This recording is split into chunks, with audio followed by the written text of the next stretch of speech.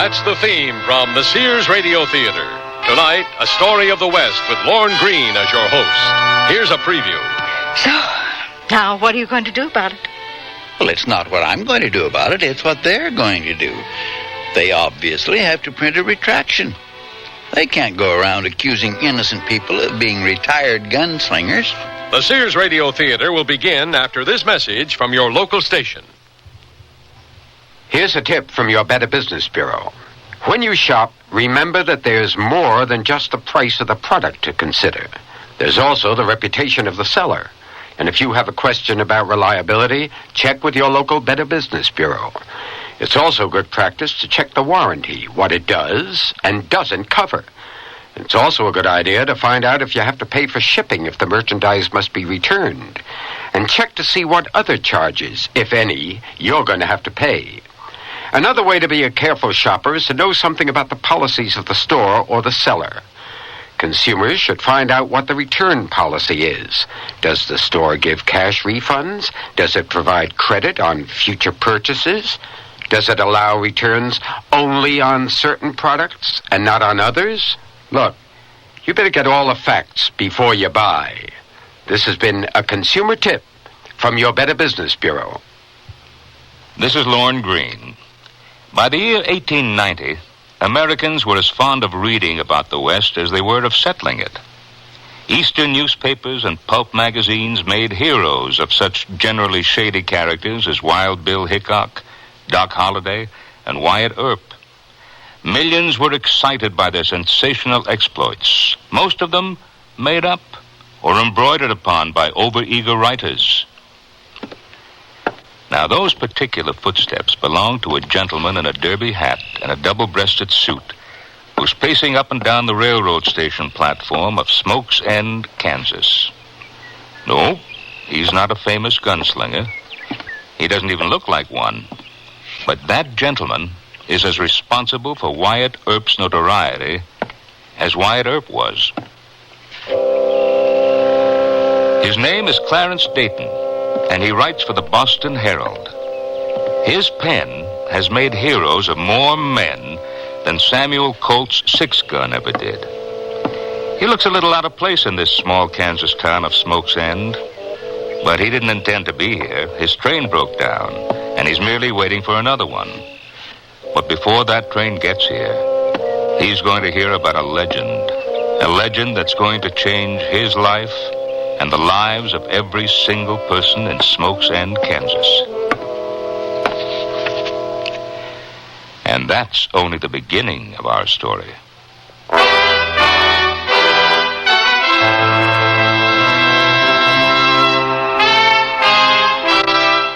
Sears Radio Theater, a new adventure in radio listening. 5 nights of exceptional entertainment every week. Brought to you in Elliott Lewis production of the Sears Radio Theater. Our story, The Legend, by John Vornholt. Our stars, Parley Bayer and Tommy Kirk. The Sears Radio Theater is brought to you by Sears Roebuck and Company. Sears, where America shops for value. I sell draperies at Sears. Yesterday, a lady came in and said that she'd been in and out of about every store in town looking for draperies and at this point didn't know what she wanted anymore. I asked questions about her tastes and decor and then made suggestions. She was thrilled. She found what she wanted and learned a little, too. It made me feel good to know that I helped her out. Sears people are friendly people who help you find what you want. Sears, Sears, Sears, where America shops. Sears National Automotive Sale. Get big national savings on the Sears Die Hard. Only $49.99 with trade-in. You save $8 on the maintenance-free battery that starts nearly every car in Indy. And save on Sears Dynaglass belted 28 tires. They're on sale now at 40% off spring 1979 general catalog prices, plus federal excise tax. Dynaglass belted 28 tires. Save 40% at most Sears Tire and Auto Centers. Prices may vary in Alaska and Hawaii. Stop at Sears. Generations ago, families dined by the warmth of the open hearth. Today, Sears rekindles this spirit with its open hearth dining room furniture. Faithfully rendered early American designs and careful workmanship give it an heirloom quality. The satin glow and warm highlighting of Sears open hearth take 26 steps to achieve. There's no shorter method to bring out the beauty of the wood. And like all good furniture, open hearth is made to last for a long time with sturdy tongue and groove and mortise and tenon construction. Choose from 16 different pieces of open hearth at most Sears retail stores.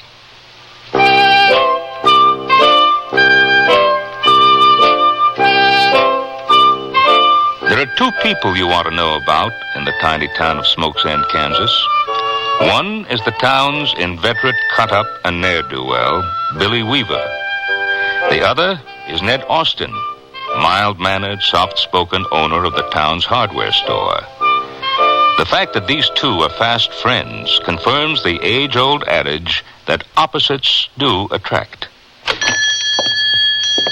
Howdy, Ned.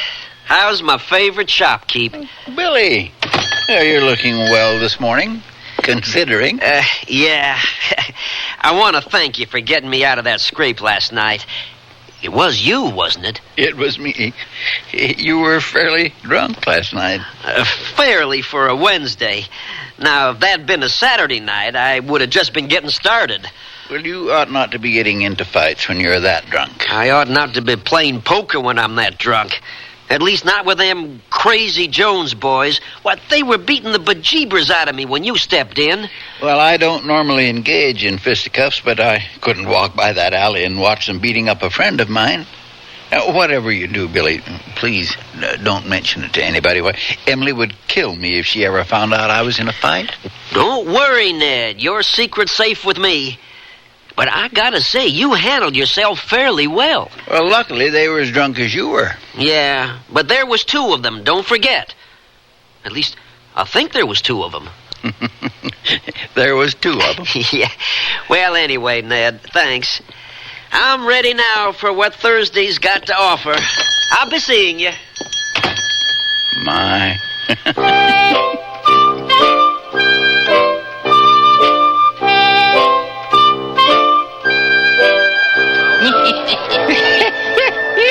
I tell you, he's right down there now at the depot. Who? That writer feller, Clarence Dayton. Maybe he's doing a story on somebody in Spokesend. If he's at the depot, don't you think it's more likely he's just waiting for a train? Well, I suppose he could be doing that, too. Hey, Billy, come here. What's all the commotion about? We got us a genuine celebrity down at the depot. Lot of Crabtree? Oh, dream on. It's some kind of writer fella from Boston. He's interviewed Billy the Kid and Wyatt Earp and all of them fellas. Well, who's he interviewing here? We ain't got nobody in Smokesend who even knows how to load a gun. Maybe there's a famous gunslinger in town we don't know nothing about. Oh, go on. All we got in this town is drunks and shopkeepers. We're the drunks, and we know it ain't one of us. And it sure ain't one of them shopkeepers like that puny little Ned Austin. Hey, don't you badmouth Ned Austin. You don't know nothing about Ned Austin. Well, I know he ain't no gunslinger. Hell, Ned's afraid to sweep a cockroach out of his store. That ain't true. I happen to know Ned has a secret past. Ned Austin? Billy, if Ned Austin was ever a ferocious gunslinger, I'll buy you a drink every day of your life for as long as you live. Yeah, me too. You got yourself a deal. Come on, Henry. What for? Just come on.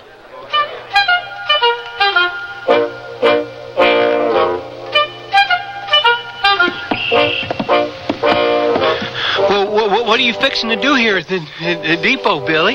When's the next train due in? In about half an hour. That's perfect. We know our rider friend ain't going to risk missing that train. Shh.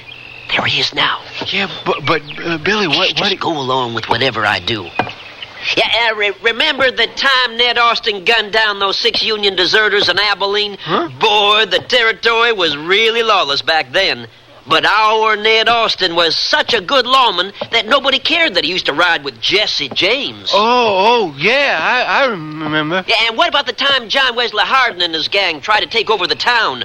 Old Ned shot all their horses out from under him, tied them to a tree, and put them on the next stage out of town. Oh, yeah, that was amazing. Of course, Wyatt Earp offered him a job as chief deputy in Dodge City. But Ned said it's got to be Marshal or nothing else. So Earp had to get Doc Holliday instead. Pardon me, sir. Yeah? Something I can do for you? Did I hear you mention Wyatt Earp? Did I? Well, I thought I was talking about Ned Austin. Of course, you've heard about Ned Austin. Well, no, I haven't. You haven't?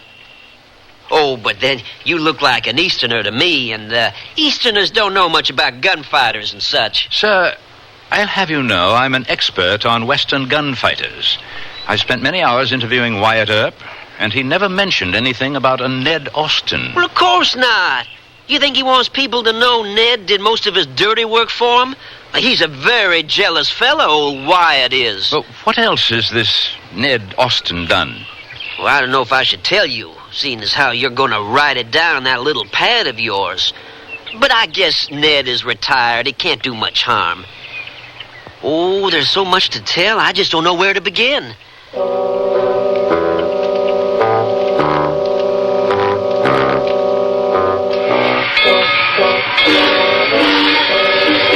My train's almost ready to go. Quickly, is there anything else you can tell me about Ned Austin? Oh, I'm sure I left out quite a bit. Old Ned's had some career. He certainly has. The way he stopped that lynching party single-handedly is extraordinary. I'd love to meet him. He don't like the press. They sort of ignored him. He won't be ignored anymore, I can promise you that. Gentlemen, you've done Ned a great service by telling me all this. I must have enough here for a dozen articles. I really must go. Gentlemen, I thank you profusely. Keep your eyes open. My articles are often reprinted in local newspapers. Goodbye. Henry, I think we have just made old Ned Austin, owner of Smoke's End's only hardware store, into a legend.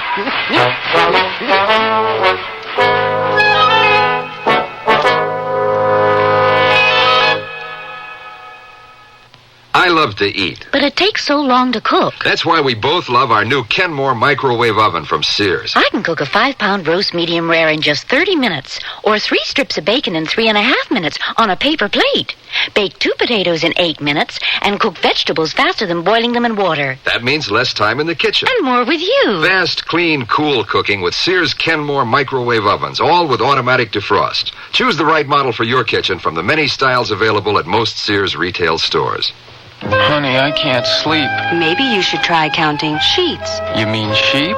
No, Medley sheets from Sears in so many great colors from light to dark. Rest easy knowing your bed looks fantastic because Medley solids come in up to 24 colors like Indian copper, royal blue, lemon yellow, and jungle green.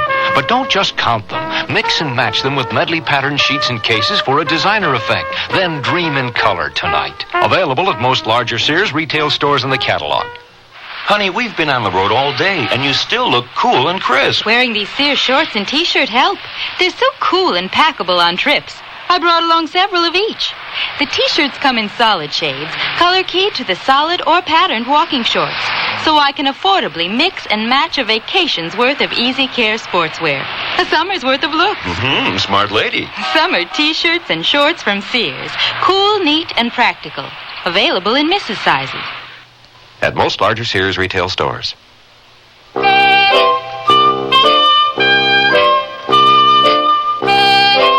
Life is a little slow-moving in Smoke's End, but it still goes on. And 3 weeks and countless drinks later, we rejoin the boys in the local saloon. I tell you, when Billy finally saw that peddler's worthless horse, he turned white as sweet milk. I did not. It was worth every cent I lost in that poker game just to see you finally get taken for something, Billy. I'll bet. Billy? Billy, you got to see this. It's the Wichita Express.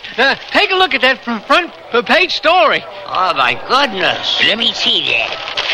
Huh? 6 guns blazing. Ned Austin tames the West. Austin, a series? Well, so that writer feller was in town to interview Ned Austin. I'll take my first 4 drinks now, Ed, so as to buy a round for everybody. How do I know this ain't some fake newspaper? Oh, it ain't fake. You can read the same story in the Abilene Post and about a half dozen Eastern papers. I told you boys that you didn't know nothing about the great Ned Austin. Where's Bert? I'm feeling awful thirsty. Billy, don't you think somebody ought to mention this to Ned? Oh, he'll find out sooner or later. Won't he be plumb tickled?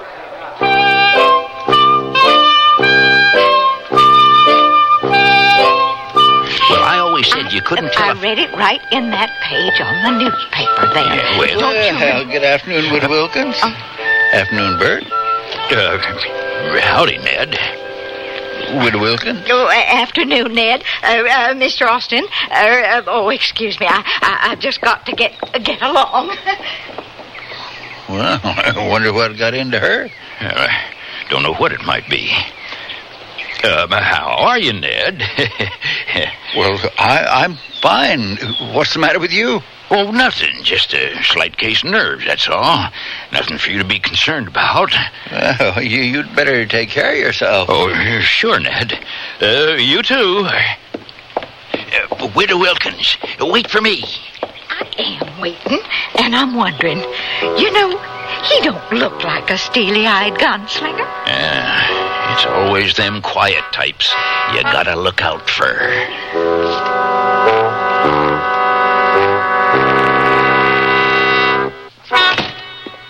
Emily, my dear, I'm home. Ned Austin, have you seen the newspaper today? Why, no, I haven't. We got in a shipment of nails. Half of them were rusty, and I had to sort through them all. Here, you can read one right now. There's a very interesting article on the front page. Oh, yes, I see. That is amazing. 63 straight days without rain. Oh, no. Down here. Where?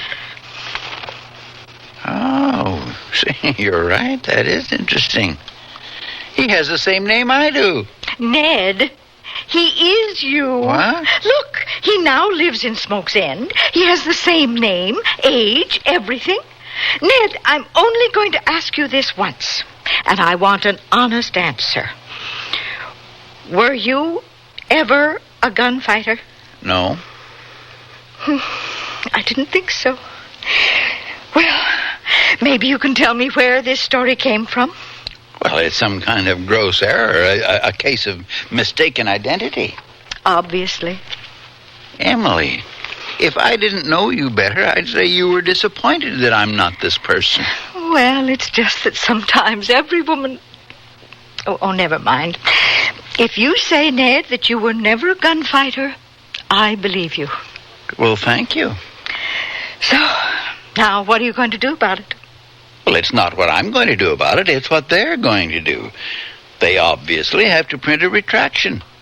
They can't go around accusing innocent people of being retired gunslingers. No, that won't do any good. By now, everybody in town has read this. All our friends, everyone we know. What will they think? Well, I'll tell them it's not true. Then they'll think you're crazy. They'll think you made up the story. Why would they think that? Well, if it's not true, somebody must have made it up. No, I think the best thing to do is just ignore it. People will forget. People don't forget, Emily, that you're a hired killer. But we don't want to fan the fires. Oh, promise me, Ned, that you won't say anything about this to anyone. Well, I don't think anyone who knows me is ever going to believe this junk. Oh, my dear Ned, you have a lot to learn about human nature.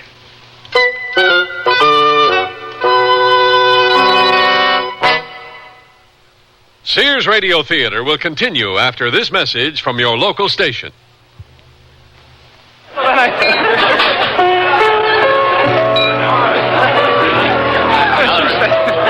It was a dive like any other, except worse. I was tracking the #1 killer.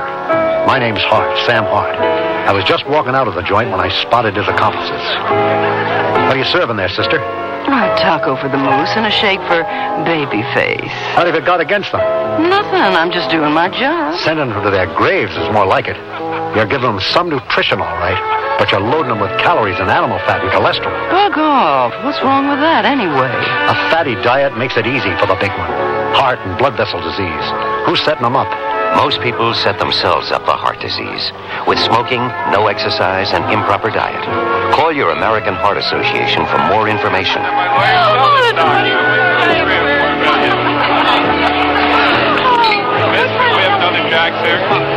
We're fighting for your life.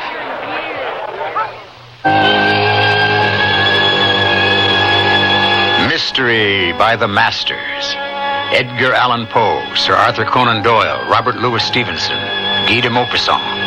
You'll hear radio dramatizations of their most popular works on our CBS Radio Mystery Theater Weekend Classics.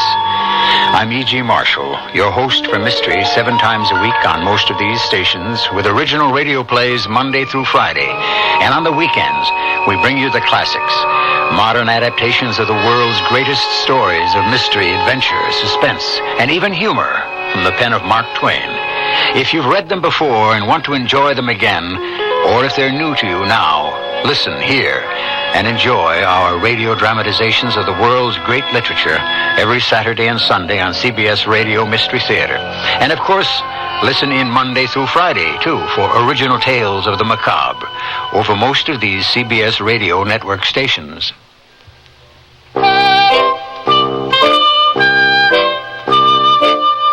And so the legend of Ned Austin was born, and it continued to grow. Every week, new exploits appeared in journals throughout the land. Between the imagination of that noted liar, Billy Weaver, and that of writer Clarence Dayton, even Homer would be hard put to come up with better tales. And as his wife Emily warned him, it did no good for Ned to deny the stories. You busy, Ned?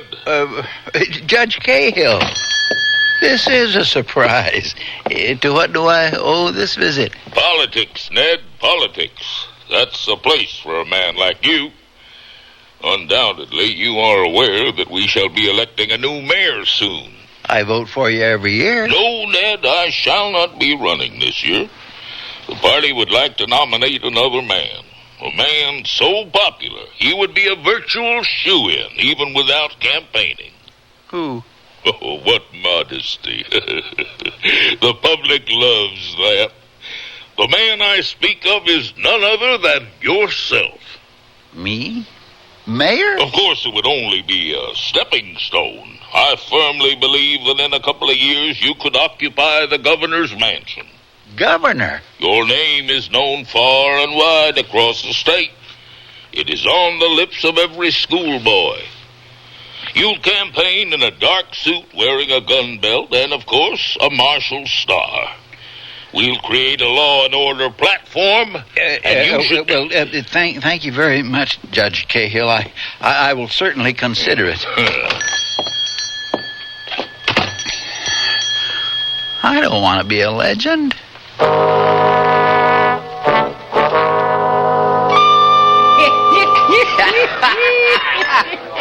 And so, before Zeke had a chance to pick up that horse, I went out and bought myself some gold paint. I spent all night painting that old nag's teeth gold.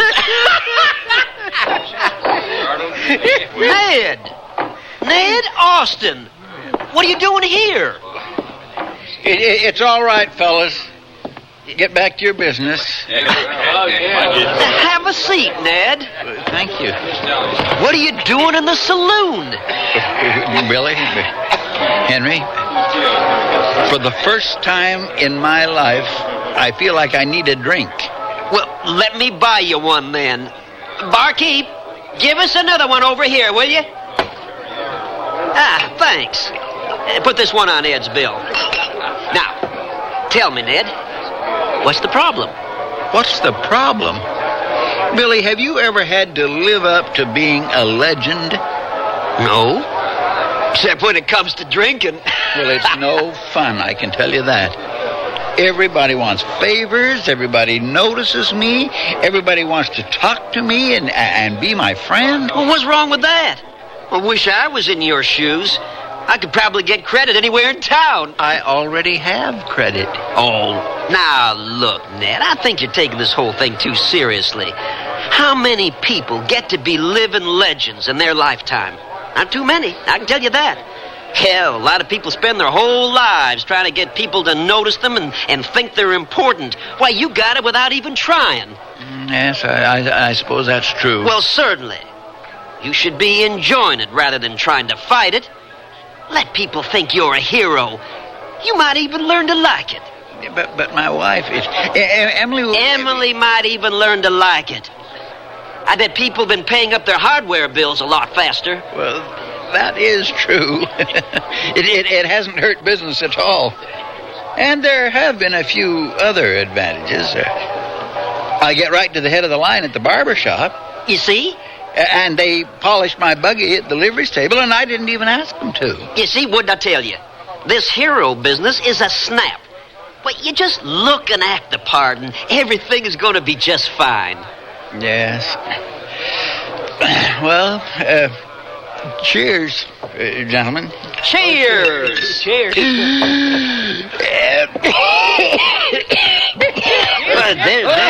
There now, Ned. Oh, it may take a while to get the hang of it.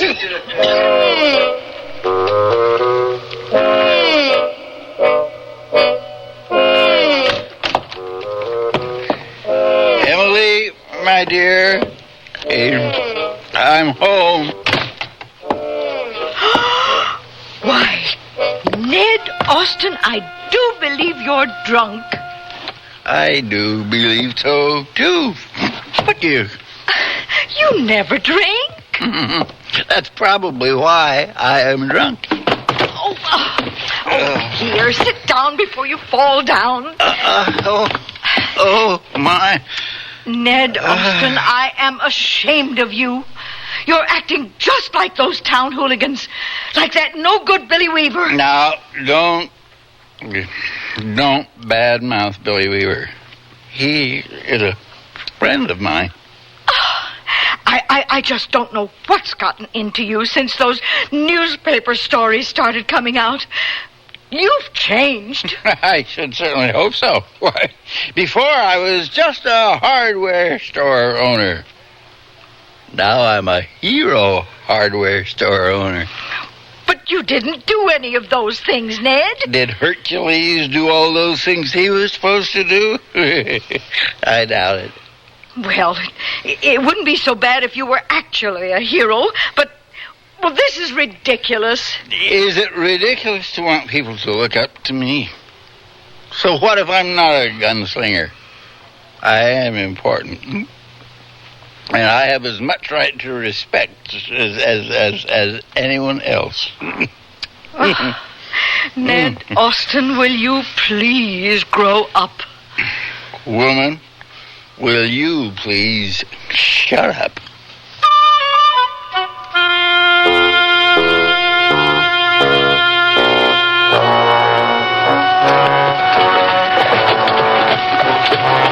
Well, fellers, there she is, Smoke's End. Are you sure that's where Ned Austin lives, Joe Bob? That crummy little place? That's what the newspapers said, and I'd better be right. Yeah, we come a hell of a fur piece for nothing if it ain't. It's right, Ike. It is right. Hey, Joe Bob, do you think the papers also write about him being so fast? I mean, Ned Austin, that is? I don't know, but there's three of us, ain't they? One of us is bound to get him. And it better be me. Shut up, Ike. We ain't decided that yet. What about me? I want to be famous, too. Now, don't you worry, Horace. We're all going to be famous. The men that gunned down Ned Austin are bound to be. Yeah, he's got himself some reputation. And we're going to get ourselves that reputation soon. They're going to write about us in history books. The Hester boys. The ones that gunned down Ned Austin. Whee, doggies. We'll be right up there with Wyatt Earp and Wild Bill Hickok. Yeah, we sure will be. We gotta get him first. We'll do that, all right. Hey, fellas, you're still a couple miles to that place. What you say we make camp and go on in the morning? Huh? You ain't getting scared, are you, Joe Bob? Now, you just wait and see who gets off the first shot. I'm tired, is all. Yeah. Let's get some sleep. Might as well. We got a big day ahead of us in the morning. Oh, sure do. We're gonna kill the great Ned Austin.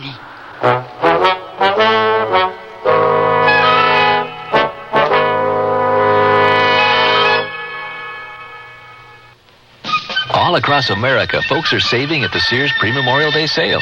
We picked up Sears Easy Living Flat and Ceiling Paints for only $8.99 and saved $4 per gallon. And on Easy Living semi-gloss paints, too. These are Sears' best quality paints at a great price.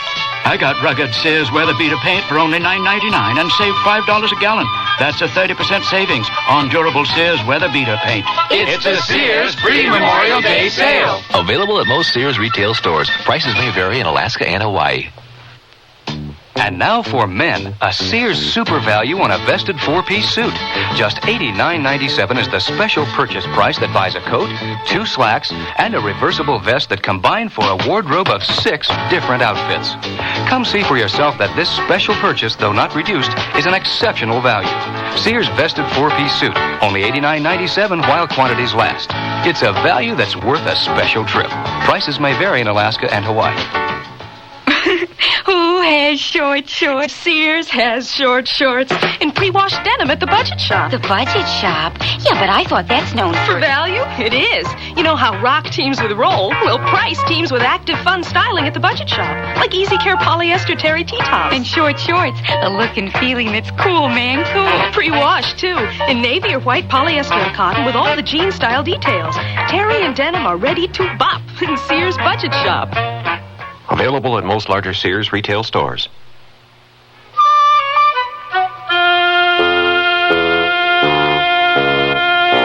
Lorne Greene again.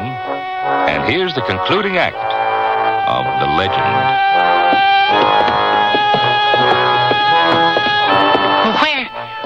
Where are we going, Joe Bob? Now, just where do you think we're going? We're going in the saloon.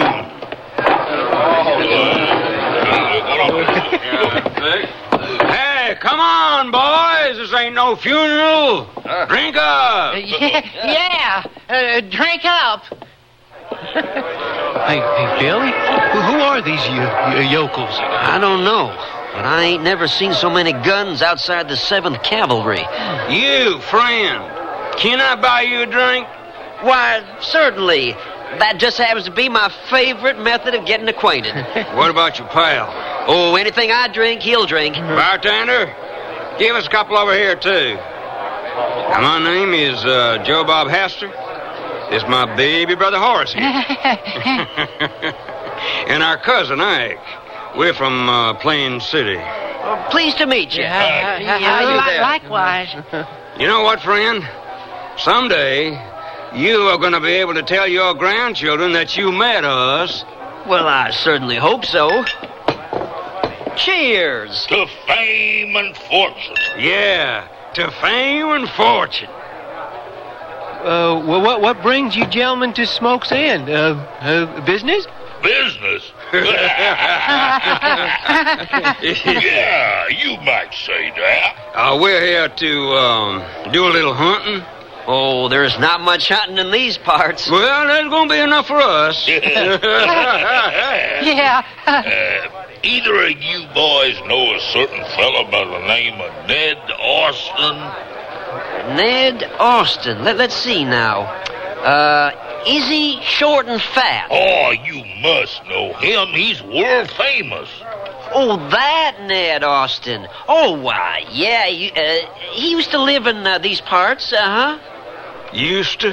Well, a man like that doesn't stay in one place too long. Pretty much just comes and goes like a wisp of smoke. No family, no nothing. Hey, Joe Bob, the fella at the end of the bar says this Ned Austin fella lives in a big yellow house at the west end of town. Mister, seems like you ain't such a good source for information. Well, I'm just new in town myself. I never met the gentleman. That's too bad, because it looks like you're never going to have the chance. You know, the whiskey in this place is just terrible. I bet you fellas would appreciate some good sipping whiskey, like some 12-year-old Kentucky bourbon. I got some at home. Let's go. No, Henry here can fetch it. You know where I mean, don't you, Henry? Yeah. I think I know where you mean. I'll be right back. Now, don't you take too long, Henry.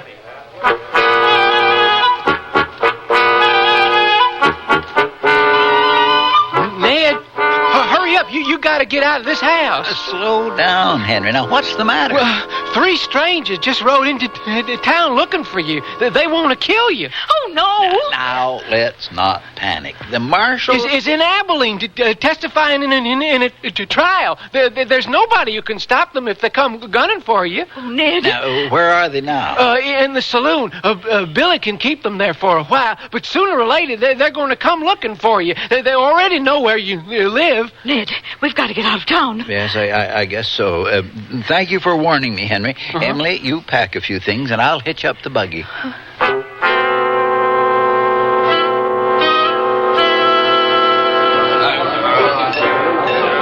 I don't mean to sound suspicious like, but where is that friend of yours? He doesn't know my place too well.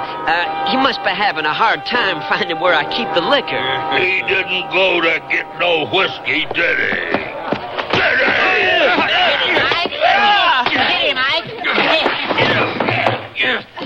You people are just trying to protect Ned Austin, that's all. But if he's that tough, he won't need your protecting. Anyhow, we're going to find out. Come on.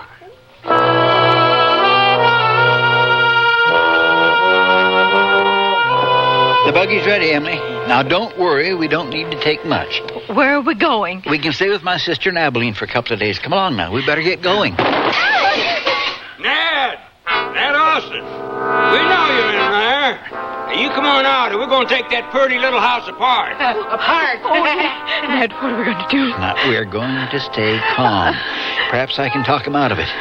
When they see I don't even own a gun. Come on, Ned. We'll get them paced. No, Ned, you can't go out there. I'm just going to the window to talk to them.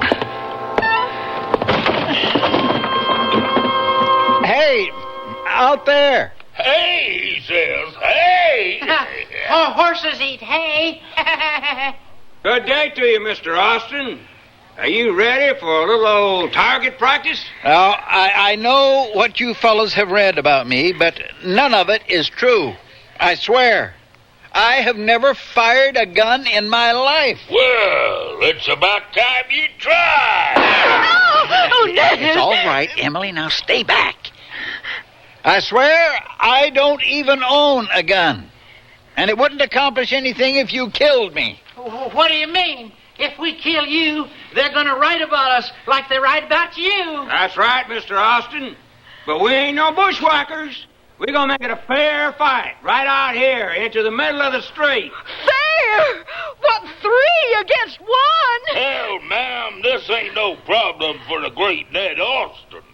He's gunned down half a dozen men any number of times. Yeah, right. Come on, Ned, let's go. Oh, we've got to get help, Ned. Who's going to help me? Everybody thinks I'm the fastest gun in town. Well, what if you told them positively you wouldn't fight no matter what?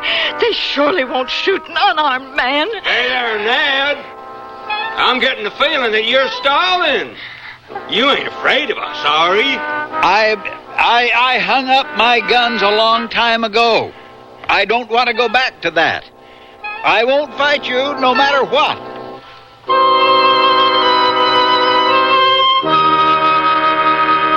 What are we going to do now, Joe Bob? Why, that stinking son of...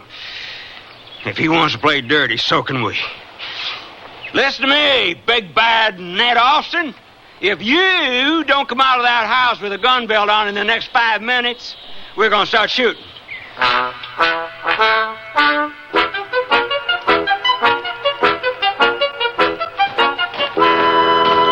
Billy, are you all right? Yeah. I never liked those 2 front teeth anyway. We got to get help for Ned. Now, those 3 lunatics have got him pinned down in his house. I asked every person I could find to come with me. They all claim that Ned brought it down on himself with his reputation and everything, so let him get himself out of it. Well, he can. I know, but these people ain't gunfighters either. Well, what are we going to do? I'm thinking. My big mouth got him into this mess. Maybe it can get him out. Come on.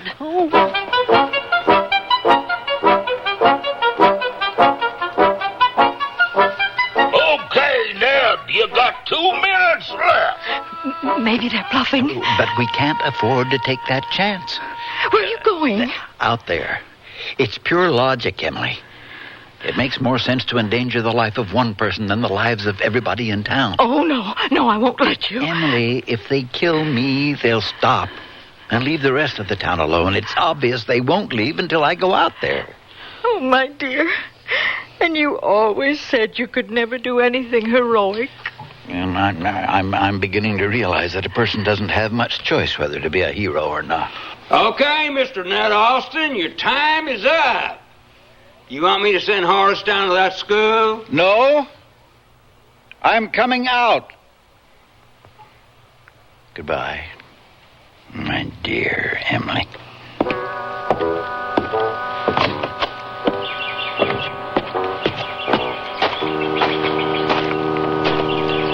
All right. This is what you wanted. Where you going? Well, I told you before, I don't own one. Some big bad gunslinger he is. Horace, give me your extra gun. Oh, Joe Bob, I might need it. You won't need it. All right. You can stick it in your belt, Austin. Can you draw from there? As well as from anywhere else. Here. Keep them covered, Ike.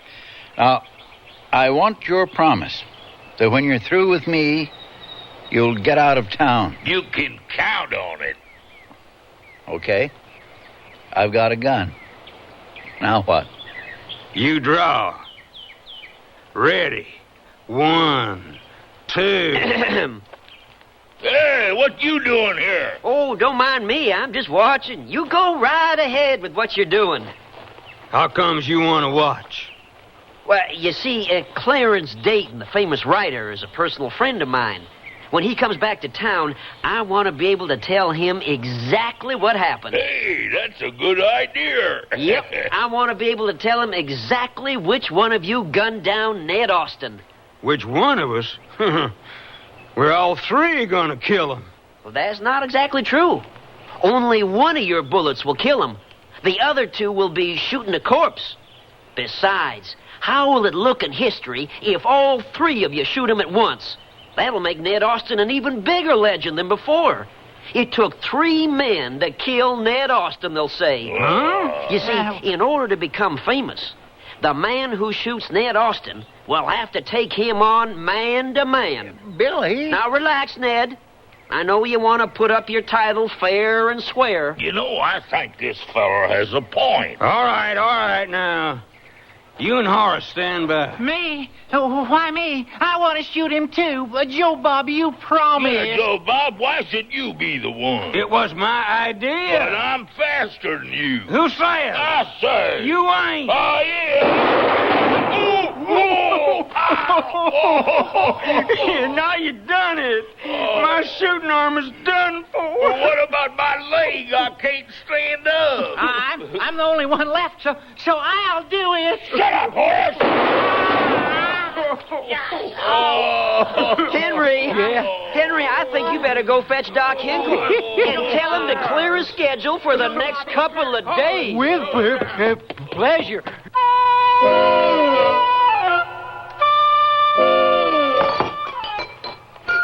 That was some meal, Ned. Your wife is sure a good cook. I know. Well, Ned, are you tired of being a legend? No, not really. Surprisingly enough, there are certain compensations I never even dreamed of. Oh, sweetheart, you're all finished. Is there anything else I can get for you? No, not right now. But I invited Billy over for dinner tomorrow night, too. Anything you want, my dear. Your friends are always welcome here. Well, if that's settled, I think we'll head down to the saloon and get a drink. Well, that sounds just fine. A man like you needs his relaxation. My man.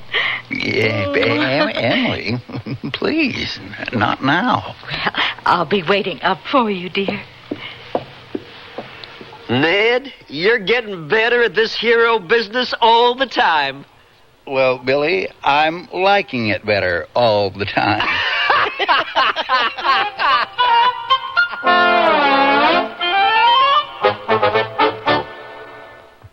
Oh, here I go again. It's time to rent one of those steam-type carpet cleaners. Why rent? Now Sears puts power in a carpet cleaner you can own yourself. The Power Spray from Sears for easy home carpet cleaning. Power Spray sprays hot water into your carpet, then sucks up the dirty water. You can see the dirt you get out. Dirt you didn't even know was there. The Power Spray Carpet Cleaner, a convenient carpet cleaner you can own yourself. Available at most Sears retail stores. Kenmore. Solid as Sears. Sears National Automotive Sale. Get big national savings on the Sears Die Hard. Only $49.99 with trade-in. You save $8 on the maintenance-free battery that starts nearly every car in Indy. And save on Sears Dynaglass belted 28 tires. They're on sale now at 40% off spring 1979 general catalog prices, plus federal excise tax. Dynaglass belted 28 tires. Save 40% at most Sears Tire and Auto Centers. Prices may vary in Alaska and Hawaii. Stop at Sears. When I need advice, I go to my mom. Why not? It's free. Now that I'm married and moving into a new house, I want all the advice I can get. So when Mom says shop Sears, I listen. You should. Sears is a great help on those big items you'll need for your new home. Major appliances like washers, dryers, and refrigerators. They'll deliver, install, and service. I always depend on Sears. You should, too. Sears, Sears, Sears, where America shops.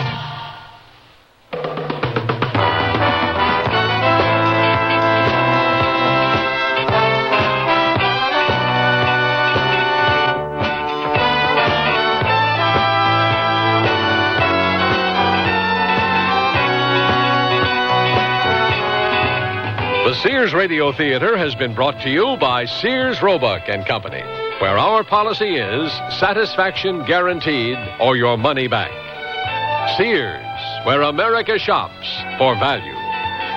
The Legend was written by John Bornholm, produced and directed by Fletcher Markle. Your host was Lorne Green. Our stars were Parley Bear and Tommy Cook. Featured in the cast were Vivi Janis, Lou Horn, Marvin Miller, Dawes Butler, and Howard Culver. The music for Sears Radio Theater was composed and conducted by Nelson Riddle. This is Art Gilmore speaking. The Elliott Lewis production of Sears Radio Theater is a presentation of CBI. This is Mel Blanc, and voices are my business. In Warner Brother cartoons, you probably know me as the crazy little character Daffy Duck. or Porky Pig. or Me, Bugs Bunny, Doc.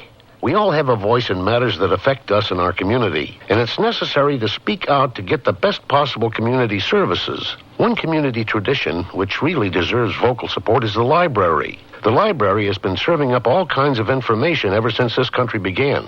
After all, you can get thousands of voices in the library's books, on film, records, and tapes. And you can borrow these voices freely. But the library can't give you such good service without a lot of vocal and personal support from you. This means you need to write or call your community officials and speak up for the library. It's all the air folks at the library. A public service message from the American Library Association and this station. New York, Chicago, St. Louis, Miami, Seattle. Our biggest cities are sending out cries for more VISTA volunteers. VISTA means Volunteers in Service to America. Vista volunteers work with groups of inner-city residents to tackle the many urban problems that can't be solved alone. By working together with local leaders, entire neighborhoods can be restored. Job training centers can be created. Educational programs, health, and legal services can be expanded to reach all who need them. Vista means working through the democratic process to better our cities. Community people are learning that they can have a voice in making the decisions that affect their lives. Vista volunteers come from all backgrounds. Many come from the neighborhoods they work in. They all share one conviction, that self-reliant, self-confident, caring individuals can make a difference in a community. America needs more Vista volunteers. Put yourself where you're needed. Call 800-424-8580 or write Vista, Washington, D.C. 20525. A public service of this station and Action.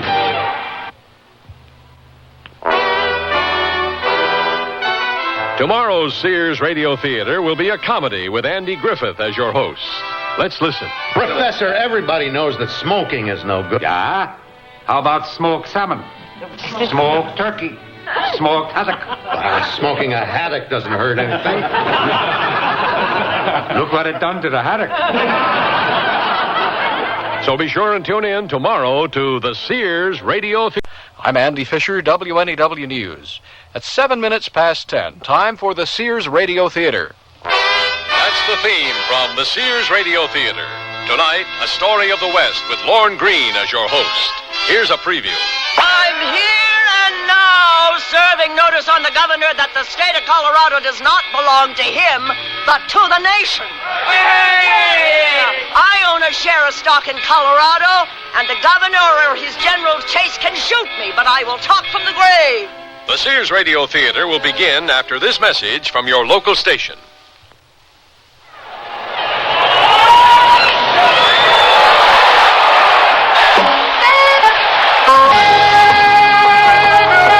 This is Bucky Dent of the New York Yankees. I'm proud to be a member of a great team, and I'm equally proud of my family, Stormy, my wife, and our 2 children. They're both healthy, normal kids. But you know, there are some children in this world, in your neighborhood, who are not so lucky. They were born with handicaps, injured in accidents, or disabled by illness. All they want is an equal chance with other children to work, to play, to learn, and to feel they will have a place in the world when they grow up. The Easter Seal Society is preparing both children and adults for tomorrow, rehabilitating them, giving them a chance to become self-respecting citizens. That's why I support the work of Easter Seals. As a member of the National Easter Seal Sports Council, we hope you support your local Easter Seals program. It's a great way to help handicapped people.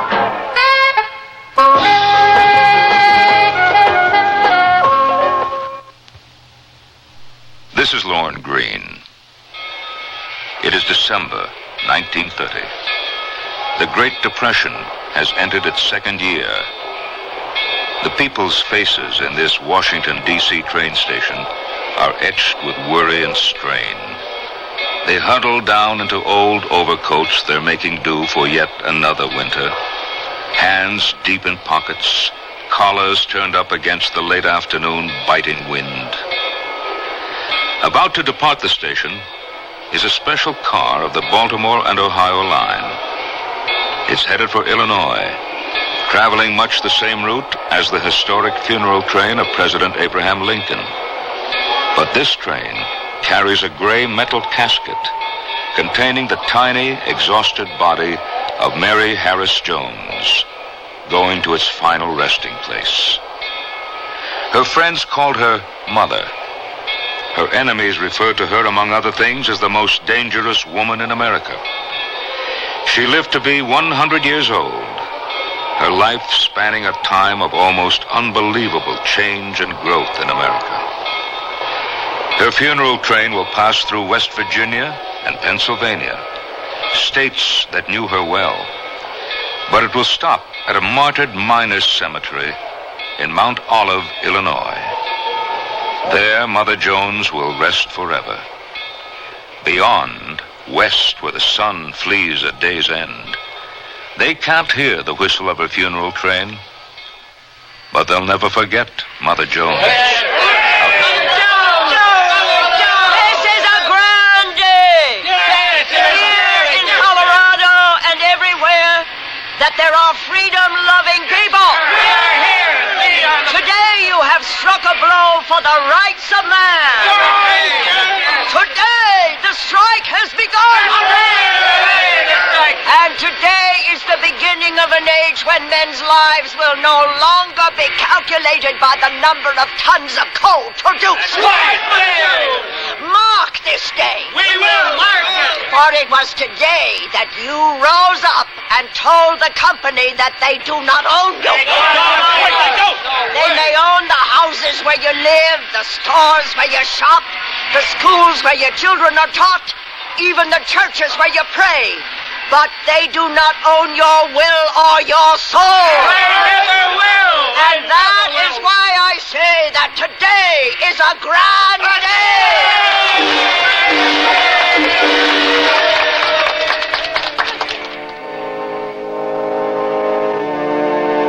Mother Jones cut a swath across this country with her stirring speeches, her indomitable spirit, and her unwavering belief in and support of the worker.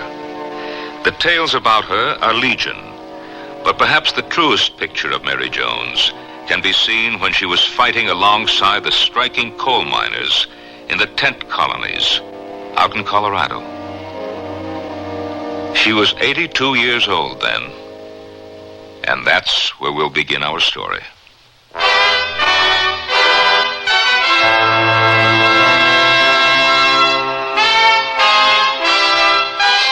Radio Theater, a new adventure in radio listening.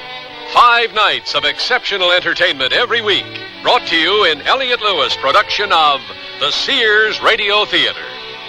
Our story, Out in Colorado, by Pamela Russell. Our stars, Irene Tedrow and Kent Smith.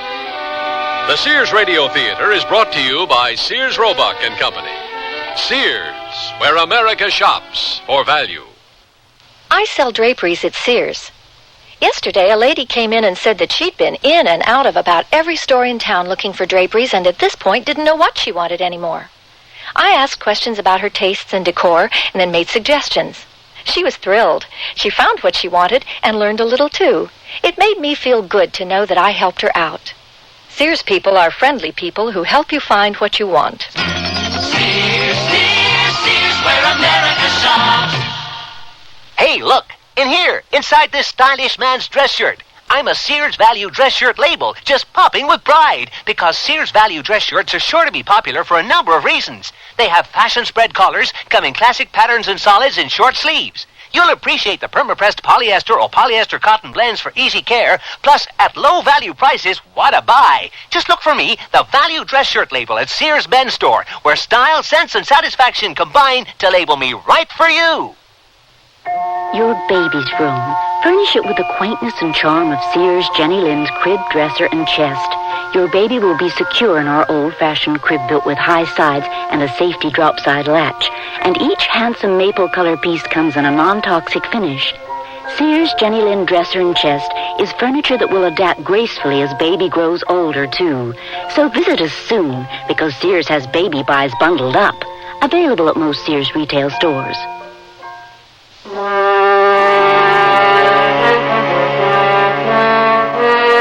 The coal strike in Colorado began in 1912. It went on for years, and many lives were lost. Its focus was the little town of Trinidad, and that is where the governor of Colorado and Mother Mary Jones had their first encounter, their first battle of wills. It would not be their last. Governor! Governor, you must see us.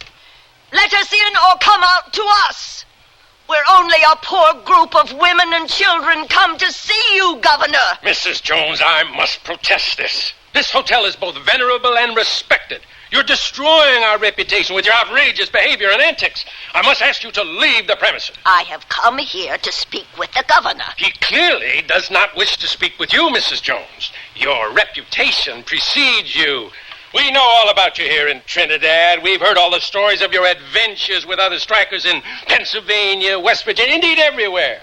This strike is a deplorable but hopefully temporary condition. The miners will soon come to their senses. Yes, and if they don't, I'm sure that the company hired thugs with their machine guns would be more than happy to convince them of their folly. Exactly. You've mentioned both our reputations, your hotels and mine. I'm as proud of mine as you are of yours. I'm just as venerable as your hotel, young man, though I may not be as respected in some quarters. In other words, you will not leave as I have requested? Exactly. I'll have to have you removed then. An old woman being dragged screaming from your establishment. I fear that will only enhance my reputation and further jeopardize yours. All right, stay here then. The governor will never open that door to you. At least I can scare off those women and children waiting for you in the lobby. Oh, don't depend on that. Those are miners' wives and children. They don't scare easily. Oh, this situation is just... deplorable? Exactly. Yeah, I couldn't agree with you more, young man. Governor! We won't bite you. We only want to speak with you. Governor! We only want to help you do what you say you've come to do. We want to tell you about the strike conditions. We want to tell you about the death special, that armored car the company uses to patrol the mines, and the trenches they've dug, the searchlights and the machine guns. I have with me some children and wives of the miners. They can tell you things about this strike that no one else can. Governor!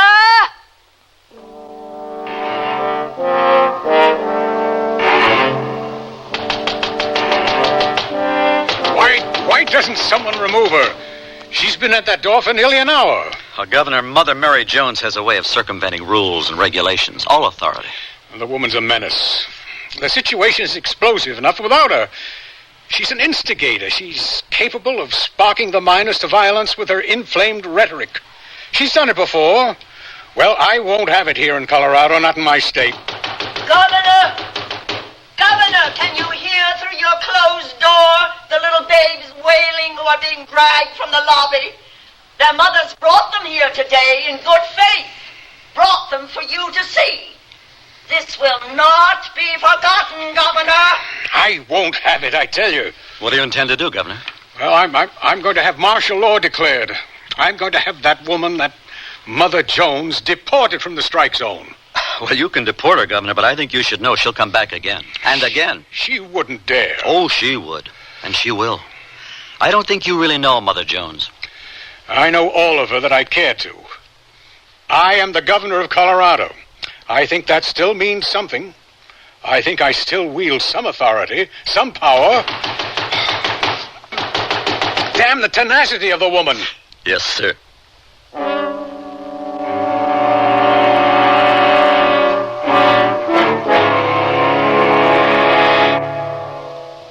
Hi, I'm Bud Palmer, inviting you to the Sears Spring Home Appliance Sale. Come celebrate spring and save from $20 to $100 on selected Sears major home appliances. Save big on washers, dryers, ranges, and microwave ovens, refrigerators and dishwashers, sewing machines, vacuum cleaners, color TVs, and stereos. Celebrate spring. Save at Sears now. Sale ends April 28th.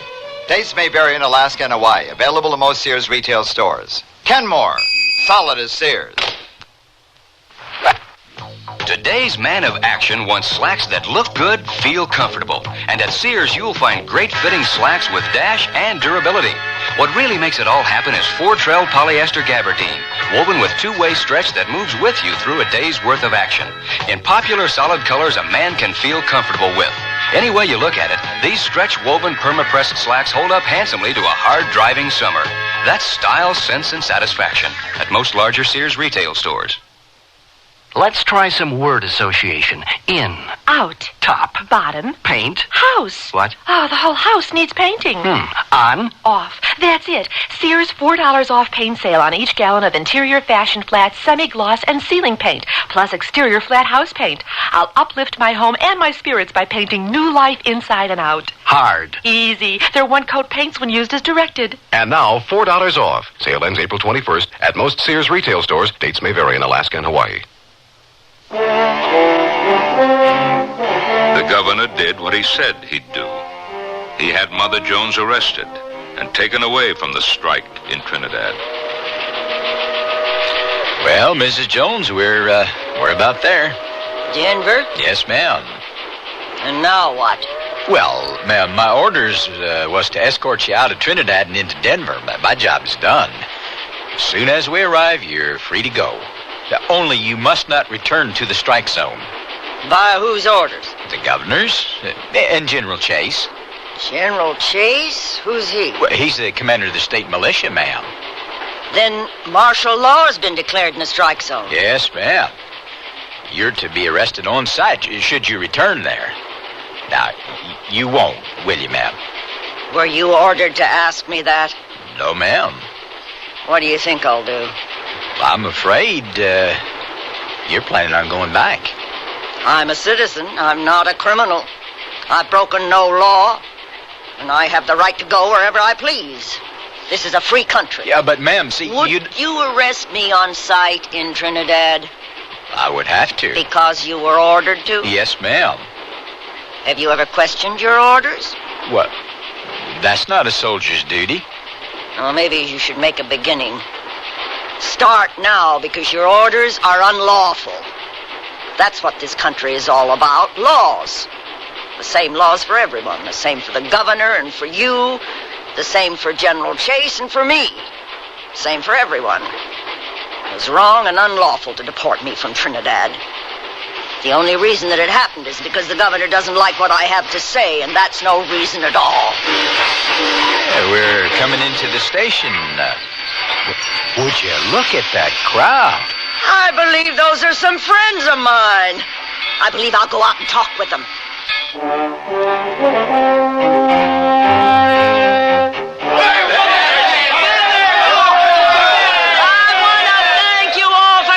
To meet me today.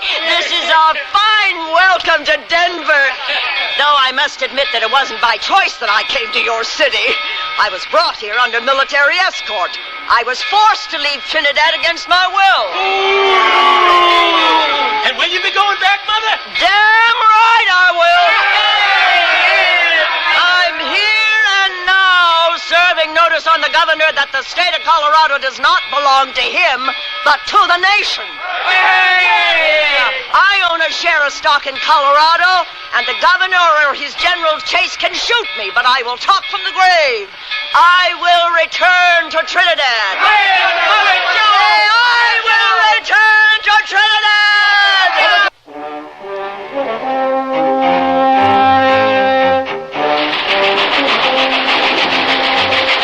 Hello, boys. I'm Mother Jones. Hello there, Mother. Ma'am, what can we do for you? We're not too used to visitors up here in the cab. How'd you find the way? My father was a railroad man. I know trains and the men who run them. I came up front to ask you boys a favor. Oh, what is it, Mother?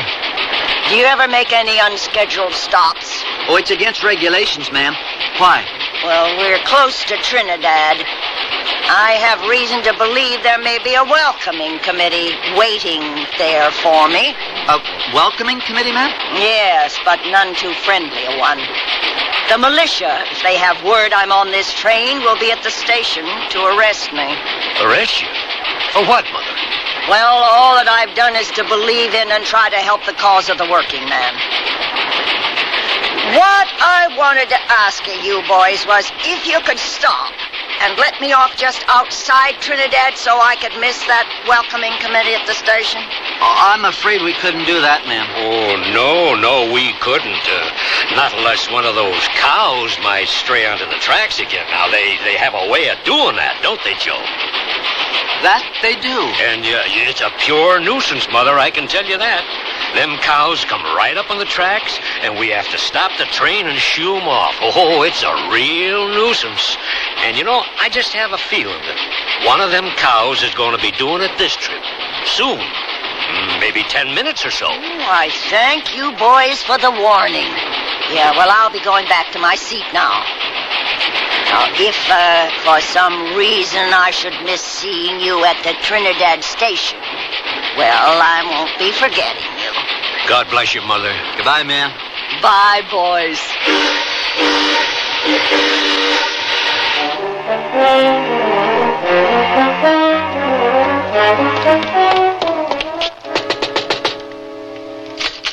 They've come for you, Mother. Oh, easy, now, easy. Who's come for me? Detectives, infantry, and cavalry. There must be 100 or more of them swarming outside the hotel, and General Chase himself is with them. They're demanding that you come out and give yourself up. Oh, I hoped I'd have more than 3 hours here before they discovered me. Well, I guess I better go out. I'll go with you. No, I'll go alone. You get back to the tent colony and let them know what's happened. But, Mother... Go on now. I don't want you. Go. Yes, Mother. And I don't want you worrying about me. I'm looking forward to meeting this General Chase. After all, what can he do to an old woman like me? Now take the back way. All right.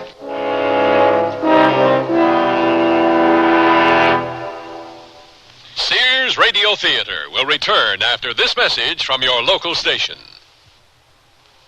I daydreamed my way through a hot summer and a slow autumn with no leads and nothing to do. I was catching winks one afternoon when the phone... A voice said, Hart, get moving fast or you're dead. Dozens of cons I'd put in the slammer could have made that call, but I couldn't recognize the voice. My name's Hart, Sam Hart. I leaned back in my chair and reached for a bonbon. Figured I must have been dreaming. Then it hit me. Dream or no, that phone call was a warning. I'd been off the street so long that I was getting soft. And getting soft could mean curtains for Sam Hart. I saw my doctor and moved into action. Been running laps, hitting the gym every night ever since. And I'm steering clear of the cream puffs. The American Heart Association wants you to know about exercise, diet, and your cardiovascular fitness. Contact your American Heart Association for free information. We're fighting for your life. Chills run up and down your spine. There's a creeping sensation at the back of your neck. You're listening to CBS Radio Mystery Theater. I'm E.G. Marshall, your host for these hour-long dramas of suspense, adventure, and the macabre. Heard 7 times a week on most of these stations. Here's a sample of what we mean. This very room reeks of dejection, despondency, undusted cobweb furnishings, black drapes covering the window. Here, let me throw them back and at least get some moonlight, if not sunlight, into this place. In the doorway. What is it? Madeline! Am I that horrifying to look upon? Dear brother. Listen here for CBS Radio Mystery Theater 7 times a week on most of these CBS Radio network stations. In the course of her many years as a labor agitator and organizer, Mother Mary Jones was arrested many times. She did not fear arrest, and the threat of it didn't cause her to hesitate for a moment when boarding the Denver train headed into the strike zone. She felt that the striking miners needed her, and where she was needed, she went, and without fear. There she is. Which one of you is General Chase? I am General Chase. So you are. I should have known by all that fancy gold braid. And you are Mrs. Jones? That's right. You will be escorted to the Denver-bound train immediately. No, I will not. I will not have you here. But I am here, and here I'm staying. No, madam. You are going. Now. I refuse. You cannot do that. I just did. You are to be deported. And you will not enter this strike zone again. I have the right to go anywhere I damn well please, General. It pleases me to be here in Trinidad. We shall see how much pleasure you derive from this visit. You're under arrest, Mrs. Jones. Men, take her. Where am I being taken, General? This is a fine army you have here. I suppose you felt you needed all of them to capture and confine an old woman. I am well aware of the uses to which you put your age and your gender, madam. They will gain you no sympathy here or immunity from the laws of this land. What law have I broken? You defied my orders. You are the law, General? Here in Trinidad, I am. Well, then God help this place and all who live here. You're elderly and female, and I know the emotions that arouses in some. But to me, you are nothing but an outlaw, cunning and dangerous. You refuse to be deported, so you must be locked up. I cannot, however, put you into jail. Public opinion would be outraged. But, General, you are the law supreme here in Trinidad. Surely you don't care what people think. I have a place in mind for you, Mrs. Jones. A grave, perhaps? That, Mrs. Jones, would be too good to be true. But this place is a kind of a grave. As close as I can come to it for now, anyway. Men, take her.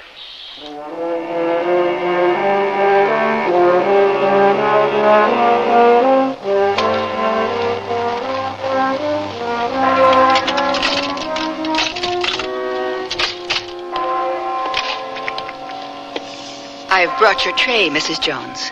I've no appetite, sister. I've had none since they brought me to this prison. This is a hospital, Mrs. Jones, and you know it. I am not sick. I am a prisoner. Perhaps you sisters care for the sick here, but for me, it is a prison. Perhaps you don't know that you're being used, sister, by General Chase. Used for a most evil purpose. He's not a good man, and neither is his intentions. Do you know that? I don't see it as you do, Mrs. Jones. No, of course you wouldn't, sister. Rarely does the jailer share the point of view of his prisoner. You're not my prisoner. Then I'm free to leave here? No. Then, sister, I am someone's prisoner. I did not choose to come here, and I have no wish to remain. I will leave your tray. Well, you might as well take it as you go. I'll not be touching it. Mrs. Jones. Yes? I've heard that you're a Catholic.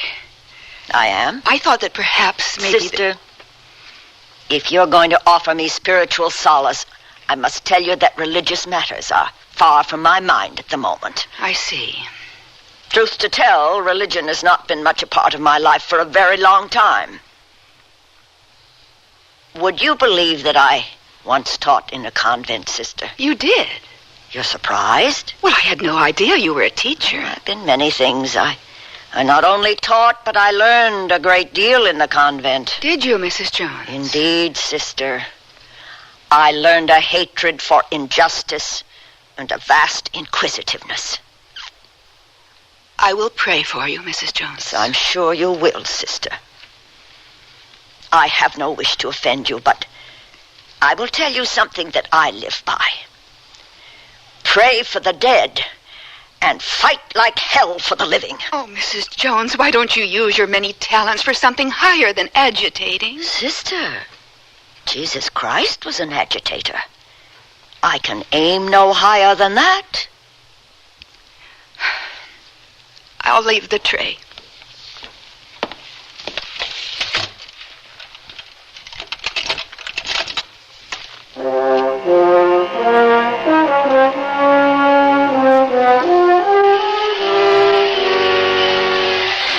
How long have they been down there? About 2 hours, sir. There are 60 or so of them. Some have children with them. They don't appear to be armed. Some are carrying signs. Signs? What do the signs say? God bless Mother Mary, we're for Mother Jones, that kind of thing. I don't want them outside my headquarters. Sir, there's talk that they're planning to march down the main street of town. I think that we will intercept them. Sir? Intercept. You understand the word? Yes, sir. 2 units of cavalry should do it nicely, I would think. But, sir... Yes? They're unarmed. Women and children. So you said. But I'm not so sure. If I may suggest, sir, just look out your window and you can see for yourself. Allow me, sir.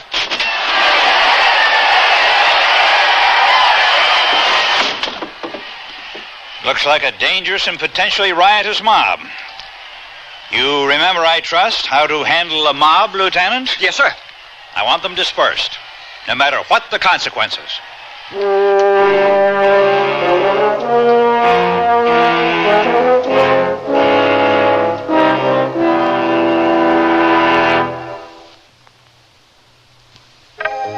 Fashion speaks on gossamer wings through dresses and skirt sets and wonderful things, filmy clouds of prints in a palette of colors. That sheer dressing from Sears. For sheer drama, you'll love the way light flitters back and forth through fabric you'll hardly believe is easy care polyester, making each dress a sheer pleasure to care for. In Mrs. Half sizes, Mrs. Petite, and junior sizes at most larger Sears retail stores. Sheer dressing from Sears. I'm out of control. Be cool, be natural, take it light. But where do I start? With the basics like the new Pretty Natural Light Shaper from Sears. The Pretty Natural Light helps keep you smooth all day under your clothes, giving you a shape that's soft and natural thanks to the shimmery, lightweight power net. Never intimidates because its control is moderate, with a front panel that helps keep your tummy where you want it. Great! I'll ease into control with a Pretty Natural Light. It's new at larger Sears retail stores. Hey, look, in here, inside this stylish man's dress shirt. I'm a Sears Value dress shirt label, just popping with pride, because Sears Value dress shirts are sure to be popular for a number of reasons. They have fashion spread collars, come in classic patterns and solids and short sleeves. You'll appreciate the perma-pressed polyester or polyester cotton blends for easy care, plus at low value prices, what a buy. Just look for me, the Value dress shirt label at Sears Men's Store, where style, sense, and satisfaction combine to label me right for you.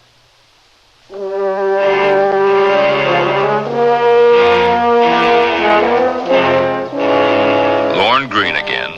And here's the concluding act of Out in Colorado.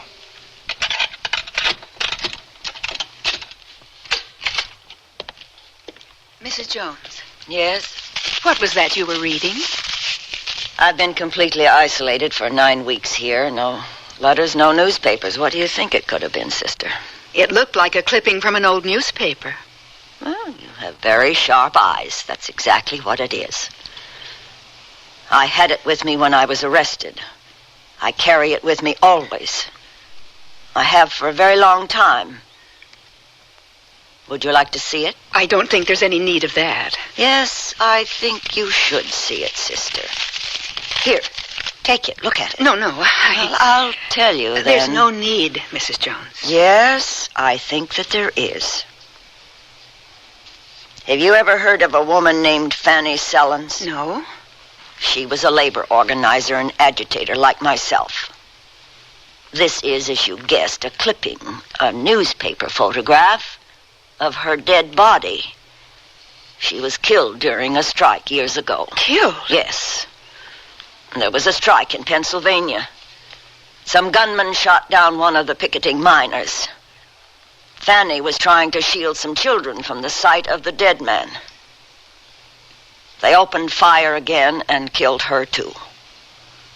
And that is what you are refusing to look at, sister. A picture of those children that she was trying to protect, standing in a circle, staring down at the fallen Fanny Sellens. May I see it now, Mrs. Jones? Yes. I came to tell you, Mrs. Jones, that the soldiers are going to take you to Denver to see the governor today. I believe you'll be released, and you'll not be returning here. They've told us we can move other patients into this room. I was never one of your patients, sister. Here's your picture. Thank you. Mrs. Jones. Yes, sister. I want to tell you this. From the time that you first came here, I believed that you were wrong, misguided in your thinking and your actions, but, Mrs. Jones, I've changed my mind about you. And you were right about the general. Why do you say that now, sister? What happened? Well, you've been without news from the outside, but you'll hear soon enough what has been done. I don't want you to think that I or any of the sisters condone or approve. What did they do? Some women marched in protest of your arrest and confinement. And? And they were ridden down in the streets by the militia. How many were killed? Well, no one was killed, but some of the women and their children were injured. Thank you for telling me, sister. We strongly condemn this kind of violence. We've made our position clear to the general, and we have his assurance that it was an unfortunate occurrence that will not be repeated. If you believe that, sister, then your condemnations are worth nothing. A man like the general finds his strength in good people's belief in his lies. It will happen again. The only difference is that next time the violence will probably bring death. Perhaps you should look again at Fanny Selim's sister. I think that picture only keeps alive your anger and hatred and your pain, Mrs. Jones. No, sister. I have no need of an old photograph for that. Those things live within me. Every day there are violent and cruel injustices that nourish them. You are a woman of great anger, Mrs. Jones. You are a woman of great faith, sister. I will pray that both of us sustain our strengths. They're very different as we are. But I am beginning to see that both have their uses. Goodbye, Mrs. Jones. Goodbye, sister.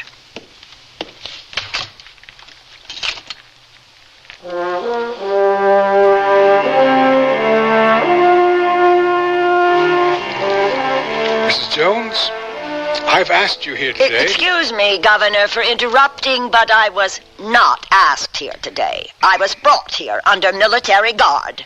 You were asked here today, Mrs. Jones, so that I might speak with you. And I can see that you're not hearing me any more today than you did when I was shouting through a hotel door to you. I heard you then, and I hear you now.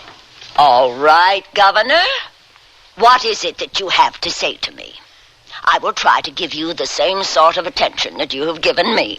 Mrs. Jones, you are never again to return to the strike zone. I would ban you from all of Colorado if it were possible, and I sincerely hope that your stay in Denver will be a short one. But unfortunately, I cannot dictate that. No? No. You haven't yet crowned yourself king of Colorado? Exiles are still beyond you? Oh, take heart, Governor. I'm sure that soon you will seize and possess all the powers of a despot. I'm warning you, Mrs. Jones, if you attempt to set foot in Trinidad or any other part of the strike zone, you will regret it deeply. I consider myself warned. May I go now? Yes, by all means, go. Randall? Yes, sir. Come in. Close the door. Is she being followed? Mrs. Jones, sir? Yes, of course, Mrs. Jones. Yes, sir. She's being followed by a company detective. Good. I don't think, however, it will be necessary. I have a feeling that we put a scare into Mother Jones this time. I'm sure she'll be leaving Colorado. I wouldn't be surprised if she got on a train this very day.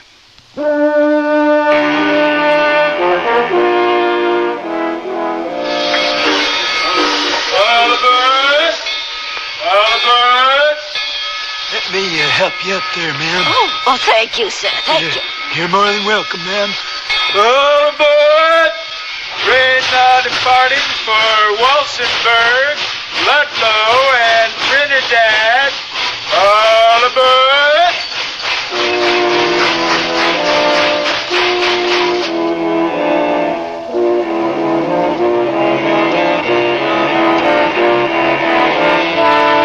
Walsenburg, next stop. Walsenburg. Ma'am? Yes? Are you Mrs. Mary Jones? I think that you know that I am. What is it that you want? You're under arrest. Mrs. Jones, we'll be getting off the train at Walsenburg. You're mistaken. I'm going to Trinidad. No, Mrs. Jones. Walsenburg is your last stop. Walsenburg! All out for Walsenburg! Mrs. Jones, will you come with me? Do I have a choice? No. Well, then let's go. Ah, my old friends, the militia, come to meet me. I should have guessed. Where am I being taken? You'll find out soon enough.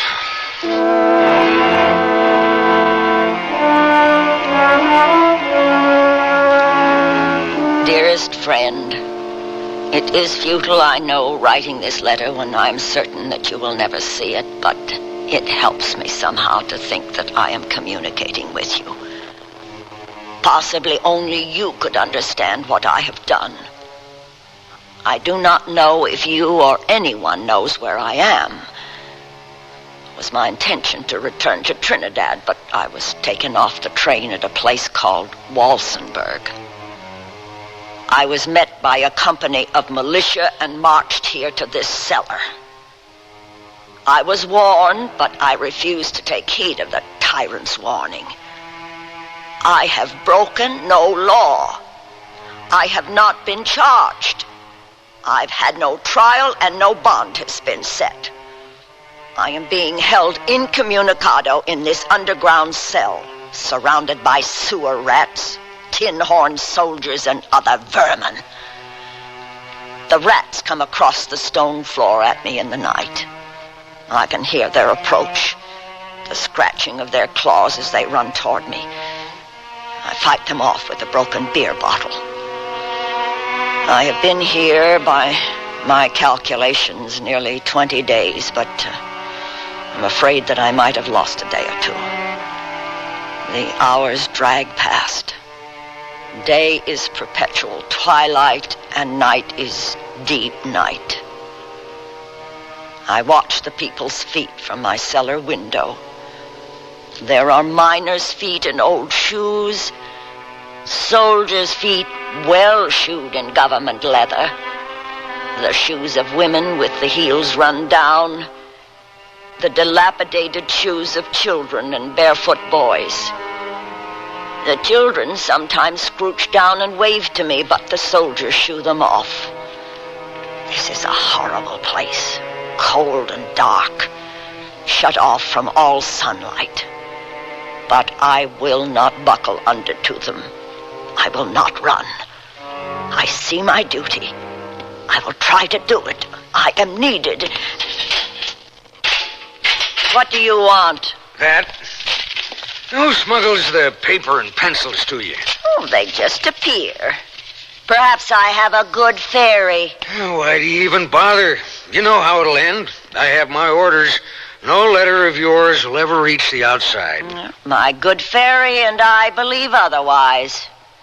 Besides, I'm waiting for the day when you disobey your orders, soldier. Yeah, you've waited a long time for that. Well, it'll be worth it. Anyway, I've nothing better to do. From what I hear, you're going to rot here. When you reach my age, soldier, rotting is neither far away nor frightening anymore.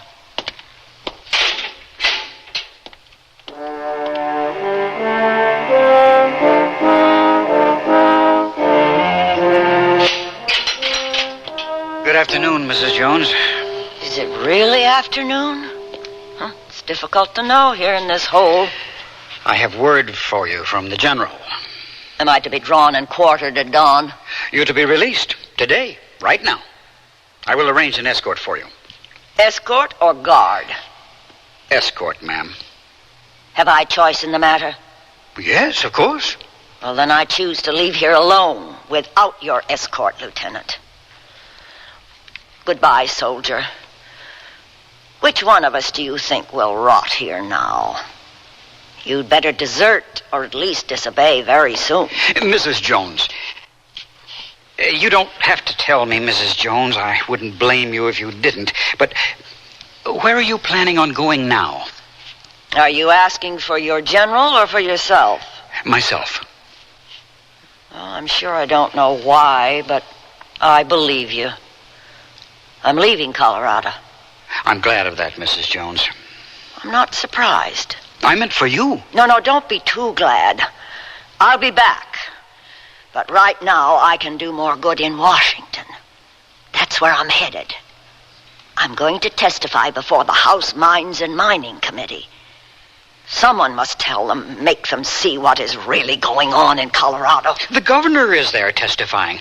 So is John D. Rockefeller, Jr. Then I know for sure that I'm needed there for the truth. Yeah, I'm not trying to threaten or frighten you, Mrs. Jones, but please, stay in Washington. Don't come back to Colorado. Oh, I'm not frightened, but you seem to be. I am. Of what? I'm afraid of what I've done and what I'm going to do. You can't undo what you've already done, Lieutenant, but you can stop now. No, I don't think that I can stop. Lieutenant, sir, the general wants you. All right, I'm on my way. Mrs. Jones, you didn't want an escort, so I'll say goodbye to you. Lieutenant, thank you for the pencils and paper. How did you know it was me? I didn't until right now. You're welcome, Mrs. Jones. You can stop, Lieutenant. You can stop now. No, I can't. I'm afraid... I'm afraid. It's orders. I can't stop unless they tell me to, Mrs. Jones. Goodbye. Goodbye, Lieutenant. I'll be back. I'll be back out in Colorado.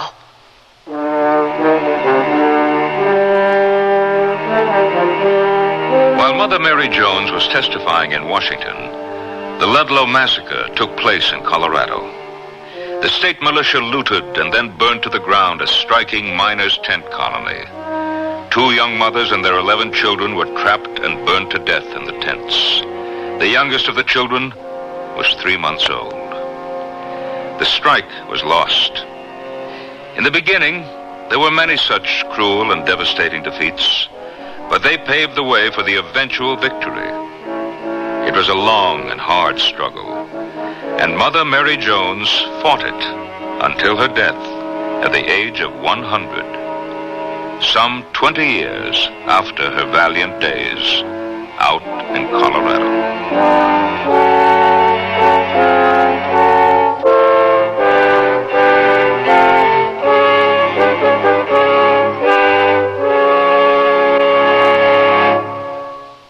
Strike a chord for spring with baby cord fashions from Sears Junior Bazaar. Baby cords aren't for babies, but for juniors with an eye for style in textured jackets, straight skirts, trouser pants. Stripes of blue and white that are really narrowed down. That's baby cord. To complete your outfit, pop on pretty little blouses, also from Junior Bazaar. Available at most larger Sears retail stores. Sears National Automotive Sale. Now, get the full power of the maintenance-free Sears 48 battery for a full $7 off its regular low price. The Sears 48. On sale now, just $42.99 with trade-in. And get great savings on Sears' best-selling belted tire, the Dynaglass Belted 25. Now save $14 to $28 on sets of 4 at most Sears Tire and Auto Centers. Prices may vary in Alaska and Hawaii. Stop at Sears. This year, my mom is dressing me up in pretty things from the Sunny Bunch collection at Sears. That's right. She'll look fresh and feminine in these dresses and separates. I can choose from frilly, colorful dresses, bouncy skirts, pants, and just the right coordinating tops. Sizes 7 to 14 in easy care fabric that's machine washable. Whether I'm going to a birthday party or just school, my Sunny Bunch clothes make me feel special. You are special. Thanks, Mom. Available at most larger Sears retail stores.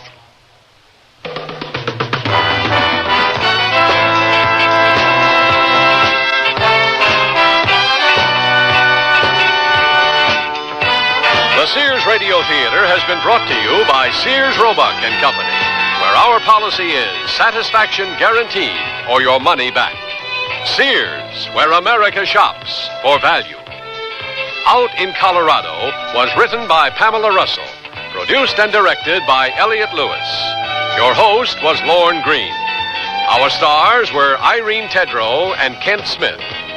Also heard were John Shea, William Woodson, William Lally, Jack Edwards, Tom Holland, Tyler McVeigh, Lenore Kingston, Sam Edwards, Robert Easton. The music for Sears Radio Theater was composed and conducted by Nelson Riddle. Art Gilmore speaking. The Elliott Lewis production of Sears Radio Theater is a presentation of CBI. This is Mel Blanc, and voices are my business. In Warner Brother cartoons, you probably know me as the crazy little character Daffy Duck. or Porky Pig. or Me, Bugs Bunny, Doc. we all have a voice in matters that affect us in our community, and it's necessary to speak out to get the best possible community services. One community tradition, which really deserves vocal support, is the library. The library has been serving up all kinds of information ever since this country began. After all, you can get thousands of voices in the library's books, on film, records, and tapes, and you can borrow these voices freely.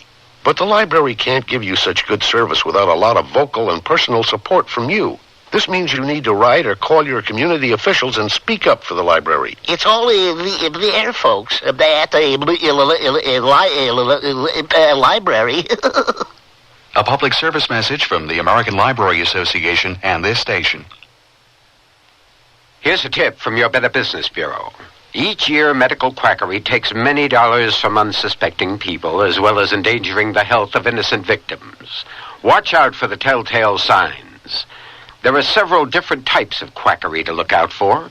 For example, false claims for drugs, food fads, and unnecessary food supplements, as well as fake medical devices.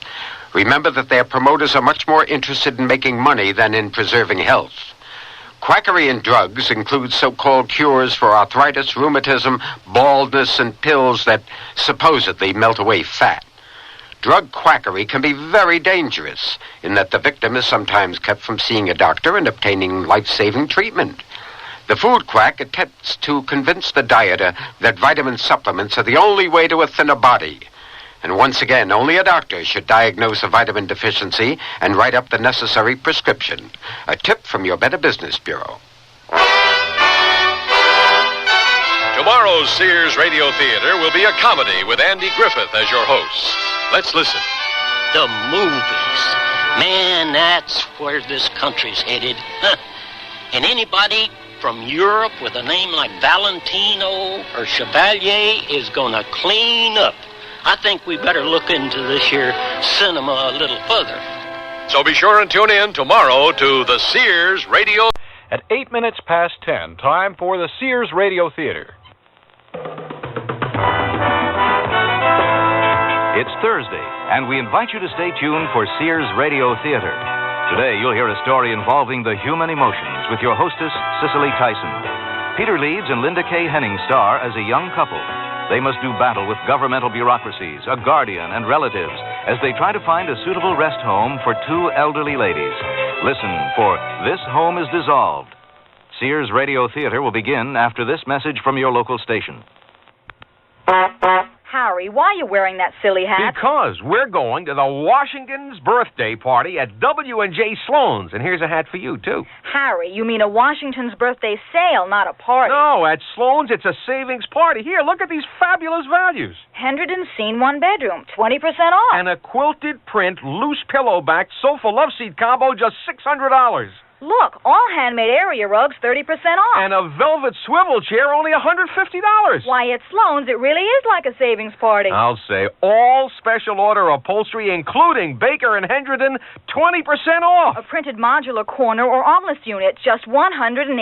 Why, there are thousands of items on sale. Let's go, Harry. Oh, where is it? At Sloan's 5th Avenue and all Sloan's locations through Monday. American Express cards welcome. The Washington's birthday savings party at W&J Sloan. Don't miss it. I'm lost and lonely, scared and sad, trembling at the thought of making you mad. My love is yours, but at times you're so cold. If life's like this, take me before I grow old. This song about child abuse was written by a man now serving time in a state prison. It is estimated that there are at least 1 million cases of child abuse in America each year. Child abusers and their children can both be helped. Find out how. Write Prevent Child Abuse, Box 2866, Chicago, Illinois, 60690. Please stop the hurt I've suffered since my birth. Join the abused child's fight. Put an end to the sleepless night. A message of the Ad Council and the National Committee for Prevention of Child Abuse. This is Cicely Tyson. Perhaps you've wondered why there seems to be no place in the world for so many of the elderly whose friends have died, whose relatives are distant, uncaring, or dead, who spend their lives in rooms or on park benches. A young man, writing a letter to his congressman, cared enough to reach out across the generations to two elderly sisters from Finland, living their last lonely years in their adopted land. 2 years ago, Tony Corter and his wife Louise had become managers of an old apartment building in order to take the financial burden off their graduate studies. During that time, they befriended the sisters and month by month witnessed their mental and physical deterioration. Wait a moment. Do I smell smoke? Do you smell smoke, Louise?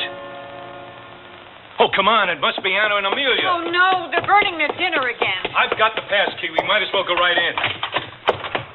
I'll check the kitchen, Louise. Why don't you throw open a few windows? It was the cabbage, burned to a crisp. Didn't you smell the smoke, Anna? No. I must have been thinking of something else. Amelia? What? Didn't you see or smell the smoke, Amelia? Who's smoke? And that's only the beginning of our story.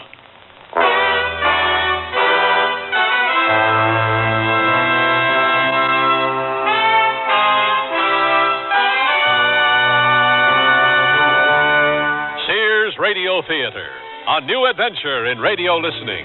Brought to you 5 nights a week by Sears Roebuck and Company. Sears, where America shops. Your hosts, Lorne Green.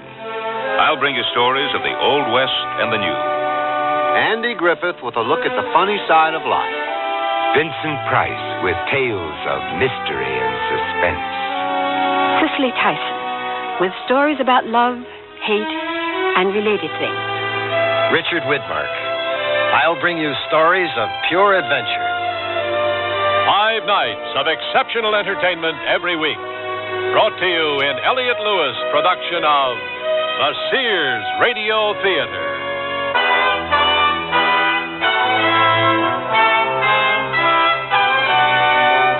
Our story, This Home is Dissolved, by Chris Fortunato. Our stars, Peter Leeds and Linda K. Henning. I sell draperies at Sears. Yesterday, a lady came in and said that she'd been in and out of about every store in town looking for draperies and at this point didn't know what she wanted anymore. I asked questions about her tastes and decor and then made suggestions. She was thrilled. She found what she wanted and learned a little, too. It made me feel good to know that I helped her out. Sears people are friendly people who help you find what you want. Sears, Sears, Sears, where America shops. Presenting Sears' very charming spring shirt dress in small yarn-dyed woven checks, stripes, or plaids. It's a great versatile dress for work because to finish off the dress, Sears has conjured up a complementing vest. Vests come lined or reversible in enchanting colors that work wonderful spells on the rest of your wardrobe, too. Sears vest plus a dress, the bewitchingly correct dress this spring. Available at most larger Sears retail stores. Nearly everyone at our party mentioned our new Sears Dream Supreme carpeting. Didn't anyone say anything about my rutabaga dip? Marvin said Dream Supreme looks so thick and luxurious. He loved its velvety, soft, plush pile. What about my rutabaga dip? Eloise adored the color of my rutabaga dip. I told her that avocado lime is just one of Dream Supreme's 20 lustrous colors, and when Doris heard that Dream Supreme is so reasonably priced and treated with Scotchgard brand fabric protector... Okay, what about my tuna fish upside down cake? Dream Supreme carpeting in most larger Sears retail stores. Oh, here I go again. It's time to rent one of those steam-type carpet cleaners. Why rent? Now Sears puts power in a carpet cleaner you can own yourself. The Power Spray from Sears for easy home carpet cleaning. Power Spray sprays hot water into your carpet, then sucks up the dirty water. You can see the dirt you get out. Dirt you didn't even know was there. The Power Spray Carpet Cleaner, a convenient carpet cleaner you can own yourself. Available at most Sears retail stores. Kenmore. Solid as Sears.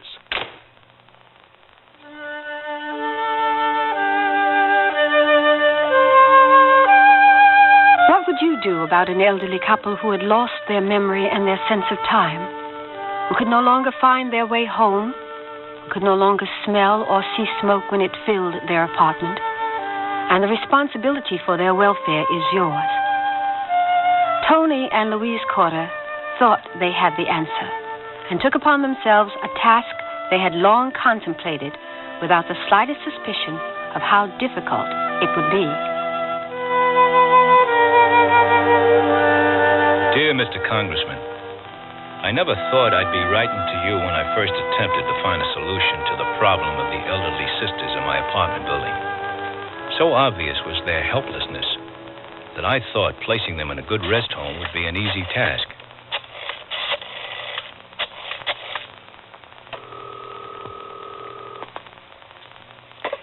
Social Services, Mrs. Dodge speaking. Oh, hello, Mrs. Dodge. This is Tony Carter.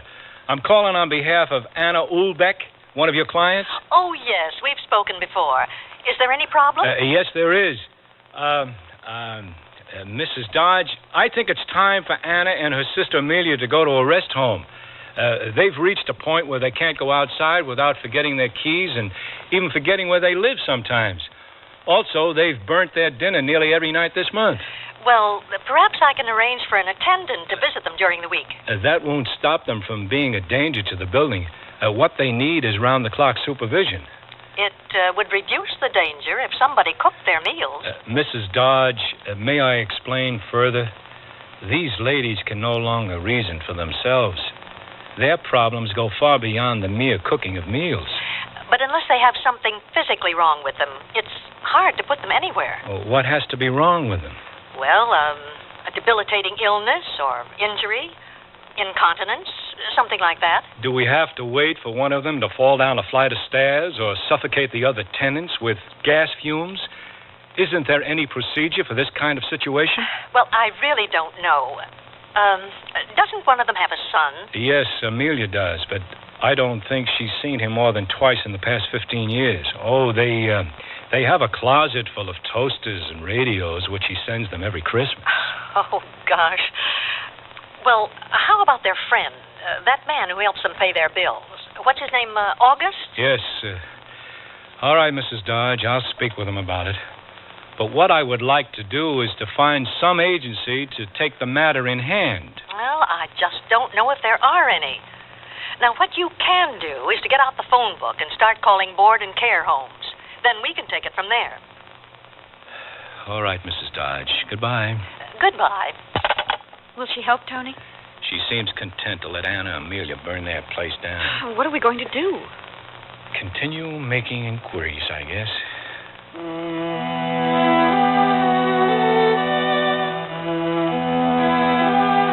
I called many rest homes and was surprised to learn how little the government pays towards institutionalized care for the elderly. The situation was complicated because the older of the sisters, Amelia, possessed a bank account of nearly $40,000, while the younger Anna had very little money.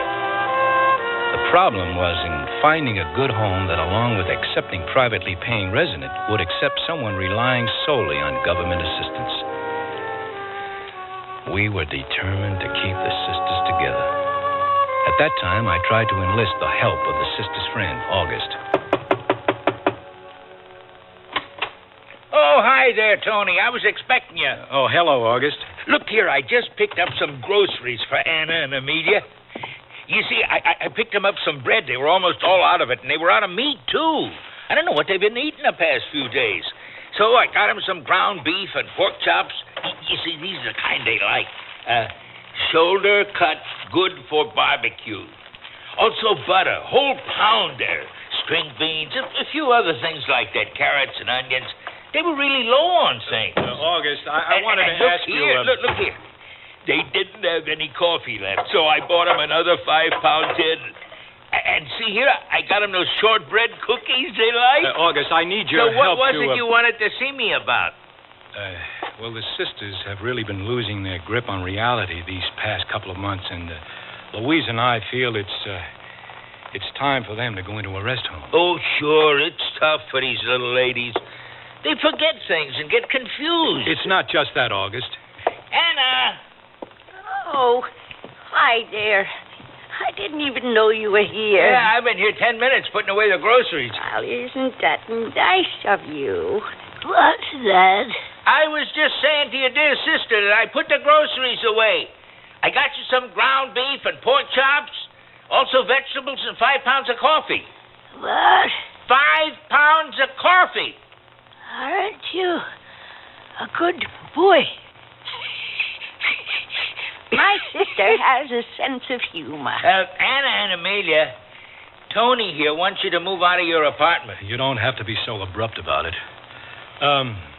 Ladies, it would be safer for you if if you went to live in a rest home. Louise and I will find a nice place where there'll be people to help you. Anna, how do you feel about leaving your home? I like my home. Where are we going? Well, Tony here says you can't take care of yourself. Tell me something, Anna. Who does your house cleaning for you? Oh, I do. I pick up a speck here and a speck there as I walk around. Hey, look how neat and clean they keep their home. Everything in its place, no dust or dirt anywhere. I bet your apartment isn't as orderly as this. You're getting off the track, August. I am not denying that Anna and Amelia keep a neat home. I just don't think they're safe going out alone or using a gas stove any longer. You think, but you don't really know. You can't come in here and tell them they have to leave their home just like that. There are procedures to follow.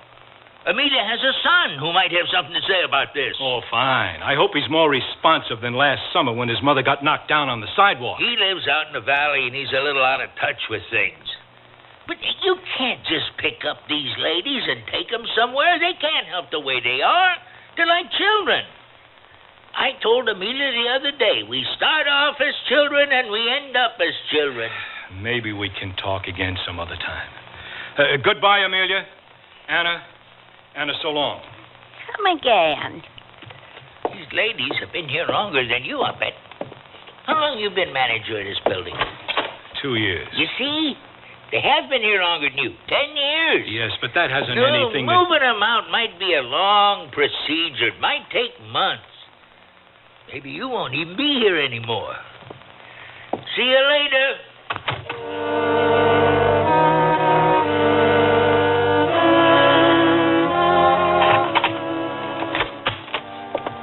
How did it go? Oh, not so good. August bullies them into saying what he wants them to say. Doesn't he agree that they should go? Well, he refuses to commit himself on that point. But, honey, let me tell you something I found out. What? When August had his back to me in the kitchen, I noticed a couple of bank books lying on the counter. Out of curiosity, I peeked into them and saw his name typed in as co-signature on both of their accounts. Now, I wonder if that has something to do with his wanting them to stay right where they are. Oh, you don't think that he's... Oh, I certainly do indeed.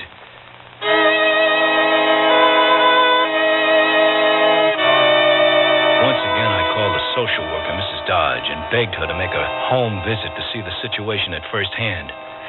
I'm sorry, Mr. Corda. There's nothing I can do. Well, if nobody is willing to help, I'll just move them myself into the first vacancy I find. Oh, but that's illegal. Now, you aren't their guardian. Illegal? That's right. Then how do you make it legal? You'll have to find that out. Now, sometimes the psychiatric ward at the hospital can certify people as incompetent, and then they can handle the placement. At least that's what I've heard. It was the lead I had been looking for. I called the psychiatric ward, and they referred me to the mental health clinic. Mr. Abel called upon the sisters, told us he understood the urgency of the problem, and promised to file a petition of incompetency with the court and to contact us in a few days. A week passed, and we didn't hear from Mr. Abel. So my wife decided to call him.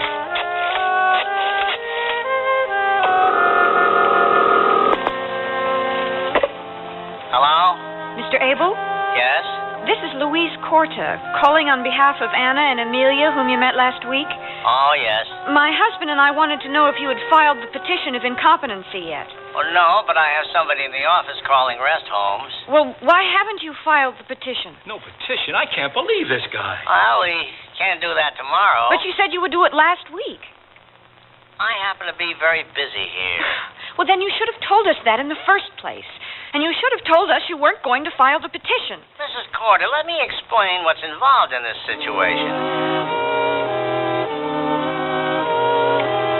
All the while, I had been pacing the floor trying to pick up the gist of the conversation. We were face to face with an unresponsive bureaucracy, and I was becoming increasingly angry. When the downstairs doorbell rang, I called to my wife. "It's the front door, Louise. I'll get it." I had an intuition who it might be, and peering through the curtain, my intuition was confirmed. There stood Anna and Amelia, their pocketbooks hanging open, fumbling with the door handle. I raced back upstairs to my apartment. Yes, I understand. Louise, let me speak to him. Hello, Mr. Abel. The ladies have just rung the outside doorbell for the 4th time this week. Do you want to come over and let them in? What? Tony. If you're so concerned as you said you were last week, why don't you come over here and prove it? We are sick and tired of getting the runaround from everybody. Can't somebody help these ladies? You're being absurd. Tony, he said he would help. Shh, Louise. The situation is absurd, Mr. Abel. Why is it that old people have to be shunted aside and ignored as if their problems were imaginary? He explained it to me, Tony. Unless you stop giving me the runaround, there's no sense discussing the matter anymore, Mr. Abel. Oh, Tony, why did you hang up on him? I think you've gone just a little bit too far. Mr. Abel said his clinic is calling all over town to find vacancies. Oh, we can find all the vacancies we want, but nobody has the right to move Anna and Amelia until that petition is filed with the court. They will help, Tony. Mrs. Dodge says she can't do anything. August, we suspect, has reasons for wanting the girls to remain here. And Mr. Abel has given us only vague promises. And until any of them decide to help, we will have to see this thing through ourselves.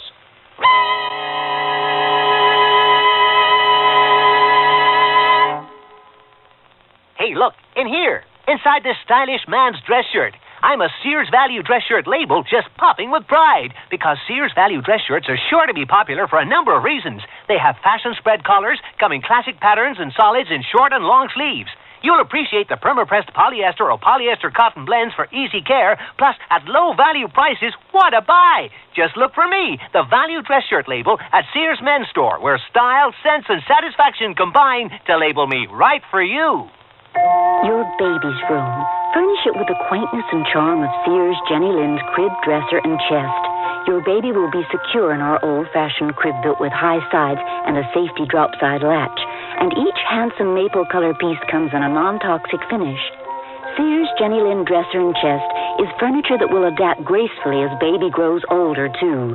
So visit us soon, because Sears has baby buys bundled up. Available at most Sears retail stores. You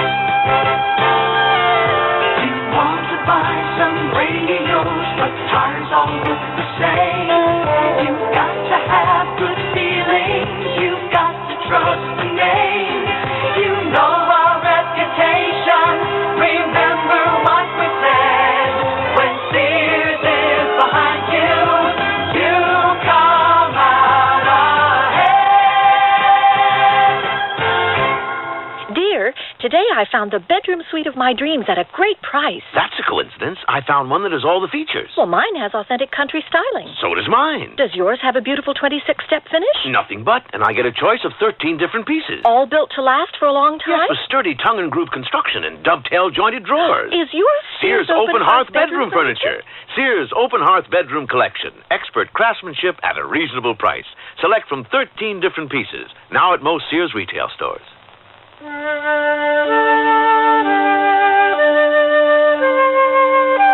Tony and Louise Cotter had come to a dead end in their efforts to assist the two old ladies who were tenants of their apartment building. Faceless civil servants at the opposite end of a telephone referred the problem from one office to another. Finally, the Cotters decided to act on their own. Oh, here it is, 2337 Marshall Street. Well, I hope it's better than the home we visited this morning. Well, it should be. It was recommended by their physician, Dr. Jackson. At least we have 2 more prospects after this.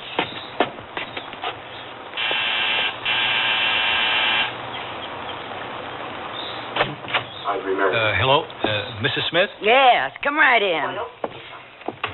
You came at just the right time. Dr. Jackson called yesterday asking if I could accept 2 more residents, and sure enough, I'd just finished cleaning a double room. Oh, this is a stroke of luck for your 2 ladies. Now, let me show you the living room first. Look at these pictures on the wall. Why is it that people think that paintings of sad-eyed cats make for a cheerful environment? Our people are free to watch TV or read the magazines we provide or play cards or do pretty much anything they want. Now, if you'll just follow me. It looks like everyone is submitted to the TV. What do you mean? Half of them are staring at their feet. Oh, excuse me, Mrs. Smith. Are there any attendants here? I'm here during the day. Then I have a girl come in during the afternoon, and another girl stays here all night. Oh, yes, we're very secure here. Then, of course, we have someone in to cook meals and help with the laundry. Here's the kitchen. Step in. Look around if you like. It's smaller than ours is. How old was it you said your ladies are? One is 93, the other 86. Do you think they'd prefer their meals brought to them? Most of our people take their meals in their rooms. Probably not. They usually eat standing up in the kitchen. Well, I'm not sure we can work it out for them. Now, let me show you the upstairs. Isn't it hard for most of the old people to get up and down these stairs? They're kind of steep. Oh, no. They get up and down. Of course, if they don't want to go down for their meals, they can be served in their rooms, as I said before. Well, shouldn't they be in a convalescent hospital if they can't get around? No, not necessarily. All our residents are ambulatory. If there are any problems, we call Dr. Jackson. Does he make regular visits? Every other month. That's not very often. These are all his patients, you see. He knows the medical history of each and every one of our residents. Now, here's that nice room I was telling you about. It's all ready anytime your ladies would like to move in. I'd like to take a look at the view. By all means. It's very nice. You can see down to the neighbor's backyard, and they have such a pretty lemon tree growing there. Do you see? Yes. Understand from what you told me on the phone that one of the sisters receives supplementary Social Security and that the other would be a privately paying resident. That's correct. Mrs. Smith, we have other homes to visit today, so we won't be making a commitment yet. Oh, well, surely. I'd like to show you the upstairs porch. Now, we keep this door locked at all times for the security of our residents. We don't want anybody wandering out onto our porch here. Down below, you see our backyard. It doesn't look like anybody uses it. We have little cookouts here from time to time. Everyone loves it. Shall we go back downstairs?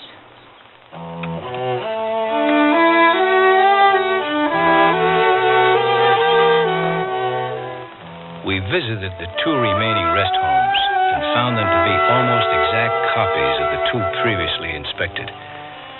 We wished that someone could have been with us to confirm that what we had seen was not a bad dream. A further development occurred the next day when my wife had a chance encounter with Amelia's son, Mr. Tuwami. He was standing in the hallway waiting for his mother or aunt to answer the buzzer when Louise came in from outdoors. Hi, you must be Mr. Tuwami. Yes. How do you know me? I'm friends with your mother and your aunt. Oh. They don't answer. Well, sometimes you have to knock and call out to them at the same time. Let me try. Hello, Anna? Amelia? Hello? I'm coming. Wait a minute. Oh, Anna, you have to unhook the chain. Oh, I didn't see that. How are you today? Oh, Carl. Hi, Aunt Anna. Thought I'd drop by, see how things are going. Oh, everything is fine. Come in. You just in time for coffee. Smells pretty strong to me. Yeah, does it? Oh, no, it's boiling over. Not again. Ow! Oh, it's hot.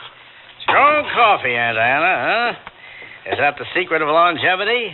I don't really know. Were you going to have a cup, Anna? I can water it down for you. Yes, I think I will. Let me ask my sister if she wants one. Is Mother here? By the way, Mr. Tuwami. Yes? I would like to talk to you about the situation here with your mother and aunt. Oh, yes. August told me to make a visit. We can talk in a minute. Mother? Do you want a cup of coffee? Coffee. Mother? It's me, Carl. Yes, I'll have coffee. Carl is here. Hi, Mother. I just dropped by to see how you were making out. What do you want this time? What do you mean? I want to see you, that's all. Do you want coffee? Coffee? Oh, sure. Have the girl pour me a cup, too. The girl? Who does he think he is? Did you want coffee, dear? Oh, no, thanks. There's just enough for the three of you. How long has it been since you've seen Carl? Oh, I don't remember. I'll go ask my sister. Oh, no, don't bother, Anna. It's not important. Here's your coffee. Milk and sugar are here on the counter if you want them. That is fine. Mr. Twomey, your coffee's ready.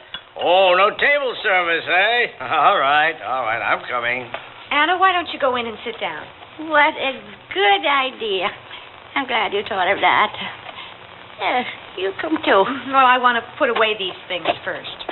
Oops. Now, watch it there, Aunt Anna. Don't sip while you walk. Half a cup with some milk. That's what I'll have. It's poured already. Here, you can pour what you don't want into the sink. Well, if the oil crunch comes again, we can put this in our gas tanks. This would make Mother a millionaire. I think this is as good a time as any to discuss your mother's situation. Yeah, she's pretty chipper, my mother, isn't she? Well, that's what I wanted to talk with you about. Your mother isn't chipper these days, nor is Anna. As you can see for yourself, they have trouble doing something as simple as opening a door or boiling a pot of coffee. They can't live alone any longer, and I would appreciate it if you would help me put them in a rest home. Unless you have any better ideas. Well, you can't do much with my mother. She's a feisty one. She needs care and supervision, Mr. Twomey. I don't seem to understand. Now, you say you have found them a rest home? Well, no, not yet. Now, you have the cart before the horse. Oh, the exuberance of youth. Chalk it up to that. I don't know what you're laughing about. I asked you to help your own mother. She and your aunt are both liable to get seriously hurt living alone. Well, she survived such a rascal as myself, didn't she? Well, that's right. The radios and toasters piled up in the closet haven't fallen on her yet. It's not nice to keep them waiting any longer. Shall we go into the living room? Are you willing to help find a rest home or not? You can talk to me tomorrow. I'll be here until then. Mr. Twomey. Yes? Your mother's coffee is sitting on the counter. Why don't you see if she wants milk and sugar and bring it out to her? Mother, do you want cream and sugar in your coffee? Mother? My sister is hard of hearing.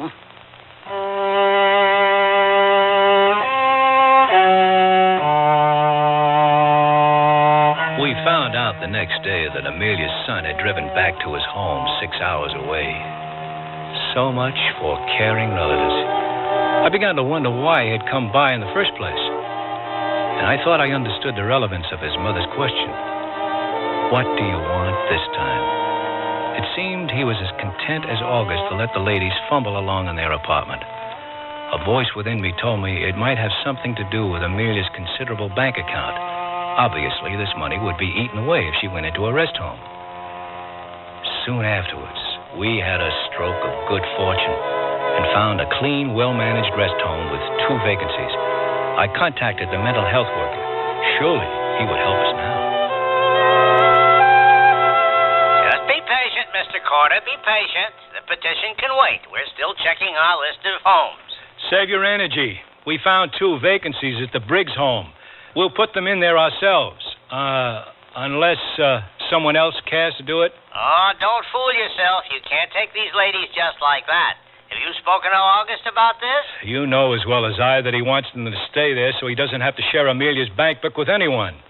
Louise even spoke to Amelia's son yesterday, but he couldn't care less. Well, I can't speak for August or Amelia's son, but I am very concerned with what happens to these 2 ladies. Then come over here and help us put them into the Briggs home. Take some of the burden off our shoulders. Have Anna and Amelia been warned? Have you given them time to understand what is happening? Mr. Abel, we can't pass up this vacancy. We had hard enough time finding it. Now, I'm warning you, you're getting yourself into hot legal trouble doing this on your own. These ladies have rights, you know. They have the rights to be treated kindly and sensibly, which is what I am doing. What did he say, Tony? He said he's not going to help and that moving Anna and Amelia is illegal. Oh, Tony, I can't go through with it. I can't rip 2 sweet, helpless old ladies away from their homes. Shall we leave them be and let them kill themselves along with everyone else in the building? On a rational level, what you're saying is right, but I don't have the heart for it. Oh, fine. This is a fine time to desert me. How am I going to move them along? Tony, now we're both at our wits' end. Why don't we sleep on it and work things out tomorrow? Please. Oh. All right. Maybe the night will make it all go away.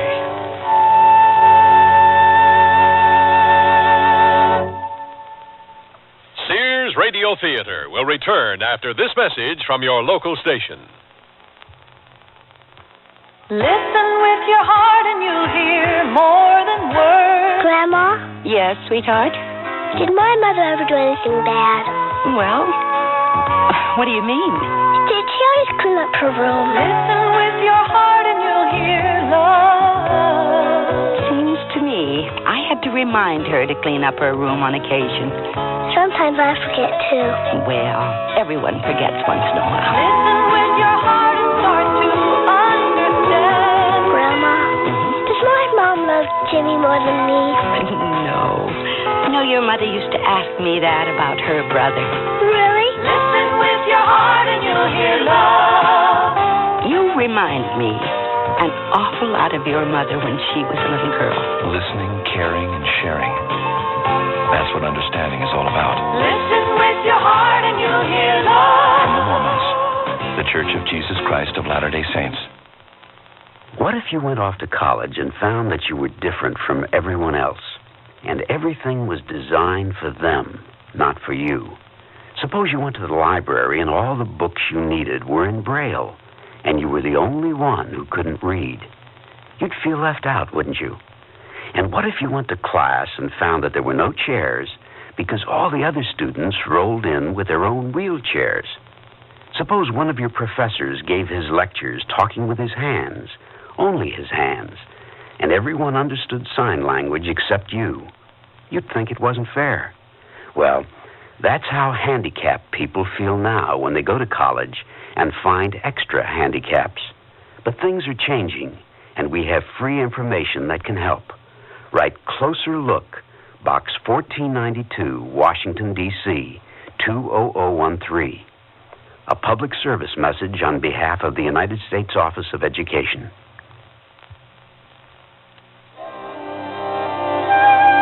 Cicely Tyson again. And here's the concluding act of This Home is Dissolved. Following morning, I set an irrevocable course for myself and arranged with the director of the Briggs home to bring Anna and Amelia over at 7:30 that evening. I called Mrs. Dodge, but she was unwilling to come out and help us. She said she didn't handle placement. You have to have them certified, Mr. Cordet. Now, I thought you knew that. Mrs. Dodge, the mental health clinic are still dragging their heels about that. Yet they tell me if I move the ladies, I'm breaking the law. You are breaking the law if they're unwilling.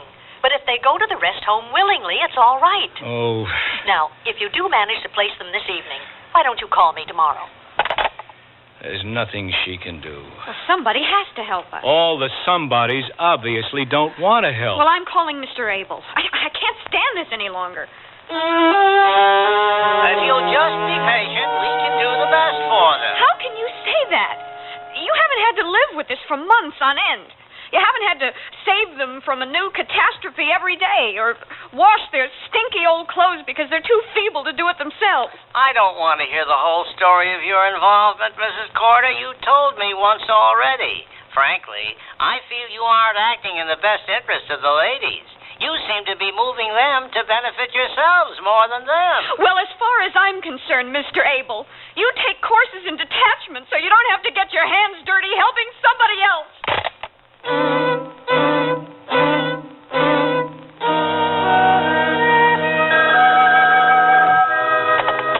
Hello? Tony? It's August. Oh, no. Tony? What can I do for you? I'm visiting Anna and Amelia. Can you come on down? Oh, sure. I'll be right there. Does he know? Well, if he does, he's not letting on. I'll go downstairs with you.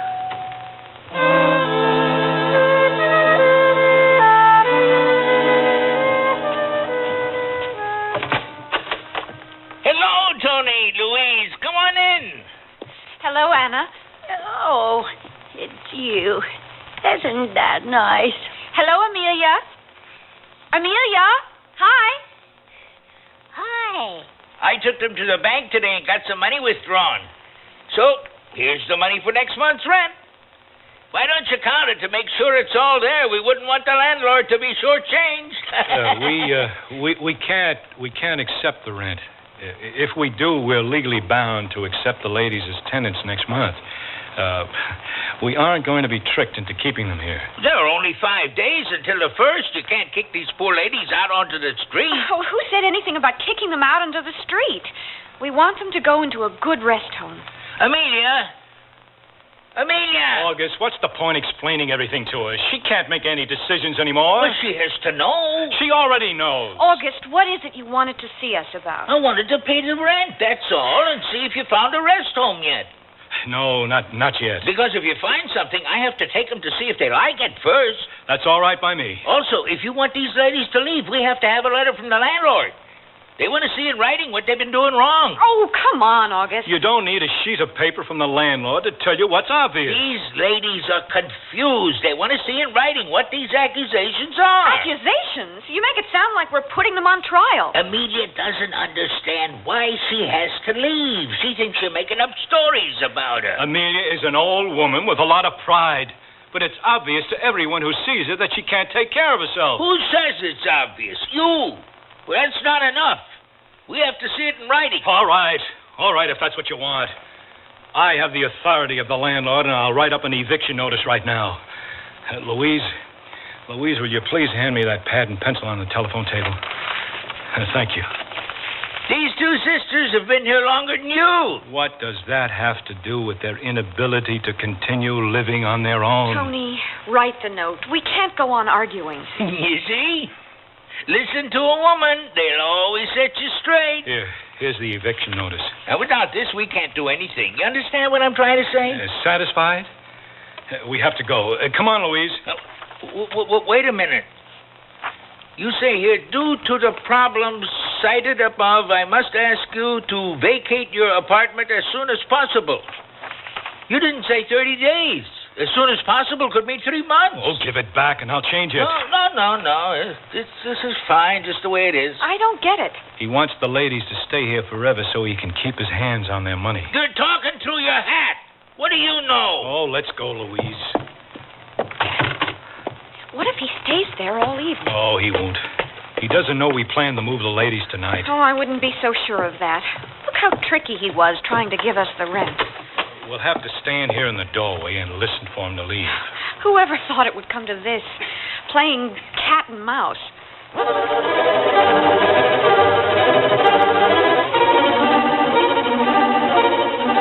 We waited in our doorway for the next 15 or 20 minutes, then...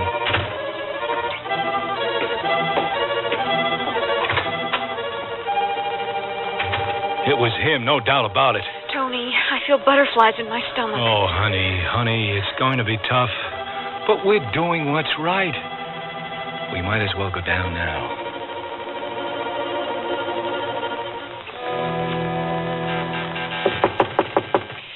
Anna! I can't believe I'm doing this. May we come in? Oh, surely. Anna, we wanted to take you and Amelia to visit a nice home not too far away. Yes, that'll be nice. Well, why don't you put on a coat? It's chilly outdoors. Amelia, we wanted you and Anna to come with us to look at a home nearby. What? We want to take you and Anna for a little drive to look at a home. Here's your coat. Oh. Let me help you put it on. Louise, is Anna ready? All set. Here I am. I forgot where we were going. Where was it?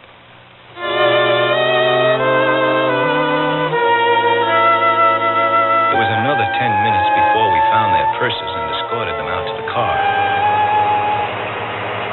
Where are you taking us? My sister doesn't understand. Amelia, we are taking you to look at a place to live where there'll be people to help you all the time. And you? You help us, too. Yes, we'll help you, too, Anna. They have no idea what's happening. Oh, Louise, don't you understand? We're doing what's right. I know what we're doing is right. Just let me have my feelings.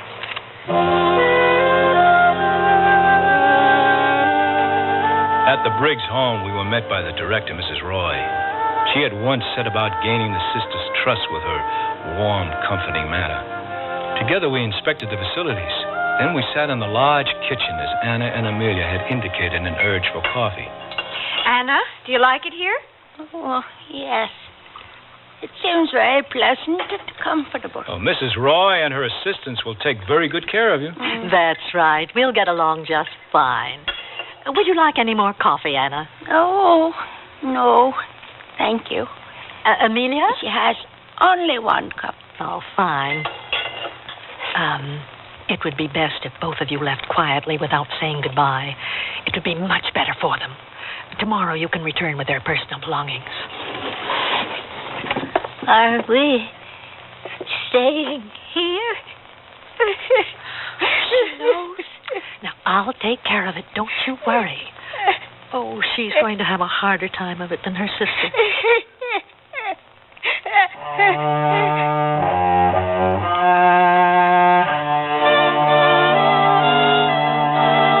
The next morning, I called Mrs. Dodge and informed her that we had taken Anna and Amelia to the Briggs home. She asked if they had gone willingly.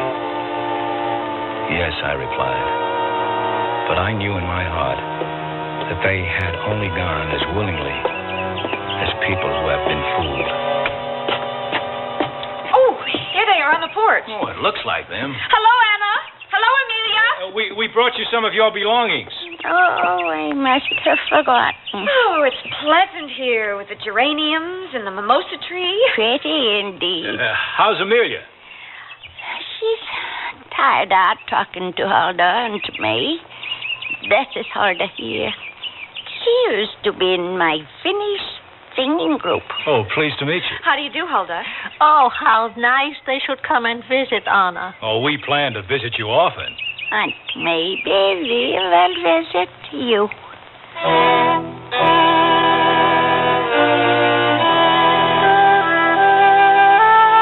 I hope, Mr. Congressman, that when you plan future policy, you think of the crime my wife and I committed, and of the greater crime against the elderly, which goes unreported every day. The crime of neglect.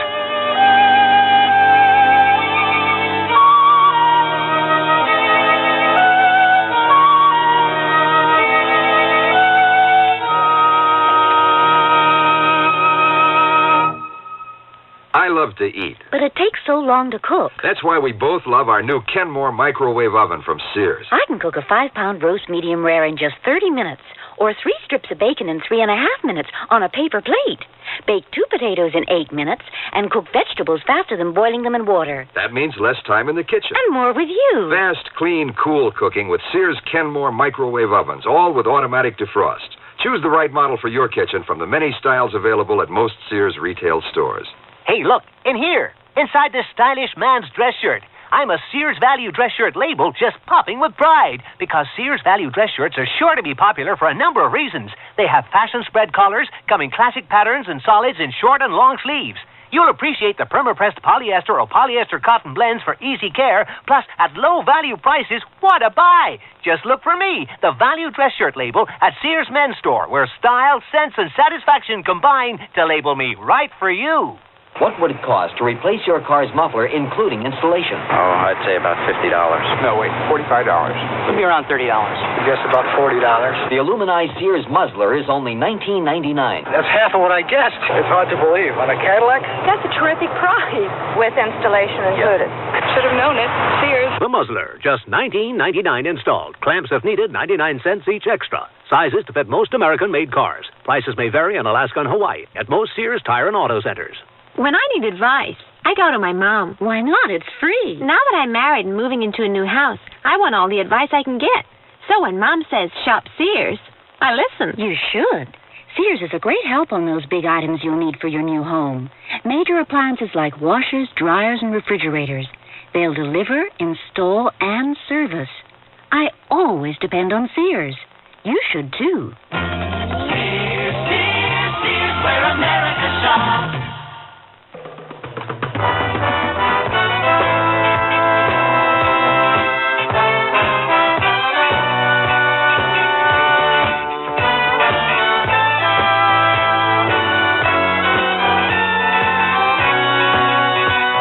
been listening to Sears Radio Theater, brought to you 5 nights a week by Sears Roebuck and Company. Sears, where America shops. This Home is Dissolved was written by Chris Fortunato, produced and directed by Elliott Lewis. Your hostess was Cicely Tyson. Our stars were Peter Leeds and Linda K. Henning. Also heard were Lurene Tuttle, Marvin Miller, Virginia Gregg, Paula Winslow, and Jerry Hausner. The music for Sears Radio Theater was composed and conducted by Nelson Riddle. Art Gilmore speaking. The Elliott Lewis production of Sears Radio Theater is a presentation of CDI.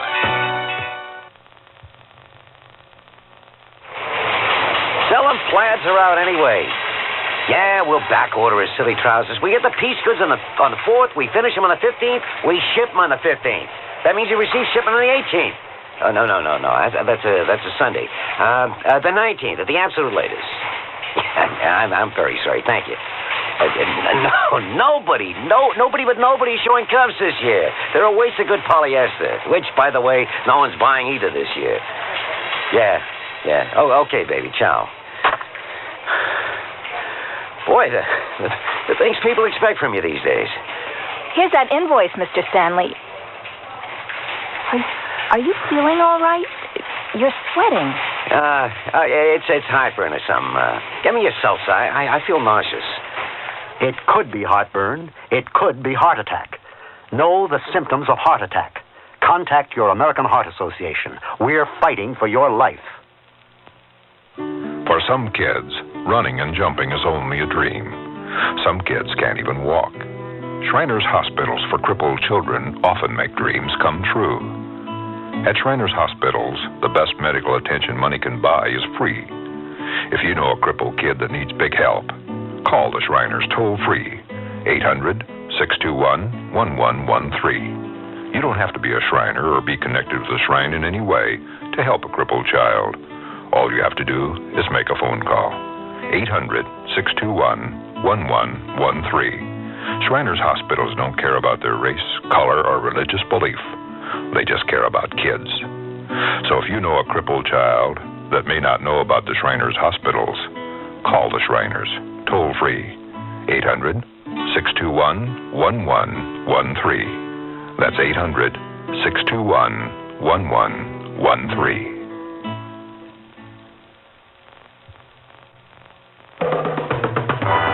Tomorrow, we will present a thrilling adventure story. Richard Widmark will be your host for Climb. Jack, you all right? Yeah. I'm working on a hold. A blind man would have a handhold by now.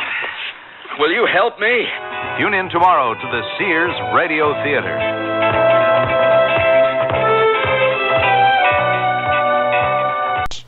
I'm Andy Fisher, WNEW News. At 8 minutes past 10, time for the Sears Radio Theater. That's the theme from the Sears Radio Theater. Tonight, A Story of the West with Lorne Greene as your host. Here's a preview. Tell me about that treasure of yours, all that gold. What's it look like? Gold? That's right.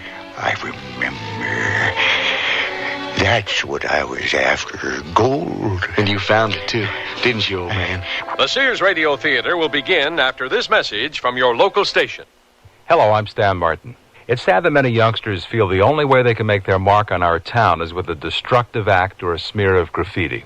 One building on New York's Lower East Side stands apart from the others. Its walls are spotless inside and out. The youngsters who work and play there have earned the respect of the entire city, just as they've learned to respect themselves. I'm talking about the Boys Brotherhood Republic. The BBR has been helping underprivileged boys work their way out of the slums for almost 50 years. By giving them the responsibility of governing and policing themselves, the BBR helps create a set of values which guide its members all their lives. I know because I was a member from the time I was 6, and the BBR helped change my life. It's doing the same right now for hundreds of youngsters with no other place to turn but the streets. Help the BBR turn out solid citizens. Please send whatever financial support you can to the Boys Brotherhood Republic, 888 East 6th Street, New York, 10009. Thank you. Ahoy, this is the captain of the Captain and Tennille, Daryl Dragon.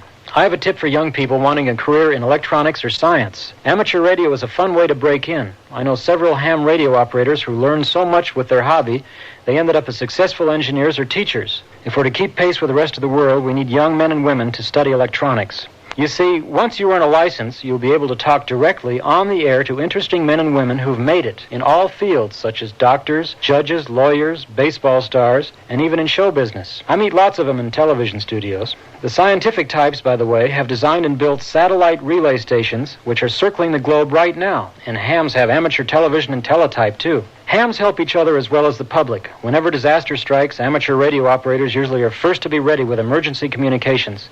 It's a true public service, and there's no age limit. You want to know more? It takes a bit of study, but it's sure worth it. Write Amateur Radio, Newington, Connecticut, 06111. This is Lorne Green. It used to be that's how you began a tale of the far west, with the sound of horses' hoofbeats pounding across the dry, blowing sand. A clean sound to be blown away on the wind and leave no rude tracks to mar the golden sands of time. No more. Now in the New West, a different breed of men ride a different breed of horse.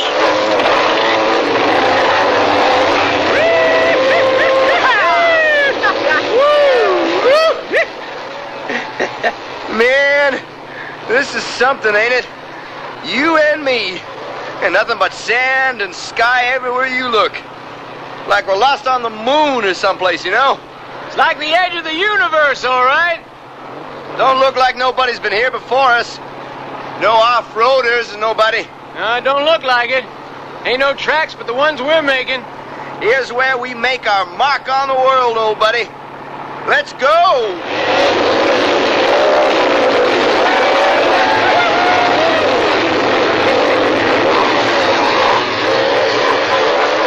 What's that over there? Ain't no cactus. Some kind of shack, looks like. Maybe we aren't the only ones ever been here after all.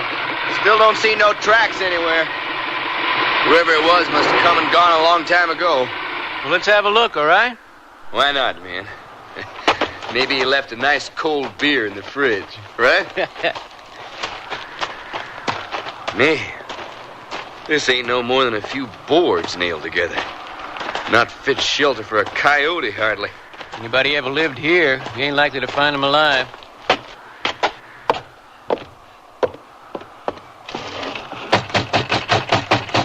Hello? Anybody here?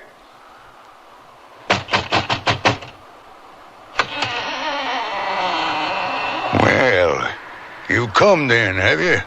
I figured you would sooner or later. Huh? Well, look, me and my pal here, we were just riding by. I know. I heard you. We didn't think anybody really lived here. You didn't, huh? Figured this was unexplored territory, did you? Well, there ain't an inch of it I don't know like my own skin. I'm old, land's old, and we're out here together. But who are you, anyway? I'm the caretaker. That's who I am. And that's only the beginning of our story.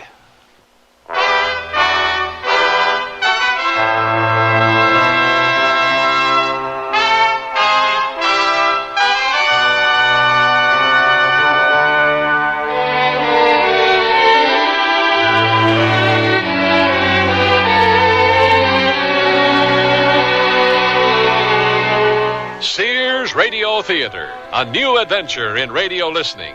5 nights of exceptional entertainment every week, brought to you in Elliott Lewis' production of the Sears Radio Theater. Our story, Old Bones, by Shirley Gordon. Our star, John Daner. The Sears Radio Theater is brought to you by Sears Roebuck and Company. Sears, where America shops for value. It's here! It's here! The Great American Paint Sale is here!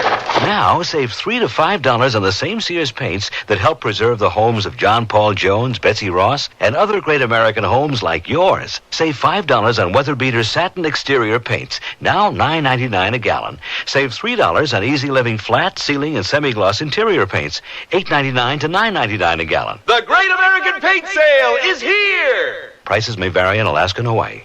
Fill up on sunshine in cool, colorful sundresses from Sears, each so different. With shoulders bare or gently draped, in flounced or freewheeling lines, with details such as ruffles, smocking, and ribbon accents, too. Each a splendid sip right out of summer, in vivid solids, glorious prints, or clever combinations you'll have to see for yourself. So soak in lots of sun, in lots of sundresses, because each sundress is a great value, too, in misses and half sizes from Sears Dress Department. Sears wants to break the ice when it comes to buying a Kenmore refrigerator, so we're taking $50 to $100 off 3 models through June 30th. You save $100 on the 19 cubic foot side-by-side and $70 on the 17 cubic foot top freezer refrigerator. Both have automatic ice makers and Sears exclusive humid drawer. Save $50 on a Kenmore 17 cubic foot refrigerator freezer without ice maker. All are frostless. Kenmore, solid as Sears. Dates may vary in Alaska and Hawaii. All items available at most larger Sears retail stores. Go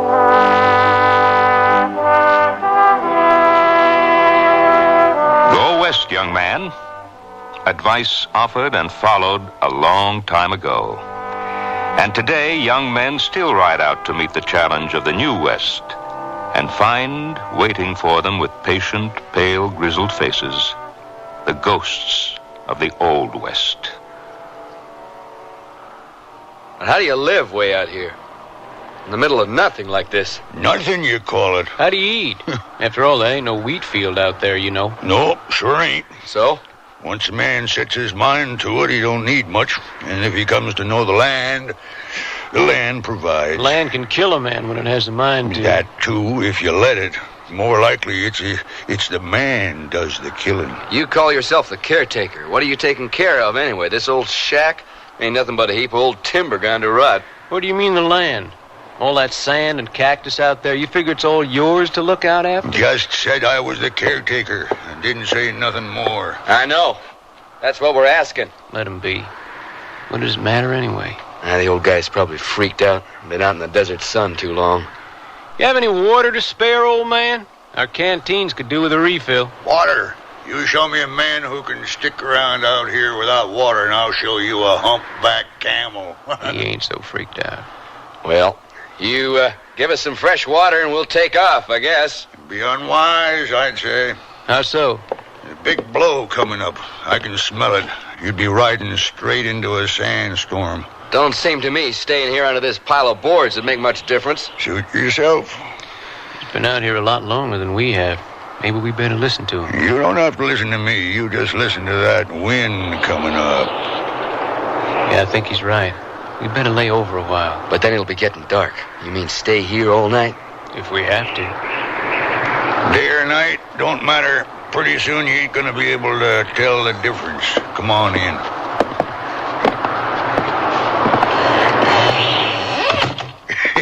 You seed to your horses, did you? You ought to try riding one sometime, old man. Yeah? Might grow to like it. If it don't throw you. Well, I'm going to have myself some stew. You're welcome to join me if your stomachs ain't particular. What's in it? Don't remember. Got a Milky Way in my pocket. It'll do me fine. I'll have some of your stew, old man. Don't look like it's done you any harm. Cheers. Old bones. What'd you say? He said old bones. Well, what about him? Well, you asked what was in the stew. Oh. You, want to split my Milky Way?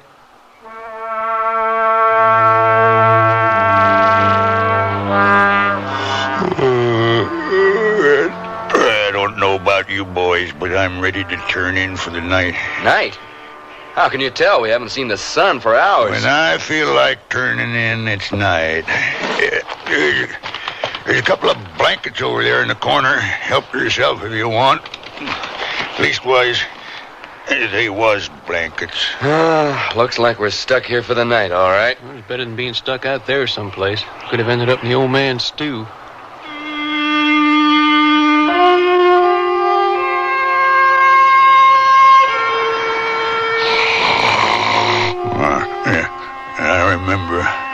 I remember. Ken? Long time ago. You asleep? Not exactly. Wind's letting up. Long time. We can leave as soon as it's light. Right. I remember. Long time ago. That old man. Never stops talking even in his sleep. I guess maybe he's dreaming about the way it was. The way what was? The West. The old West. Yeah, well, he can have the way it was. Horse manure and flies. Give me a chopper anytime. Yeah, I hope ours weathered that sandstorm okay. Well, maybe we ought to go out and take a look. Nuggets, buried treasure. Hey, man, you hear what he just said? Bury my buried treasure. Yeah, I heard. That old man's got a treasure buried someplace. Nuggets, he said. Well, it figures. He was an old prospector. Maybe he had to strike once. And buried it. Right out here someplace. So what are you thinking? You gonna go out and start digging up the whole desert to look for it? Well, not the whole desert. But there's no reason we shouldn't just take a look around here before we go. Come on. Oh, you're crazy, man. Even if the old guy got a buried treasure around here somewhere, we ain't gonna find it. You never know. And even if we did find it, it wouldn't belong to us. Oh, come on, man. That old goat in there is gonna stay out here in no man's land till he rots. He ain't got no use for buried treasure. Well, we ain't got no chance of finding it. We ain't. Unless we start looking.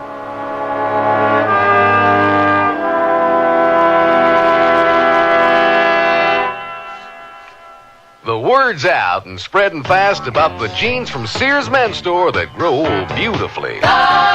It's a sure sign they're feeling fine and feeling good. For the denim that keeps going strong a long time. Get them trim cut, regular cut, even get them pre-washed. The jeans that grow beautifully.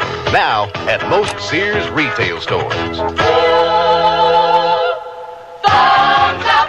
Dear, today I found the bedroom suite of my dreams at a great price. That's a coincidence. I found one that has all the features. Well, mine has authentic country styling. So does mine. Does yours have a beautiful 26-step finish? Nothing but, and I get a choice of 13 different pieces. All built to last for a long time? Yes, with sturdy tongue and groove construction and dovetail jointed drawers. Is yours Sears Open Hearth Bedroom Furniture? Sears Open Hearth Bedroom Collection. Expert craftsmanship at a reasonable price. Select from 13 different pieces. Now at most Sears retail stores. Sears National Automotive Sale. Dirt inside your shock absorbers can cause them to fail. Get Sears Heavy Duty Plus shocks with a self-cleaning wiper ring. On sale now, only $7.99 each. You save 20%. Installation available. And save now on Sears SuperGuard steel-belted radial tires. Steel-belted strength, smooth ride, radial performance. Super values, too. Save $40 to $76 on a set of 4. Sale ends June 30th at most Sears Tire and Auto Centers. Prices and dates may vary in Alaska and Hawaii. Stop at Sears. In the West, as in every place else, the old must give way to the new. But some things never change.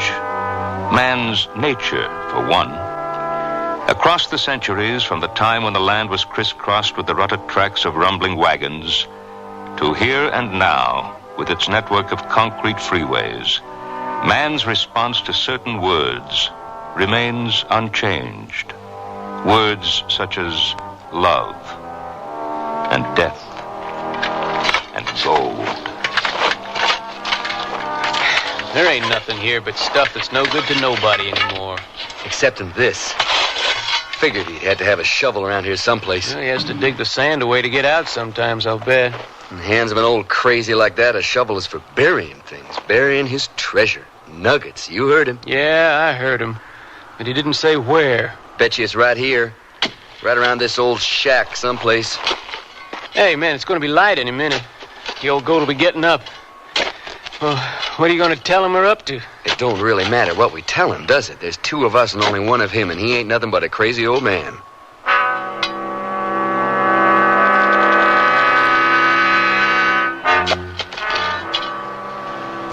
You boys are up early. Couldn't sleep much. You jabber a lot in your sleep, old man. You know that? Nobody has to listen. But it might do somebody some good if they did. Hey, all these holes you're making, what do you figure you're up to? Oh, it's good exercise, digging. And you never know what you might find. Suppose so, but you just be careful where you dig. There's some place I don't want dug up. There is, huh? There is. What good is something you got buried way out here ever going to do you? Whatever does somebody good is nobody else's business, providing it don't do nobody else no harm. Who's talking about doing anybody any harm, old man? Well, nobody is. That's right. And then why don't we all have some breakfast? Well, what do you got? Always got some stew. And what did I tell you? There's some place you don't want us to dig. All we have to do is find out where.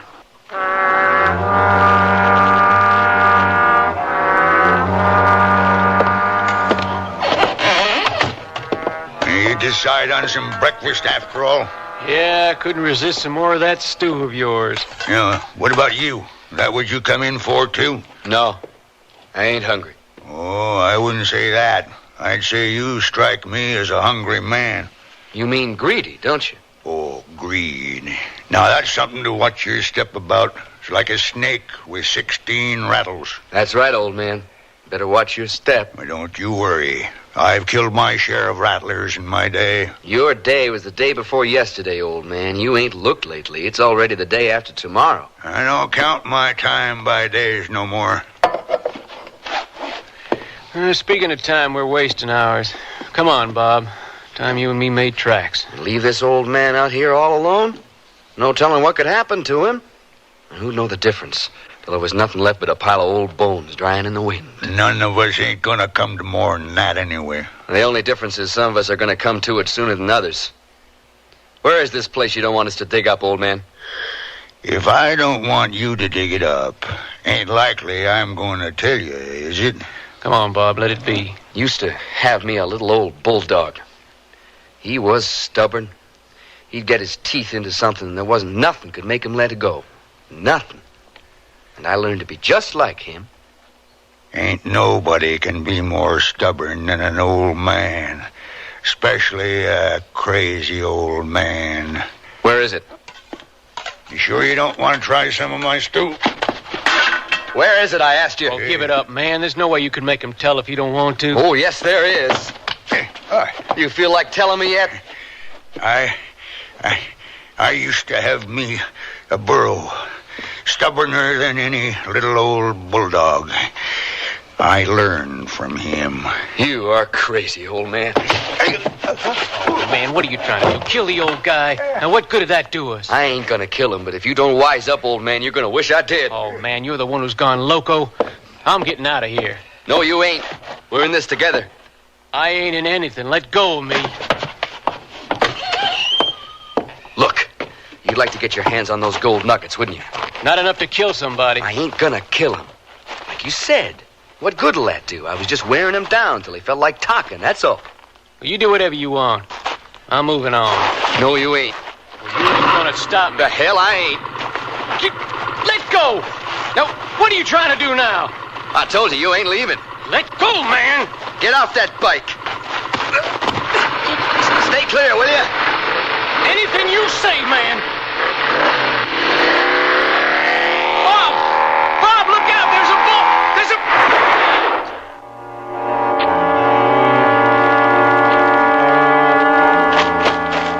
Bob? Bob! Help me, man. Feels like I don't have no leg left.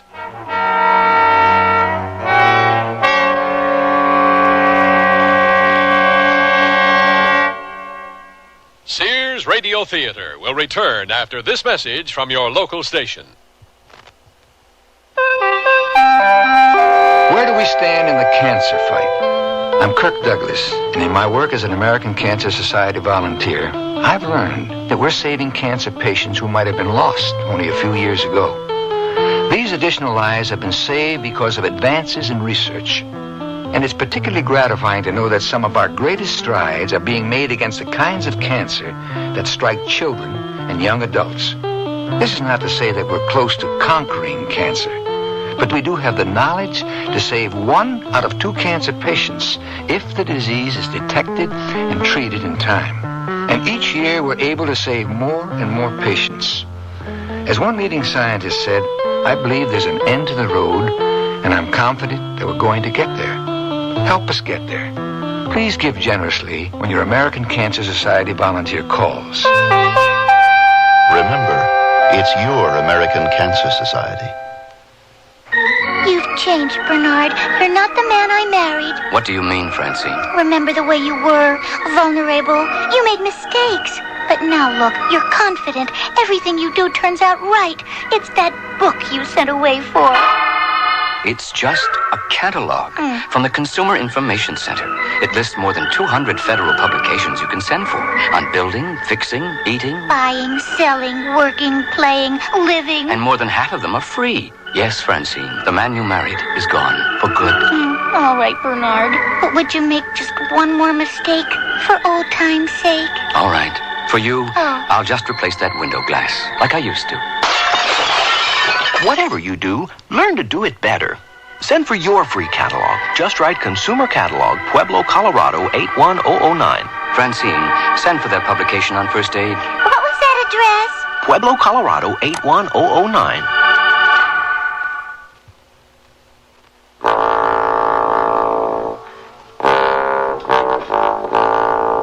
The old-timer pulls himself up from the floor of his desert shack and gingerly feels the raw, swollen place on his left cheek. While a short distance away, his young assailant painfully extricates himself from under his fallen mechanized horse. There has been a confrontation between the old and the new, and so far, it appears both are the worse for it. Hey, you smashed up your leg pretty bad, all right. Just help me up on my other one, okay? You think you can ride on my shoulder back to the old man's place? I'll see to your bike later. Okay? Okay. All right. Now just hang on. I'll walk easy. For damn sure. Now just hold on a minute now. We're almost there. Hey, old man. You in there? We got some trouble out here. My pal's been hurt. You hear me, old man? We need you. My buddy here. He hurt his leg pretty bad. So, the rattler got himself bit, did he? Rode into a boulder. Where's his horse? Did you have to shoot it? Look, can we come inside? See what we can do? Don't put yourself out now, old man. I ain't killed every rattler I've come across. Come on, let's get him in on the cot.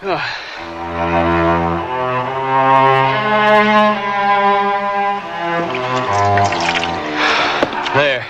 It's cleaned out pretty good. Yeah. A few drops of this ought to finish the job. Whiskey? Where'd you get that? I save things for when they're needed. Of course, this may sting a little. Yeah, and resetting this bone ain't gonna feel so good either. A couple of drops of that whiskey on the inside might be a good idea. He's right. Take a good swig, man. Okay. Go ahead. I can't say I ain't gonna relish this a little. Now.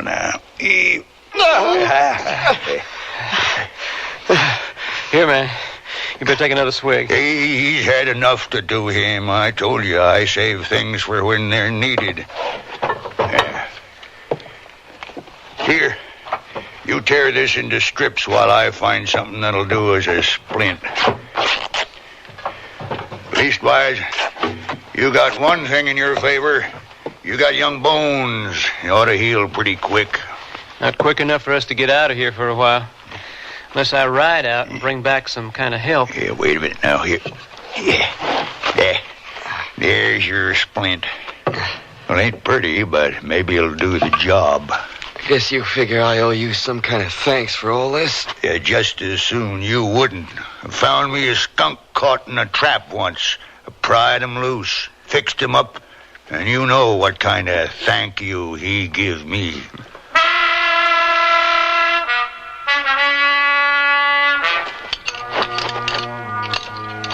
Well, that ought to do it. Let's see. Heh. All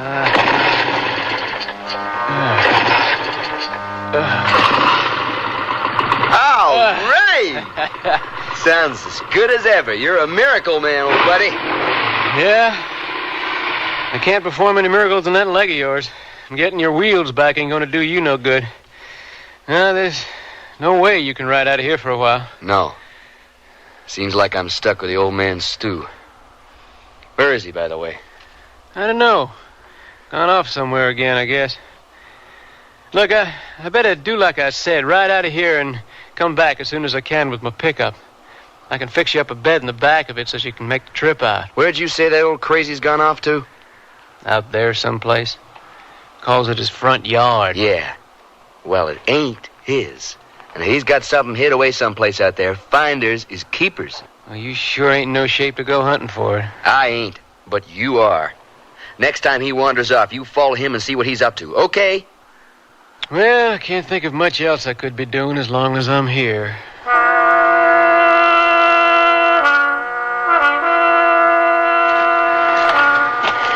I'm still here, and I still remember, and that's what matters.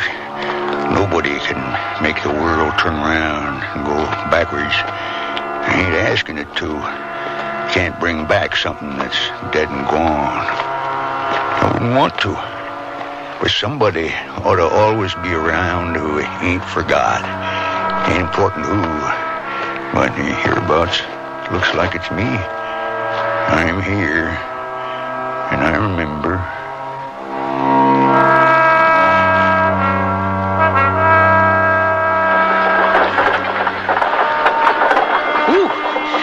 Never seen nothing like this country before. Have you, Pa? No, son, I never. Can't hardly believe I'm seeing it now.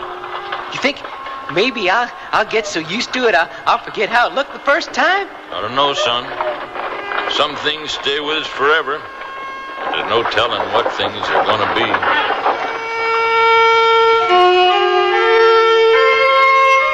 Come on, Spurs. Attaboy! Oh, Spurs. I remember you all right, Spurs. Great golden-winged beast. Oh, we flew across the land, you and me. Josh? Lily? Is that you? I remember too, Josh.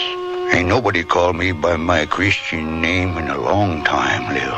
I remember too, Josh. Oh, but you ain't here no more, Lily. I'm here, Josh. It's a long time ago. I know. Everything. Long time ago.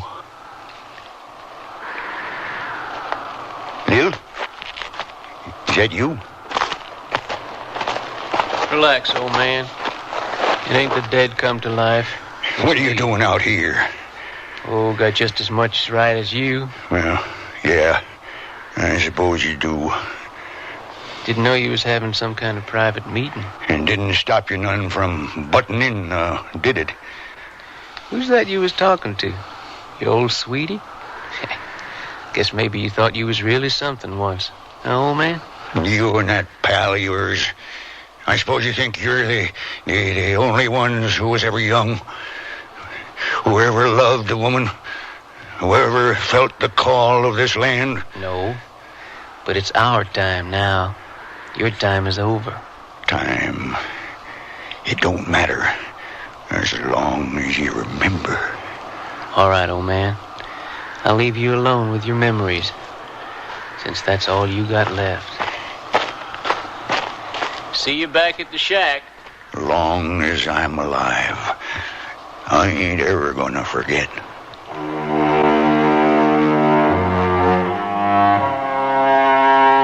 So, then what was the old man up to? He's having himself a secret rendezvous with an old girlfriend, that's what. Huh? Her name was Lily. She and the old man must have really had something good going once. What the hell are you going on about? Oh, you should have heard him standing out there talking with her. Thinking they was all alone, just the two of them. I mean, they didn't know I was there listening to them the whole time. Wait a minute. You better ride out of here first thing tomorrow, for you're the one who needs help instead of me. Okay. When I come back with the pickup, You let me load you up and take you out of here, right? Right. And leave the old guy in peace. That's right. Buried treasure or no buried treasure? Well, now, your little errand of mercy is going to take you a while, isn't it? Who knows? Maybe by then the old man and I will have worked something out. One way or another.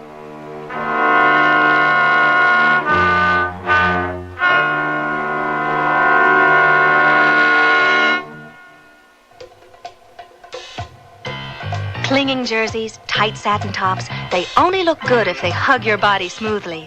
Sears' Best Ah Bra Light helps you and your clothes look good. How? Ah Bra Light has no seam cups, and straps adjust in the back so you look great up front. Whatever you do, whether it's dashing around town or simmering with disco fever in that slinky dress, it's flattering fun with the Sears Ah Bra Light. Available at most larger Sears retail stores. Honey, I can't sleep. Maybe you should try counting sheets. You mean sheep? No, Medley sheets from Sears in so many great colors from light to dark. Rest easy knowing your bed looks fantastic because Medley solids come in up to 24 colors like Indian copper, royal blue, lemon yellow, and jungle green. But don't just count them. Mix and match them with Medley pattern sheets and cases for a designer effect. Then dream in color tonight. Available at most larger Sears retail stores in the catalog. Here they come. More values from Sears, like $1.44 pull-on shorts and $1.99 tank tops for women. They're colorful polyester tank tops that slip on neatly over the double-knit nylon shorts. Shorts with elastic waist and stitched front creases. Just watch them go. Sears $1.44 shorts and $1.99 tank tops for women. All set for action. Hurry in while quantities last. Prices may vary in Alaska and Hawaii. Available at most larger Sears retail stores.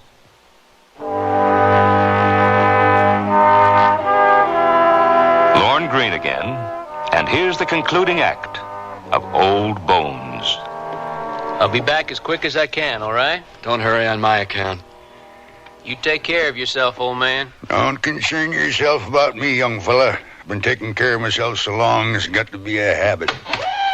I'll see you, pal. Watch out for boulders.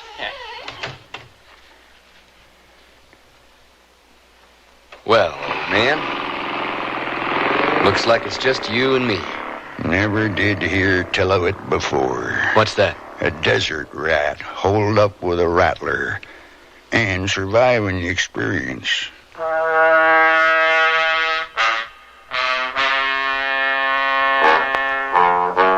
What are you fixing to do now, old man? Go wandering off again? Figure your old sweetheart's still waiting out there for you? You want to eat, don't you? Stew pot's getting low. Need to rustle something up. I'll be back before sundown. You ain't gonna find me holding my breath waiting for any more of that stew of yours. Damn leg.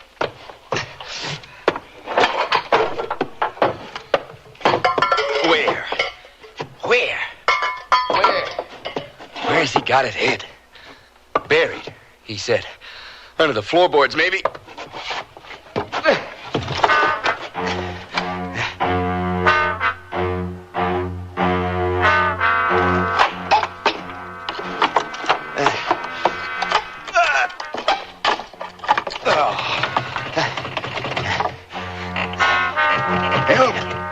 Help! Let me in.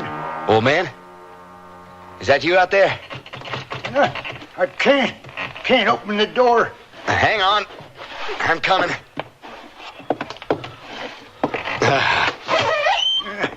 I'm afraid you'll have to help me if you can. What happened? Well, was expecting to be bit by a rattler, but wasn't expecting it to be a real one.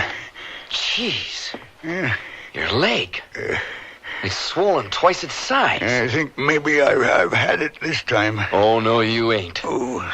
Like I said, you're no good to me dead. Just hang in there, old man. It's my turn to play doctor. First, I'm going to have to cut you open. Can't say I ain't going to relish that. No, it's too late, but help yourself.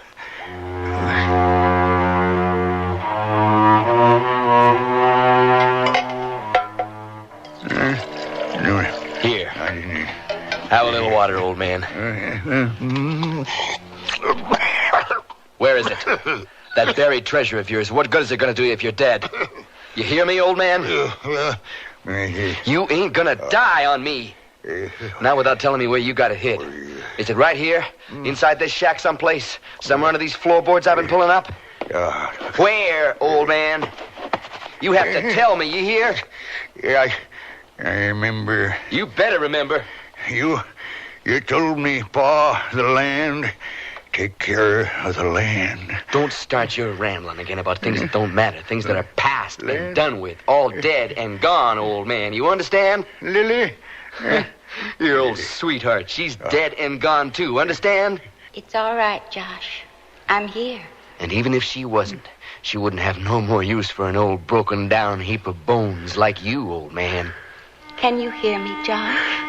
I'm right here. I'm tired, Lil. I know.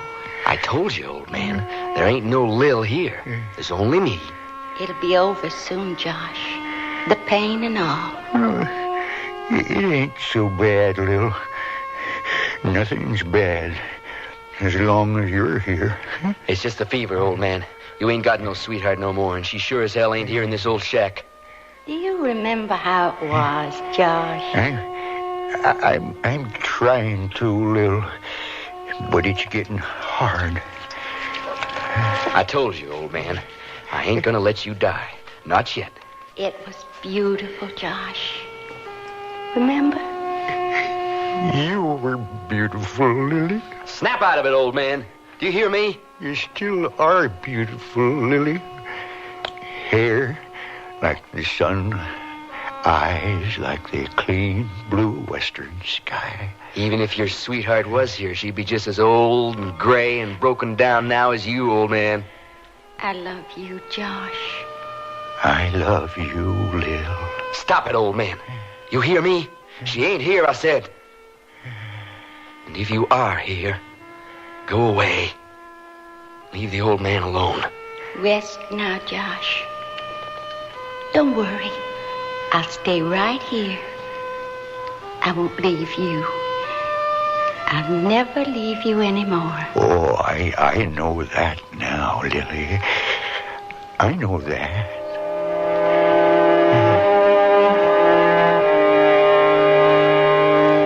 Old man? You still with me? Yeah. Tell me about that treasure of yours, all that gold. What's it look like? Gold? That's right. I remember. That's what I was after, gold. And you found it, too, didn't you, old man? I come out here to the desert.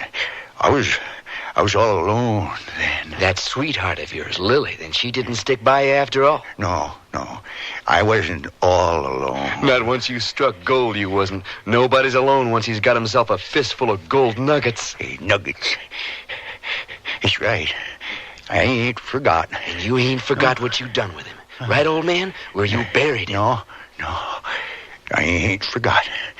Right next to this old shack of mine. By that old barrel cactus. Well, now, old man, that's more like it. I'll get you another drink of water on that one.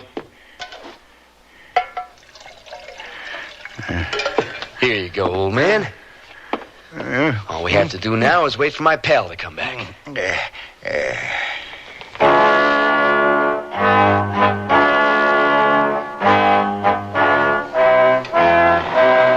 Hey, you hear that, old man?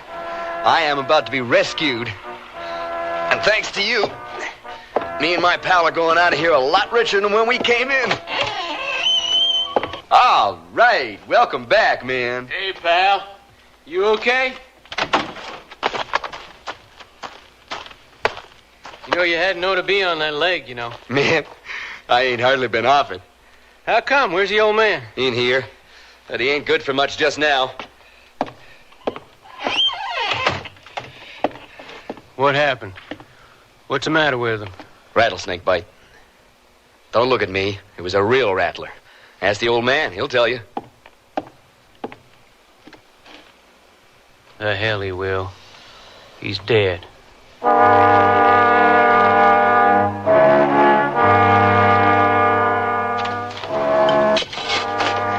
digging. This is where he said it was, all right. Right by this old barrel cactus. How come he finally told you, I wonder? Maybe because he knew he was dying. Yeah, it's funny. An old-timer like him letting a rattler get him. I suppose you're thinking that I hobbled out on that desert, found me a rattlesnake, and told it to bite that old man. No, I don't guess you did that. I did everything I could to save his life, man. Even sucked out the poison. Yeah, well, that must have been before he told you where his treasure was hid, right? I did all I could. After that, there wasn't anything else anybody could have done. Yeah. Well, I guess it don't matter anymore. The old man's dead. There's nothing going to change that. That's right. He's dead. And he ain't got no use for gold anymore. But we're alive, and we sure as hell have. So get back to digging, will you? I think I've hit something. I told you, man. Well, don't stop now. Wish I could take over that shovel. Relax, man. I'm digging up this desert as fast as I can. Whatever's under here ain't going anywhere. Well, have you found it? Yeah, I found it. Well, lift it out. Let's see. There's nothing to see. What are you talking about? You just said... Some old bones. That's all there is, just some old bones. Are you sure? But you heard the old man mumbling about his buried treasure. Nuggets, he said, remember? Yeah, I remember. Nuggets is all he said. He didn't say nothing about any gold. Well, he talked about his buried treasure, didn't he? Yeah, and we just naturally assumed that had to mean gold. Well, I sure didn't figure nuggets meant some old bones. I remember I followed him out on the desert that time. The old man talked about a horse he had once. He called them spurs. So, what's that supposed to mean? Well, look at these bones. You can see it was some kind of animal. So maybe the old man had another horse once, a horse called Nuggets. Or a burro, maybe. When he was prospecting. That's it, I bet you. Nuggets. It's a great name for a burro. It ain't no blame name for nothing. And if you were an old man all alone on the desert, and your burro up and died on you, the last thing on earth that belonged to you, I guess you'd call it your treasure, all right. Your buried treasure. That old man? He was out to trick us right from the start. Even when he knew he was dying, he sent us out here to dig our way to China, all for nothing. I don't know. Maybe he just figured that was the only way he could get us to give him a decent burial.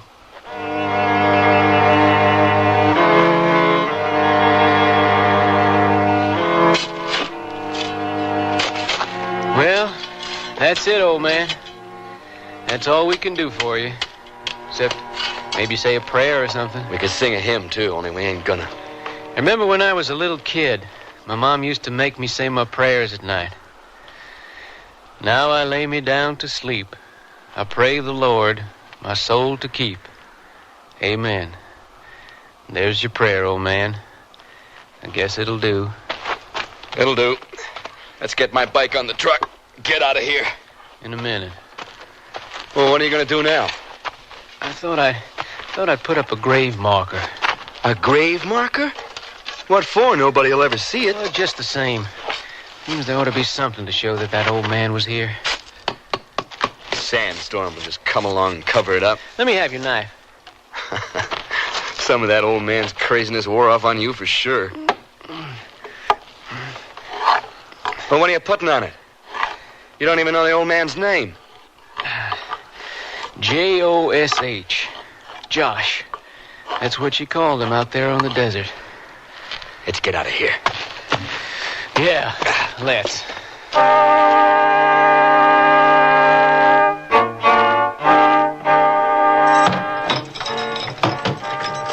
Okay, you all set? I'm fine. Let's go. Right.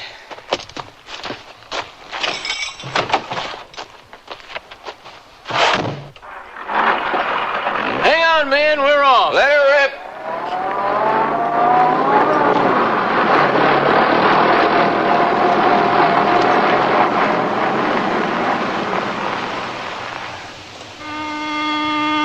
Lily. It's all right, Josh. They've gone. We're alone.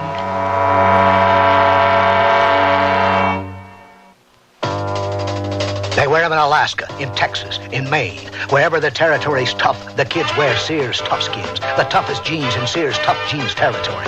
Fashioned from a perma-pressed tri-blend fabric so tough, kids can actually jump on trampolines made from it. Sears Tough Skins in boys and girls sizes. Now in latest spring colors, styles, patterns. Brushed finish, too. You have tough kids, Sears has Tough Skins. Only in the children's store at most larger Sears retail stores and through the catalog. Sears National Automotive Sale. Dirt inside your shock absorbers can cause them to fail. Get Sears Heavy Duty Plus shocks with a self-cleaning wiper ring. On sale now, only $7.99 each. You save 20%. Installation available. And save now on Sears Super Guard steel-belted radial tires. Steel-belted strength, smooth ride, radial performance. Super values, too. Save $40 to $76 on a set of 4. Sale ends June 30th at most Sears Tire and Auto Centers. Prices and dates may vary in Alaska and Hawaii. Stop at Sears. Sears, where America shops, invite you to apply for the Sears credit card. It gives you credit in over 3,600 Sears stores coast to coast. Whether you live or travel in any of the 50 states, there's a Sears store where you can shop for what you need for your family, home, or car. You can apply for the Sears credit card at any Sears store or by calling this toll-free number now. Call 800-526-0444. That's 800-526-0444. New Jersey residents call 800-652-2777.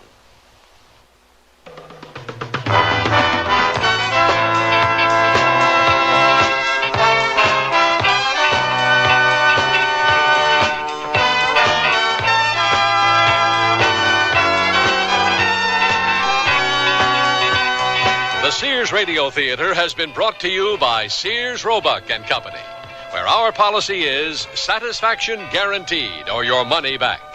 Sears, where America shops for value. Old Bones was written by Shirley Gordon, produced and directed by Fletcher Markle. Your host was Lorne Green. Our star was John Daner. Featured in the cast were Stephen Markle, Lou Horn, Virginia Gregg, and Barney Phillips. The music for Sears Radio Theater was composed and conducted by Nelson Riddle. This is Art Gilmore speaking. The Elliott Lewis production of Sears Radio Theater is a presentation of CBI. Hi, this is Phil Esposito, and for me, the game is hockey. Whatever your game is, whether it's on ice, a tennis court, a golf course, whether you're a pro or an amateur whose sport is just a hobby, you know that sports are a big part of life throughout the world. But for many people with MS, multiple sclerosis, sports are something other people play, not them. Many can't even watch their favorite sport on TV because MS affects vision, as well as speech. Some MS patients can't even walk or move. MS is the mysterious crippler of young adults, striking usually between the ages of 20 and 40, much too young to sit out the rest of your life in a penalty box. Still, the sad thing is, there's no cure yet. But there's hope for a cure through research. I'm proud to have joined the Athletes vs. MS team. Now, how about you joining us? Support your local chapter of the National Multiple Sclerosis Society. This is Phil Esposito saying thank you. Like the wind, we feel its effect, but we cannot see it. It touches each and every one of us without exception. Young or old, rich or poor, black or white. It's something we all have in common. Tension. When we're unable to cope with tension, it can turn against us. It can make us fail at our jobs, fail our families, and most important, fail ourselves. Learning to cope with tension is a never-ending process, one that begins at birth and continues to the end of life. It's one of the keys to happiness and good mental health in our time. This is Cliff Robertson. There are few of us who wouldn't welcome solid advice from a good friend on how to deal more effectively with our tensions. That friend can be your mental health association. Contact them for a copy of their pamphlet, How to Deal with Your Tensions.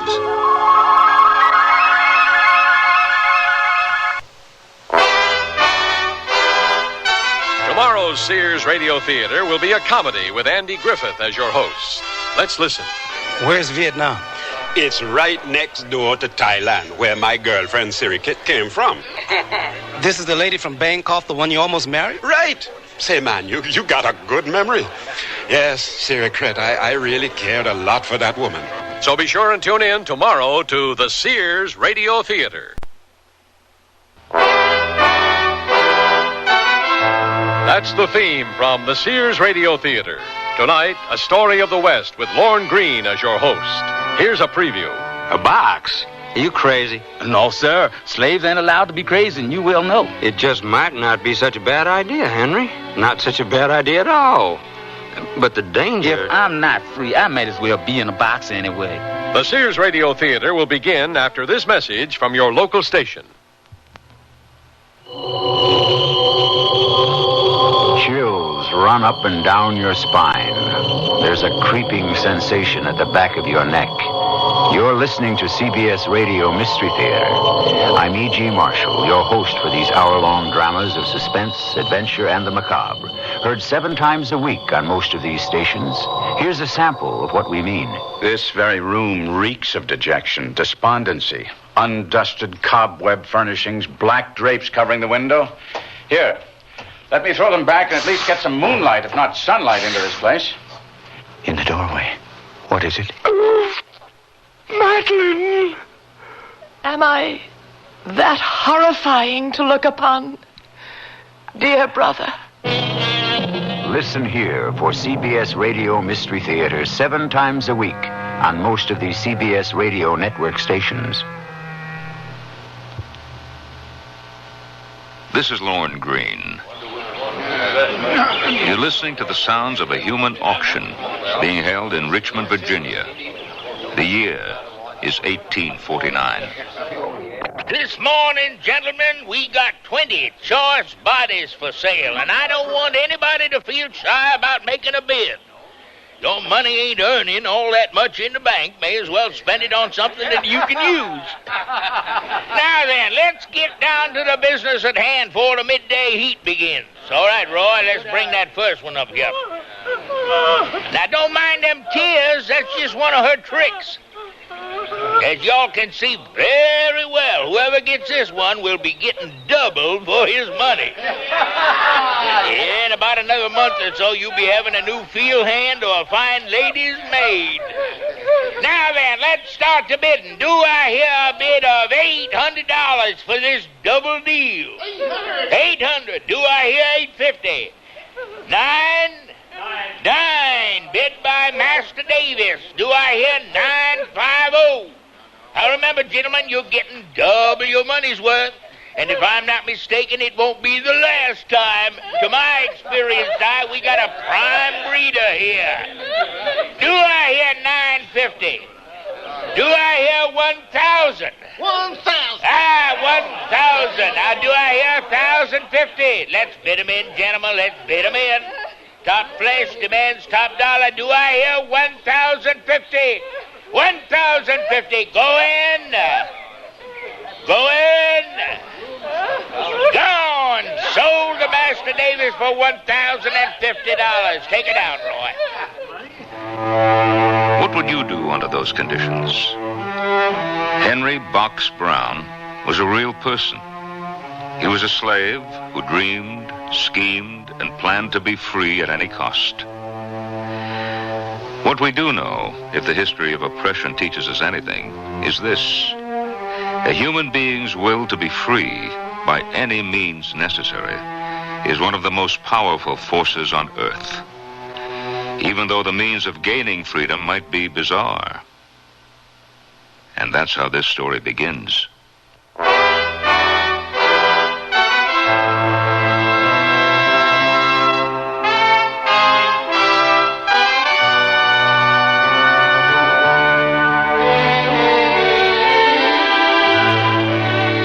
Sears Radio Theater, a new adventure in radio listening.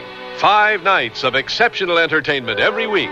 Brought to you in Elliott Lewis' production of the Sears Radio Theater. Our story, Henry Box Brown, by Odie Hawkins. Our star, Don Blakely. The Sears Radio Theater is brought to you by Sears, Roebuck and Company. Sears, where America shops for value. Strawberries! Stoneware with hand-painted strawberries! 45-piece set plus extra serving bowl. Sears strawberries! Sears hand-painted strawberry stoneware has delectably sweet country looks. And durable, this dishwasher-safe stoneware resists chipping, cracking, or fading, even when exposed to your oven, freezer, or microwave oven. Enhance your table with these pretty strawberries from Sears. Strawberries! Sears stoneware with hand-painted strawberries! At most larger Sears retail stores. I've been working with furniture for 25 years, so I know about quality, and that's why I recommend a Sears Benchmade sofa for your family. There's a heavy-duty hardwood frame braced to withstand stress. The coil spring construction gives long-lasting comfort, and you can choose from fabrics and attractive solids or bright prints, all treated with Scotchgard brand fabric protector. Compare the quality of a Sears Benchmade with other fine sofas, and you'll be surprised. Styling, durability, and comfort. Benchmade, a great place to relax. Now at most Sears retail stores. Sears National Automotive Sale. Now, save $36 to $76 on a set of 4 Sears steel-belted radial tires. That's great savings on the most popular radial in Sears history. And the Sears heavy-duty shock can help save you from some of the jolts, jars, and jerks. Help save you some money, too. On sale now, only $5.99 each. Save 14% on America's best-selling shock. Installation available at most Sears Tire and Auto Centers. Prices may vary in Alaska and Hawaii. Stop at Sears.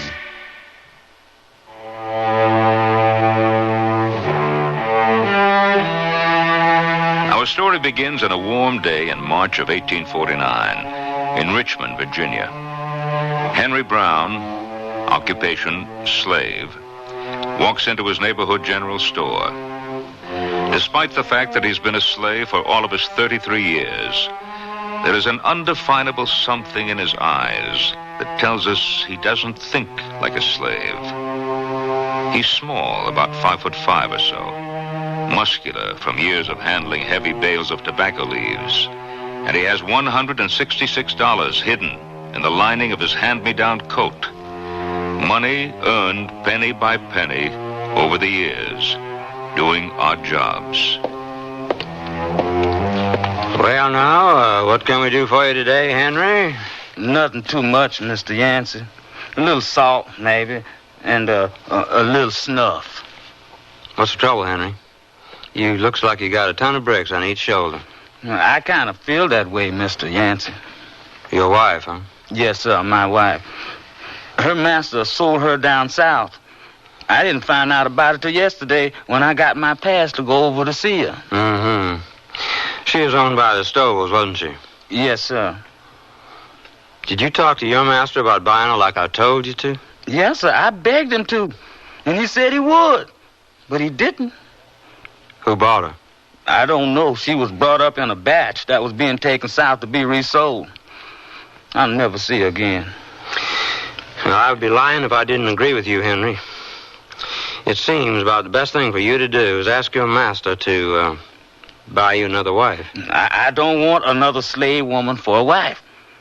Somebody that can be bought and sold. Now, whoa. Now, just take it easy, Henry. Now, listen, I know how you feel. You know how I feel? You're damn right I do.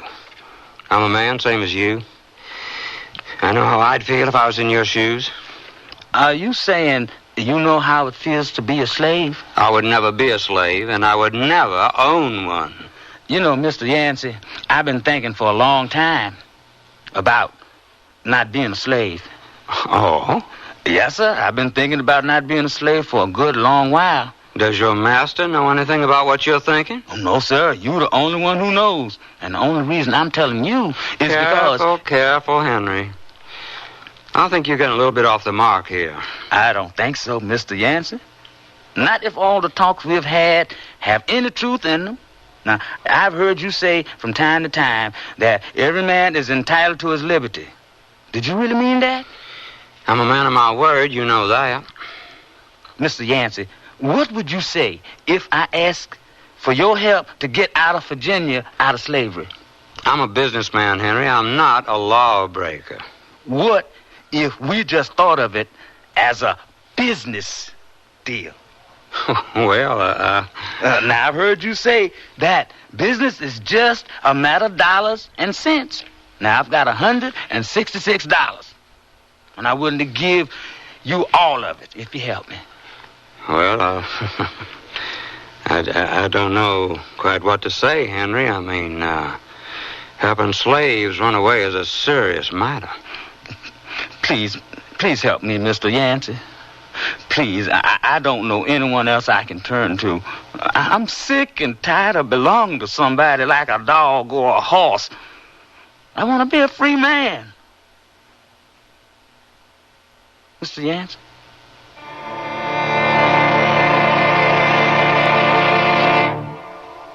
On guard. Effective fencing demands style and endurance. That includes fencing around your home. Sears Armadillo chain link fencing has both, setting off your house and helping protect your home. How? For starters, Sears Armadillo framework has 3 protective coatings that work together for a lustrous, highly rust-resistant frame. Gates even match the fencing design for uniformity. So call your local Sears soon for your free home estimate. Armadillo chain link fencing at most larger Sears retail stores. A kiss goodnight, and your gift of Sears nightwear will send Mom sweetly into dreamland this Mother's Day. Their winsome, billowy nightgowns and sprightly PJs, or complete the appeal with a short or long dressing gown. Ruffles, spaghetti straps, prints, or solids. Just a few dreamy ways to choose Sears nightwear. All airy nylon tricot, loosely shaped for sleeping comfort. This Mother's Day, give Mom pretty nightwear from Sears, and sweet dreams. Separates ablaze with color fireworks, yet made of 100% cotton pointel knit to keep you cool and comfortable all summer. And just because they're natural doesn't mean they're neutral. Discover a gently gathered skirt, a cap sleeve shirt, a tank top, all bursting in colors, just waiting to be mixed or matched. For a day in the sunshine or a night under the stars, color fireworks is what's happening in Mrs. Pointel separates. Available at most larger Sears retail stores. They stood there, uneasy, staring at each other. The black man pleading. The white man unsure, frightened perhaps. Then the white man wiped the perspiration off his forehead with the sleeve of his worn shirt. Well, what can I say? I guess I would be a hypocrite if I didn't help you, but let's not misunderstand each other. This is strictly a business deal.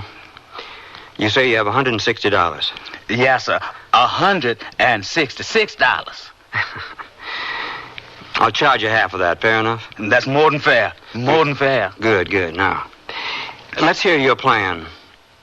What have you got in mind? I hadn't thought of anything, Mr. Yancey, other than being free. That's the only thing that's been on my mind. Well, I understand that, Henry, but you need more than thoughts. You need a plan. Now, in order for you to get out of Virginia, we're going to have to figure out a way to get you past the patrols. As you know, with that Harriet Tubman woman running wild, stealing slaves and running back north with them, the patrols are pretty heavy. I know. I got a whipping last week because they caught me on the road after dark. If it hadn't been for Master's note, it might have been worse. Well, you know how it is. Lots of folks still have Nat Turner on the brain. Let's see now, what can we come up with? We had a mulatto woman to dress up like a white man and use her dark-skinned husband to drive her out of Georgia. You hear about that? Yes, sir. You know any mulatto ladies with coaches that need drivers? Well, not offhand, Mr. Yancey. Now, today is the 15th. Let's put our minds on this for a couple of days and see what we can come up with. I sure do thank you, Mr. Yancey. Now, there's no thanks needed, Henry. Like I said, it's strictly a business deal. You said you had the money with you? Oh, yes, I got it. Here in my coat lining. Don't pull it out here. It wouldn't do for anyone walking in here to see you giving me money. Now, you go in the back room and you place it between them 2 flour sacks over in the far corner. I went to work every day scared. I wondered, had Mr. Yancey, the storekeeper, just taken my money? Could I trust him? Would he help me and then betray me? If so, I could have an hour for runaway branded on my face. I could have a foot chopped off. I could get 50 lashes or 100 with a bull hide whip. I could be sold into the deep south where I could never get away. I could be killed for trying to escape, and no one could do nothing about it. Then, once I was talking to Mr. Yancey, and this idea popped into my head. A box. That's it. I could escape in a box. A box? Are you crazy? No, sir. Slaves ain't allowed to be crazy, and you will know. A box? Wait a minute. It just might not be such a bad idea, Henry. Not such a bad idea at all. But the danger... If I'm not free, I might as well be in a box anyway. Well, then I think it just might work. I'll tell you what. I just happen to know a man named McKim in Philadelphia who just happens to be a red-hot abolitionist. Perhaps he'd be of help. When do I leave? Hold your horses. I'm going to have to contact him first to see if he'll be available to receive you and all. You wouldn't want to be stuck in the baggage room of some train station for a week, would you? You go see if you can get yourself a box.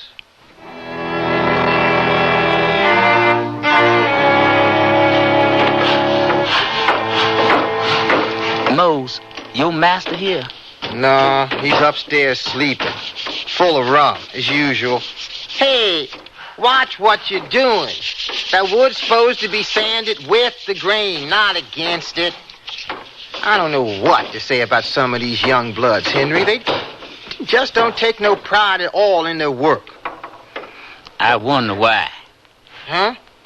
Oh, nothing. Just talking to myself. Listen, Mose, I need a favor. How can I do you a favor? I ain't got nothing. You can do me this favor. Well, quit beating around the bush. I got work to do. Now spit it out. I want you to make me a box, Mose. A box? You planning to call it a day? What kind of box? I want the best wood you can use. Square-shaped, 2 feet 8 inches deep, 2 feet wide, and 3 feet long. And make it so the cover can be nailed on. Sounds like... Hold on a minute. Tom B, you're putting the door of that cabinet on upside down. Be sharp about yourself, boy. Yes, sir. You take a lot of pride in your work, don't you? If I didn't, you wouldn't have come to me for your box. What was that size again? 2 feet 8 inches deep, 2 feet wide, and 3 feet long. You figuring to get in? It'll be a tight squeeze, Henry. It's got to look just like an ordinary dry goods box. If it was any bigger, it might look suspicious. You're right. Now, when do you want this box? Within 2 days. That'll be the 28th? That's it. It'll be ready on the 27th. I'll make it myself. I got a little money, Mose. I Keep it, Henry. You'll need it more than I will. Thanks, Mose. Are you going to pick this up? I may not be able to. Is there some way you can get it over to Bob Yancey's store? Bob Yancey? Yeah, but he gets crates and stuff from here all the time.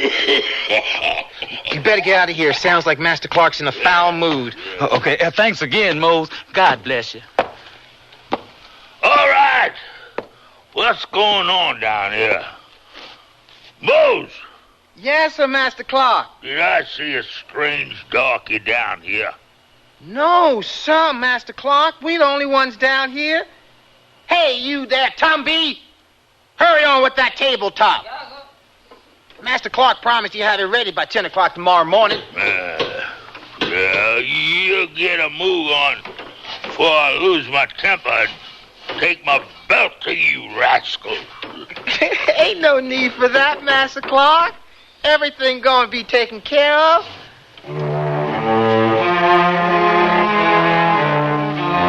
I just knew it had to be. I had to be a free man. But what if Mose turned me in? What if I was so scared folks would notice me? What if?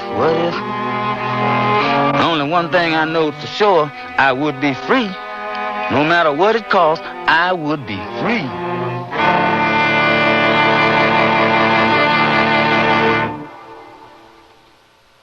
Sears Radio Theater will continue after this message from your local station.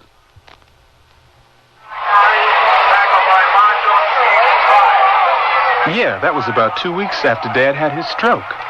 Did he have high blood pressure? Don't know. He's doing a little better now, but he can't speak too well. Has trouble walking too, doesn't he? Yeah, it's truly a shame. You have high blood pressure? I don't know. I feel okay. I'm not high-strung like Dad. Whether you're high-strung or low-strung, whether you feel just fine or not, has nothing to do with high blood pressure. High blood pressure is a major risk factor in stroke and heart attack, but it has no obvious symptoms. It can only be detected by a simple, quick, and painless test. The American Heart Association also wants you to know that black Americans, as a group, are more likely to have high blood pressure than whites. We don't know why. But high blood pressure can usually be controlled if it's detected. For more information, contact your American Heart Association. We're fighting for your life. Here's a tip from your Better Business Bureau. Are you in the market for a used car? If you are, it would be wise to shop around until you get a feel for the market. It's important for you to find out if the car is covered by a warranty. A used car warranty is limited. For example, it may cover the first 1,000 miles or 30 days. Remember, however, the warranty is as good as the dealer who backs it. And you check his reliability with your local Better Business Bureau. Also, remember that careful inspection is the key to enjoying a used car. Be sure and look for rust. Check the tires, the shock absorbers, and the operating controls. And incidentally, it's also a good idea to take a test drive. You see, by giving the car the once-over before you buy it, you're protecting yourself against a faulty purchase and a lot of headaches after you've bought it.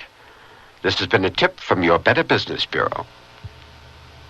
If the tensions of the days and nights that Henry Brown only thought of freedom had been a strain, one can imagine how he felt on March 27th, 1849, 2 days before his scheduled move to the north. But you don't understand, Henry. I haven't heard from my friend in Philadelphia. What happens if you get in the box, they deliver it, and no one comes to collect it? You could be shipped back to starve to death or something. I'd die a free man, Mr. Yancey. Maybe I'm not making myself plain, Henry. My friend hasn't answered my letter. Now, that may mean he didn't get my letter, or that it was lost, or I don't know what. It is too much of a chance to take. I'm willing to take that chance, Mr. Yancey. I can see that you are, Henry. I can see that you are. All right. Everything's all set. The box is here. You're ready to go. But how are you going to provide a cover for yourself to get away? You're going to need a few hours at least. Well, I'll manage that between today and tomorrow.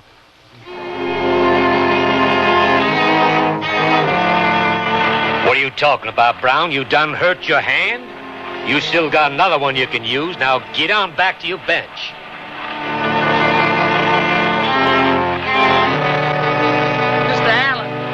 Mr. Allen, I done hurt my left hand too, sir. What? Your left too? Here, let me see. What can I do about it, sir?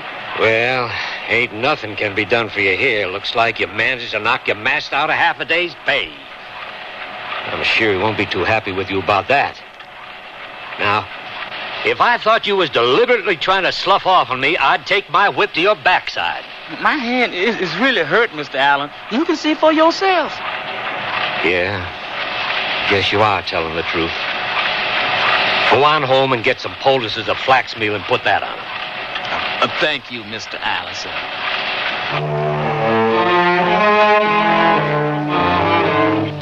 Hey, boy, come back here. Huh? Who, me? Yeah, you. Who do you think you are?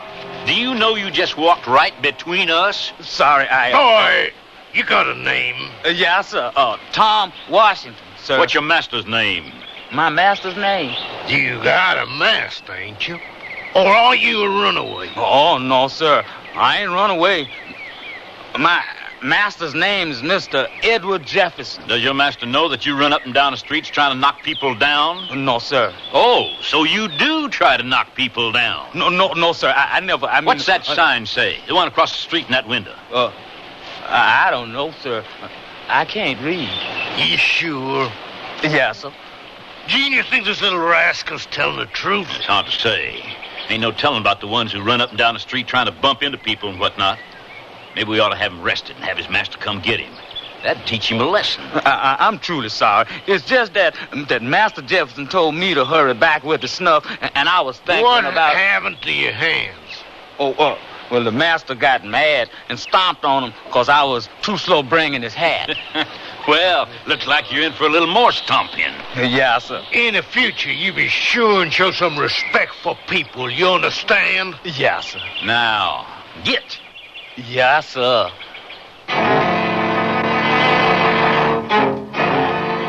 Henry, I was beginning to think you weren't going to make it. Me too. Now, you're in luck. I just got a letter in the afternoon post from my friend in Philadelphia. He wishes us luck, and he promised he'd be at the depot to claim you. You'll be going by Adams Express all the way to Philadelphia. The trip should take between 27 and 37 hours, provided the handlers give your box express service all the way. And what time do I leave? 4 a.m. You got about 8 hours yet. Henry, what happened to your hands? I had to do something to get off work. Come on in back. We'll put some flax meal poultices on it.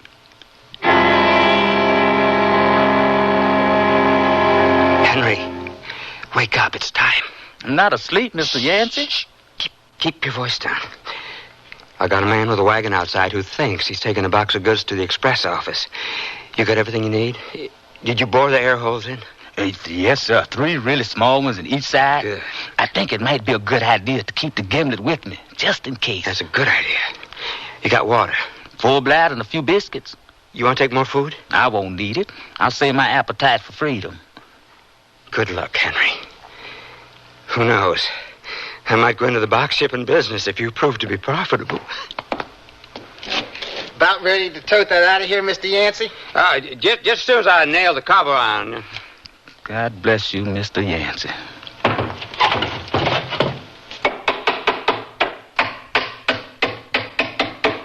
Okay, Johnny. All set to go. You want to come back here and give me a hand with this?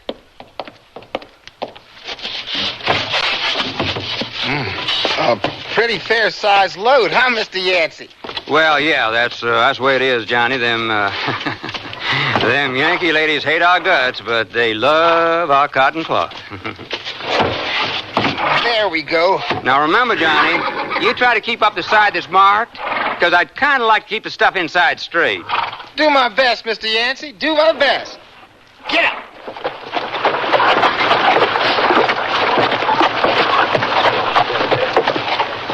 And good luck to you, Henry Brown.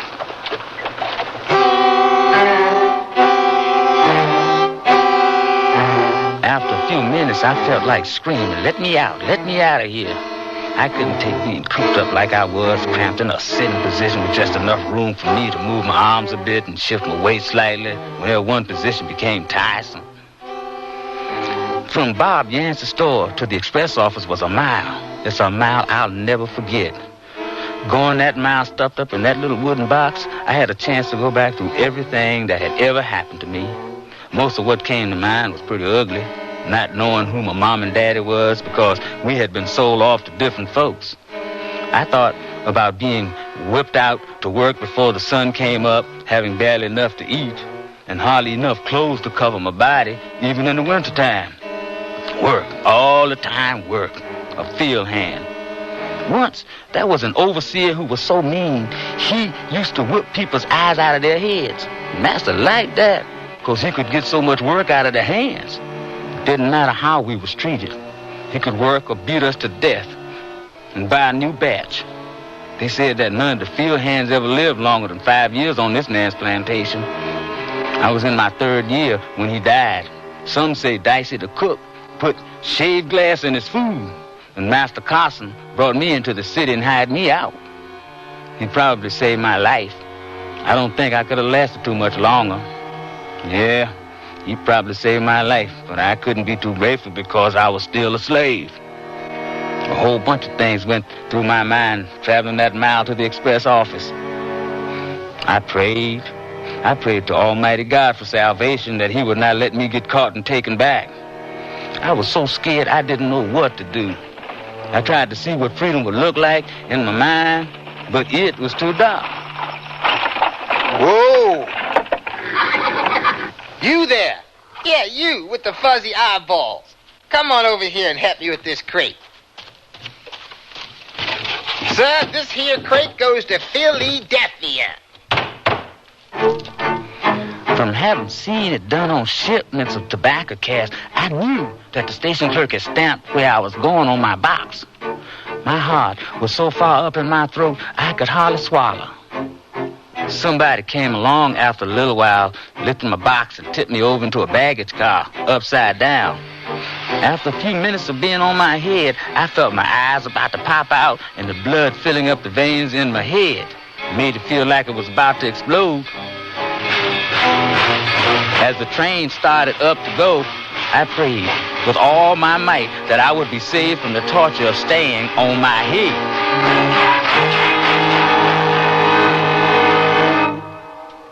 Sears National Automotive Sale. Now, save $36 to $76 on a set of 4 Sears steel-belted radial tires. That's great savings on the most popular radial in Sears history. And the Sears heavy-duty shock can help save you from some of the jolts, jars, and jerks. Help save you some money, too. On sale now, only $5.99 each. Save 14% on America's best-selling shock. Installation available at most Sears Tire and Auto Centers. Prices may vary in Alaska and Hawaii. Stop at Sears. Oh, here I go again. It's time to rent one of those steam-type carpet cleaners. Why rent? Now Sears puts power in a carpet cleaner you can own yourself. The Power Spray from Sears for easy home carpet cleaning. Power Spray sprays hot water into your carpet, then sucks up the dirty water. You can see the dirt you get out. Dirt you didn't even know was there. The Power Spray Carpet Cleaner, a convenient carpet cleaner you can own yourself. Available at most Sears retail stores. Kenmore. Solid as Sears. I love to eat. But it takes so long to cook. That's why we both love our new Kenmore microwave oven from Sears. I can cook a 5-pound roast medium rare in just 30 minutes, or 3 strips of bacon in 3.5 minutes on a paper plate. Bake 2 potatoes in 8 minutes, and cook vegetables faster than boiling them in water. That means less time in the kitchen. And more with you. Fast, clean, cool cooking with Sears Kenmore microwave ovens, all with automatic defrost. Choose the right model for your kitchen from the many styles available at most Sears retail stores. Lorne Greene again, and here's the concluding act of Henry Box Brown. The Lord answered my prayers. Somebody pushing and moving stuff around just before the train started in order to make more room for some other baggage laid me over on my side. It took a little while for my blood to right itself, for the veins in my head to go down, but after a while, I felt like myself again. I was all right for a while, just bumping along with all the rest of the crates and baggage, till this dull ache started up and down my right side, the side I was laying on. I could shift my weight off of my shoulder joint by a little to get some of the pressure off, but mostly I had a heavy, dull feeling. I just completely lost track of time. I tried going backwards to when I had started out at 4 a.m. to try to guess what time it might be. I just couldn't figure past a certain point. It didn't matter no way. Time was standing still for me. The heat of the box was really bad, and my clothes were soaking wet from sweat. From time to time, I would close my eyes and try to think of something else, a good time I had or something like that. I couldn't do it. I'd come close a few times, but then a hard, tight feeling would grab the muscle in my stomach and knock everything else out. I did think strong of my wife, Maylene. I cried a little bit, thinking about her being lost from me. No way for me to ever see her again. I felt bad, deep down, about running away by myself.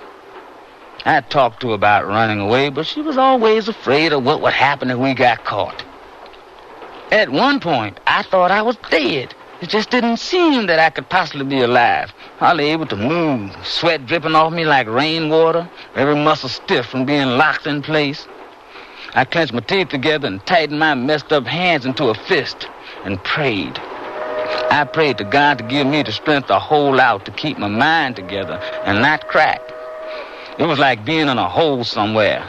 The box became a part of my skin, and I wanted to pull my skin off, but I couldn't because my skin was the box. I became confused. My mind wouldn't work. Had I been in the box 1 day or 2 days? Or was I going in the right direction? What would happen to me if my box was going south instead of north?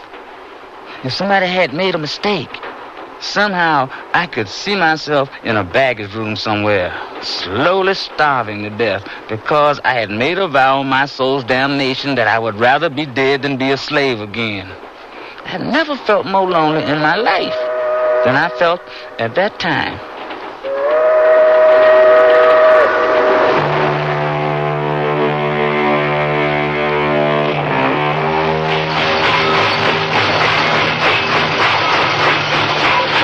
From the way I was bumped, I knew we had come to a stop.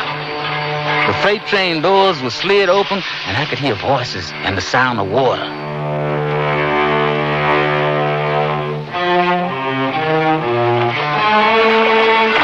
The motion of the boat, bouncing back and forth, rubbed the top of my head and gave me a fearsome headache. I don't know how long I was in that position. Could have been an hour, 3 hours, I don't know. The bouncing caused me to be sick, and I came close to drowning in my own bile. But I prayed for the strength to carry me on, to be saved, and once again, my prayers were answered. A couple of sailors looking for a place to loaf came over to where I was. This one'll do, just the right size. You got the cards? I got the cards. You bring all the money you need to lose? That's what I like, a born loser who never gives up. Nothing's cheaper than talk. I'll let my kings and queens speak for me. Here, help me lay this on its side. It took all of my willpower to keep myself from screaming when they slammed me onto my side, but at least I wasn't on my head. I thank the good Lord and the two sailors for that. Somehow it seemed that I could feel the weight of their bodies on the box. I could hardly breathe from the excitement of knowing that the slightest noise could give me away. They played a lively game of cards, slamming their cards into the box, drumming their heels against the sides and all. Yeah, take that. So talk is cheap, huh? That's right, Bub. I think my ace, king, and jack of hearts beats the stuffing out of your 10 of clubs, jack of spades, and queen of diamonds. Just pure luck. Well, if that's all it takes to beat you, I'm satisfied. During the course of their play on my box, a fly got inside through one of their air holes I had bored in the sides. That fly caused me a heap of pure misery. It must have been one of those stinging river flies, because everywhere it crawled, it bit. It lit on my nose and walked up the middle of my nose to my forehead and back to the tip of my nose again, stinging all the way. It crawled across my left eyelid and my right eyelid, my lips, in and out of my right ear. I was tortured by that fly, something awful, and there was nothing I could do about it. I was afraid to try to squash it for fear that I'd make a noise and be discovered. Finally. Well, we better get back to work. First mate will be hopping mad if he can't find us. Besides, I think you've got about as much of my money as I want to lose today. Like I said, talk is cheap. Better luck next time.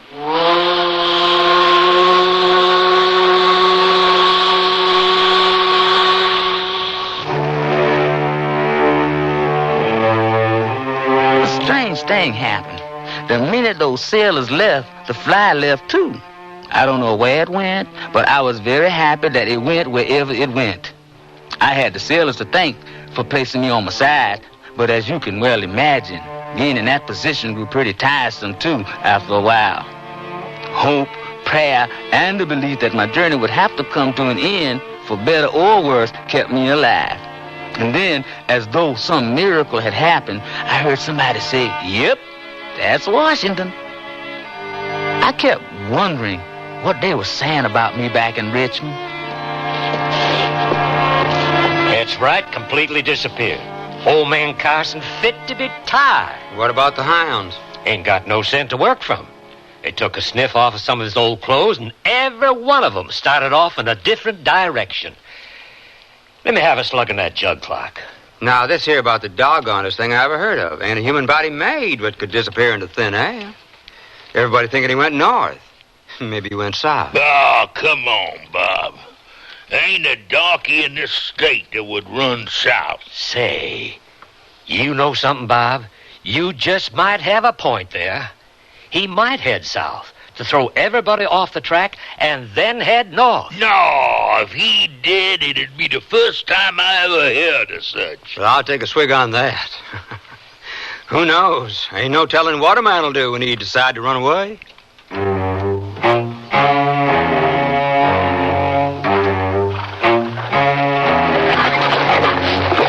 I was unloaded and placed on a wagon, right side up. I was crazy to take a look at all the hustle and bustle I could hear, to take a look at things, maybe see what Washington looked like. But I had drilled the holes up high on the box in order to keep people from peeking in. Bumping along in the wagon to the train depot, I passed a section where I could smell greens, side meat, candied yams, hush puppies, and barbecue. The smells made my mouth water. I realized I was hungrier than I had been in quite a while. I managed to fumble a couple of soggy biscuits in my mouth and drink a little water. Washington seemed to be hotter than any place I'd been in my box so far.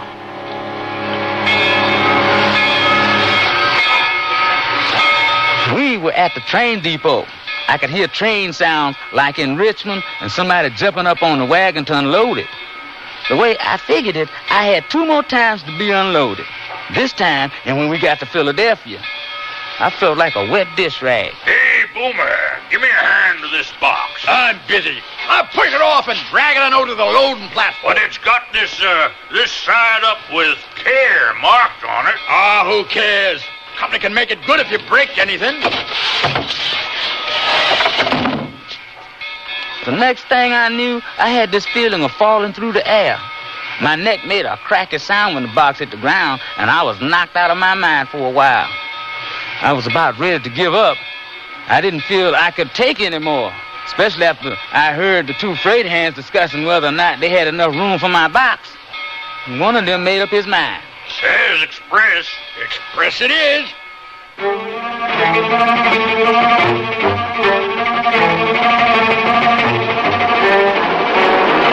I was loaded on the train, and on my way, within a short while, my neck, my whole body bruised and aching. I was halfway out of my senses most of the time.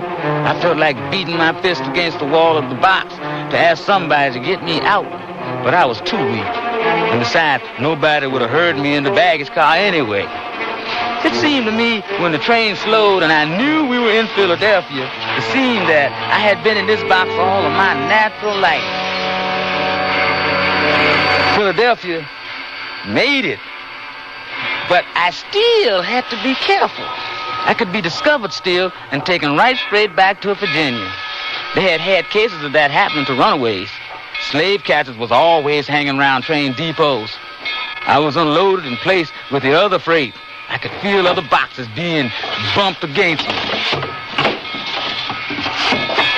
Would the man who was supposed to claim the box come? Did we have some kind of mix-up about times or dates? 1,000 doubts played on my mind. Maybe I would simply remain wherever I was until I died. My neck felt like it was broken, and I was seeing red spots in front of my eyes. I had come a long way, and yet I was nowhere. It seems that I was there thinking all these kinds of thoughts for an awful long time before I felt my box being moved. Someone had come to claim me. Man had an Irish voice. I'm here to pick up a box from Richmond, Virginia for Dr. McKim. Here's the receipt. I was once again loaded on a wagon, head up this time, thank God, and hauled away. By now, I felt I could hang on a little longer. The Irish voice delivered me to a house. I just held my breath. That's a heavy box, Dr. McKim. Oh, thank you, Dan. This is for you. Oh, thank you, sir.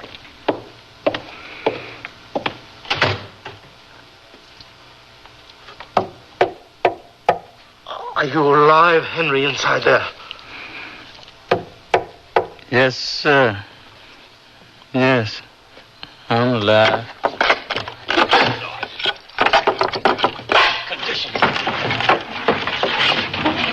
Oh, my God. Catch him before he falls. I'll be all right, sir. Just a little weak, but I'll be all right now. I'm a free man. Some of the details of the story we've just heard were altered, the dialogue invented. But the basic truth is this. On March 29th, 1849, a slave named Henry Brown had himself nailed into a box in Richmond, Virginia, traveled 350-odd miles in 27 hours to Philadelphia, Pennsylvania, and was uncrated by Dr. J. M. McKim, Professor C.D. Cleveland, Mr. Lewis Thompson, and Mr. William Still, abolitionists. They nicknamed him Box, and And that's the name by which we know him today. Mr. Henry Box Brown.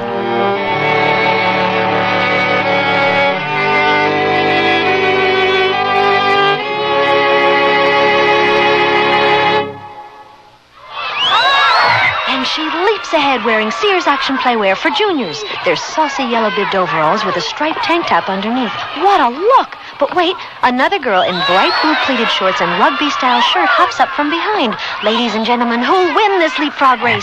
Both look like winners in these cool cotton tops and bottoms of cotton and polyester. All bright summer wow colors. And they're tied! Sears Junior Action Playwear for championship looks. Mary had a little lamb. This is the actual voice of Thomas Everywhere Edison, that Mary went, the lamb was sure to go. preserved just as it was recorded on his talking machine. When Sears decided to help preserve Edison's Fort Myers home, we used the Weather Beater, our best long-lasting tough exterior latex paint. This paint covers trim, doors, and siding in one coat when used as directed, and it helps protect against weather's worst. Sears Weather Beater for great American homes like yours. Your mom. By nature, she's different than any other mother in the world. Whether she's social, romantic, offbeat, or as classic as apple pie, you'll find a special fragrance to fit her nature at Sears. For Mother's Day, choose Revlon's Charlie for the contemporary woman on the run. Chanteuse, the essence of ever-so-soft romance. Or Prince Machiavelli favorites like Windsong, Aviance, or Cachet. This Mother's Day, discover gifts of fragrance that capture the nature of every woman at Sears. All items available at most larger Sears retail stores.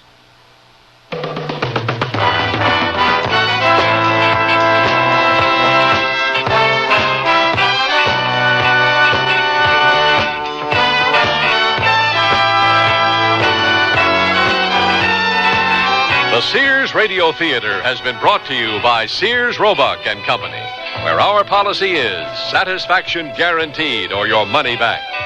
Sears, where America shops for value. Henry Box Brown was written by Odie Hawkins, produced and directed by Fletcher Markle. Your host was Lorne Green. Our star was Don Blakely.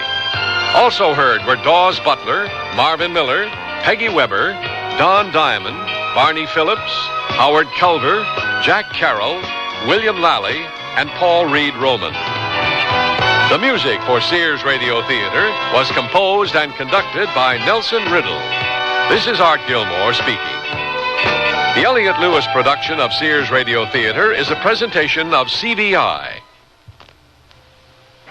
You've changed, Bernard. You're not the man I married. What do you mean, Francine? Remember the way you were, vulnerable. You made mistakes. But now look, you're confident. Everything you do turns out right. It's that book you sent away for. It's just a catalog from the Consumer Information Center. It lists more than 200 federal publications you can send for on building, fixing, eating. Buying, selling, working, playing, living. And more than half of them are free. Yes, Francine, the man you married is gone for good. All right, Bernard. But would you make just one more mistake for old time's sake? All right. For you, I'll just replace that window glass like I used to. Whatever you do, learn to do it better. Send for your free catalog. Just write Consumer Catalog, Pueblo, Colorado, 81009. Francine, send for that publication on first aid. What was that address? Pueblo, Colorado, 81009. Dear Abby, a listener writes, now that my husband's gone, I've tried to open my own charge accounts and have been turned down. It seems all our credit was listed in his name. Now I'm told I have no credit record in my own name. Signed, Stuck. Dear Stuck, this is a real problem for many women. 4 out of 5 of you will one day be on your own. But if you know your rights, you can help protect yourself against future credit rejection. So take some advice from dear Abby. Call or write stores where you and your husband share charge accounts. Have them listed in both names, yours as well as his. Say you want joint charge accounts listed as Mrs. Mary Jones as well as Mr. John Jones, so you will have a history of credit too. The law gives you that right. For more information, write for the free booklet, Women and Credit Histories, Federal Trade Commission, Washington, D.C., 20580. That's Women and Credit Histories, FTC, Washington, D.C., 20580.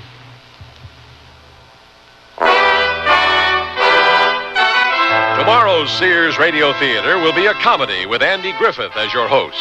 Let's listen. Harry. Of course. Greg, old buddy. Harry. Come on, let's do it. Well, you know. No, later. Come on. 2, 4, 6, 8. Who do we appreciate? Moose Bay, rah, rah, rah.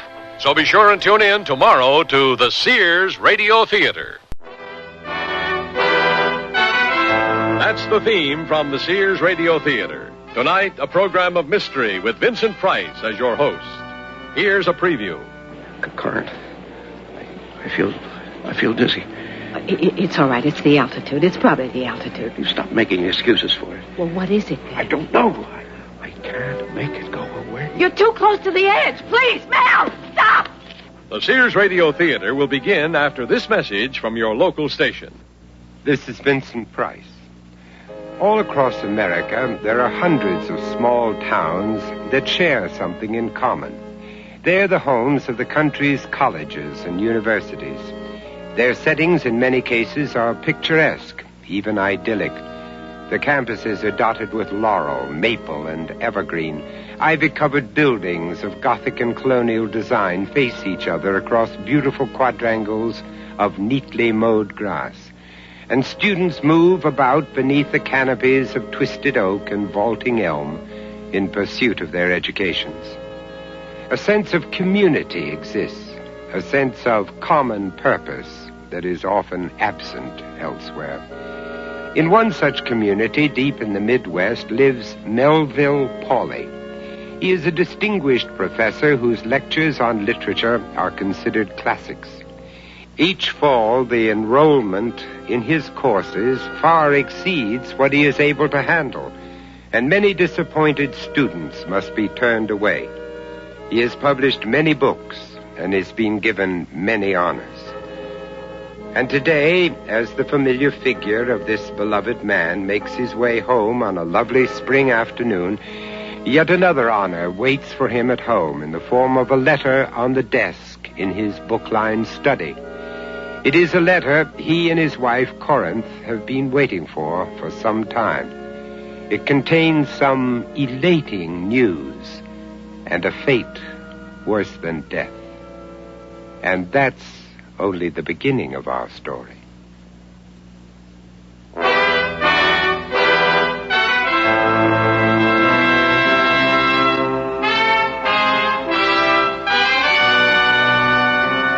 Sears Radio Theater, a new adventure in radio listening. 5 nights of exceptional entertainment every week, brought to you in Elliott Lewis' production of the Sears Radio Theater. Our story, The Sabbatical, by Percy Granger. Our stars, Jeff Corey and Leslie Woods. The Sears Radio Theater is brought to you by Sears, Roebuck and Company. Sears, where America shops for value.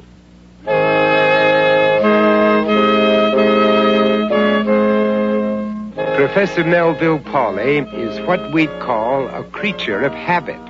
Each morning he rises precisely at 7. He does 25 push-ups to get his blood circulating, and then he sits at the old upright piano in the parlor and plays for 45 minutes before going to his first class. And every evening, precisely at 5, he returns home. And he and his wife begin their conversation with the same exchange. Darling, is that you? Well, it was the last time I looked. How was your day? Well, I managed to keep most of my students awake. And how was yours? I have never spent such a long day in my life. Quickly, come into your study. Yeah, what is it? You got a letter from the Cultural Exchange Program. I did? It finally came. It finally did. Here it is. Open it. Corinth, do you suppose we've got it?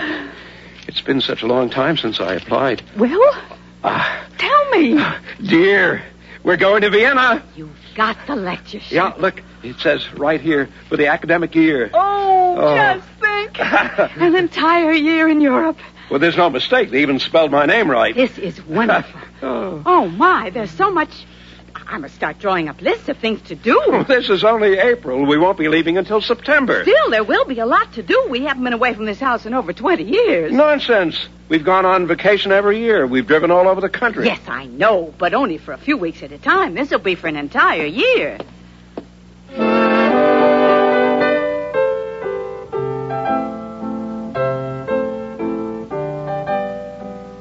Mel, the shippers are here. Mel? I'm sorry, dear, but the shippers are here to take the trunks. Oh, good. Is this the day? The 16th of August. Huh.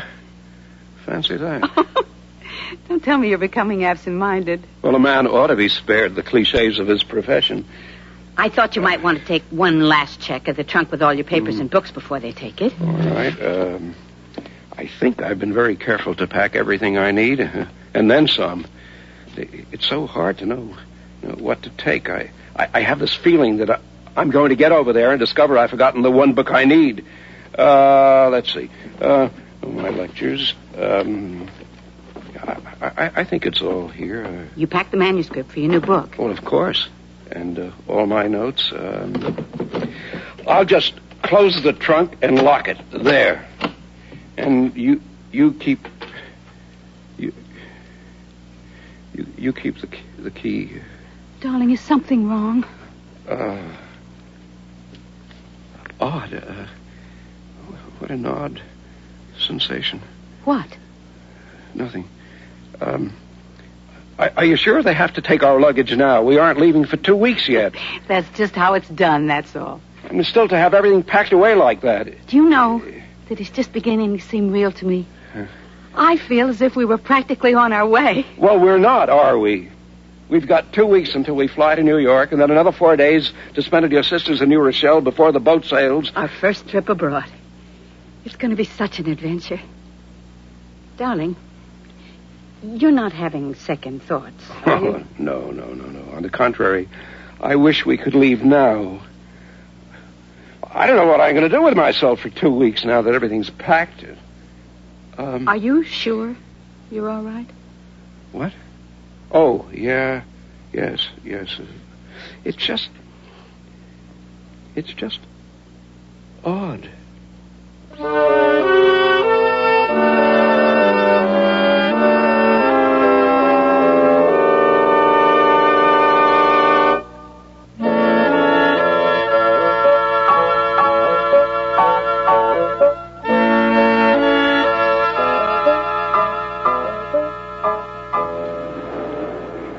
New York. Oh, my. Alice said she'd meet the plane. I hope she's waiting for us. Because this airport is so big, we'll be sure to get lost. I hope those people who rented our house will take good care of the piano. Darling, when we get to Vienna, we will be sure to rent an apartment that has one. It's possible to ruin a piano for life, you know. Mel, a man is a musician himself. A cellist. Why are you so worried?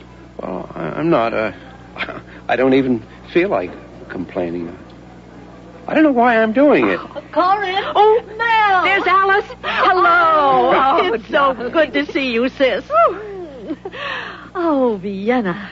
You must be excited about getting out of the Midwest for a while now. Well, as Nathaniel Hawthorne said, that man has little right to complain who possesses so much as one corner on this earth where he may be happy or miserable.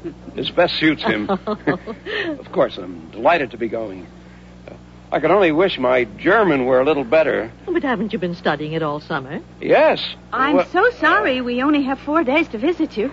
Well, you may have more. What do you mean? There's a strike. Oh, a strike? What kind of a strike? Well, some union has struck the steamship company. It was in all the papers this morning. The sailing will be delayed? Oh, it looks that way. Did they say how long the strike might last? Well, I don't know. You can read the paper. Excuse me. Let me just buy one. No. Don't bother, Mel. I have one in the car. No, I don't want to wait until we're in the car. I want to find out what's going on now.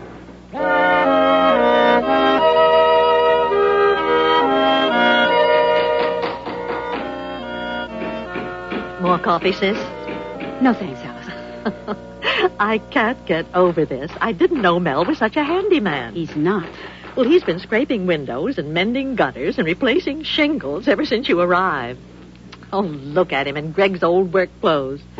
You'd never know he was a distinguished man of letters. Alice, I'm so worried. Something's wrong. Oh, what? This isn't like him at all. You think something's bothering him? Yes, I do.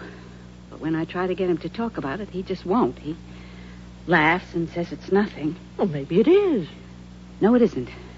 Because when I press him, he gets snappish. Ever since he heard about the strike. Well, he just probably doesn't want to be late for the first day of classes. But class doesn't start for another 2 weeks after we arrive. No, it's something else. Oh, excuse me, dear. Sure. Hello? Oh, yes, she is. Yes, just a moment, please. Clarence, dear, it's for you. It's the steamship company. Oh. Hello? Yes? It has. Oh, my. Thank you. Thank you so much. Oh, yes, we'll be there. Yes, by noon? Yes, thank you. The strike's been settled. Oh, We're Mother. sailing as scheduled tomorrow at 1. Oh, tell Nell. Yes. Nell, darling. The steamship company just called. We're sailing tomorrow right on schedule. The strike is over. Nell, did you hear me? Yes. It's definitely settled. Until next time. Next time for what? Honey, we haven't even been delayed. What's the matter? I don't know. Something happened, Carnes. It may already be too late.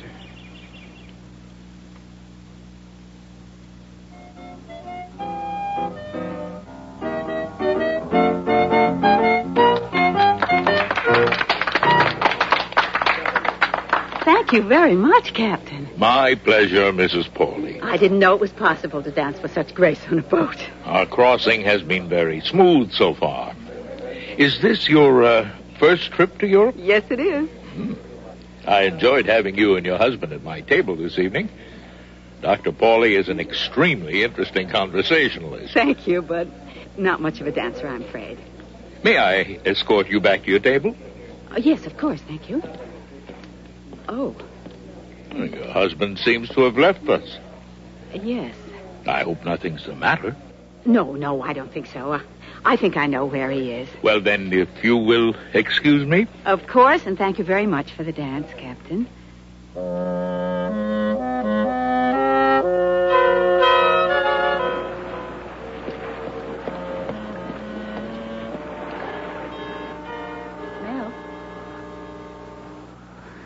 Mel? Oh, hello, dear. Did you enjoy your dance? Are you all right? I just came out on deck for some fresh air. No, but something's troubling you. You're not seasick or anything, are you? No. We've been at sea for 3 days. And every night I've found you out here, standing at the prow of the ship, staring into the darkness. Why? You see how the sky is clouded over? There's no moon, not a star. And yet, we plunge ahead full throttle into the night. The absolute pitch-black void. Our captain must have a great deal of faith. I miss the church bells at home. Oh, honey. You're homesick. That's it. It's silly to think of a man my age being homesick. Well, then what is it? Would you please tell me? It's the sensation that I'm being carried further and further away from everything familiar. And I'm helpless to stop it. You know that I'm with you. Yes, and I'm very grateful for that. Grateful? You don't have to be grateful. Why not? Well, because we're married.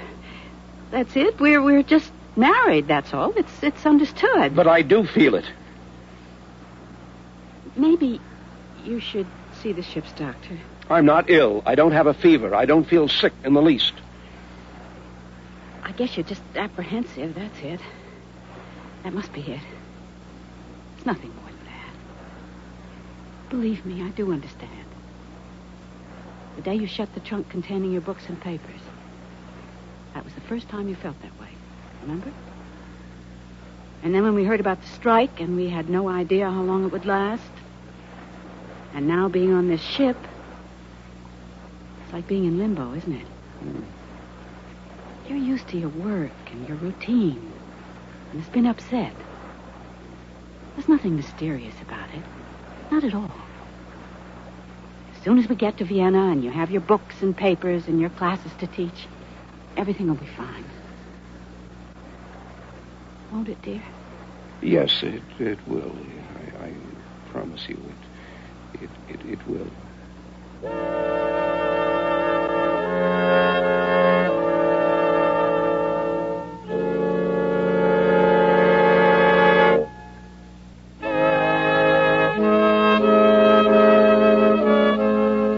But Melville Polly was right. Things were not the same. The horror wasn't yet defined, but it was there, in shadows, or just beyond the wall, always there.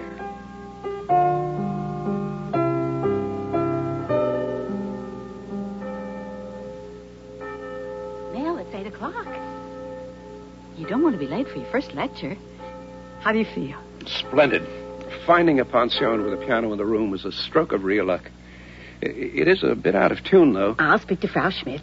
The word for piano tuner is Klavierstimmer.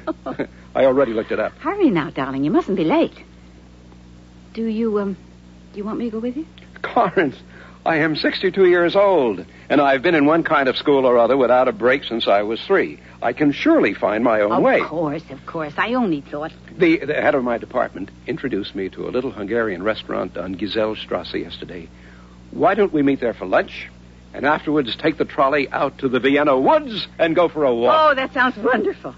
I'll meet you at your office at noon.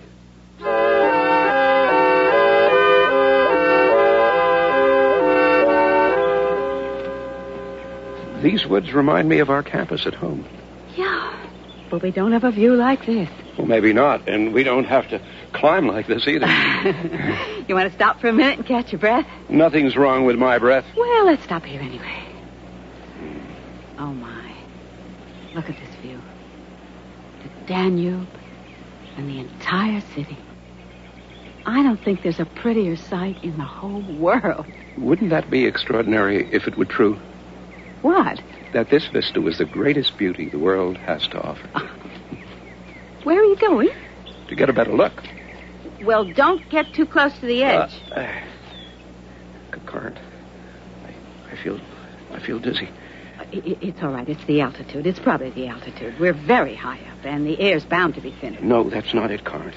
You stop making excuses for it. Well, what is it, then? I don't know. I can't stop it. I can't make it go away. You're too close to the edge. Please, Mel, stop!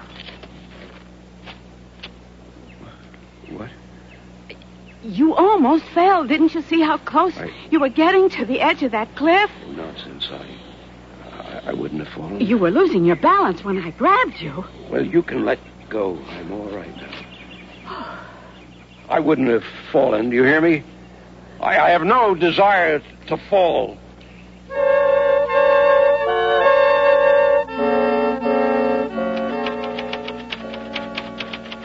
Mel? What are you doing, dear? Typing a letter. Oh, to whom? Everyone.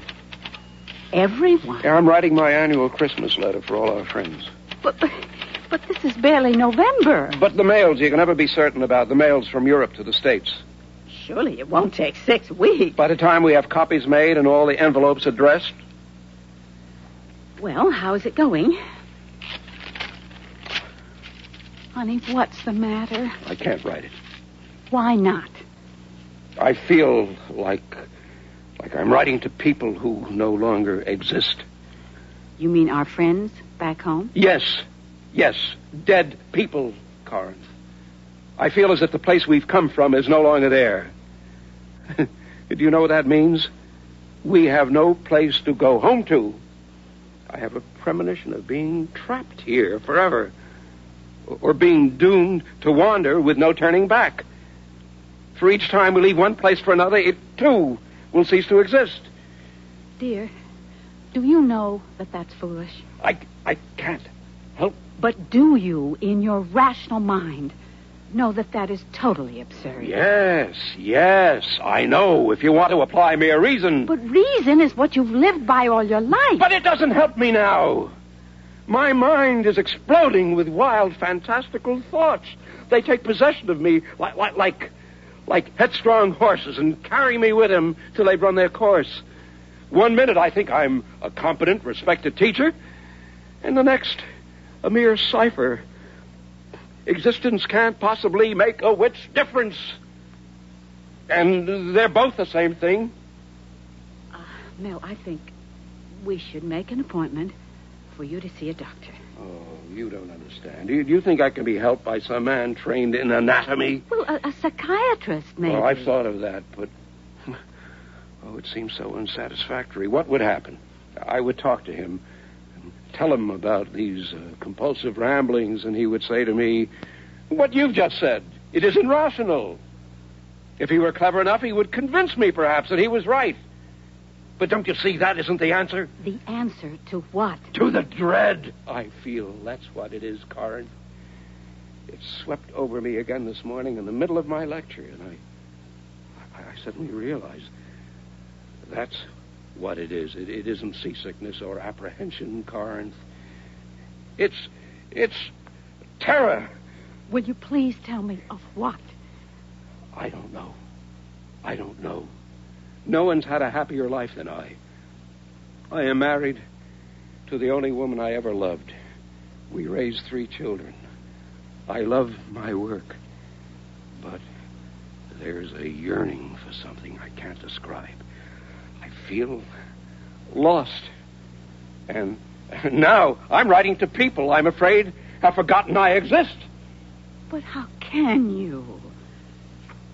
Because I've forgotten that they do. Mel, now listen to me. We received a letter this morning. A letter? From Harold Litton from the university at home.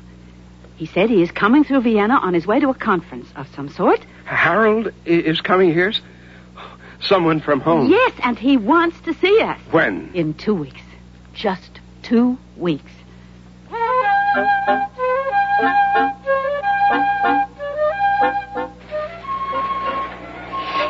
Harold. Oh, Harold. Corin. Oh, I'm so glad to see you. How are you? I'm fine. And Mel, where is he? Well, he had his lecture this morning. We're to meet him for lunch. Oh, what a gorgeous city. Oh, how lucky you two are. I haven't noticed anything here for weeks. What? What's the matter? It's Mel. He's fallen into the worst sort of depression. Has he been to a doctor? No, he refuses to. He says it wouldn't help. Has it affected his work? Not yet. But I'm afraid it's just a matter of time.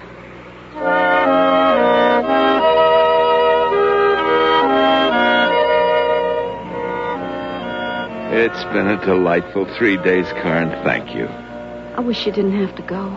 I must say, Mel seems very much his old self. I didn't detect anything wrong with him at all. Well, I'm sure your being here helped. Yeah. Maybe he's just tired out from the trip.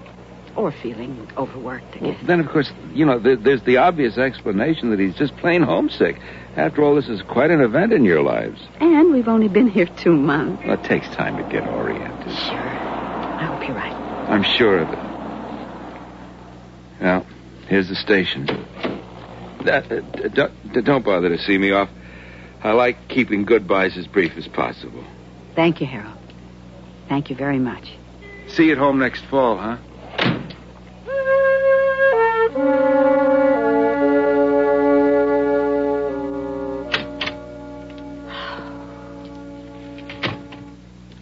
Mel? Is that you? What are you doing here in the room? You're supposed to be giving your lecture. Well, they'll think I'm sick, that's all. What?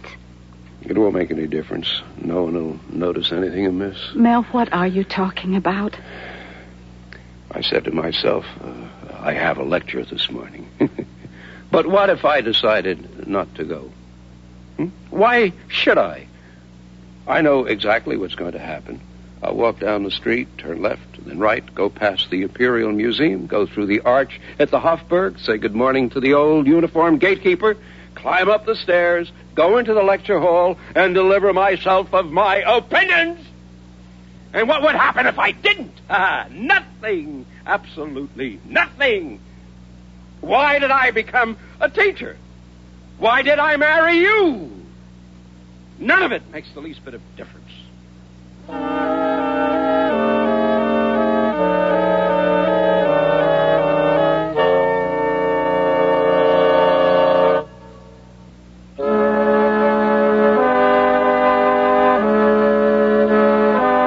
Vincent Price again, and here's the concluding act of The Sabbatical. Mrs. Pauly? Yes. Oh, I'm Eva McDade, the cultural exchange officer attached to the U.S. Embassy here in Vienna. One of the secretaries said you wanted to see me. Yes, I do. We met when my husband and I first arrived. Oh, of course, I remember now. You're Dr. Pauly's wife. That's right. Well, how are you enjoying your stay here? Well, that's what I've come to see you about. Could we speak in private? Oh, of course. Come into my office. Please, have a seat. Thank you. Now, is there some problem? It's about my husband. I think he's taken ill. Oh, I'm sorry to hear that. Dr. Pauly's here on a government program, is he not? Yes. Well, my goodness, Mrs. Pauly. Do you realize the paperwork involved? He has a commitment. Our government has a commitment. It's a matter of goodwill. It's a matter of my husband's health, Mrs. McDade. But wouldn't a doctor be the logical thing then? What seems to be wrong with him? Well, he's homesick. Homesick? I know that sounds trivial. But the symptoms, the way it's been affecting him, he goes in and out of these moods. He really seems quite on the verge at times of losing his mind. Well, then let's get him to a psychiatrist. After all, Vienna's the cradle of modern psychiatry. Sigmund Freud lived here. Yes, I know Sigmund Freud lived here. So what? My husband is very frightened. Of what? That's just it. I don't know. He feels lost and terrified. And I know that the only thing that will solve the problem is if we go home. Believe me, if there were any other solution, I would take it. This year was supposed to be a wonderful experience for us. Well, I understand. I suppose it can be arranged. Oh, I hope it can. We're coming up on the end of the first semester, and I'm sure a replacement could be found. All right, Mrs. Pauly. I'll set the wheels in motion. Just have Dr. Pauly come into my office. Oh. Is something the matter? Well, is it possible to do it in such a way that Mel doesn't think it's because of him? But he'll have to submit a formal request. Oh, but he'd never do that. He's a proud man. He would never be able to admit that he's failed. But we cannot practice duplicity, Mrs. Pauly. That's too complicated. And in any case, I'm afraid we'd have to have some kind of medical statement of your husband's inability to fulfill his obligations. But I've told you that he won't go to a doctor. Oh, well, then I'm afraid there's nothing more we can do. You mean we're trapped here? Oh, I wouldn't use the word trapped when speaking of Vienna, Mrs. Pauly.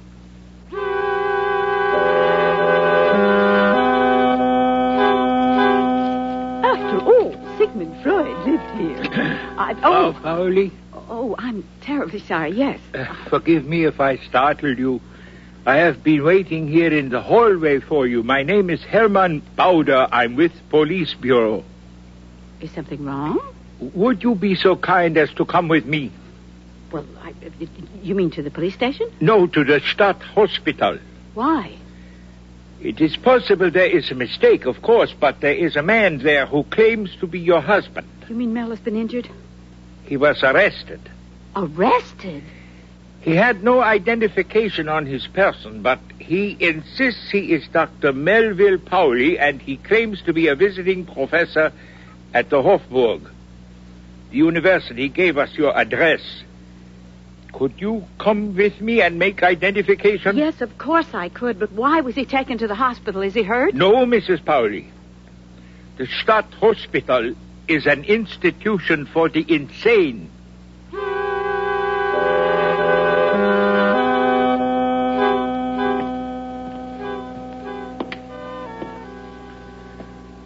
Current. Oh, darling, are you all right? What happened? Why did they have to bring you here? I told them who I was. Why wouldn't they believe me? This is your husband, then? Yes, of course.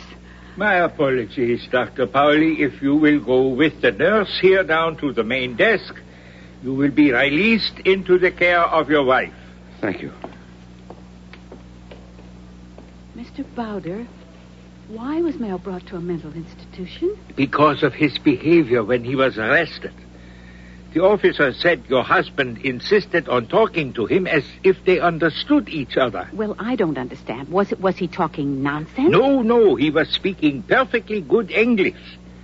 And he acted as if he understood everything the officer was saying to him. Well, why shouldn't he? Because the officer was speaking German, Mrs. Pauli. He didn't know English. So, naturally, if regrettably, he took your husband for a madman. And he brought him here. But why was he arrested in the first place? He was wandering through a public park, accosting persons, insisting on speaking to them and making them speak to him. And all the time pretending to understand. Mr. Bowder, would you do me a great favor? If I may? Would you contact a Mrs. Eva McDade at the American Embassy and report this to her? Oh, it is not necessary, you know. No harm was done. We can spare your husband the embarrassment. I don't want him spared. I want to get him back to the States just as quickly as possible. Of course. Here is Dr. Pauli now. Once again, sir, my apologies. Excuse me. I'm sorry they brought you here, Carnes. They shouldn't have. But of course they should. It's all right. It was all so silly. I don't know what got into me. I went for a walk after my lecture this morning. It was a terribly bleak day. I found myself in a park. There was a flak tower, a relic of the war, and it stood there, dirty, gray, useless, ominous. And at the base of it, they'd built an aquarium. And I was mingling with crowds of people, families with their children, listening to their chatter and not understanding a word of it. And that feeling came over me again, totally lost. And the next thing I remember is that I was here in the hospital, and no one would believe me when I told them who I was. It was so humiliating. Please, dear. Please. Don't think about it anymore. I won't. I could never bear to be humiliated like that again, never. I'll be okay. I'll be okay from now on, darling. I promise it. It will never, never happen again.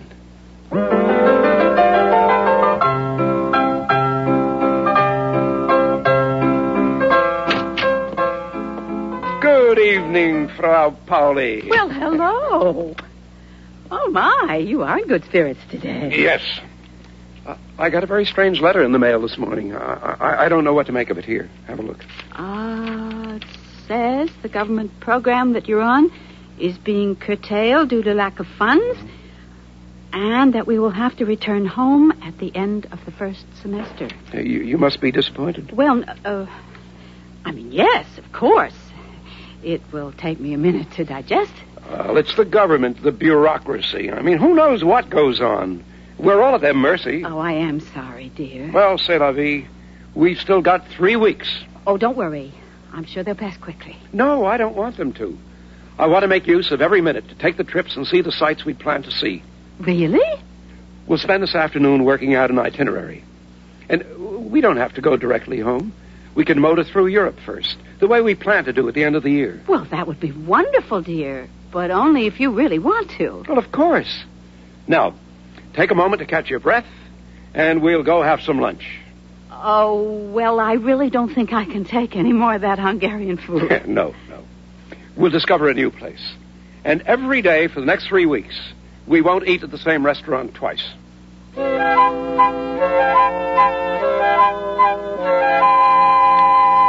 4, 6. Mel, how many pair of socks did you bring with you? 12. Well, you've only got 11 now. Well, that's all right. I'll leave them behind as a souvenir. There. That's all our personal clothes for the trip. Did you rent the car? I did indeed. Is the steamer trunk packed?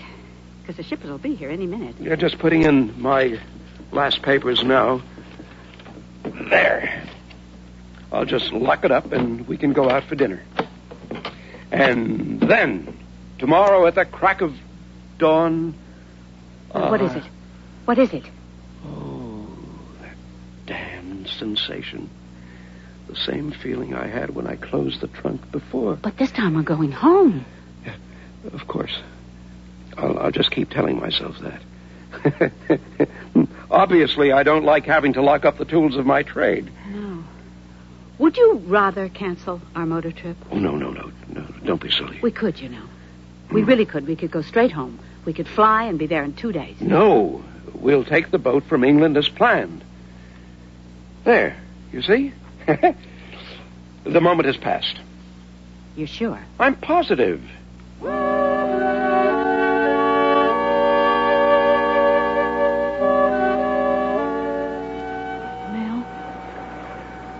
What is it now?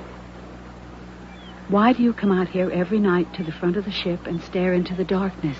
We're going home. Yeah, I know. Back to the university. Back to all our old friends. The people I thought were dead. The people we've known for 20 years. I'm going back to familiar surroundings. To my work. To my classes. Then what is it? Oh, the dread. The dread has come back to me, Karen. I feel lost. I feel more lost than ever.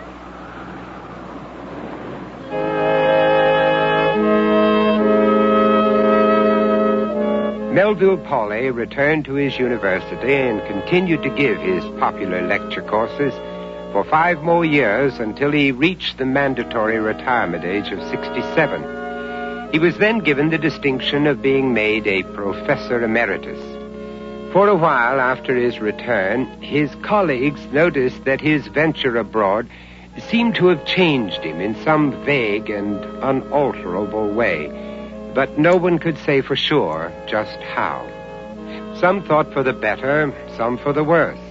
But since Melville continued to do his job as he'd always done it, they soon forgot the matter altogether and moved on to other gossip. But the terror that he had discovered within himself never left him. Not until the day he died.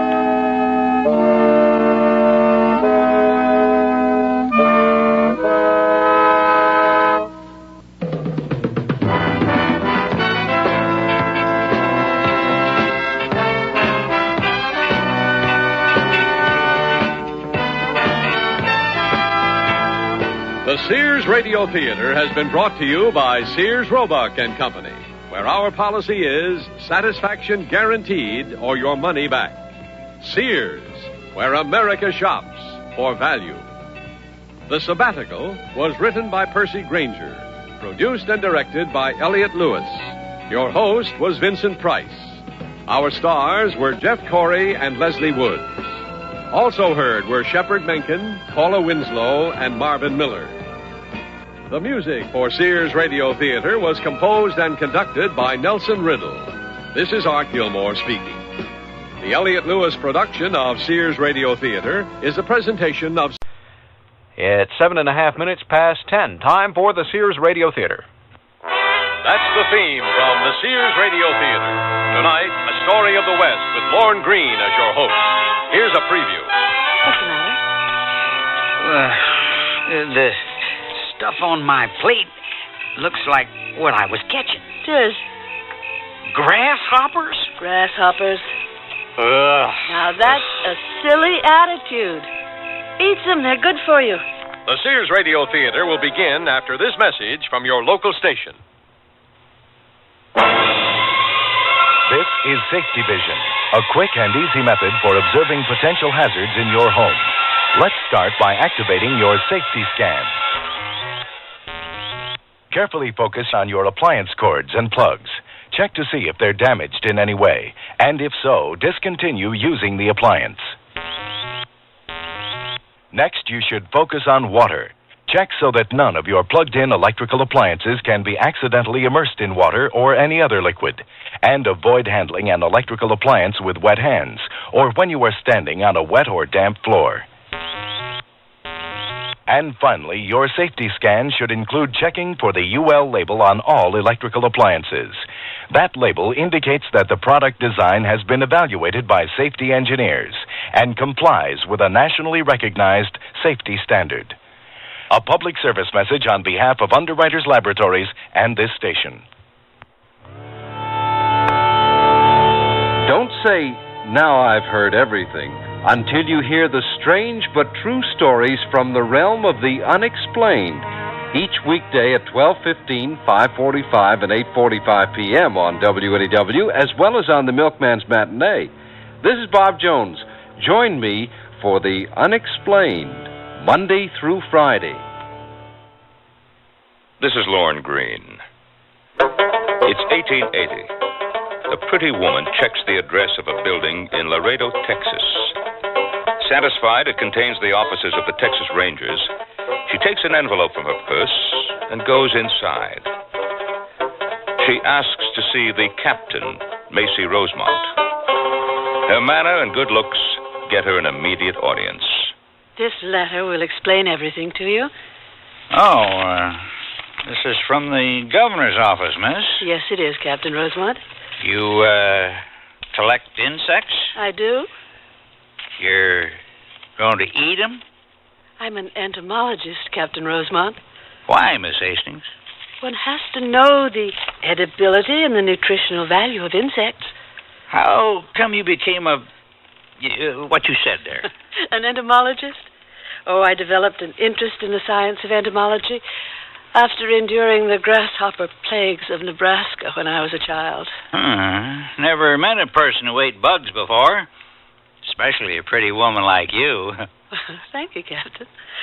Now, can you assign one of your rangers to escort me to Salado Creek? Well, sure, but, I hope the governor knows what he's doing. Gehring, come over here. Chet Gehring will take you. You called me, Captain? Meet Miss Prudence Hastings here. Oh, how you do, ma'am? How Glad do to know you you. What's that word, Miss Hastings? Entomologist, Captain Rosemont. Yeah, that's it. Anyway, you're to escort her to Salado Creek. Well, the pleasure's all mine, Miss Hastings. I'd like to get started at once, Mr. Gehring. She was a pretty little thing, and Chet Gehring meant it when he said, "The pleasure's all mine, Miss Hastings." What he didn't know was he'd misused the word pleasure, and that's just the beginning of our story.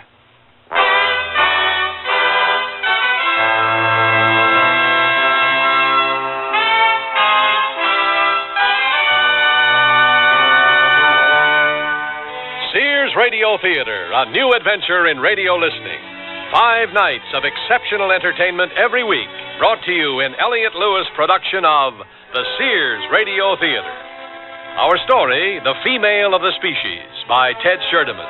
Our stars, Ann Burr, Sam Edwards, and Vic Perrin. The Sears Radio Theater is brought to you by Sears Roebuck and Company, where value is your byword. Sears, where America shops for value. Our family is growing pretty big these days. We've got family members in 9 different states, and Sears sure comes in handy. We can select gifts at the Sears near us, then bring them along on visits to our daughter in Seattle and my brother in Miami. And if what we bought isn't just right for them, they go to the Sears near them and exchange it. That's Sears. In their stores or through the catalog, Sears is where America shops. Sears, Sears, Sears, where America shops. You want to buy some radios, but tires all look the same. You've got to have good feelings. You've got to trust the name. You know our reputation. Remember what we said. When Sears is behind you, you come out ahead. It's tea time at Sears Budget Shop. Why? Because we have solid pull-on pants in tiny, typical, and tall sizes that fit you to a T. Team up the pants with a terrific coordinating top. Short sleeved with yoke front, the top comes in tempting spring solids and prints. These tops and pants are terrific easy care polyester knits, so try them soon. They're great at coffee time or afternoon tea. In the budget shop at most larger Sears retail stores. Prudence Hastings gathered her gear at a local hotel. Then, with Texas Ranger Chet Gehring guiding her, headed on horseback for the rugged country northwest of Laredo. Prudence led a pack horse, was a good rider, and Chet admired being her escort. We ought to make camp soon, Miss Hastings. Whenever you say, Mr. Gehring. Maybe up ahead. How far is it to Salado Creek, Mr. Gehring? Well, it's about 2 days riding, ma'am. To the headwaters? 'Cause that's where I want to go. I ain't never been there, but maybe 2.5 days at least, Miss Hastings. Since we're going to be together for a while, it makes me feel sort of funny being called Miss Hastings or ma'am all the time, like we were in a sitting room or parlor someplace. Well, what should I call you, ma'am? Well, you can call me Prudence. Or Prue, if you like. Fine, ma'am. I mean, Prue. And you can call me Chet. Be glad to. Chet? That's better than Mr. Gehring, isn't it? Yes, ma'am. Yeah, I mean, Prue. Your real name, Chester?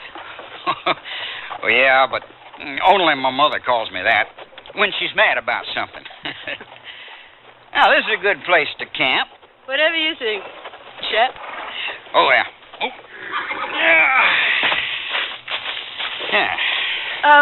How much time have we got before it gets dark? Oh, about an hour or so. Oh, this looks like a good place. I'll get the nets. The what? Nets. They're on the pack horse. Oh, here, I'll do that for you, Prue. You don't know what I'm looking for. Now, here they are. Oh. What are those? One for you and one for me. They're butterfly nets. Butterfly nets? You know how to use it? I never even seen one of these things before. Well, they're simple to use. Now, here's what I want you to do, Chet. That's a likely place for you to begin. Begin what? Well, you're to sneak up on them and capture as many as possible. Like this, see? After you get one in the net, you swing it around on the stick so the net is closed. Oh, I almost forgot. What are you after in that pack now? Specimen jars. Here they are. One for you and one for me. After you close the net, you uncap this jar, work it into the net, and pop the catch in it. You see, Chet? Yeah, I see. But what am I after? Grasshoppers. Grasshoppers? As many as possible. Now, you go that way, and I'll go this way. And I'll see you in a little while. What the hell am I doing? This is a job for a Texas Ranger?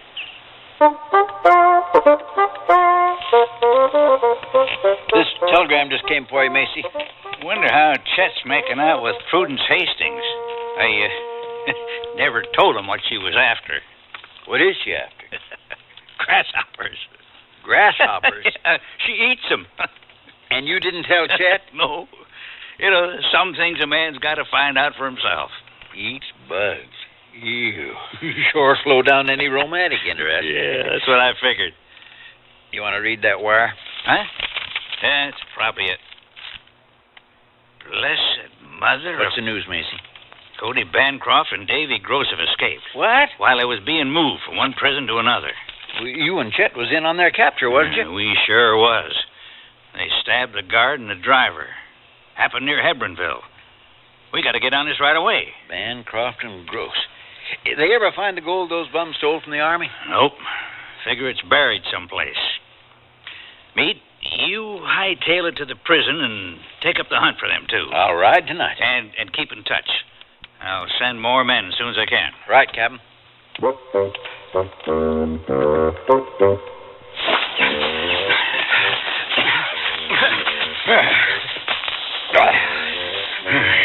Don't see nobody tailing us, Davy.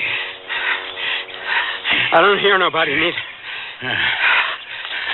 We need horses. Yeah, and guns, Cody. And we need food, too. And that $100,000 worth of gold we buried. Oh, for that. You suppose it's still where we buried it? I don't reckon nobody's found it yet, or we'd heard about it, Davy. Yeah, we would. Hey, Cody, that's going to go a long way in Mexico. Yep. We got to get some different clothes. Yeah. These here striped prison suits we got on, they're going to be recognized any place. Yeah, we got to shake them. Where are we going to get new duds? I don't see or hear anything, do you? No. We'll go up that hill yonder. Come on, Davy.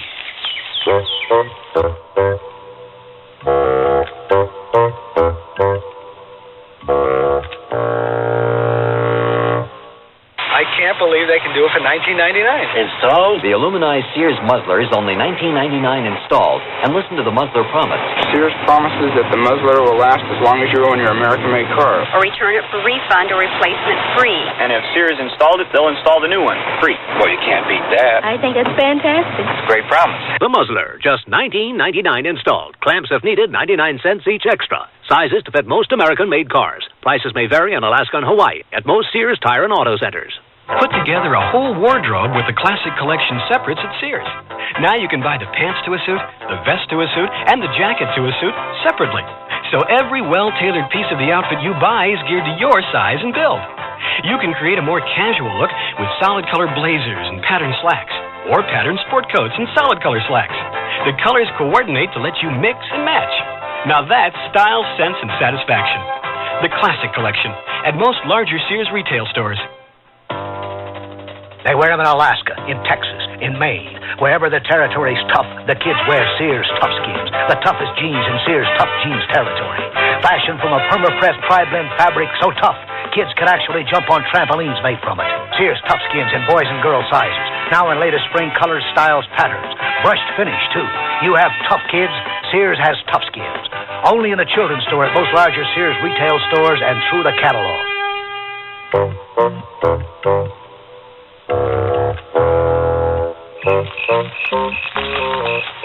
There.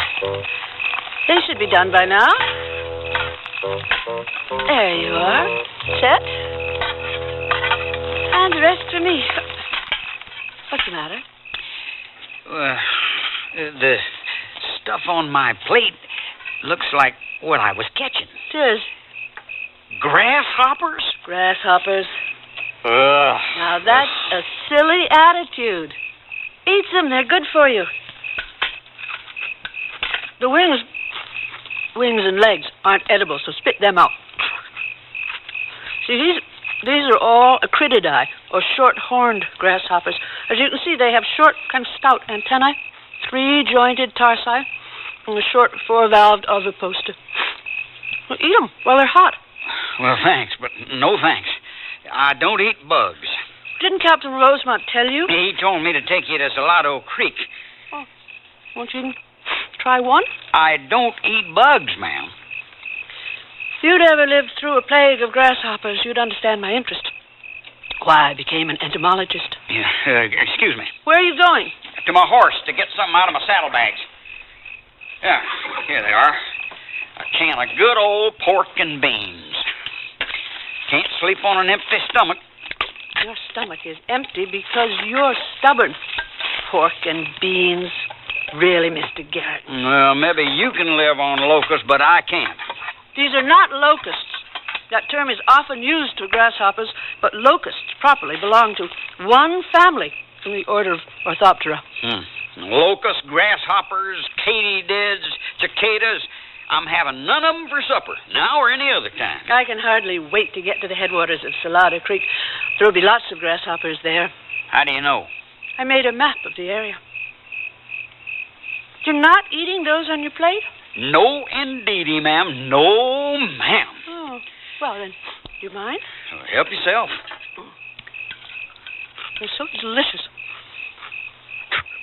Really good. Ugh. I can't watch.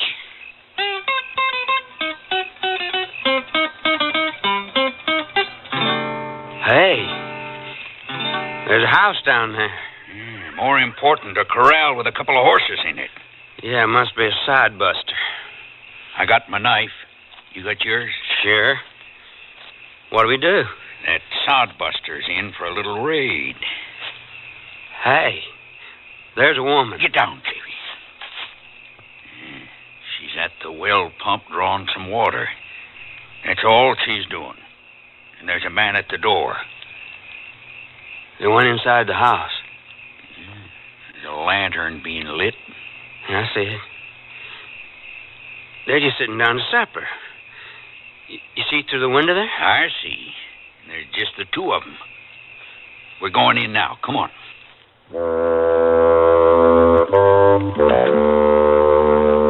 Good grub, Martha. I'll get the man, you get the woman, Davy. The convict. What's the meaning of that?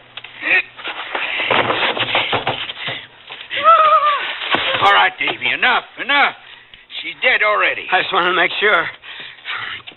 She must have been his wife. She got a gold wedding band on her finger. Well, take it. I can't get it off on her. Well, use your knife. Oh, yeah, okay. What are you doing, Cody? No, getting these clothes off him before he bleeds all over him. All right, look around. See if they got any weapons. Here's a rifle. Good. 30-30. Yeah. There's a pistol in a holster. Looks like the pistol ain't never been used. Well, fire it. See if it works. Now, what'd you do that for? Well, Cody, you said to fire it. Well, the sodbuster's already dead. I just wanted to make sure. His overalls fit me real good. Yeah, I hope he had extras. Yeah, here they are. There's plenty of ammo, too. That's real fine. His woman sure put up a lot of dried corn. Here's a slab of bacon. I'll put it in this bag here. Hey, how do I look, Cody? You could pass as a sodbuster anytime. Sure don't look a bit like you just sent this female to her maker. You look like a sodbuster, too. You damn near shot me when you fired that pistol, Davy. Well, I didn't mean to, Cody. I was just making sure that guy was dead. Well, I told you he was. I don't mess with a knife. I know, Cody. You want me to saddle up them horses now? Yeah, as soon as you help me spread this kerosene around. Well, what you going to do? We don't want to leave no tracks. We're going to burn the place down. That's a good idea. You think of everything, Cody. Well, somebody's got to. There's another can of kerosene by the stove. There. That ought to do it. Davy, you take the grub outside and saddle them horses while I light the fire. Whatever you say, Cody. Hey, you want the rifle or the pistol? I'll take the pistol. Okay, here you are. Yeah. Now get out of here. Let's see. Got everything? Yep. Guess so. Now to get out of here. Davy, it's going. I don't get those horses saddled. Now we got everything we need now, Davy. Clothes, guns, food, and horses. We got it all. Except our gold, Cody. Well, let's go get it.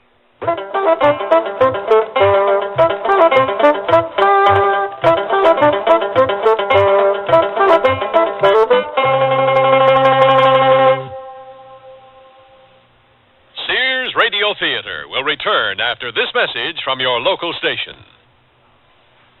Hey, buddy, can you give a fella a break? Sorry, fella, I only give at the office. I'm not looking for a handout. What can I do for you? Help save my life and breath. Do you need mouth-to-mouth breathing? I'm not the type. No, but you're smoking. And your smoke is hitting me where I breathe. And what with an allergy and pollution, you're not helping any. Sorry, I didn't mean to bother you. Sure, but the fact is that your smoke is getting in my eyes, and nose, and throat. And that's not a good song for my lungs. Well, you could always move away. I do, and then there's another one puffing away in my face. How about a deal? Like the Lung Association says, smoke if you must, but make smoking a private affair. Or quit. Secondhand smoke is truly offensive for non-smokers. Well, I'll give it a try. Wish you would, otherwise they're going to hang a tag on you. A tag? Yeah, cigarettes are a health hazard, and so are you. Gotcha, buddy. Now, about that handout... Save it. Let me give you one. Your Lung Association says that giving up smoking is a matter of life and breath.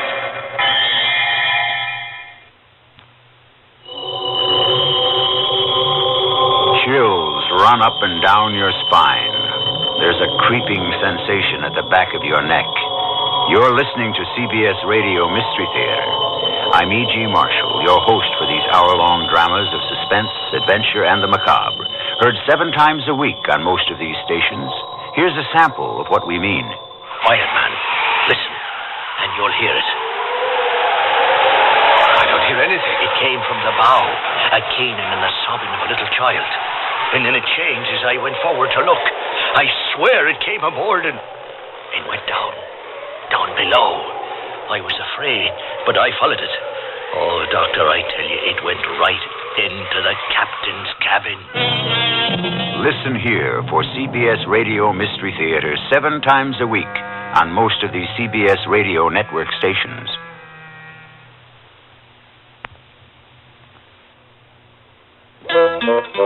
Prudence Hastings, escorted by Texas Ranger Chet Gehring, is on her way to Salado Creek to hunt grasshoppers. Meanwhile, Cody Bancroft and Davy Gross have escaped from prison, then raided and murdered a poor rancher and his wife and burned down their house, all for the sake of getting a change of clothing, weapons, some food, and 2 horses to take them wherever they buried $100,000 worth of gold they stole several years before. So Cody Bancroft and Davy Gross have murdered 2 more people, huh, Means? Yep. I come on that burned-down house and found 2 bodies in ashes. Was there enough left of them to claim they was murdered? The man had a bullet hole in the skull, Macy. The woman, his wife, had her ring finger missing.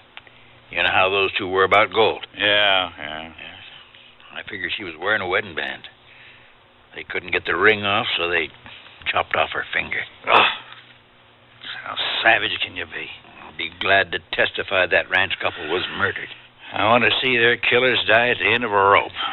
You got to catch them first, Macy. I got them before, and I'll get them again.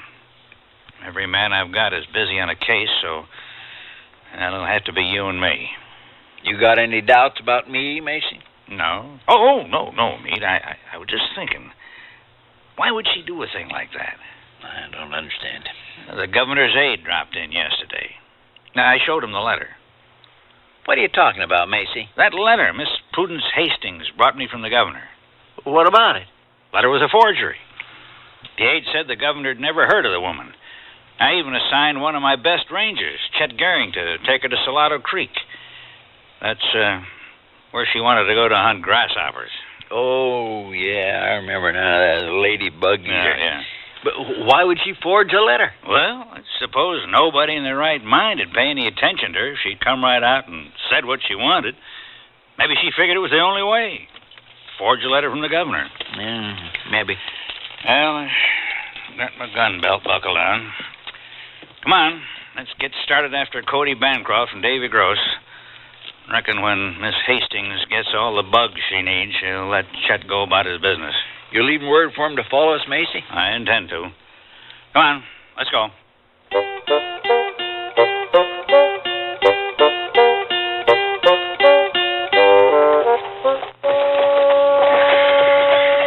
This is it, Chet? It is, ma'am. The headwaters of Salado Creek. That's all there is? Just a little trickle of water coming out of the ground? What'd you expect? Well, I don't know, but something more than that. You're sure this is the place? I don't see nothing further on, so this must be where the creek starts. Oh, there's a big one. I'll get the nets right away. How long do you intend to stay here? Oh, that depends on how many we catch. How many's enough? Maybe we'll get lucky and find enough right away. Here's a net for you. I'm sure glad my captain isn't here to see me with this thing. I'll bet Captain Rosemont wouldn't be as stubborn about trying grasshoppers as you are. You'd lose your bet, ma'am. What happened to your calling me Prudence or Prue? Must have had something to do with your eating habits, ma'am. You go that way, Chet. I'll see you in about an hour. What you going to do? Oh, I'm going to look around yonder in the other direction. All right, ma'am. No, not with the map. Well, let's see. There's the big tree. And he's out of sight. There's the rock pile. Now, about 10 steps to the left. Cody. Right about here, beneath these rocks. Here. A leather bag. Ah, and another beneath it. It's here. It's here. It's the gold. It's just like Cody said it would be. Look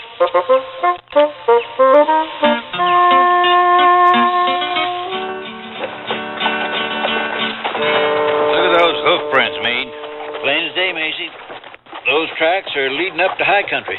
Yeah, they're after that gold they hid. What are your plans, Macy? I want them to get the gold first, Meade. Then we go in after them. You plan to take them two murderers alive? If possible, Meade, if possible. We're Texas Rangers, not killers like them.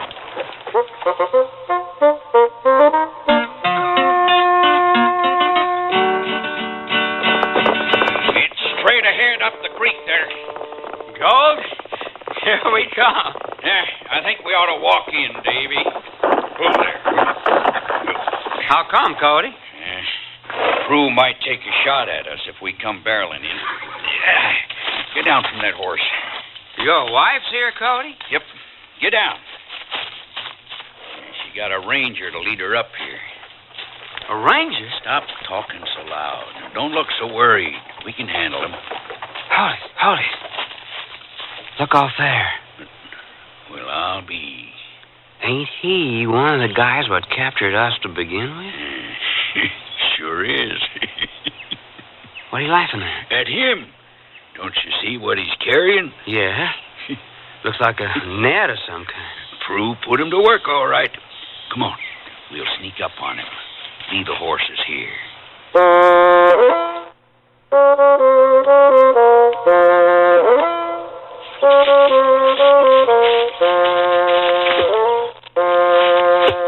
Got it. Yeah, let's see. I caught about 10 of them critters. Wonder how many more she... Oh, this is ridiculous. How many grasshoppers do you want, Miss Hastings? You hear me, ma'am? I ask how many do you want? Don't move, mister. What? You're dead if you make one move for your gun. Cody Bancroft. That's one of us. And Davy Gross. I thought you two was in jail. We busted out. So I see. The prison ain't been built that can hold us. Keep your hand away from that gun, Ranger. Just keep on holding that butterfly net and jar full of grasshoppers. Let me kill him now, Cody. Not yet, Davy. Cody! I'm here, Prue. Oh, I'm so glad you're here, Cody.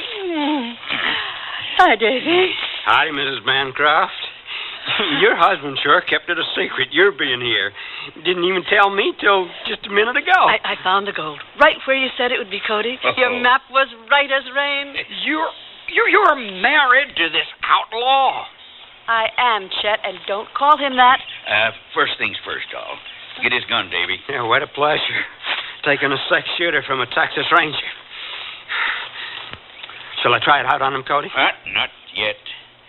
Prue, how come you got this particular guy to bring you up here? Well, it's pure accident, Cody. His name's Chester Gehring. I know who he is. Was assigned to me after I gave his boss that forged letter from the governor. This is one of the two guys what took us after we buried that gold. And his boss was the other one.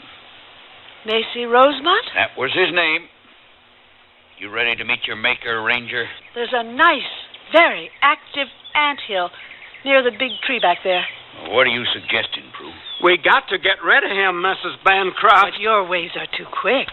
A nice, slow death strapped down on that anthill would be a pleasant and sure way of getting rid of the man who arrested you. Well, she's got something there, Cody. She sure has, Davy. The Texas Rangers will track you to the ends of the earth when they find my remains. Correction, Mr. Gehring, if they find any. Strap his arms, Davy. I'll help you. Now hold his feet. I sure don't like this idea, Cody. I don't know nobody who does. You got him strapped up? Yeah. Now, where's that anthill?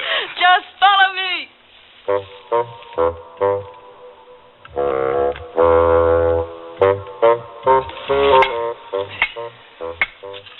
There. That ought to do Gosh, don't he look pretty? Spread eagle and an anthill. I suggest you give him back his gun.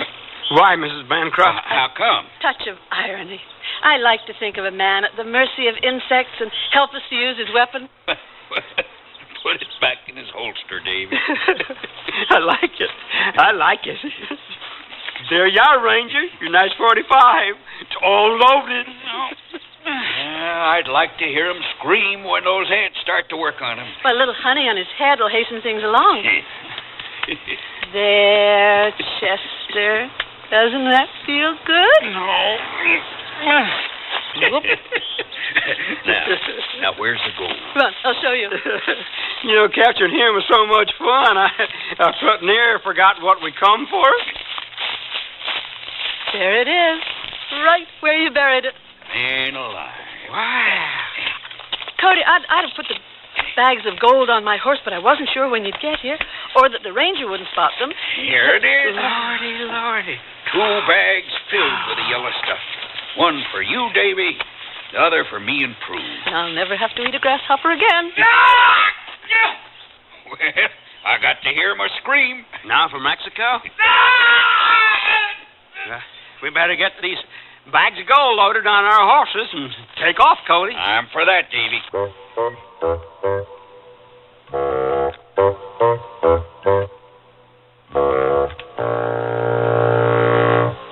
Need a shirt to go with a skirt? Enhance new pants, make the best of a vest? See the ladies, tailored short sleeve shirts at Sears. Pointed collars, placket front with bottoms cut straight. That's great. Classic shirts that are easy to wear. Polyester fabric makes them easy care. Solids from white to navy blue.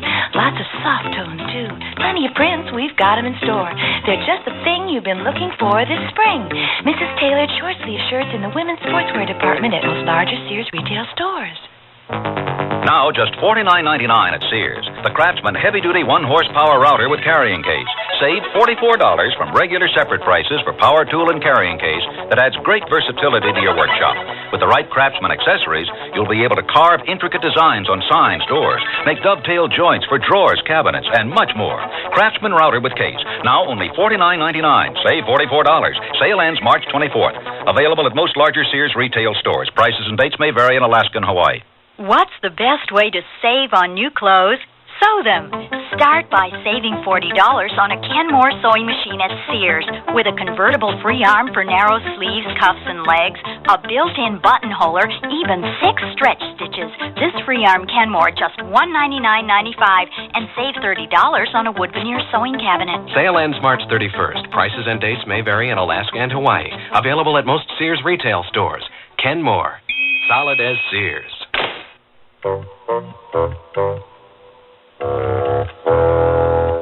Lorne Greene again. And here's the concluding act of The Female of the Species. The Salado Creek's getting thinner, Meade. Yeah. Their tracks lead this way, though. We must be getting near the end of it. You suppose they buried their gold up... Ho!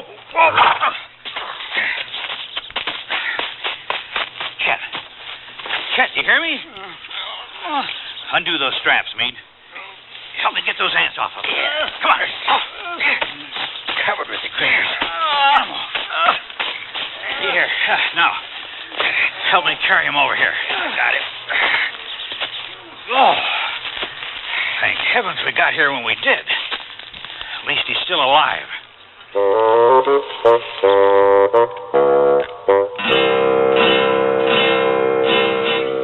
And that letter from the governor that introduced her turned out to be a forgery, Chet. Everything about her was a forgery, Macy. How come you didn't use your gun on them outlaws, Chet? I never had a chance. They had me dead to rights. It was that female who talked him into putting the weapon back in my holster after I was tied down. Her and her ironic touch. She was even the one who smeared honey on my forehead. Do you know where they're heading with that gold she found? Mexico, they said, Macy. And we better get started after them right now. You're in no condition to ride, Chet. I'll say. Now listen, Macy, Meade. I got a score to settle. I'm going after that trio right now. I got a couple hours head start on it. I don't care. I know the country better than they do.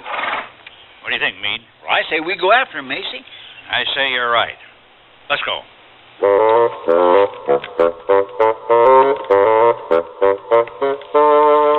sure picked nice high ground for us to camp on. I guess him and his missus. What's that down below? 3 of them, they're rangers. I better tell Cody. Cody? Cody? Cody? You look like you've seen a ghost, Davy. Don't he, Prue? We're being tailed.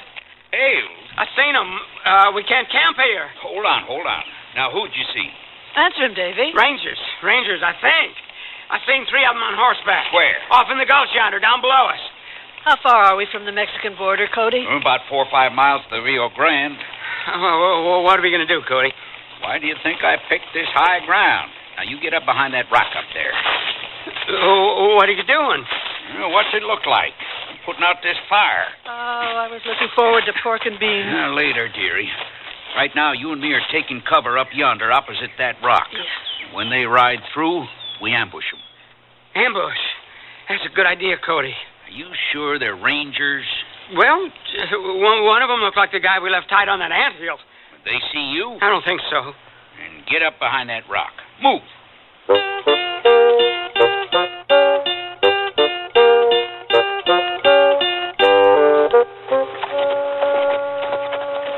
See that high ground ahead? Ideal place for an ambush, Macy. I'll say. Yeah, just what I was thinking. Chet, you ride that way to the left, and Meade, you ride the other way to the right. I'll ride straight ahead. Now, if it is an ambush, then you two can attack from the right and the left while I take on the center. Got it? Got it, Macy. I'll go first. Get up here. Macy? Yeah, Meade? What if it ain't an ambush? Then we'll meet on the other side of the hill. Good luck, Macy. I'll wait till you're out of sight. Come on.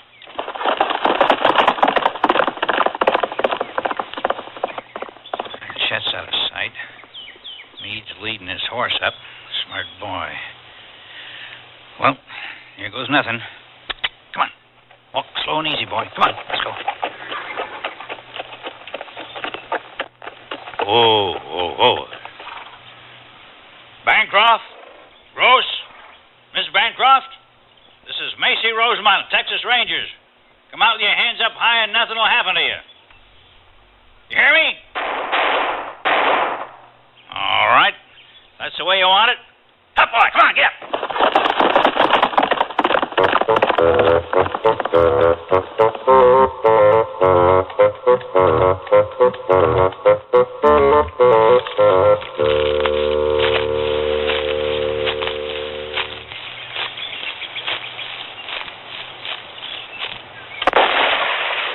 That's Davy Gross behind that rock there. Hey, Davy. Got him. Oh, shoulder. You got him, Cody? Yeah, I got him. But he got Davy. Davy! He doesn't answer. I know that. Where's that Rosemont guy? Maybe I can get Davy's gun. No, you stay put. There's Rosemont. You hit him, Cody. My gun's empty. More ammo, Prue. There isn't any more. What? No more? Didn't I give you some? No, none. There isn't any, except what Davy's got. You wait here. I'll make a run for him.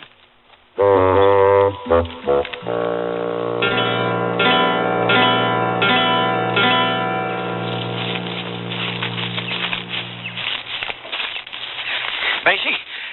Yeah, Chet. Where you hit? In the leg here. A bandage on it ought to fix it. Is Meade all right? I think so. He got hit, but he's sitting up now. Oh! Not so tight with that bandage. There you be. Yeah, thanks, Chet. I got an idea how we can flush Bancroft and his wife out into the open. What about Davy Gross? Meade hit him. He's still lying behind that rock. What's your idea? Start a landslide. Uh-oh. What's the matter? Bancroft just run across to Davy Gross. Yeah, looks like Davy's dead. Good. Bancroft's coming back with the rifle and Davy's horse. Bancroft must be out of ammo himself. How's yours? One shell left. You got any? No. Well, one's all I need. You hope. You'll be all right here? I'll be all right. Start your landslide, Chet. And good luck. You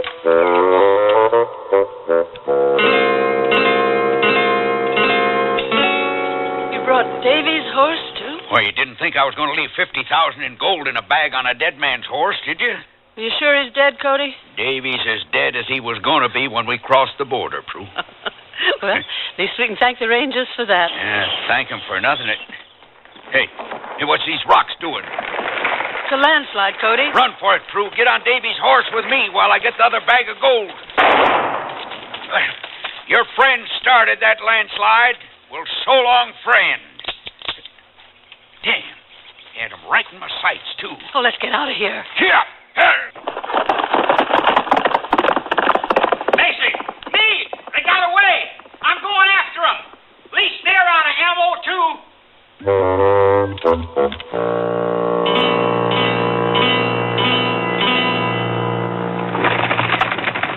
Can't you get him to run any faster, Cody? I'm doing the best I can. There's somebody following us. Your friend? He's closing pretty fast. Yep. Is Chet going all right? This horse can't run no faster. With this gold. These bags that are weighing him down? No, you don't. I'm not cutting this gold loose. Oh, if I just had one round for this rifle. Well, at least you can throw that away. We need to lighten the load on this horse. There. Carrying two people ain't helping it none. You wouldn't do that. Cody, you need me. I don't need nothing. Goodbye, Fred. Now go, horse, go.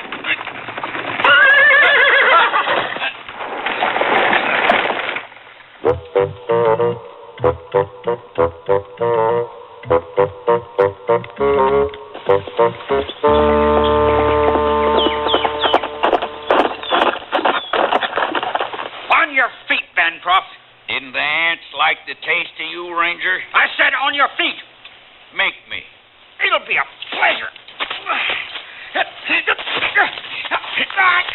Oh, you cut me. I'm an expert with a knife, Ranger. You didn't know that, did you? I know you're an expert at killing people. Only those that get in my way, like you. Drop it. Drop the knife. Now, how do you like this? Get up, Bancroft. I suggest you put the cuffs on him, Chet, while he's still out. Oh, I didn't see you and Meade ride up. Macy, you were pretty busy, Chet. Meade's wounded in the shoulder, and I got hit in the leg, so we can't put the cuffs on him, Chet. Right away, Macy. All right. On your feet, Bancroft. He throwed Miss Hastings, Mrs. Bancroft, off the horse just before it went down. Yeah, she's back there. Her neck's broke. That's another murder to charge him with. Here's a sack of gold. And another. 100,000 the Army's going to be mighty glad to get. Yeah. What do you want to do with him, Macy? The horse he was on is dead. Well, here, put this rope around his neck. He can walk or he can be dragged. Makes no difference to me. Nor to me. What? Ain't you got no mercy? For you, not at all, Bancroft. What about her, Macy? That female back yonder? Well, guess I could put her across the neck of my horse, providing she still ain't deadly. What's that old saying? The female of the species is more deadly than the male? You don't know how deadly. You wouldn't serve fried grasshoppers every meal. Here, come along, Bancroft. There's a nice, friendly court waiting for you.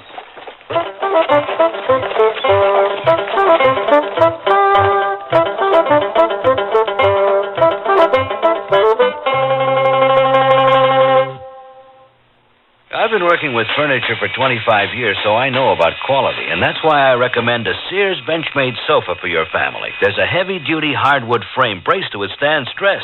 The coil spring construction gives long-lasting comfort, and you can choose from fabrics and attractive solids or bright prints, all treated with Scotchgard brand fabric protector. Compare the quality of a Sears Benchmade with other fine sofas, and you'll be surprised. Styling, durability, and comfort. Benchmade, a great place to relax. Now at most Sears retail stores.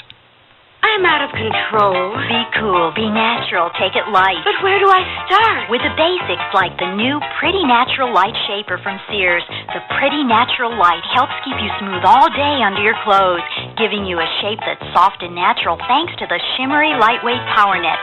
Never intimidates because its control is moderate, with a front panel that helps keep your tummy where you want it. Great! I'll ease into control with a Pretty Natural Light. It's new at larger Sears retail stores. Join millions of Americans and shop the easy way with a Sears credit card. All you do to apply is call toll-free 800-526-0444. It's your entry to shopping convenience and quality merchandise. Your card will be accepted at over 3,600 Sears stores across the nation, and you can choose from over 100,000 Sears products and services. Even use it for your catalog orders, in the store or over the phone. Just say charge it. Call 800-526-0444. New Jersey residents call 800-652-2777 for your Sears credit card.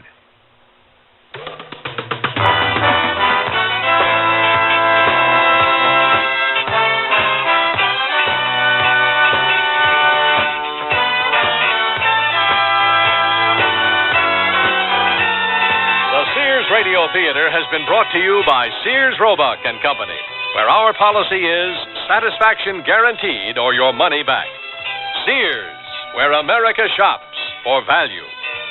The Female of the Species was written by Ted Scherdeman, produced and directed by Fletcher Markle. Your host was Lorne Green. Our stars were Ann Burr, Sam Edwards, and Vic Perrin. Also heard were Tyler McVeigh, Harley Bear, and Dawes Butler. The music for Sears Radio Theater was composed and conducted by Nelson Riddle. Art Gilmore speaking. The Elliott Lewis production of Sears Radio Theater is a presentation of CBI.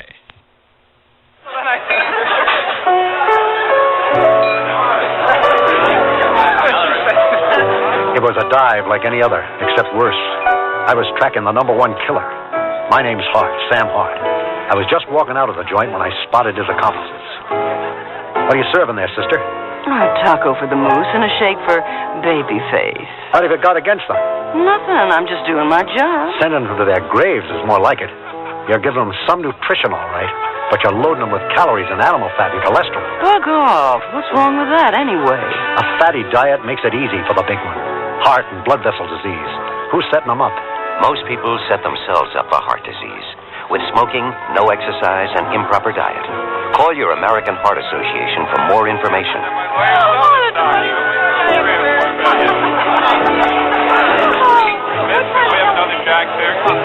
We're fighting for your life. This is Lucille Ball, here to make a personal appeal to every American. Since the 1880s, the American Red Cross has been stepping in when there's been big trouble, like a hurricane. But nobody has to tell you the Red Cross is there when a hurricane strikes. So let's talk about the other Red Cross, your neighborhood Red Cross. They teach kids to swim. That's good, Eddie. And they train about every lifeguard on every beach. It's possible to look into it. We can get in touch with the local chapter. They help veterans get on their feet. They help people relocate after fires. Are you comfortable? Okay, now relax. They collect and distribute blood. They give a hand to the older folks in your town and do scores of other jobs. It's running very nicely. It's easy to see why we've got to have Red Cross, and only you can keep Red Cross ready for the little emergencies in your neighborhood. And the big ones. Help keep Red Cross ready.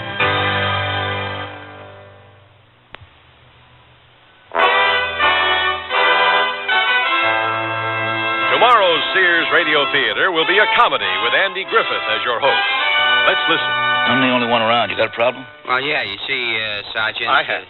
I need a physical examination. So he can get in the Army. So he can get in the Army? That's right. He's got to have his physical today, Sergeant. Which is why I was sent here. You know, this ought to be in a comic book.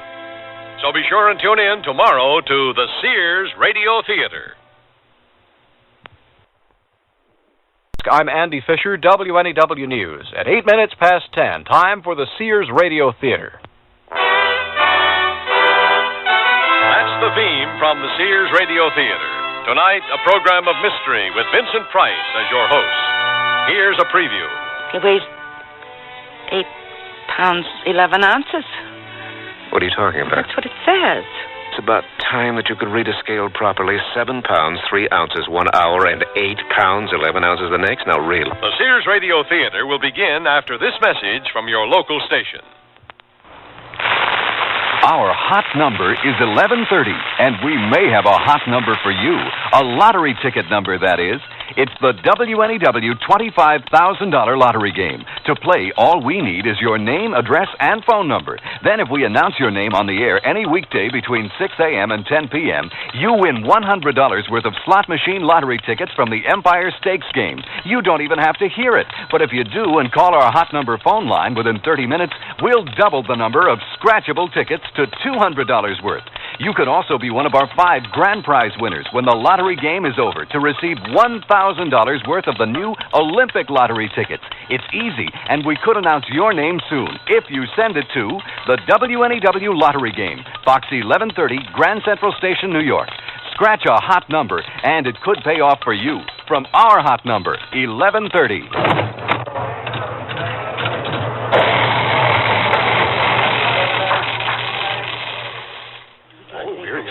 Quiet in the studio. Latherpuss radio spot. Take one. Here in the romantic South Seas, Latherpuss shaving cream is preferred by more... Mr. Director. Cut. Yes, Mr. Latherpuss. I'm not crazy about this island thing. See, rough and rugged is what my shaving cream is really all about. I'll change it. Take 2. Fine. Here in romantic Horsefly, Texas, Latherpuss I hate shaving... to be a bother. What now? But Latherpuss is so continental and stuff. Could the announcer... I'll change it. Take 3. Yes. Here in romantic Horsefly, Texas... You know... What? If he could use a sexier voice... Sexy, Harry. Take 4. Here in romantic Horsefly, Texas, Latherpuss shaving cream is preferred 2 to 1. Yes, wonderful. Hope I didn't make too many suggestions. Not at all. Could I make a suggestion? What is it? Could he do it in Swedish with an Irish brogue and add some bogos and a race... Radio. You can do anything you want, go anywhere you want, and reach anybody you want at a price that won't bust your budget. Radio. It's right on the button. A message from the Radio Advertising Bureau. This is Vincent Price. Listen to a celebration. Oh, they just telephoned me from the hospital. It's a boy. A 7-pound boy. Hey, cigars. How about cigars? Sure, I got him already. Coronas. I'll take nothing less. Oh, since when do you smoke? For free, I'll do anything. Here, Frank, have a cigar. Great tribal custom. Hey, listen, fella. A first kid happens only once in a lifetime. You're about to hear a story you may never forget.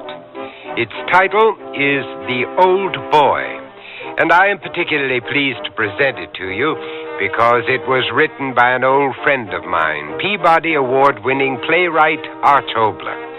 So get yourself comfortable, and in a moment, the amazing story of The Old Boy.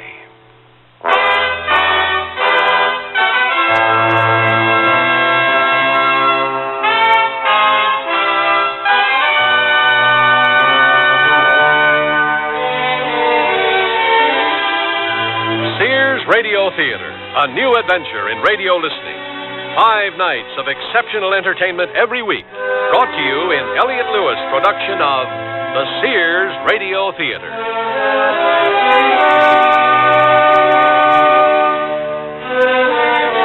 Our story, The Old Boy, by Arch Obler.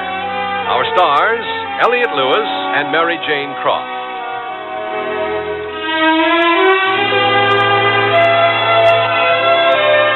The Sears Radio Theater is brought to you by Sears Roebuck and Company. Sears, where America shops for value. I love to eat. But it takes so long to cook. That's why we both love our new Kenmore microwave oven from Sears. I can cook a 5-pound roast medium rare in just 30 minutes, or 3 strips of bacon in 3.5 minutes on a paper plate. Bake 2 potatoes in 8 minutes, and cook vegetables faster than boiling them in water. That means less time in the kitchen. And more with you. Fast, clean, cool cooking with Sears Kenmore microwave ovens, all with automatic defrost. Choose the right model for your kitchen from the many styles available at most Sears retail stores. They wear them in Alaska, in Texas, in Maine. Wherever the territory's tough, the kids wear Sears Tough Skins. The toughest jeans in Sears Tough Jeans territory. Fashioned from a perma-pressed tri-blend fabric so tough, kids can actually jump on trampolines made from it. Sears Tough Skins in boys and girls sizes. Now in latest spring colors, styles, patterns. Brushed finish, too. You have tough kids, Sears has Tough Skins. Only in the children's store at most larger Sears retail stores and through the catalog. Sears National Automotive Sale. Now, save $36 to $68 on a set of 4 Sears Road Handler radial tires. That's great savings on Sears Best steel-belted radials. And save on Steady Riders. Sears Best heavy-duty shocks. The ones even Joey Chitwood's stunt team didn't wear out in a whole season. Now only $9.99 each. You save over 20%. Installation available at most Sears Tire and Auto Centers. Prices may vary in Alaska and Hawaii.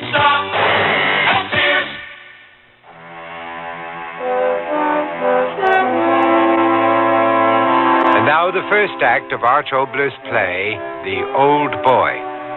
The scene is a research department of a great conglomerate somewhere in Southern California. An excited young technician tells his fellow workers of a very happy event. Cigars! Cigars, everybody. Have a cigar. Here you are. Great, huh? Me, a father. Hey, where's Professor Grayson? Oh, I gotta tell him. No, John. What? Perhaps you shouldn't bother him. You know how he's been lately. His child's so sick. Oh, yeah, I forgot. Come on, fellas, more cigars. I bought 2 boxes. Grab a handful. Young John Ritchie is very happy. His wife has had a baby, a boy. It's a great moment in his life. Only 3 weeks ago, our baby was born. No, I've shut the memory out of my mind. But I must remember. Remember and tear the last pain out of my heart. I must remember. The baby arrived prematurely by a few days. I hurried home to Ellen and my son. Charles? Are you all right? Yes. Oh, I missed you so much at the lab. I'm glad it's over. Is it? What? What right have we to have a child? What are you talking about? We, of all people. I know. We're a little older than we should be, but after Charles, look at me. Yes? All these months, why do you think I've been so miserably unhappy? Well, I'm not sure what You know what I'm talking about. All these years wanting a child, and then when I knew I was going to have one, I didn't want it. Our work together, Charles. 25 years' work. I don't understand. You do. It's in your face. I know you must understand. Well, how goes it? Quite a vocalist, that boy of yours. You know, this is quite an experience for me. I haven't had a home delivery in years. We're most grateful to you. Not at all. When you can, come along. The nurse is going to feed the little rascal. First feeding. Yes, thank you. Ellen, please, look at me. I've known your feelings. Of course I have. But when you remained silent, so did I. But must we talk now? Yes. All right. Ellen, scientists all over the world have had to make choices. I made mine a long time ago. Not with emotion, with reason. What sane, thinking person denies that war is immoral, or that any instrument of war is immoral? But there are necessities of sheer survival which go beyond those immoralities. Realities of today don't permit us to make the timeless judgment. Who can look into the darkness of unwritten history and say, this that I do here and now is right or wrong? Who? So we make our choices, and we live with those choices. And who's to blame us? Or judge us? Or judge us. You've had a hard time. We've a son now. Think only of that. Shall I have the doctor bring him to you? All right. Try to sleep. Well, here's the father. What do you think of your son and heir? Look at him working that bottle. It's amazing.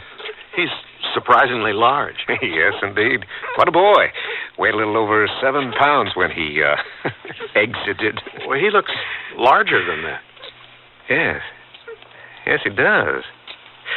Nurse, Miss Carnes. Yes, doctor.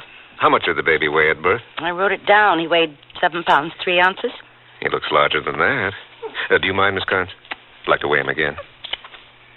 Is that a fact? Yeah. I'll turn the scale, Miss Carnes. Come, Professor. You might as well be a witness. Yes. There you go, young man. Now, don't you move for a moment. All right, Miss Carnes, set the balance. Yes, Doctor. All right. What's the reading? He weighs 8 pounds, 11 ounces. What are you talking about? That's what it says. 8 pounds, 11 ounces. Oh, my dear woman, it's about time that you could read a scale properly. 7 pounds, 3 ounces 1 hour, and 8 pounds, 11 ounces the next. Now, really. But it's true. See for yourself. I will. 8 pounds, 12 ounces. No, it's 11. 8 pounds, 12 and a half. Good Lord. 8 pounds, 13 ounces. Doctor, what's happening? 8 pounds, 14 ounces. Professor, look. I remember I stood there thinking it can't be true. Error, misadjustment. But it was true. Horribly true. The balance weight of the baby scale spoke the truth. With each passing moment, the child was growing and growing, ounce after ounce. Eating and growing. Eating and growing. And this was my son.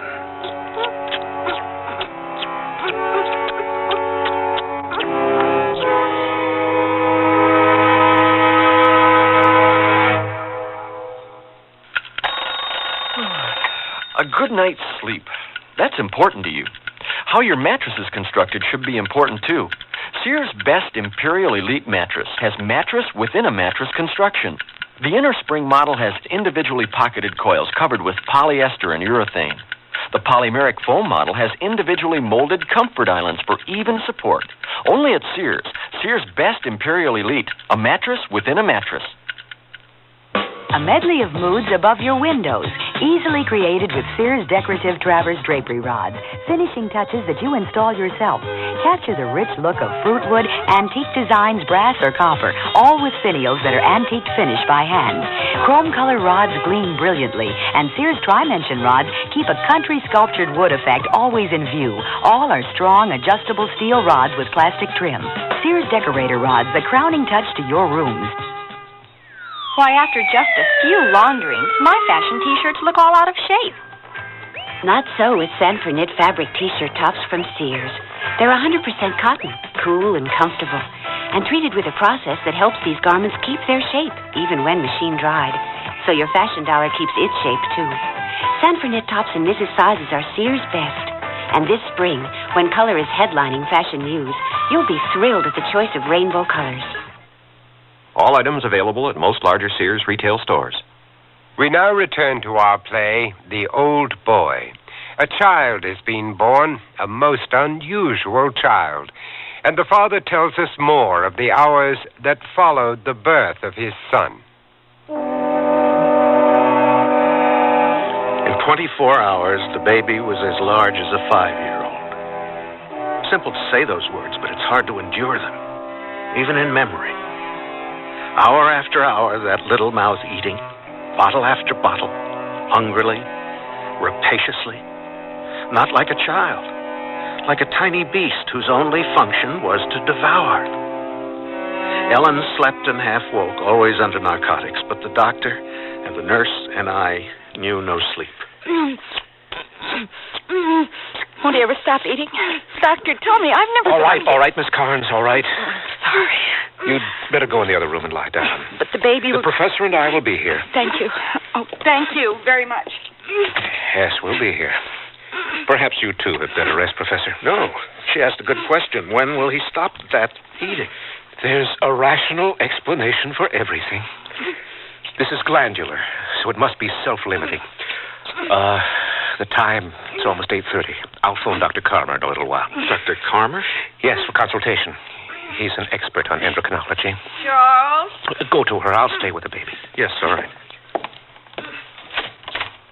Ellen, how do you feel? The baby. Baby's all right. Is he still... Yes, the doctor's right. It's just an abnormal glandular condition, self-limiting. Anyway, we'll know for certain in a little while. He's calling in an endocrinologist for a consultation. No. What? No. No other doctor. I don't want my child probed and pushed. Oh, promise me, Charles. Promise me. No other doctor. I gave her my promise. In her hysterical condition, I had to. The doctor was quite unhappy about it. We argued and argued, hour after hour. My nerves went tighter and tighter. But it doesn't make good sense, particularly coming from you, a man of science. He's my child. But this is a case unique in, yes, I'll say it, medical history. Now, you have no right. Don't tell me my rights. I've told you you will not call in another doctor. My wife refuses to have our baby used like a specimen. I will not say this again. Is that clear? Professor, I must consider that you're tired, but I certainly don't like your attitude. And I don't like your face. Get out of here. You and that hawk-faced nurse of yours. Get out. Get out. Somehow it was better when they were gone. I gave Ellen sedatives. She slept. He did not sleep. He ate and ate. When the formula the nurse had left was gone, I quickly found out that he would eat anything that I gave him. Anything. He ate. And he grew. A day and a night, and he was sitting up in the bed. A baby, yet not a baby at all. The face and body of a 10-year-old. I had a difficult time then with Ellen. Oh, please, Ellen. Let me go to him, my baby. No, you're too weak. You've got to stay in bed. What's going to become of him? He's all right, I tell you. Then why don't you let me see him, hold him? Because it's better that you don't. Not until you're strong. It'll never be any better. Never. Why should you say that? I knew it before he was born. It's God's punishment for what we've done. God's punishment. Stop it. Stop it. Stop it. There's a rational reason. There's a rational reason for everything. Oh, it's God's punishment.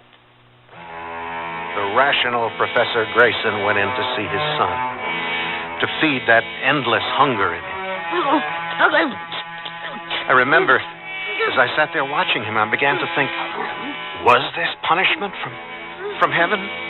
No, that was emotional, unreasoning. Ellen wasn't young, the shock of childbirth.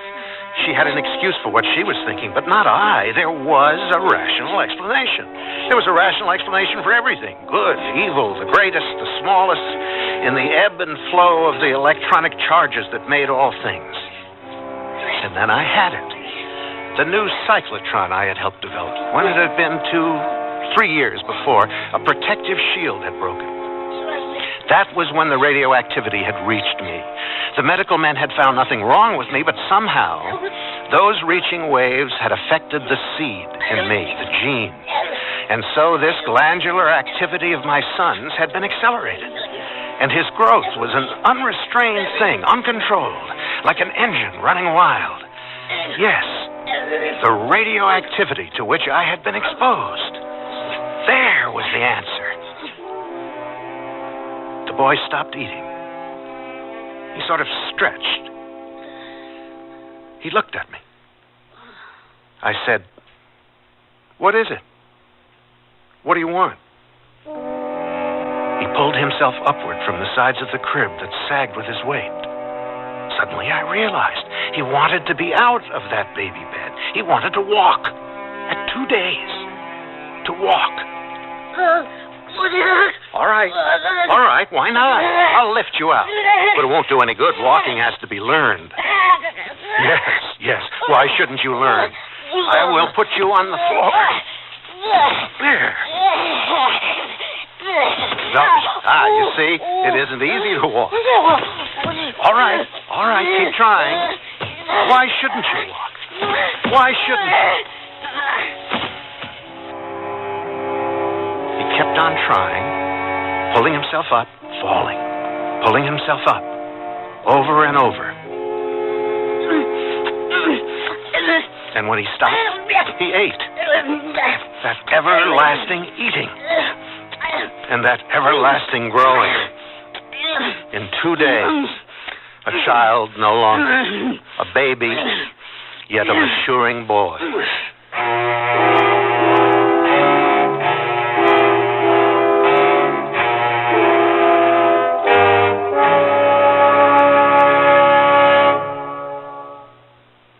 Sears Radio Theater will return after this message from your local station.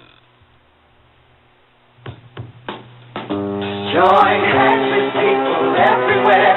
Each of us can do our share in Cares Crusade for Children. This year, people of all nations are joining hands to improve the lives of the world's needy children. Through CARE, you can provide the families of these children with the means to grow their own food, to build medical facilities, safer water systems, and schools. Tomorrow's world is in our hands. Help make it a better place for all the children.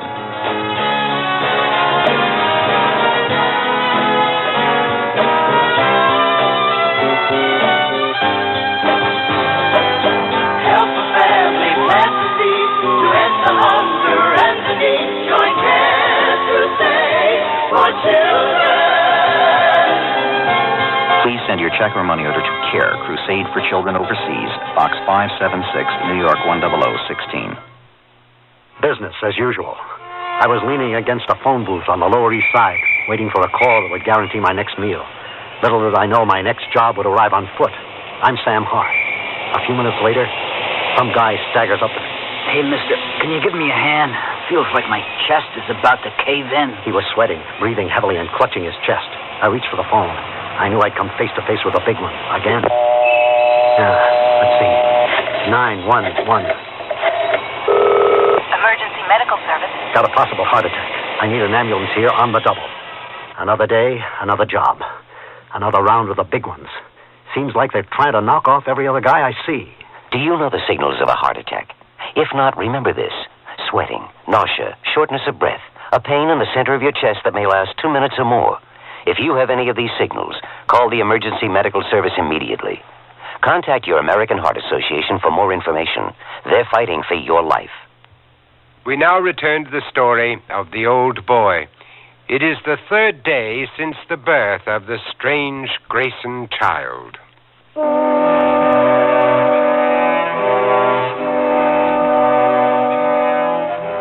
I remember the third day. I got Ellen out of there to go to her sister's. I told her the baby was isolated at the hospital. She didn't quite believe, but in her weakness she went. And the others, I got rid of all the others. The gardener, the cleaning woman, I got rid of them. But that man, yes, I remember.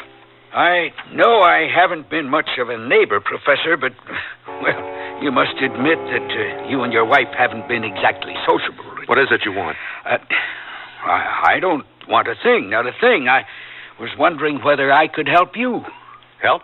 Well, Anne, my wife, thought that perhaps I should, volunteer my services. What I'm trying to say is, could I help you with the lawn? I know you've had that Chicano fellow, but I've just had my mower overhauled, and it starts at one pull. Really, I'd be happy to cut your lawn for you. Okay? The way you stared, didn't you hear me? Just go away. What? I said it in simple English. Just go away.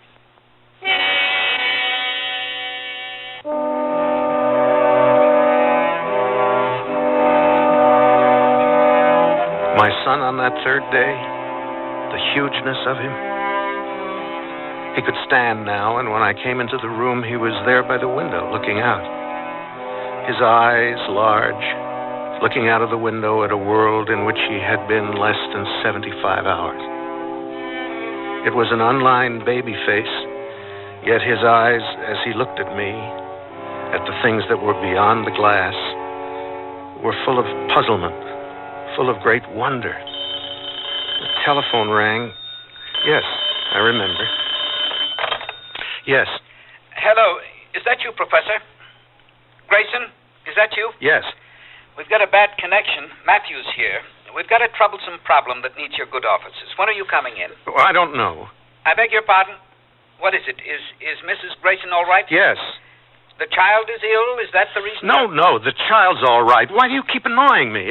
I can do nothing. Really, Grayson, I'm sorry, but the Pentagon has been after us, and we do... No!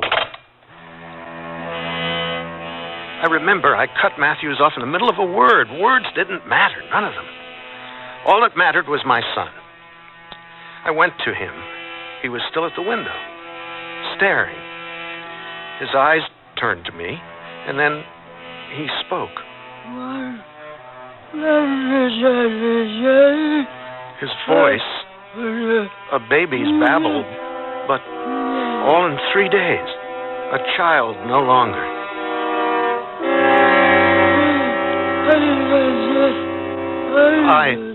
I don't know what you're saying, boy. Come, eat. I brought you more to eat. And as he ate, I remember I sat there, watching and thinking.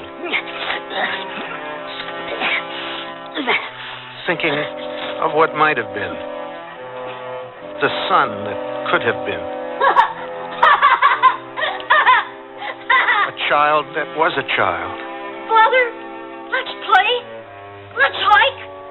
Let's run. Just a boy. Father, tell me, why is this? Why is that? Tell me. Help me. Needing me.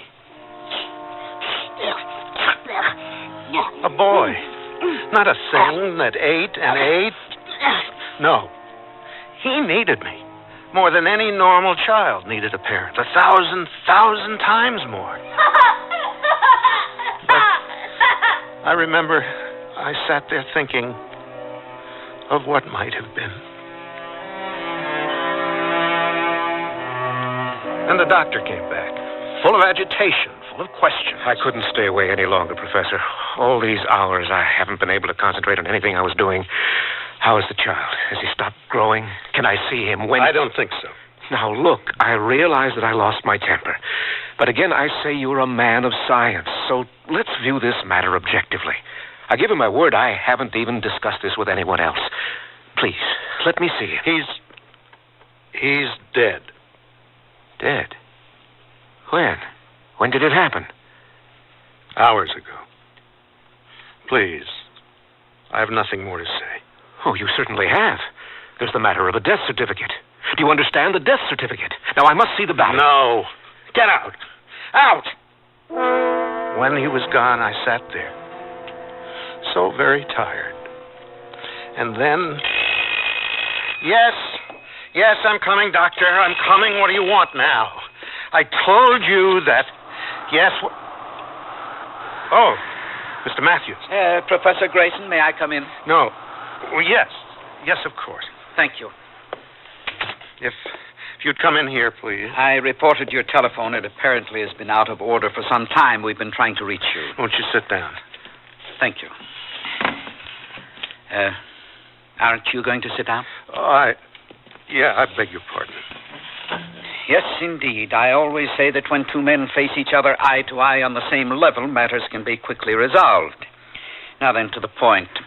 You and your wife have had a long and honorable association with our organization, and I realize that unusual circumstances result in, shall we say, unusual reactions.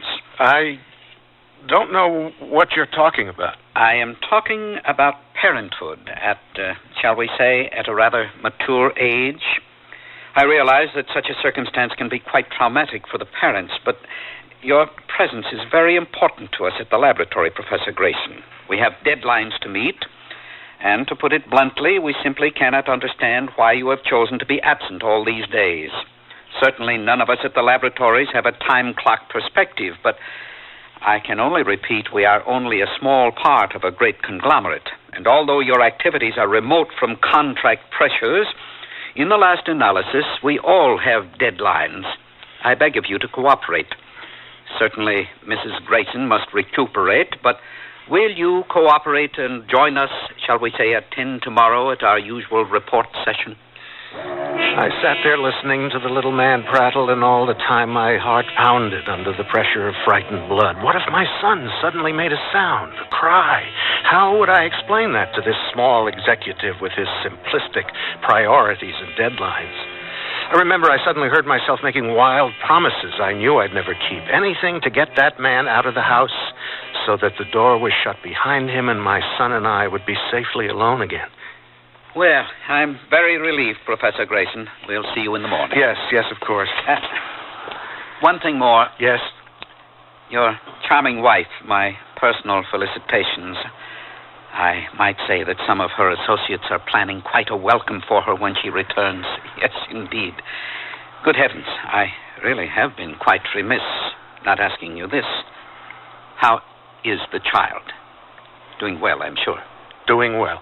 I remember the next day, the infernal telephone. Always the telephone. Charles, isn't there any news from the hospital? How is he? How is my baby?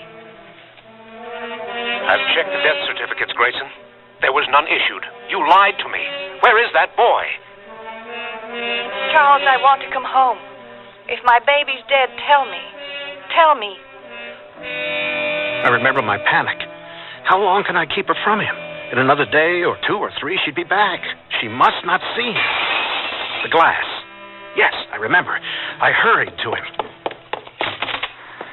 The window. Broken. Gone. The boy was gone. I hurried along the dark street, my eyes searching, and in me a tearing panic. If the police found the boy, they'd call him a monster, put him away. That must never happen.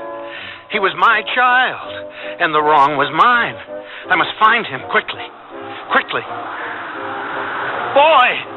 Where are you? Boy! Where are you? Boy! Then up ahead. Yes, he was there, up ahead, standing at a store window, his face thrust in close to it. As I ran toward him, I blessed the cold and the lateness of the night, for there was no one in the neighborhood street. And then, with his hands, just as I came up to him, he thrust his huge, bare hands against the plate glass and broke it. And when I reached him, with bloody hands, he was reaching in over the jagged glass, tearing at the loaves of bread in his everlasting ravenous hunger. Oh, no! No! Please, boy! No! Please! Please, boy! Please! I got him home, and I dressed his wounds, and I fed him. While he ate, I was busy, too. I boarded up the bedroom windows. That night at her sister's, Ellen kept asking questions. I have to know, Charles. My baby. What's happened? What have you done to him? Ellen, you're strong enough for me to tell you. Tell me what? That the baby, I mean to say... Tell me. He can't come back from the hospital yet, not for days. Oh. But he'll be all right, Ellen. Believe me, he'll be all right. And at home, the boy ate and ate and grew. As I watched him eat, I thought in twisting terror, how long could I keep Ellen from him? In another day or 2 or 3, she would be back. She must never see him. Never. I took the automobile out of the garage. I fixed up a bed. I took him out there. And there he stayed, eating and growing. Eating and growing.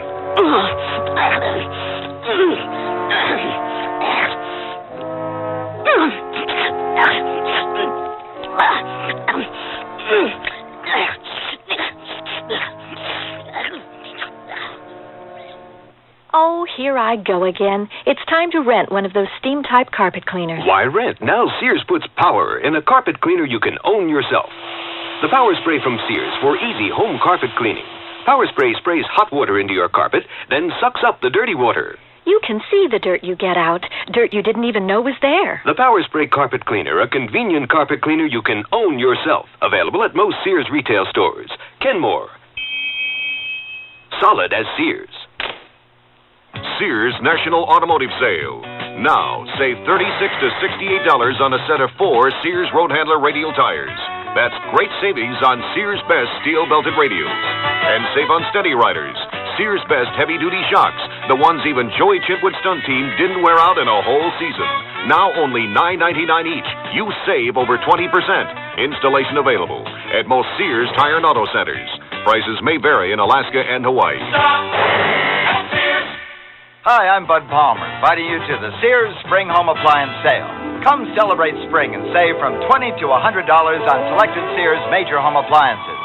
Save big on washers, dryers, ranges, and microwave ovens, refrigerators and dishwashers, sewing machines, vacuum cleaners, color TVs, and stereos. Celebrate spring. Save at Sears now. Sale ends April 28th. Dates may vary in Alaska and Hawaii. Available in most Sears retail stores. Kenmore. Solid as Sears.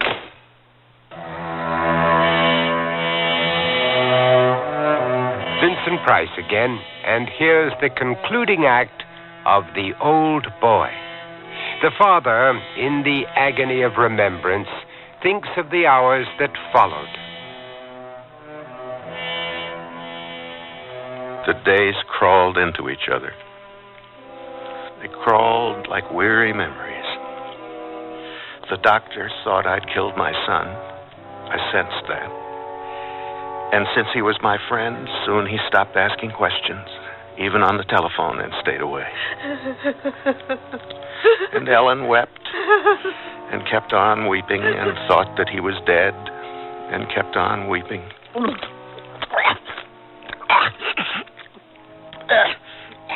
And the boy ate and ate and suddenly grew no more. In a handful of days, boy no longer. In size, he was a man pacing up and down in the prison of the garage. And I sat and watched him. It's all right, boy. It's all right.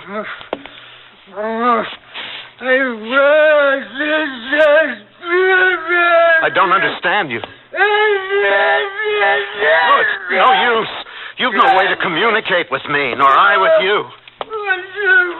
You walk up and down. Up and down. Why don't you lie down and get some rest? Rest. 6 days, you're a man of 30 now, aren't you? 30 in strength and vigor and want. I know what you want. But that's why I can't let you out of here. I can't. I can't. Pacing back and forth, over and over, that day, and the next, and the next, and the next, and I watching him. A father watching his son grow into middle age in a handful of days. For each day for him was 5 years of life. And so, on the 10th day after his birth, he was older than I. And soon his steps were slow as he paced everlastingly from wall to wall.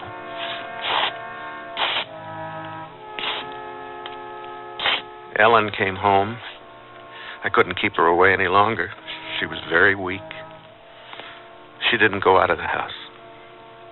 If I could have held him just once, my little baby, just once. Ellen, please. At least let me talk about him.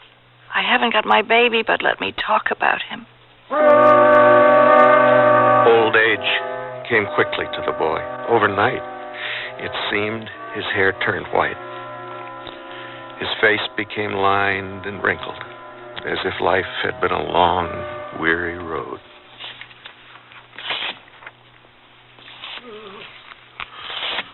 Please, stop walking up and down.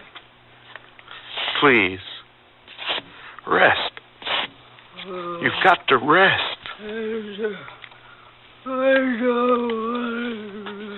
If I only knew what you're trying to tell me. I don't know what you're... I don't know what you're... Why are you going to the door? Go out? No. No, that's impossible. I know. You want to see the world. You've never seen it. But they might hurt you. You don't know how they can hurt you. No, boy. No. Boy. I remember. I still called him boy. On the 12th day, his steps began to falter. On the 13th day, I saw the brown splotches of old age on the back of his hands. On the 15th day, he was sitting very quietly. He didn't want to go out into the world anymore.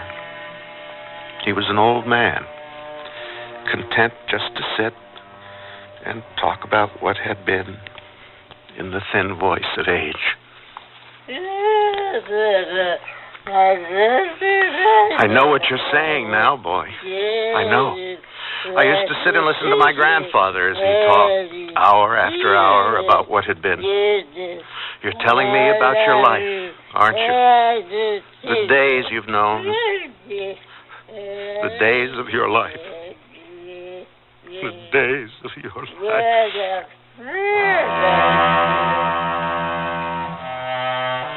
I remember the 18th day clearly. The fog rolled in off the ocean and filled our quiet street with a dark grayness until our house was a world alone in the hand of the fog. I remember I had a hard time driving back from the laboratory where I'd reluctantly gone that day. I hurried into the house. Ellen? Ellen, I'm home. Yes, Charles, yes. As I looked at her face, I knew something had happened. Something about the boy. I want to talk to you, Charles. What is it? Who's been living in the garage? I beg your pardon? In the garage. I've been wondering why you've been going out there so much, why you never put the car into... I went out there today. Don't look at me like that. I didn't have to open the lock. You must have forgotten. Let the door open. Charles, who's been living in the garage? I rushed past her and out into the fog, out into the yard. The garage. I saw. It was true. The door was open. I rushed inside. Boy! Boy! Where are you? He was gone. The garage empty. I rushed outside. Boy! Boy, where are you? Where are you? Gone. Into the fog. That baby, that boy, that man, old man, all right. But my son. Charles, tell me, who is it? Why are you so excited? Who is in the garage? The boy. Boy. Ellen, hold on to me. Let me go. I've got to find him. Charles, tell me. Standing there in the wet of the fog, I told her of the baby, the boy, the man. Oh, no. At first she didn't believe. Then her mouth opened wide, and suddenly she screamed. And she ran from me. Boy! Where are you, boy? I ran through the fog, looking. He was nowhere. But he was so old. In the morning, when I had left him, he could hardly move. Then where was he? Where? It grew dark quickly. The streetlights went on. They were faint light in the fog. I could see no more. I could search no more. I came home. I went back into the house. My head... I had been searching for so many hours. I was so tired with this day and the madness of the 18 days that had gone since he had been born.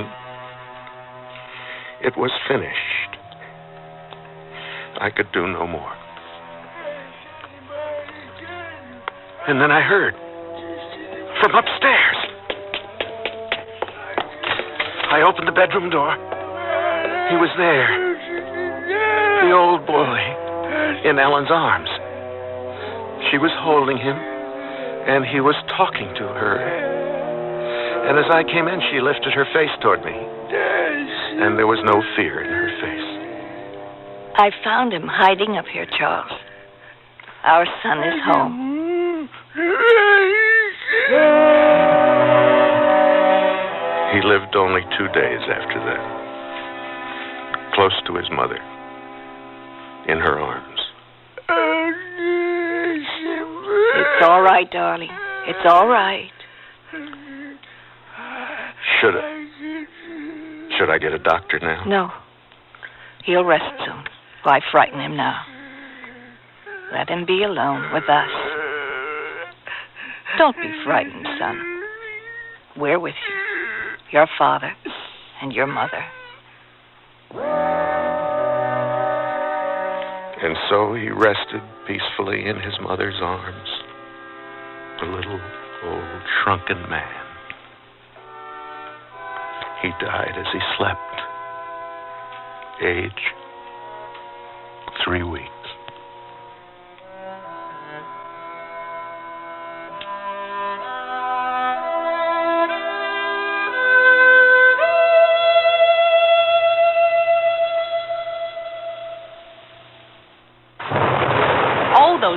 Showers are really coming down. So are prices during Sears Home and Yardware sale. Like prices on lawn care needs. Check these. Save $2 on a 20-pound bag of weed and feed, just $5.99. Save $6 on Craftsman drop or broadcast spreaders. Your choice, $23.99. Craftsman 4.5 cubic foot wheelbarrow, now only $44.99. Cut $10.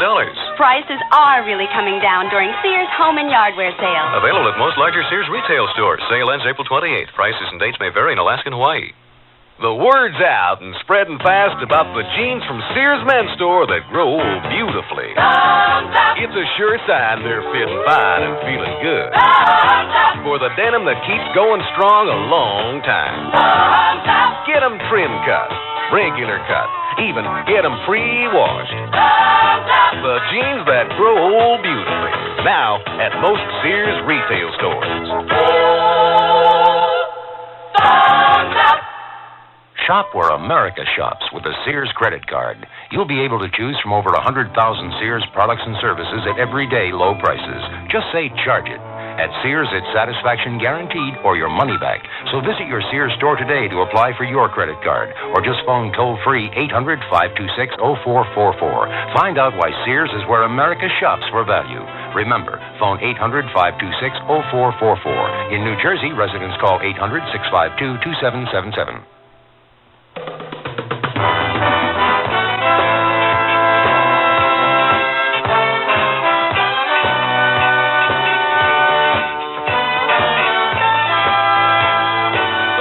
Radio Theater has been brought to you by Sears Roebuck and Company, where our policy is satisfaction guaranteed or your money back.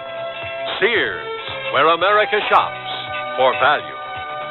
The Old Boy was written, produced, and directed by Arch Obler. Your host was Vincent Price.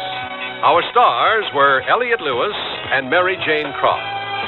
Also heard were Virginia Gregg, Jerry Hausner, Byron Kane, Vic Perrin, and Peggy Weber. The music for Sears Radio Theater was composed and conducted by Nelson Riddle. Art Gilmore speaking. The Elliot Lewis production of Sears Radio Theater is a presentation of CBI. I'm Andy Fisher, WNEW News. At 7.5 minutes past 10, time for the Sears Radio Theater. That's the theme from the Sears Radio Theater. Tonight's story is a comedy with Andy Griffith as your host. Here's a preview. What are you going to take up if you give up acting, huh? Macrame, maybe? Wood shop? Politics. Politics? Why not? I wouldn't be the first actor to toss his toupee into the ring. Come on, you're not the type. What are you talking about? Do you know how many elected officials I played in pictures? The Sears Radio Theater will begin after this message from your local station. I can't stay awake any longer, George. It'll be on right after the Night Owl movie. It's 4:30 in the morning. It's a fantastic 10-second commercial, Helen, and I'm standing right there pointing to the car. Grams! Well, what, yawn yet, Georgie? Not yet, but you're falling asleep. What's this in my forehead? Cheese dip, Grams. You fell asleep in the cheese dip. Must have fallen asleep with the cheese dip. Oh, George, why does your TV commercial have to be on so late? Our ad budget could only afford fringe time, but that's okay, because a lot of people are up to... Grams! I'm up. Are you on the TV? No, but soon. Well, I'm all set right here next to the TV. I wouldn't miss you for... If your advertising isn't reaching the people you want, radio definitely will. With its many different formats, radio reaches every lifestyle. So you can target more messages to exactly who you want, when you want, at a price you can still afford. Okay, Helen, here it comes. Oh, Gramps, it's George! It's George! Oh, I'll get it. Let me turn off the TV first. Hello, George. Must have hung up. Want to wake up your advertising? Try radio. It's right on the button. A message from the Radio Advertising Bureau. This is Andy Griffith. Shh. The red light's on. That means they're shooting on the set. That's Howie Adler standing over there in the William Morris suit and tie, waiting to go in and see his client, Ben Gamble. You know who Ben Gamble is, of course. He's been at the top of the heap for about 10 years now. With that mud-fenced face of his, he sure never expected anything but a second banana. But then you know what happened. Ugly was in, and so was Ben. And ever since then, he's been like a big kid with a lollipop, licking away at success and hoping it'll last forever. Well, I doubt there's anybody in this town who'd begrudge Ben Gamble anything he's gotten. That is, anybody except Howie Adler. There's one thing Ben acquired along the way that still sticks in Howie's craw. A wife. As an actress, Anne had it all. And as an agent, Howie had Anne. If there were times when his interest in her was more than professional, well, who could blame him? But when she became Miss Ben Gamble, Anne was lost to the world, and to Howie, by her own choice. She decided one actor in the family was enough. But the way Howie sees it, it's all Ben's fault. If he just hadn't come ambling along when he did. Oh, they're still friends, all three of them. More or less. But come on, the red light just went off. That means the shooting on the set has stopped, and our story can start.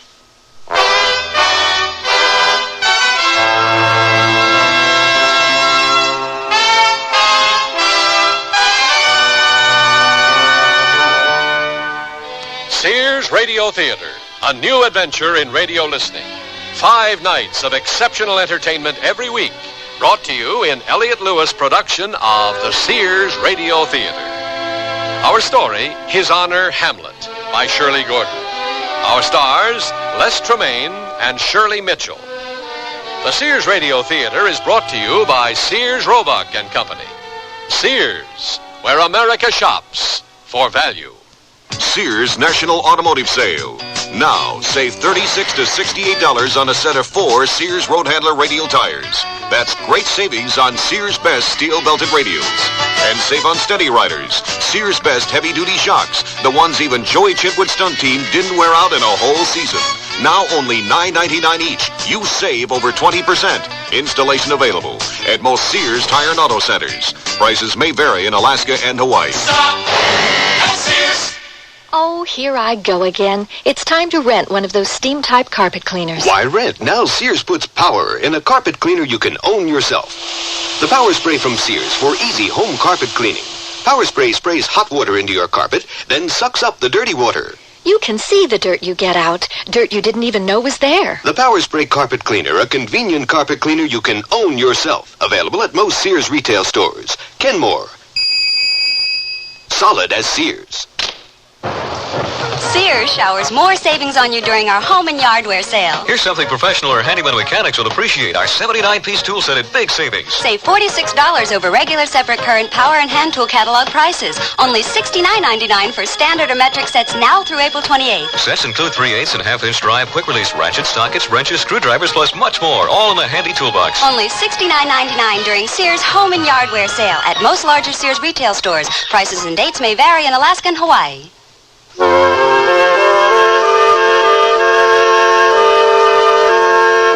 Watch yourself. It's dark inside these stages. Careful not to trip over all these cables underfoot.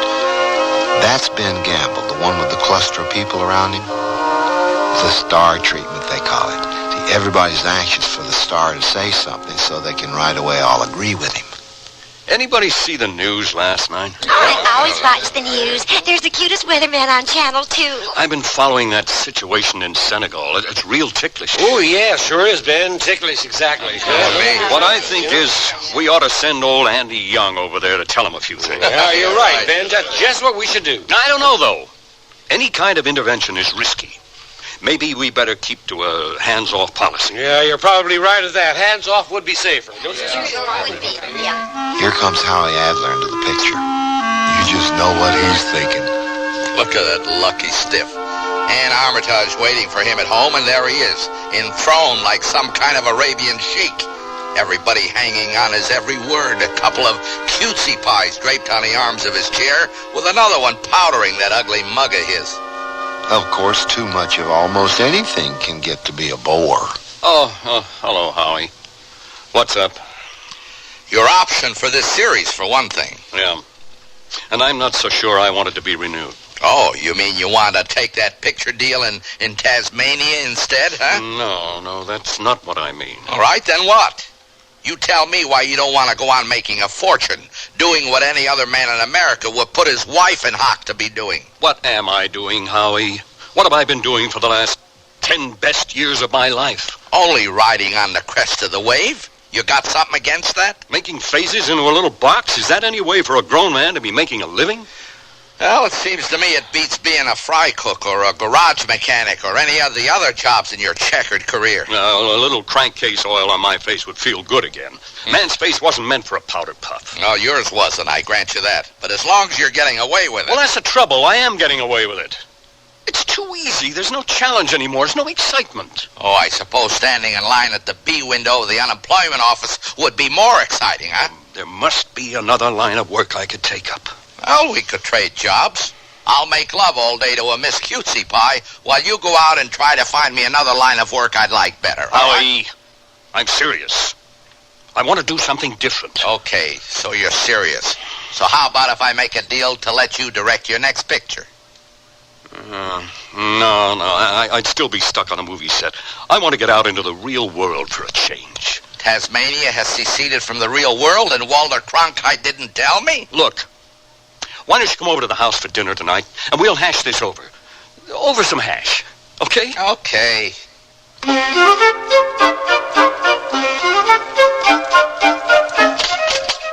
And? Hi, darling. Be right out. I fixed you a drink. It's on the bar. Oh, beautiful.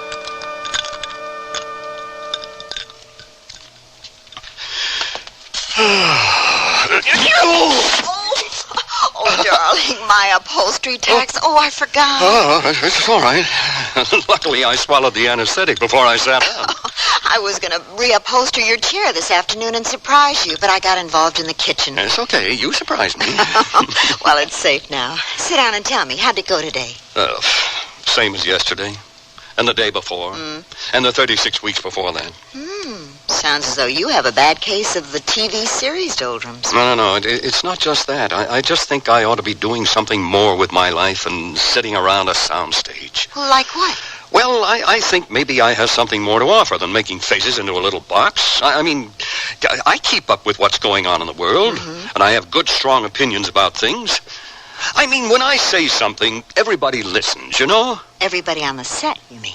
Oh, I know I'm not always right. Even though everybody always agrees with you. I just like to do something real for a change, that's all. You mean give up acting? Oh, if you can, I can, right? Well, but what do you want to do instead? Do you have any idea? Doesn't matter. As long as it's the real thing. Have you talked to Howie about this? Yeah. He thinks I'm crazy. But it doesn't matter what Howie thinks. What do you think? I don't think you're crazy. That's my girl. But I'm in love with you. What do I know? Well, then if I am crazy, you won't mind being crazy along with me, huh? Howie tried to tell me I already was when I married you. And now I suppose he's going to think this proves him right. Doesn't matter what Howie thinks, remember? Anyway, I have a dreamy casserole in the oven that will win Howie over to whatever you decide. I don't know. First you walk out on him, and now I'm talking about doing the same thing. Darling, it'll be all right. Howie's a friend first and an agent second. You mean he's your friend first and my agent second? In that case, leave him to me. The morning paper's over there on the table. Why don't you check the classifieds? To find myself a new job? No, I'm not worried about you. But maybe you better find one for Howie.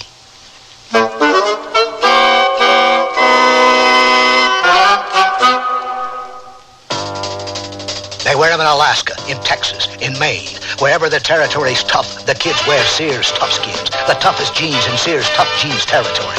Fashioned from a perma-pressed tri-blend fabric so tough, kids can actually jump on trampolines made from it. Sears Tough Skins in boys and girls sizes. Now in latest spring colors, styles, patterns. Brushed finish, too. You have tough kids, Sears has Tough Skins. Only in the children's store at most larger Sears retail stores and through the catalog. Hi, I'm Bud Palmer, inviting you to the Sears Spring Home Appliance Sale. Come celebrate spring and save from $20 to $100 on selected Sears major home appliances. Save big on washers, dryers, ranges, and microwave ovens, refrigerators and dishwashers, sewing machines, vacuum cleaners, color TVs, and stereos. Celebrate spring. Save at Sears now. Sale ends April 28th. Dates may vary in Alaska and Hawaii. Available in most Sears retail stores. Kenmore. Solid as Sears. I love to eat. But it takes so long to cook. That's why we both love our new Kenmore microwave oven from Sears. I can cook a 5-pound roast medium rare in just 30 minutes, or 3 strips of bacon in 3.5 minutes on a paper plate. Bake 2 potatoes in 8 minutes, and cook vegetables faster than boiling them in water. That means less time in the kitchen. And more with you. Fast, clean, cool cooking with Sears Kenmore microwave ovens, all with automatic defrost. Choose the right model for your kitchen from the many styles available at most Sears retail stores.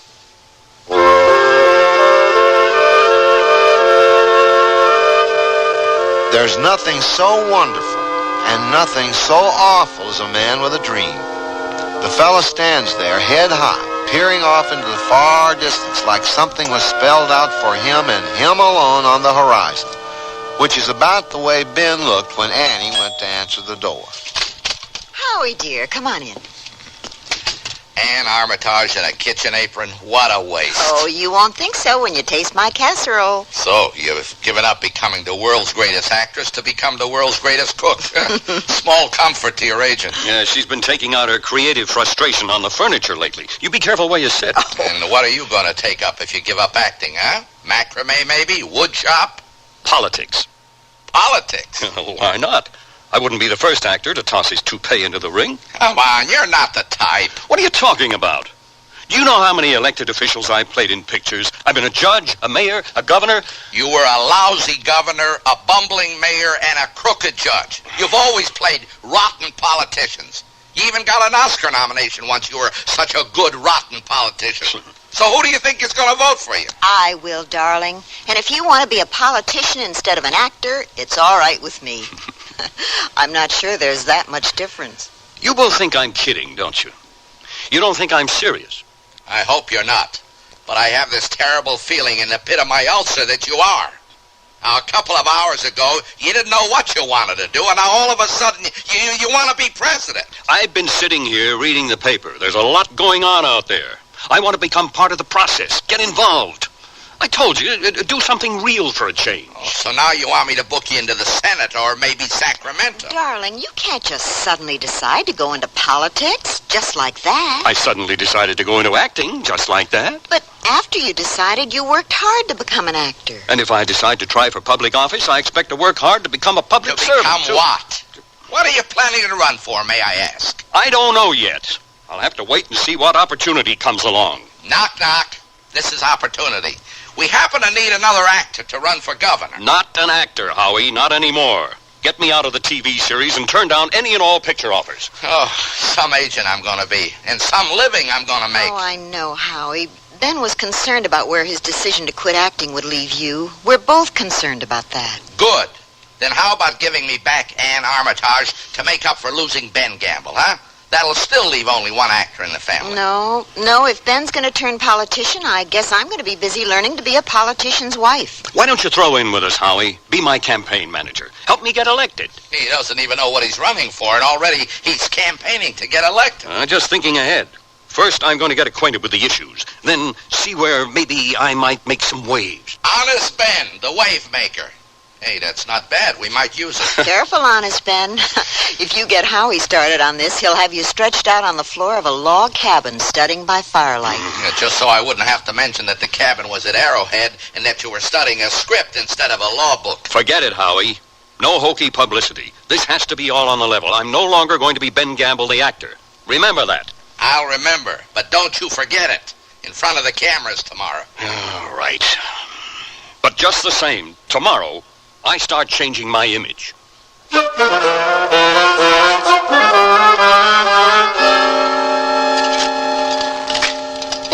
this will be late for your call. What are you doing? It's my wardrobe. It has to go. All of it? Everything? Who would vote for a guy wearing a baby blue velour pullover and a pair of hip-hugger jeans? The entire female population. And a few others I could mention. I'm going to give it all away. A politician can't dress like an actor. Neither can a bum on Skid Row. He'd lose his standing. I'll have to get some suits custom tailored to look like they're not custom tailored. And your hairstyle to look like it isn't style? That's a good idea. What happened to old Honest Ben? If I want the conservative vote, I'm going to have to build a conservative image. But you've always voted liberal. Yeah, well, if I want to put over a liberal cause, I'll need to win over the conservative vote, won't I? That's my wave maker. Well, right now, it's still Ben the face maker. I better get going. Bye, sweetheart. Ow! Hey, you didn't shave very well this morning. Oh, that. I'm thinking of growing a mustache. A small, conservative one. To go with my liberal smile. But what about the series? Oh, don't worry. It'll never show up on camera.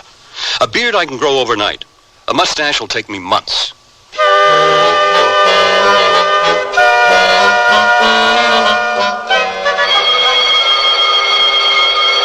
Quiet on the set.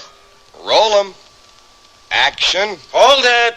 I'm giving a shadow under Ben's nose. Cut. Oh, sorry. I'm grooming my upper lip for a new role. Okay, break, everybody. We'll pick it up after lunch. Somebody take care of Ben's upper lip. How did I know? It looked like dirt to me. Howie. How about it? Did you get me out? Well, it wasn't easy, but next week's filming is going to be your last show. Terrific. They're going to kill you off. They asked me how you'd like to go. Car accident, plane crash, fall off a tall building. Anything they want, as long as it's good and fatal. Yeah, second order of business. I think I got you an entry into the political scene. You have? Like what? How'd you like to be honorary mayor? Honorary mayor? Well, that doesn't mean anything. Presidents get themselves made honorary doctors, don't they? You gotta start someplace. At least you'll be on the scene. Ride in parades, choose beauty queens, open supermarkets. I do all those things now. Like Ann said, actor, politician, what's the difference? Well, I want to go to meetings and find out what's going on. Well, they'll probably let you go to meetings. Howie, I told you, I want to really do something. Look, if they think you're just a ham actor out for publicity, you can probably nose around all you want. And who can tell? Maybe you'll even find something to make waves about. Hey, you know, you may have something, Howie, old boy. Oh, thanks, Your Honor.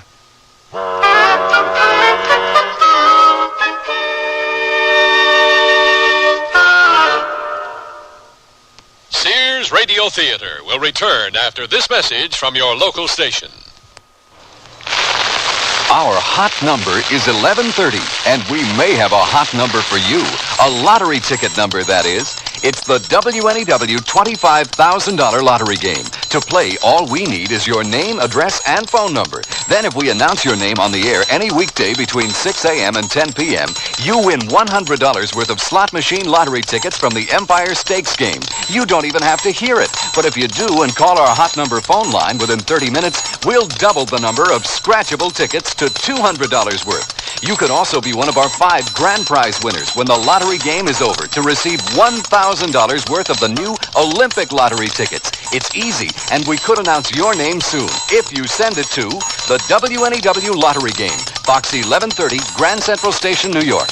Scratch a hot number, and it could pay off for you. From our hot number, 1130.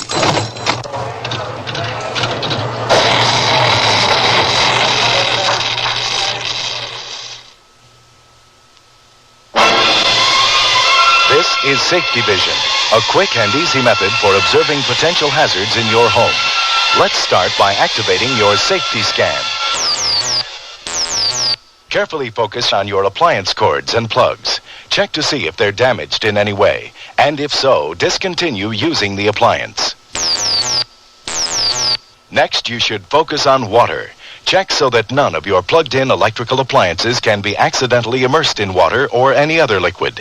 And avoid handling an electrical appliance with wet hands or when you are standing on a wet or damp floor. And finally, your safety scan should include checking for the UL label on all electrical appliances. That label indicates that the product design has been evaluated by safety engineers and complies with a nationally recognized safety standard. A public service message on behalf of Underwriters Laboratories and this station. Chills run up and down your spine. There's a creeping sensation at the back of your neck. You're listening to CBS Radio Mystery Theater. I'm E.G. Marshall, your host for these hour-long dramas of suspense, adventure, and the macabre. Heard 7 times a week on most of these stations. Here's a sample of what we mean. Hush, hush, my darlings. Your mother is taking care of all of you. You have nothing to fear. Let those who move against us learn to cower in terror. As long as the moon is full, we rule the nights. Ours is the power and the glory. You will inherit the world, and I am your queen in whatever guise I choose to cloak myself. Listen here for CBS Radio Mystery Theater 7 times a week on most of these CBS Radio network stations.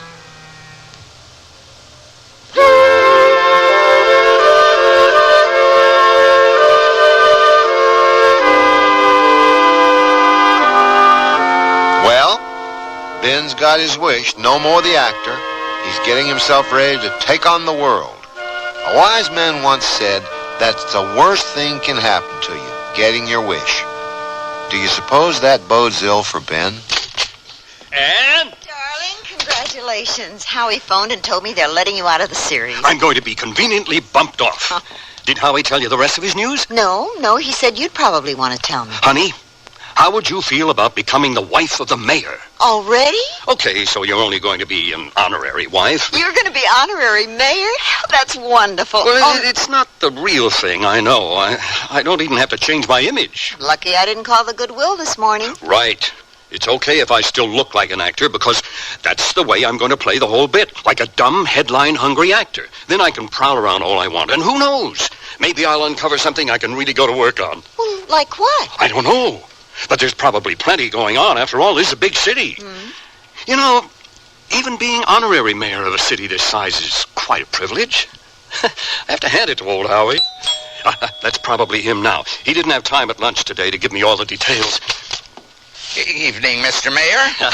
Come in, Howie, old boy. And how are you, Mrs. Mayor?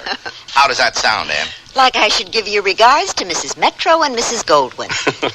Sit down, Howie. I'll fix you a drink. Yeah, watch it. Don't do me any political favors. So, what happens now? How soon do you think I can show up down at City Hall? Maybe sit in on a council meeting or something, huh? City Hall? I want to find out what's really going on, remember? Well, yeah, sure, but... Well, listen, this isn't going to get dangerous, is it, Howie? I mean, what if Ben finds out something somebody doesn't want him to know? Well, I don't After all, you know, this is a big city. There's probably plenty going on. And whatever it is, I'm going to dig around until I find out about it. Now, hold it a minute. What are you two talking about? Corruption at the top. Graft in big city government. What big city? What corruption? What at the top? Well, I was just saying to Ann, being honorary mayor of a city this size is a privilege and a big responsibility. Look, I guess I didn't exactly make it but clear. Are you sure that Ben isn't going to stumble into any real trouble? What kind of real trouble is he going to stumble into in Eucalyptus Heights, huh? Eucalyptus Heights? What's that? That's a nice little suburb out in the valley someplace. It's going to be your constituency, Your Honor. Eucalyptus Heights? The friendly place for your friendly face. Friendly suburbia? What am I going to do there? Oh, I don't know. Make speeches, shake hands, kiss babies, practice being a politician. A little fish needs a little pond to learn to swim in. Howie has a point, Ben. And if you insist, you can probably hang around Brinegar's office all you want. Who?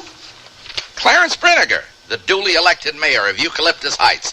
You're in luck. His wife is a big fan of yours. Well, I'll wait till I see his wife before I call it luck. No, you won't have to wait long. That's what I dropped by to tell you. The Brinegars are planning cocktails in your honor this weekend. Oh. Cocktail party? Oh, maybe you can work your way up to a convention. Well, then I guess that's going to be the official launching of my political career. And my social life as a politician's wife. Mazel tov.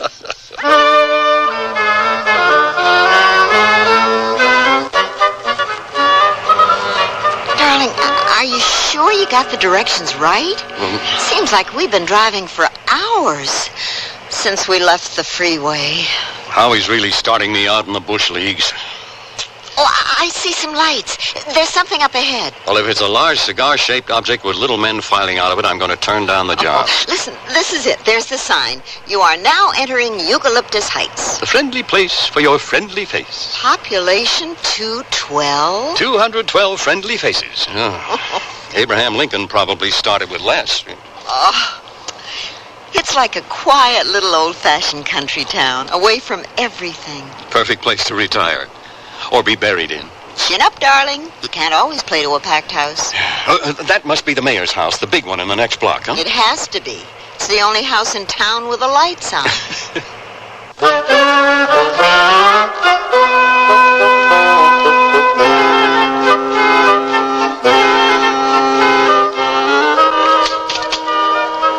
Mayor Brinegar, I'm Ben Gamble. Our guest of honor.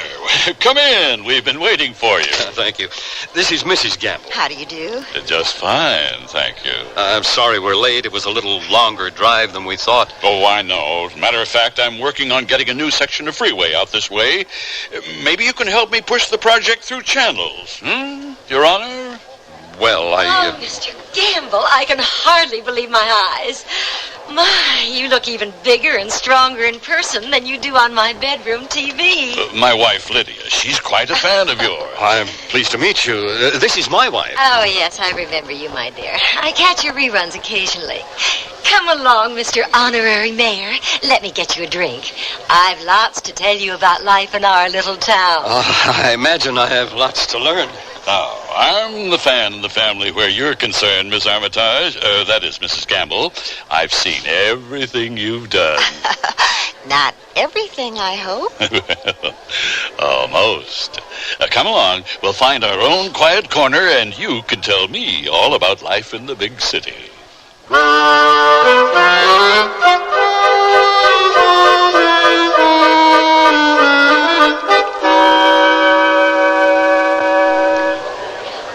Oh, Anne, there you are. Where have you been? Oh, cornered.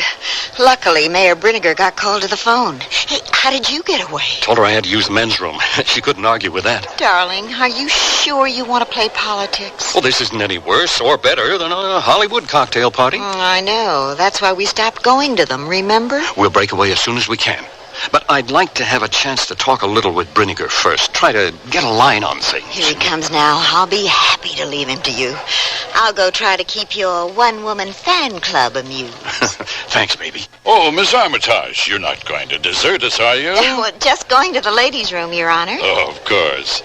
I'll show you where it is. Oh, never mind. Here comes your wife. She can show me. Mr. Gamble, you naughty boy. You deserted me. Oh, well, I didn't mean to, Mrs. Brinegar. I just thought I might talk a little politics with your husband. And I have some fascinating stories about Ben, Mrs. Brinegar, that I'm sure you'd love to pass along to the ladies' aid. Really? Wait a minute. What kind of stories? Never mind, darling. You just light up a cigar and talk to the mayor. Yes, Clarence. Tell Mayor Gamble what you're up to. I mean what you're trying to accomplish. I'm all ears, my dear. What kind of stories? Well, Mr. Mayor, what are you up to, trying to accomplish then? A way to put our little town on the map, Mr. Gamble. Get that new section of freeway I was telling you about approved. Bring the people here. Build one of them fancy new shopping malls. You know what I mean. What he means is he wants to turn our pleasant little country town into Clone City. A plastic copy of every other suburb in the country. Nelson, no one invited you into this conversation. Well, you know me, Mayor. I never stand on formal invitations. Anyway, as our city attorney, don't you think I ought to meet our new honorary mayor? Brad Nelson, Mr. Gamble. Pleased to meet you. Same here.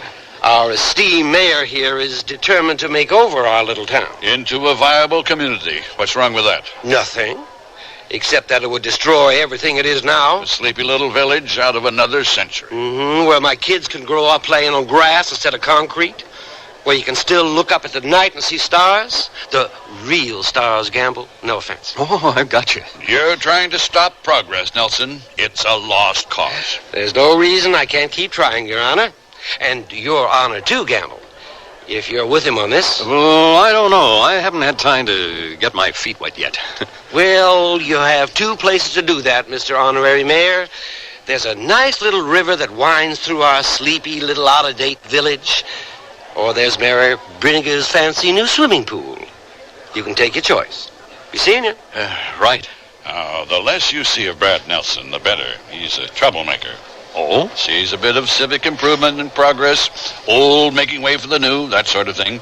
Nelson's the type who'll lie right down in front of the bulldozer. Oh, the kind of man who acts on his principles, you mean? Rash actions and misguided principles. Nelson's even been arrested a couple times, disturbing the peace, resisting an officer. Watch out for him. He'll try to make a rebel out of you. Oh, I'm fairly peace-loving myself. No moving violations. Wise, very wise. After all, Gamble, we both know you're just in this for the publicity, right? You got me there, Mayor. We wouldn't want to give you a bad press, would we? Oh, no, Your Honor. We wouldn't. So keep clear of Nelson. He's always trying to make waves. Know what I mean? Exactly. Good man. Welcome aboard.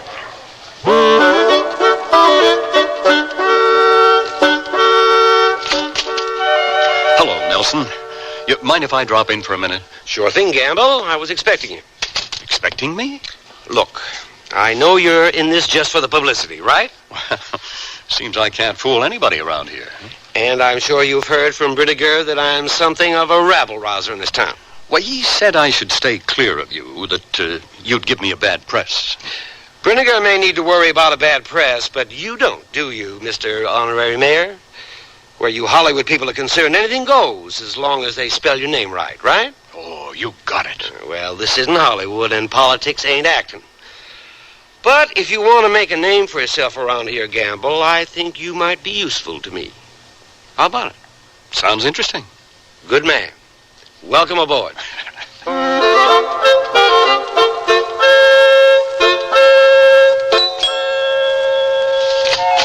Hello, Howie. His Honor home? No, he's, Well, never mind. Don't tell me. I can guess. You know, he's really taking this whole thing seriously, Howie. He's lined up with the city attorney to fight Mayor Brinegar's plans to change the town. I think he's been watching too many Frank Capra movies on The Late Show. Remind him he's in real life now. He can't go charging through City Hall on a white horse. Don't count on it. He rides out of here on one every morning. That's an actor for you. You give him a supporting role in a beat picture playing in the sticks, and he'll find a way to turn it into the headline act of a three-ring circus. You know, you may have something. When Ben rode out of here this morning, he was not only on his white horse, he was wearing his six-shooters. How's that? He borrowed a couple of guns from the studio prop department. Well, what the hell for? He said he thought they might work better than lying down in front of a bulldozer.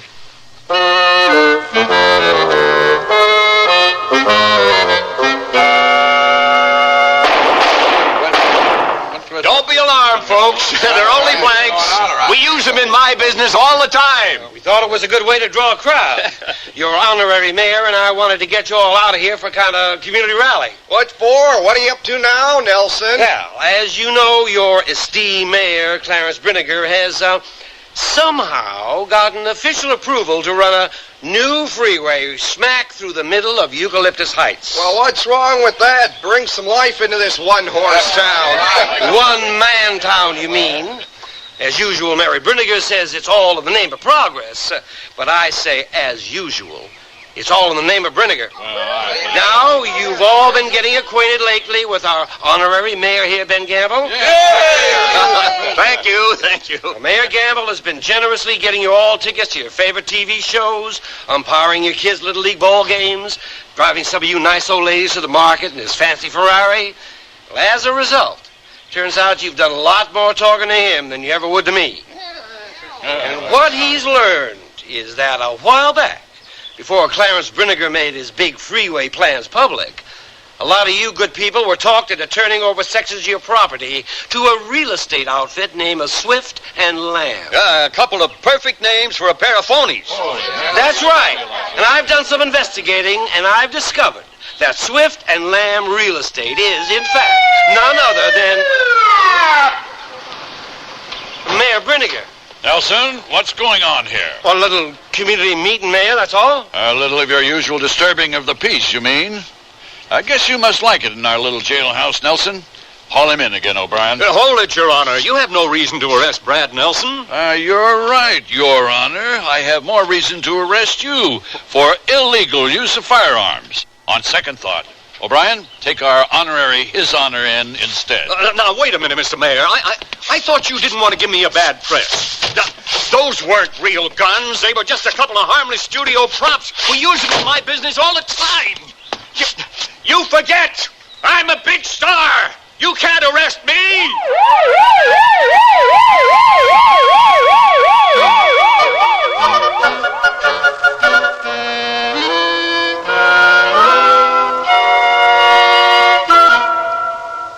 The word's out and spreading fast about the jeans from Sears Men's Store that grow old beautifully. It's a sure sign they're fitting fine and feeling good. For the denim that keeps going strong a long time. Get them trim cut, regular cut, even get them pre-washed. The jeans that grow old beautifully. Now at most Sears retail stores.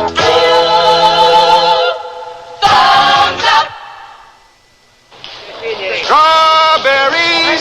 Stoneware with hand-painted strawberries! 45-piece set plus extra serving bowl. Sears Strawberries! Sears hand-painted strawberry stoneware has delectably sweet country looks, and durable, this dishwasher-safe stoneware resists chipping, cracking, or fading, even when exposed to your oven, freezer, or microwave oven. Enhance your table with these pretty strawberries from Sears. Strawberries! Sears Stoneware with hand-painted strawberries! At most larger Sears retail stores. Sears National Automotive Sale. Now, save $36 to $68 on a set of 4 Sears Road Handler radial tires. That's great savings on Sears Best steel-belted radials. And save on steady riders. Sears Best heavy-duty shocks. The ones even Joey Chitwood's stunt team didn't wear out in a whole season. Now only $9.99 each. You save over 20%. Installation available at most Sears Tire and Auto Centers. Prices may vary in Alaska and Hawaii. Stop at Sears! Andy Griffith again with the concluding act of Hizzoner Hamlet. Howie, I was hoping you'd show up. Now, don't worry. I put up bail for you. And if that doesn't work, Anne's home baking a meatloaf with a hacksaw in it. She figured a cake was too cliche. You mean after all the trouble I went to get in here, you're trying to get me out? You mean after all the trouble I went to get you out, you want to stay in? Well, that's the whole idea, don't you see? What I want to do is milk this for all the publicity I can get. Turn it into a 3-ring circus. It's just what I figured. And you can help. Get the press to play it up big. Oh, you may have switched hats, but you haven't switched heads. No. It's not for me. But this is where being an actor pays off. I can draw the hot white light of publicity on all of Hizzoner Mayor Brinniger's shady deals. Are you sure you know what you're doing? No, but Brad Nelson does. He's been working on this for months, but he still doesn't have all the proof he needs. So you're staging this little sideshow of yours? To get the press out here on the story. Once a reporter or two starts digging around, Brinniger's goose has got to get barbecued. Okay. I'll sound a clarion call, but I'm not sure that even Ben Gamble behind bars is enough to attract the Fourth Estate this far into the hinterlands. How about if we make it a double feature? Double feature? Ben Gamble and Anne Armitage. Anne? Well, even if you can get her to stop playing Julia Childs in the kitchen, how do you plan to put her in the picture? Her actor husband has been wrongfully imprisoned. She comes out of retirement to make a special appearance outside the jailhouse to win his release. I don't know. You think she'll do it? Look, you've been trying for years to get Anne back into the limelight. Now's your chance. She'll do it.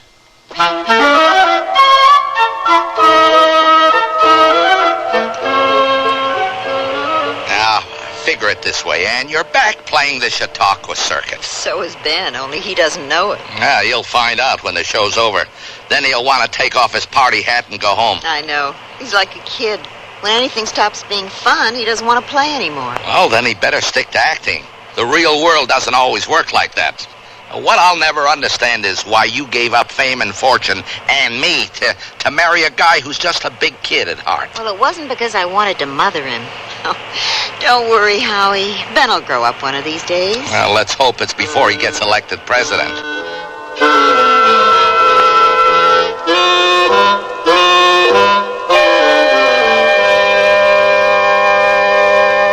Mr. Gamble, it's Lydia. Lydia Brinniger. Oh, hello, hello, Mrs. Brinniger. Nice of you to come calling. I told Clarence I was going to drop by to see you. I've been so upset thinking of you being incarcerated like this. Oh, you don't have to worry about me, Mrs. Brinniger. I'm fine. Well, I brought you a little something to raise your spirits. A jug of martinis. Oh, that was a nice thought. Thank you. And 2 glasses. May I? Oh, why not? Cheers. Cheers. Oh, you poor boy, rotting here in this lonely cell while your wife is out there signing autographs, posing for the 6 o'clock news, capitalizing on your misfortune. She is? There are newspaper reporters out there? And TV cameramen? The town is crawling with them. Well, how about that? Well, it's going to be on every channel that my husband had Ben Gamble tossed in the hoosgow. Right. Film at 11. I'm going to insist that Clarence get over here and release you immediately. Oh, don't do that, Mrs. Brinniger. I like it here. You have a lovely jail. I'm perfectly happy. But the reporters, they'll be taking your picture, too. Behind bars. Terrific. I never had my picture taken behind bars before. Well, that is, except in one of my pictures. Oh, yes. I saw you in that one. You looked so romantic with your prison pallor. But I don't remember the story. What were you in for? I was a crooked politician. Oh, yes, I remember now. The week that picture played on television, Clarence canceled our home movie channel. Where's your husband now, Mrs. Brinniger? I don't know. I haven't seen him all day. The reporters outside just checked with your husband's office, Mrs. Brinniger. Seems that he was suddenly called out of town on business. Really? Oh, what a shame. Just when our little town is having its day in the sun, so to speak. Oh, don't worry. The press is going to wait for him to come back. They are? Oh, how thoughtful of them. I'll go out and thank them right now. Clarence is going to appreciate it. I doubt it. What's up, Nelson? The jig for our esteemed mayor. Getting the press on the story did the trick, Gamble. They've dug up the proof we needed. So what happens now? The town is going to recall Brinniger from office and elect a new mayor. Who? You.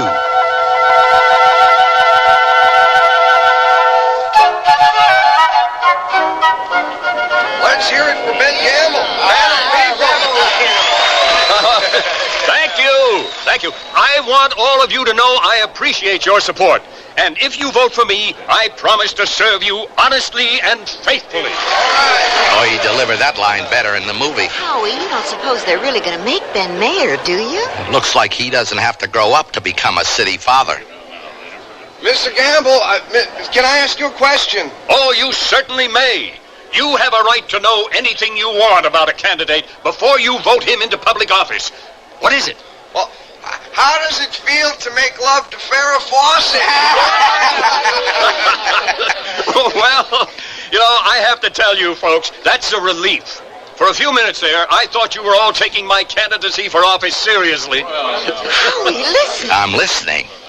What I mean is, while as your esteemed honorary mayor, I played a part in the recent proceedings, it was only a small part. As a supporting actor. Howie, did you hear? I heard. The real leading man of this whole showdown, the man who truly deserves your support as mayor, is that real dedicated public servant among you, your city attorney, Mr. Brad Nelson. We don't need a movie star for mayor. Nelson's our man. Let's hear it for Brad Nelson. Yeah, Brad Nelson. Sorry, Ben. Now you know how fickle a public can be. Oh, darling, you were wonderful. I've never been more proud of you. Me too, pal. Well, politics isn't my game. I never really stopped being an actor. You may not know it yet, darling, but you have your greatest role ahead of you. But meanwhile, what do? I let that picture deal get by me, and I don't have the series anymore. Well, maybe you do. I'll see what I can work out. Well, what can you work out? They killed me off, remember? Oh, welcome back to the land of make-believe, Your Honor.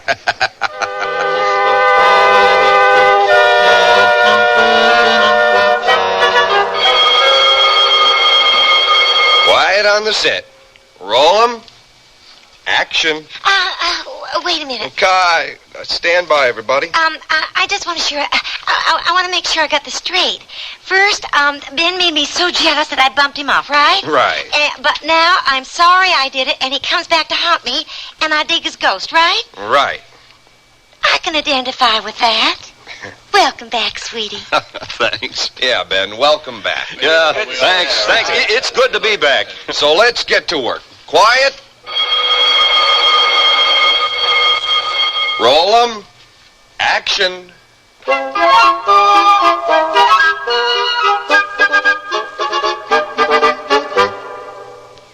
Why, after just a few launderings, my fashion T-shirts look all out of shape. Not so with Sanford knit fabric T-shirt tops from Sears. They're 100% cotton, cool and comfortable, and treated with a process that helps these garments keep their shape, even when machine dried. So your fashion dollar keeps its shape, too. Sanford knit tops and Mrs. Sizes are Sears' best. And this spring, when color is headlining fashion news, you'll be thrilled at the choice of rainbow colors. Dim lights, a crackling fire, and Sears Open Hearth living room furniture help you feel the glow of days long past. It's cozy, high-back colonial-style furniture with solid pine trim. Available in a large selection of covers treated with Scotchgard brand fabric protector. Complementing wood tables and accent pieces complete the charm. Enjoy its quiet, cheery warmth every day. Sears Open Hearth living room furniture, built to be lived with. Available at most larger Sears retail stores. Shop where America shops with a Sears credit card. You'll be able to choose from over 100,000 Sears products and services at everyday low prices. Just say charge it. At Sears, it's satisfaction guaranteed or your money back. So visit your Sears store today to apply for your credit card. Or just phone toll-free 800-526-0444. Find out why Sears is where America shops for value. Remember, phone 800-526-0444. In New Jersey, residents call 800-652-2777.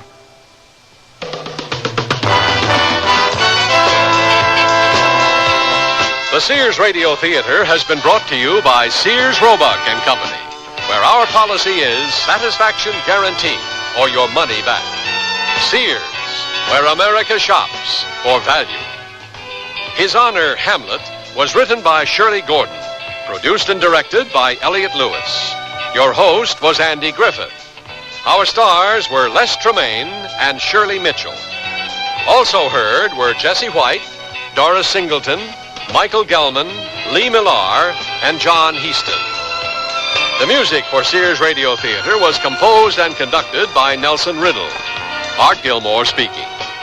The Elliott Lewis production of Sears Radio Theater is a presentation of CBI. Dear Abby, a listener writes, now that my husband's gone, I've tried to open my own charge accounts and have been turned down. It seems all our credit was listed in his name. Now I'm told I have no credit record in my own name. Signed, Stuck. Dear Stuck, this is a real problem for many women. 4 out of 5 of you will one day be on your own. But if you know your rights, you can help protect yourself against future credit rejection. So take some advice from dear Abby. Call or write stores where you and your husband share charge accounts. Have them listed in both names, yours as well as his. Say you want joint charge accounts listed as Mrs. Mary Jones as well as Mr. John Jones, so you will have a history of credit too. The law gives you that right. For more information, write for the free booklet, Women and Credit Histories, Federal Trade Commission, Washington, D.C., 20580. That's Women and Credit Histories, FTC, Washington, D.C., 20580. Yeah, that was about 2 weeks after Dad had his stroke. Did he have high blood pressure? Don't know. He's doing a little better now, but he can't speak too well. Has trouble walking too, doesn't he? Yeah, it's truly a shame. You have high blood pressure? I don't know. I feel okay.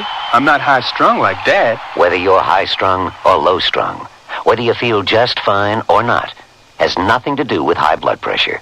High blood pressure is a major risk factor in stroke and heart attack, but it has no obvious symptoms. It can only be detected by a simple, quick, and painless test. The American Heart Association also wants you to know that black Americans, as a group, are more likely to have high blood pressure than whites. We don't know why. But high blood pressure can usually be controlled if it's detected. For more information, contact your American Heart Association. We're fighting for your life. Tomorrow's Sears Radio Theater will be a mystery with Vincent Price as your host. Let's listen. He weighs 8 pounds, 11 ounces. What are you talking about? That's what it says. It's about time that you could read a scale properly. 7 pounds, 3 ounces 1 hour, and 8 pounds, 11 ounces the next. Now, really. So be sure and tune in tomorrow to Sears Radio. That's the theme from the Sears Radio Theater. Tonight, A Story of the West with Lorne Greene as your host. Here's a preview. You have heard of the Confederacy which has been formed among some of the southern states. Yes. There's also a movement here in California to pull our state out of the Union, form a Pacific Republic, and lend our assistance to the southern effort. Your father and I are both part of this movement. I can tell you no more. The Sears Radio Theater will begin after this message from your local station. This is Lorne Greene.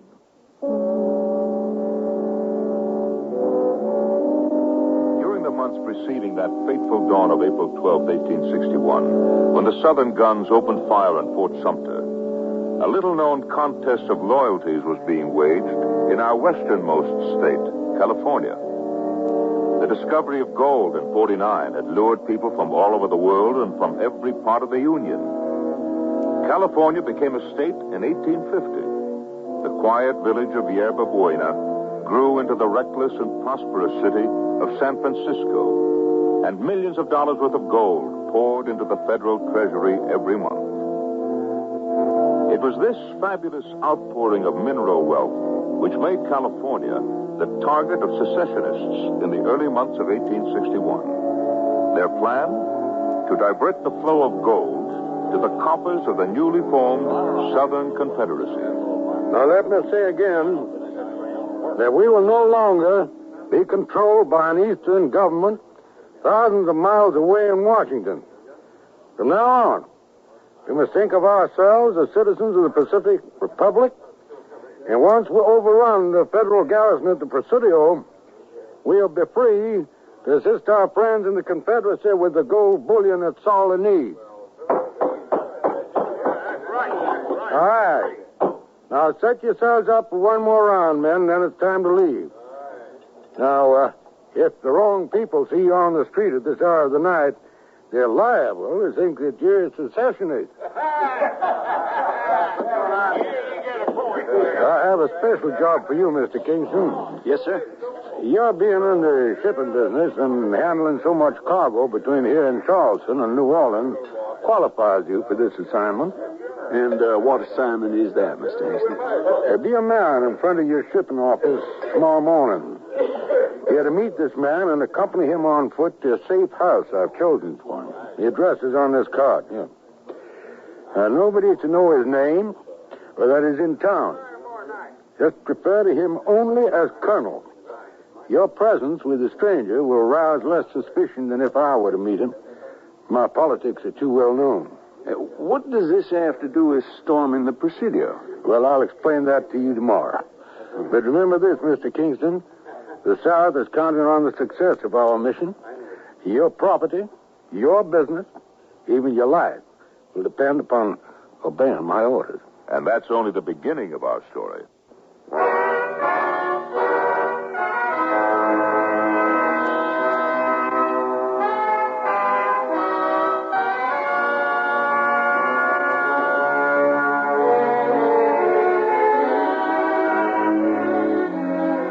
Radio Theater, a new adventure in radio listening.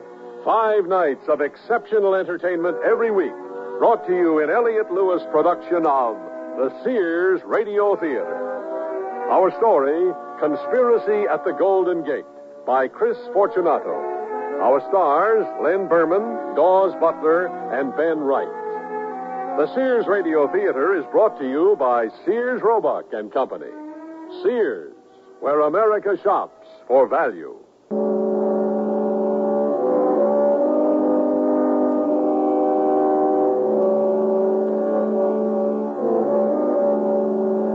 It's the diary of the young merchant Toby Kingston that guides us through the inner workings of the plot to wrest California from the Union. It gives us the rare opportunity to hear how one conspirator dealt with the various responsibilities which tugged at his conscience at this little-known but crucial moment in the history of our country. Wednesday, 7 a.m. My loyalties are with my business associates in the South and with my family in Virginia. I wonder if Hastings really means I will die if I don't follow his orders. Well, I'll meet this man called the Colonel down at the docks this morning and find out what all this is about. You wouldn't be waiting for someone, would you? Maybe I am, and maybe I'm not. My name's Kingston, Toby Kingston. And who do you think I am? The Colonel. Well, you're right about that. I've been waiting here pretty near an hour. My rump is sore, and my throat is so dry I can hardly talk. Come on, take your bag. We got to get you up to the safe house, then we can get you some food and drink. You're talking my language. Well, it sure is building up this time. You've been here before, Colonel. 11 years ago. I had gold fever just like the rest of them. And I ain't no colonel, by the way. My name is Hiram Jasper. Listen here, I'm not supposed to know your name. Nor is anyone else in this town. And I don't care if you're a colonel or a jackrabbit. I'm calling you Colonel because those are my instructions. The name Hiram Jaspers repeated itself in my mind. I vaguely recalled something about a couple of brothers named Jaspers who had worked a mine together up in Nevada City and a feud they were supposed to have had over a woman. Hold on a minute. Hold on. I got a mind to see what this meeting's all about. You can't stop here, Colonel. I'm not supposed to let you be noticed. Now, who's going to notice me? They're all looking at that minister fellow up there on the platform. Excuse me there, Master. Colonel, no. I have my instructions from Hastings. There ought to be no stops along the way. Now, come on. This is no place for us. Can't go running into every crowd you see, Colonel. There are spies everywhere. Now, stay nice and quiet. Toby? Hey, Toby Kingston, wait a minute. Well, I haven't seen you in centuries. Well, where have you been keeping yourself? I never see you at the Bella Union anymore. I've got too much work. Big shipment of hides and flour going out. Look, Bill, I don't have much time right now. Oh, I understand. But I just saw you go past the Miners' Hall, and why don't you and your friend here come in with me and listen to Reverend Starr King? Oh, he's a brilliant orator, that man. He almost makes you believe he can hold the Union together with the force of his will. You know, I used to hear him speak in Boston. I'm in a mean hurry, Bill. Oh, well, the least you can do is listen to what I found out this morning. I had breakfast with Reverend King, and he told me that General Albert Sidney Johnston is being removed from command at the federal garrison at the Presidio.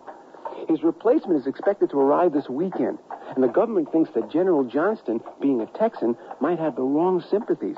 Hey, this is a big story, Toby. None of the other reporters have this information yet. Oh, good. Well, we'll talk about it some night soon. I have to get along now. Oh, well, sure, Toby. I didn't mean to interfere with your business.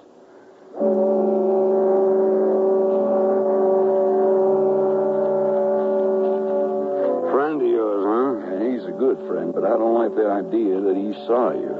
He works for a newspaper. He's a thinking man. Went to Harvard back in Massachusetts. I don't reckon I ever been to Harvard. He came out here, worked a claim for a month, and then came to me asking for a job. Said he wanted to write about all that was going on out here in California. I told him to get a job at a newspaper. By the way, don't let Hastings know he saw us. Don't you worry about me. I hope I don't have to, because if we make a misstep, everything is lost.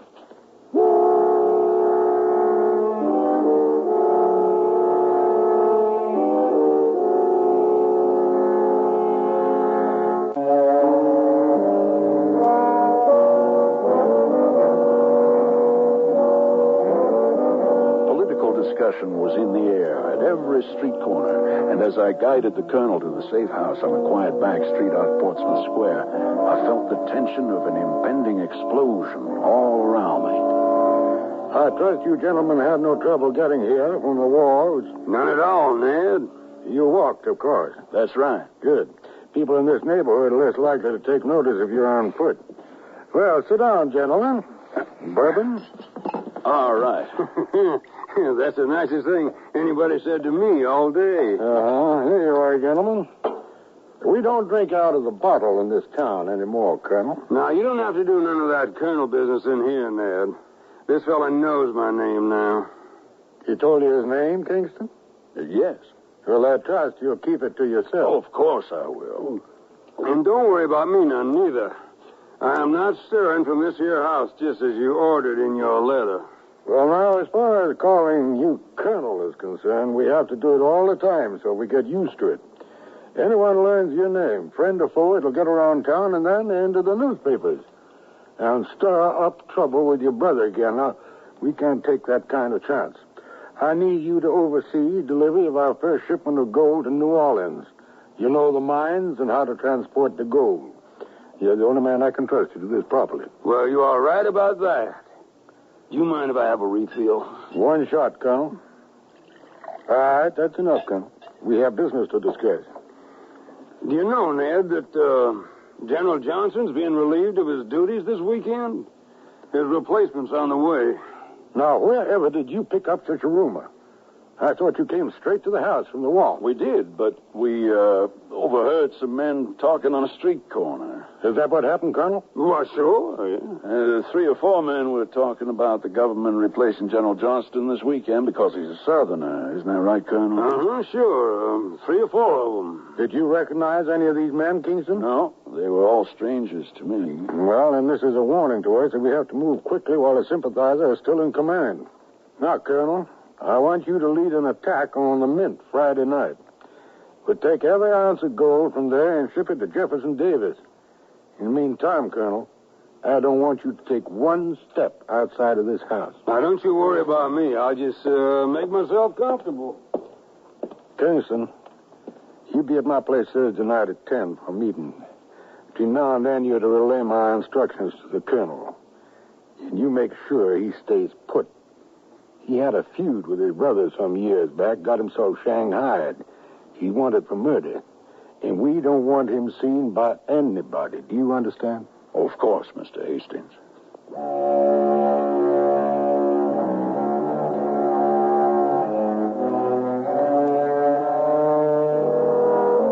That same evening, I sat down to a solitary dinner at the International Hotel where I lived, but it was not long before my friend Sweeter joined me.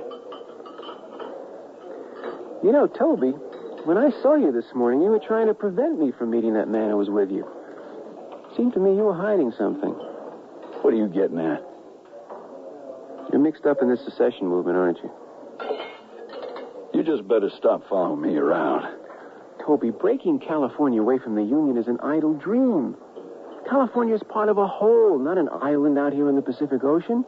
The lifeblood of our nation is flowing westward to California. Thousands of people every month. They're Americans. And they aren't coming out here to make this a foreign country. Sounds like one of those editorials your editor writes. I write them. All he does is sign his name to them. Listen to me, Bill. I don't ever want to see my name in that paper of yours. It was necessary to keep my reporter friend off the scent, at least until Friday. But I soon discovered that I had more than just him to worry about when I visited the Colonel the next day, Wednesday. I need you to do a favor for me. What kind of favor? Now, perhaps you don't know about this, but I got a daughter living in this town. I haven't seen her for around 11 years. I thought I'd be around longer and get to know her again, but I'm supposed to stay indoors like some sort of caged animal, so I need you to deliver this envelope to her. And I wrote the address down. All you have to do is see that she gets it in person. Sorry, Colonel, I can't do that.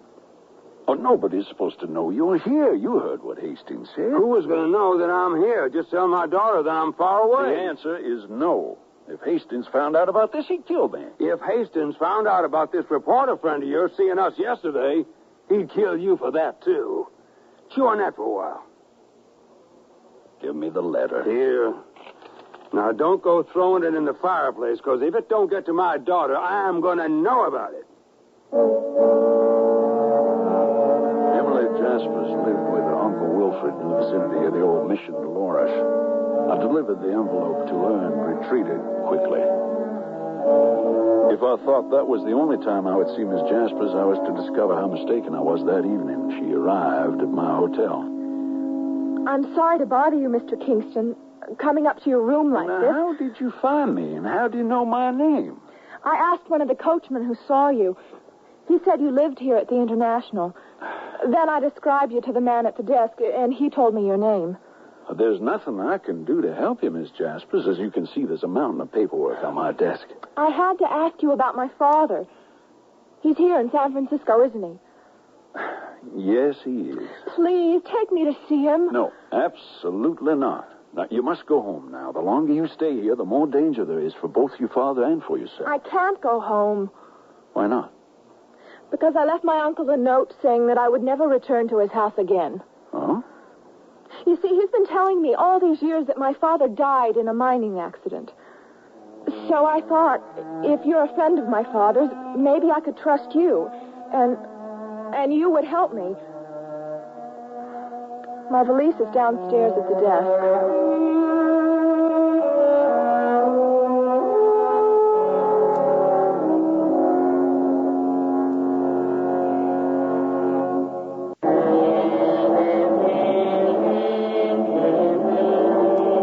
Passing hour, every passing minute, the conspiracy to wrest California from the Union was hurtling to its ultimate confrontation with the Union garrison. Wednesday evening, only 2 days after undertaking his duties with the conspiracy, Toby Kingston discovered that the responsibilities and dangers were far more than he'd bargained for. The young Miss Jaspers has the charm of a heroine in a novel. After I escorted her to Brown's Hotel, I fear that she drew from me more than I should have said. For the next few days, you must remain indoors. Do you understand that, Miss Jaspers? Please, call me Emily. We can be friends, can't we? I have no one else to rely upon. Well, you might as well call me Toby. And now, perhaps you can explain to me why your uncle has told you your father was dead. According to Uncle Wilfred, they were working in a mine up in Nevada City one day, and just a few minutes after my mother came in with her lunch pail, the mine collapsed on top of them. Uncle Wilfred said he was lucky to get out himself. People whispered at the time that there had been a love feud, that my uncle was luring my mother away from my father. I once overheard someone suggest that my father had actually shot my mother when he found her in the arms of Uncle Wilfred. But I never questioned Uncle Wilfred's story. I wanted to believe it. It made everything so uncomplicated and natural. And was there actually a cave-in? Oh, yes. The mine has been closed till this day. Your story helps explain why we can't let your father's presence in San Francisco be known. Can't you tell me what business you and my father are involved in? If I knew, it would help me be more patient. Please, Toby. If I tell you, you must promise that you won't breathe a word of it to anyone.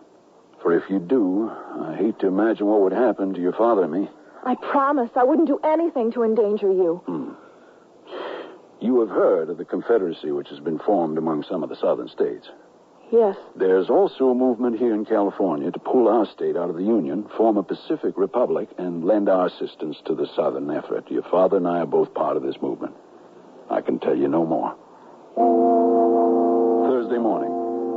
I attended to a few things down at the shipping office, the most important of which was securing a dozen small boats for the following night. That done, I went to the safe house. Colonel, I brought you a newspaper. Thought you might be bored playing cards all day. I'm bored staying cooped up in this house. Did you see my daughter? I did. Good. Tell me something, Kingston.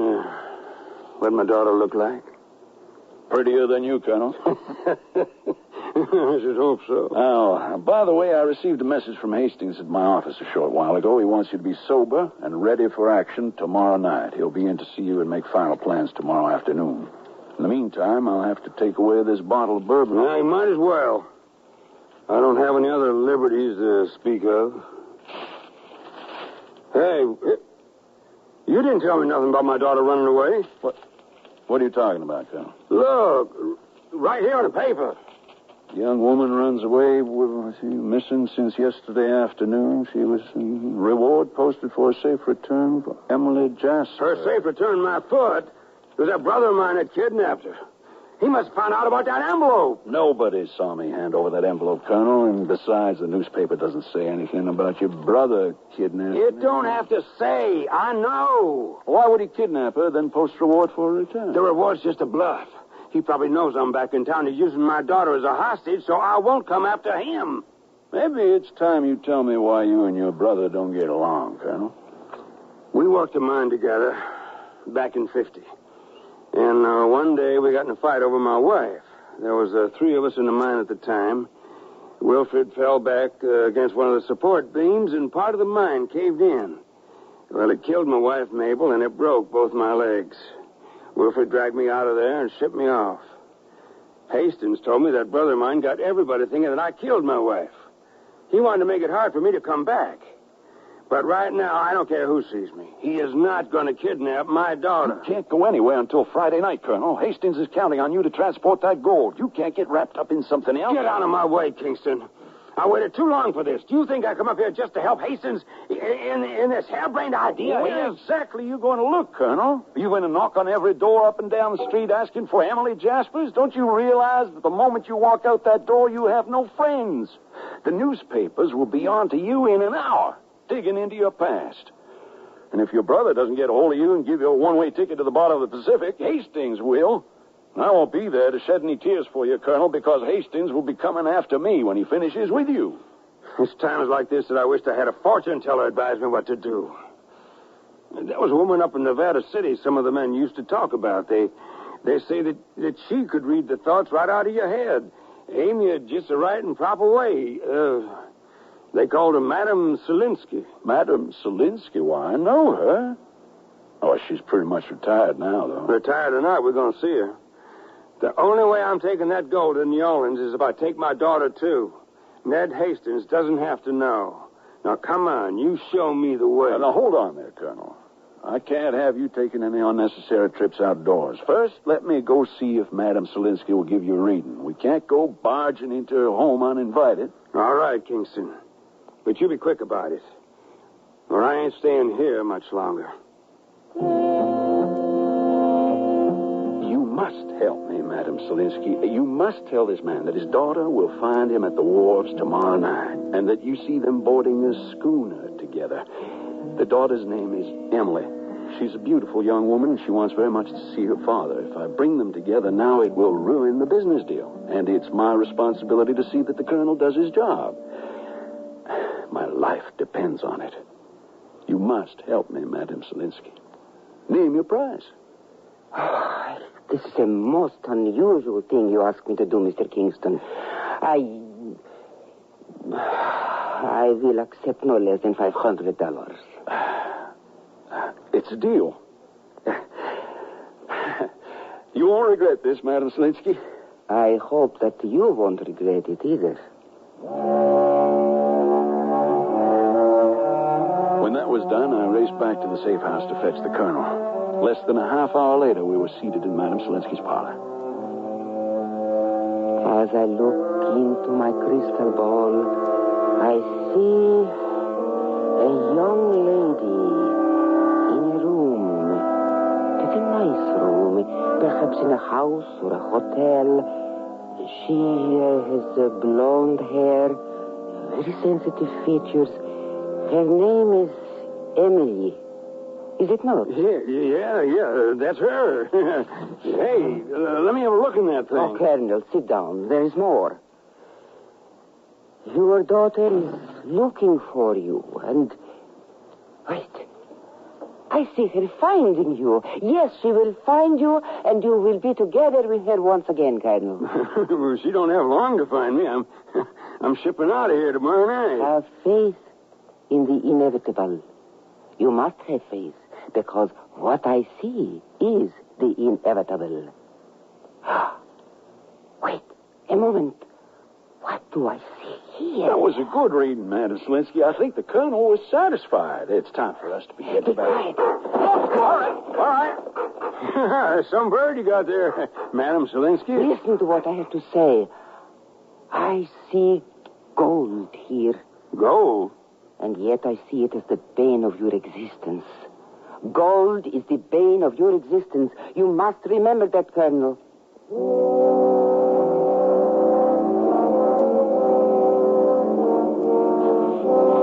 We have to hurry back. I hope Hastings isn't waiting there for us. Now, what she mean when she said, Gold is the bane of my existence. Oh, she means you like it, and it likes you. Oh, yeah. You'll be seeing plenty of it tomorrow night when you bash down the doors of the Mint. When I went to the meeting that evening, I considered the happy thought that in 24 hours the Mint would be emptied and the attack upon the Presidio would be over, for better or worse, and my responsibility of the conspiracy would be done. Little did I know how slowly those 24 hours would pass. Well, is that clear, gentlemen? 8 o'clock tomorrow night. You'll all know your assigned positions, how many men each are to bring along. Now then, Kingston, I have a little task for you. You are to reserve a private dining room at your hotel for tomorrow night. Schedule your dinner for 8 o'clock and invite General Johnston to be your guest, along with 8 or 10 other gentlemen of moderate political opinions. We want the general to be out of the way. Do you think you can manage that? No trouble at all. Yeah, and by the way, there's no need for you to visit the colonel anymore. Much too dangerous for anyone to be seen going in and out of the safe house tomorrow. So just to make sure, see if those boats are tied up at your wharf so the colonel and his party can make a fast getaway with the gold. That's all been taken care of. All right, gentlemen. Now, you can rest assured that General Johnston has made no effort to strengthen the defense of the Presidio. My spies tell me that he would welcome any move to displace the federal authority while his back is turned. Now then, gentlemen, we have one more problem to clear up. It's that reporter who's been following many of us around. Sweeter, his name is. And I think tomorrow won't be too soon to do to him what we do to all folks who snoop around where they don't belong. Why didn't he stay out of this? Tomorrow night, the gates of the Presidio will be open to us. In the state of California, and all its gold will be ours. Now, anyone who interferes or betrays my trust will be shot. I've got to warn Sweeter.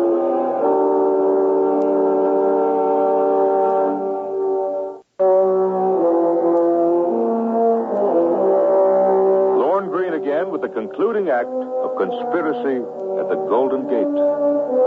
All that night, I worried about the threat Hastings had made on Sweeter's life. I knew I had to warn my friend, for his life was certainly worth more than a shipment of gold to Jefferson Davis.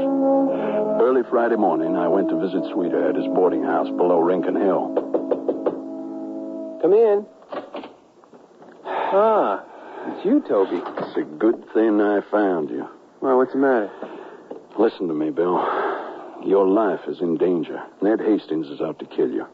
You've got to stay out of the way. He means business. So you're admitting that you were mixed up in the secession business? Of course I'm admitting it. You must know everything already, otherwise Hastings wouldn't be out to get you.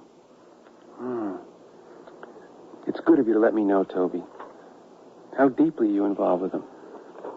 I'm supposed to host a dinner for General Johnston tonight while Hastings attacks the Presidio. Oh, wow. I've also been hiding Emily's father, the colonel. He'll be storming the Mint at the same time Hastings attacks the Presidio. And Emily Jaspers? What are you going to do about her? You've seen her. I followed both of you to Brown's Hotel Wednesday evening. I'm going to see that she and her father are united tonight. Toby, don't you realize what you've done? By trying to save my life and aid Emily Jaspers, you're betraying the secessionists. And if Hastings ever finds out, he'll go after you as well as me. Transporting that gold means everything to him. The South can't support its Confederacy without that gold. I don't care about the gold. Oh, at first I felt obligated to help Hastings. After all, most of the secessionists are business associates, and most of my shipping is to southern ports. But I didn't expect the price to be this high. What good is it to me to transport gold to Jefferson Davis if you're dead? Or if Emily Jaspers has to go another 11 years or perhaps the rest of her life without seeing her father? Yeah, but you must have that dinner tonight, Toby. As long as you play your part, Hastings will show his cards, and we can have done with the secession movement once and for all. In the meantime, I've got to warn the colonel. Warn the colonel? What do you mean? Well, I, too, promised Emily I'd find her father. If he goes on this mission tonight, he may not come out of it alive. If you go near that safe house, you may not come out of it alive. Well, I'll get there through the alleyway. It's safer. And besides, You're risking your life for me. I'll risk my life for Emily and for the Union. All right. I'll book them passage to New Orleans. There's a ship leaving tonight. Mm-hmm. But when Hastings sees that the colonel has disappeared, he's apt to suspect something. He won't know anything's wrong until it's too late. I'll tell the colonel to wait until early evening and then slip down to your office where Emily will be waiting for him. As long as you have that dinner for General Johnston and the colonel sits tight until this evening, everything will be all right.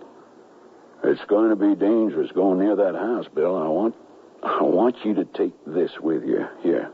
A Derringer? You might need it. Go on, take it. Oh, no, I couldn't do that. Toby, I came out to California to write stories, not to shoot people. And if I did find that Derringer, I'd probably kill the wrong person. Be careful, friend. If Hastings sees you, you're finished. Friday afternoon, my friend Bill Sweeter went to visit the colonel. I didn't know until later what difficulties he encountered. Colonel! Who's there? What are you doing out there? What do you want? Open the door and let me in. I've got some news about your daughter. Emily. Yeah, now open the door. I can't stand out here forever. Come on in. Oh, thank you. Well, what do you know about Emily? Well, she'll be down at Kingston's Wharf tonight at 8. If you meet her there, you can sail to New Orleans tonight. Kingston will book your passage. Now, wait a minute. If you know where Emily is, take me to her. No, I can't do that. If you want to see Emily, you'll wait here until 7:30. But you can't go on that raid tonight. The federal troops are at the Mint and are armed to the teeth. You'll never get out alive. If you leave here now, Hastings will find out and come after you. But if you wait until 7:30, it'll be too late for him to do anything. I'm not waiting any longer. I'm tired of being cooped up in here with everybody telling me what to do. They even took away my bourbon. Oh, Colonel, you've got to stay here until 7:30. We can't let Hastings find out about this. I smell a trap, mister, and I don't like it. What? You're trying to get me locked up because I'm mixed up with those Rebs. Yeah. Now, you tell me where my daughter Emily is, or I'm going to pound you through the floor. Let go of me. Where is she? I won't tell you. Somebody's at the front door. It's probably Hastings. I'm getting out the back way. Hey. Colonel? It is Hastings. Colonel, is that you? I'd better get out of here, too. Colonel, where are you?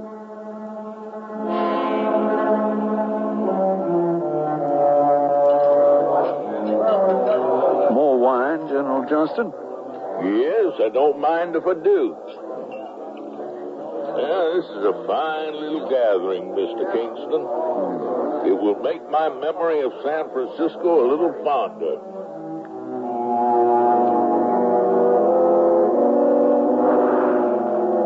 When I heard the gunfire, I knew the attack on the Presidio had begun. A few minutes later, a note was brought in to General Johnston by the head waiter. I held my breath while he read it. Finally, he rose from his chair. Gentlemen, I am sorry to interrupt you, but may I have your attention? I have just received a message informing me that a small band of men has attacked the Presidio. Now, there is no cause for alarm. They were repulsed quite easily, and my soldiers are in pursuit. Many people during the past few weeks have questioned my loyalty to the Union. Let me state now that as long as I wear the uniform of a United States general, I will be loyal to that uniform. You must all excuse me. It has been a very pleasant dinner. Mr. Kingston, would you care to step outside with me? I'd be happy to, General. I am indebted to you and your friend, Mr. Sweeter. If he hadn't told me about this attack, I might not have been as well prepared as I was. I wasn't expecting Hastings to make trouble for another week or two. Hastings wanted to attack before you were relieved because he thought you were sympathetic to the Southern cause. Many people believe that. But there are loyalties, Mr. Kingston, that go beyond all politics. My loyalty is to my uniform and what it represents. Good night to you. I must go now. Good luck to you, General. I was not sorry to see my dinner party disperse soon after the departure of General Johnston, for my thoughts were with my friend Bill Sweeter. and with Emily Jaspers, who was dependent on us. I hope they were safe. This is Toby's office. Come on inside. Where do you think my father is? Oh, he knows you'll be here, so I'll count on him showing up sooner or later. When Toby arrives, he'll probably have some information about your father. Let me see if I can find a candle. There's one on that table by the window. Oh, good. I'll close the shutters first, then we can light it. There, that's better.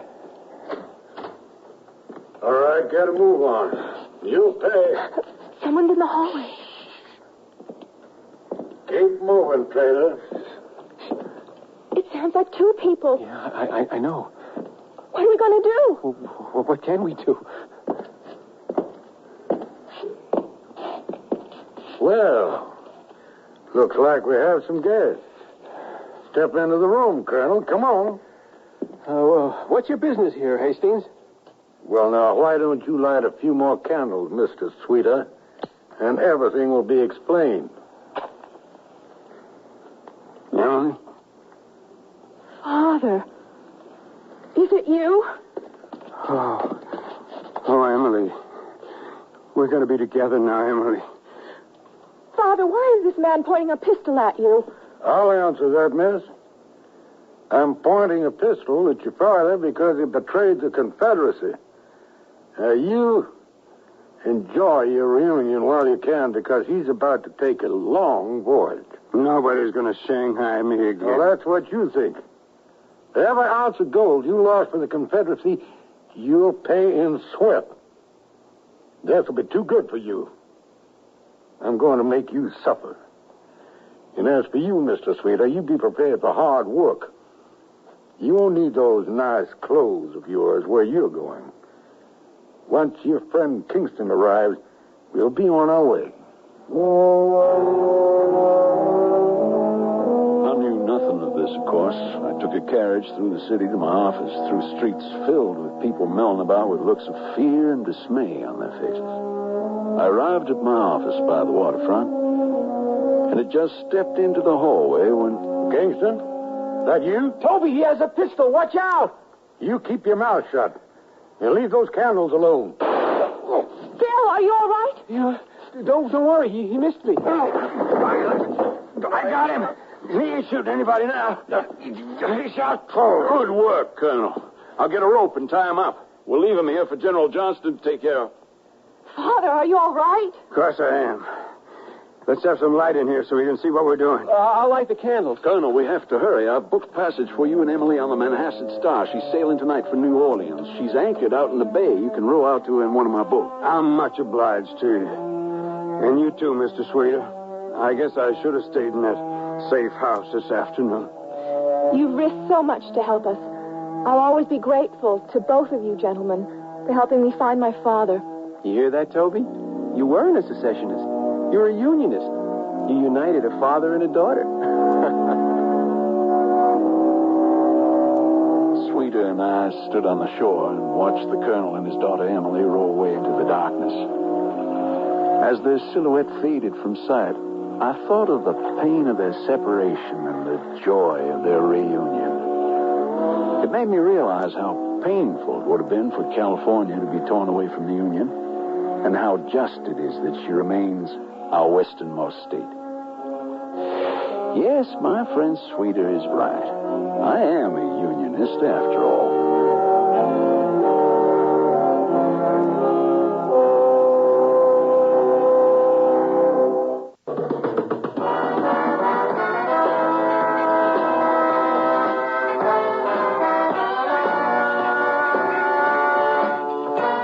The Sears Radio Theater has been brought to you by Sears Roebuck and Company, where our policy is satisfaction guaranteed or your money back.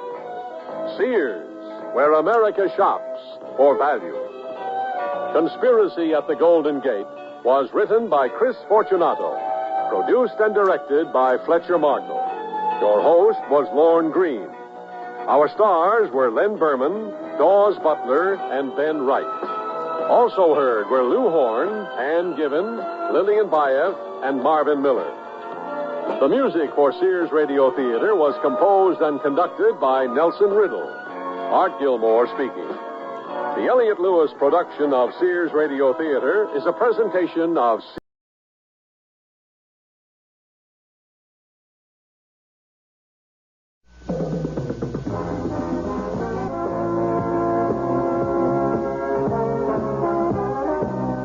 That's the theme from Sears Radio Theater, which will be brought to you Monday through Friday on this station. Today, Cicely Tyson will enthrall you with a tale of love and hate, a drama involving human emotion. Tomorrow, Richard Widmark will host tales of adventure in outer space, under the sea, anywhere there is adventure. Monday, you'll hear stories of the Golden West, and the West we know today with Lorne Greene as your host. Tuesday, you can laugh with Andy Griffith as your host for things that are funny. And on Wednesday, Vincent Price will bring you a generous helping of mystery, suspense, and detective stories. The Sears Radio Theater will begin after this message from your local station.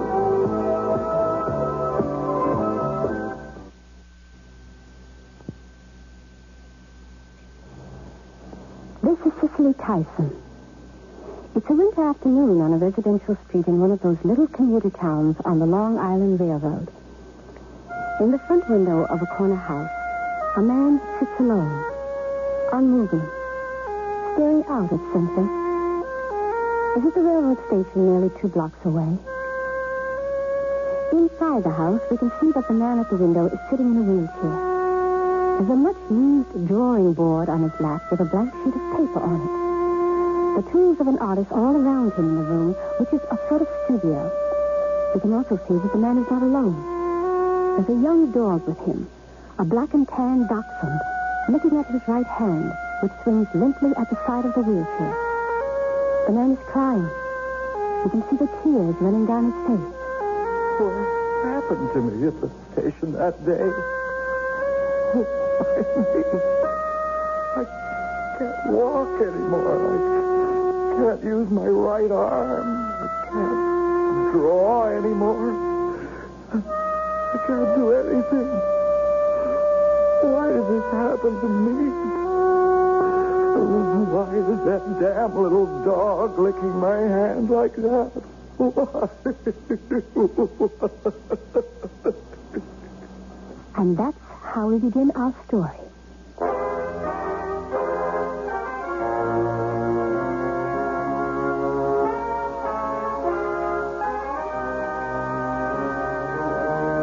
Sears Radio Theater, a new adventure in radio listening. Brought to you 5 nights a week by Sears Roebuck and Company. Sears, where America shops. Your host, Lorne Greene. I'll bring you stories of the Old West and the New. Andy Griffith with a look at the funny side of life. Vincent Price with tales of mystery and suspense. Cicely Tyson with stories about love, hate, and related things. Richard Widmark. I'll bring you stories of pure adventure. 5 nights of exceptional entertainment every week. Brought to you in Elliott Lewis production of the Sears Radio Theater.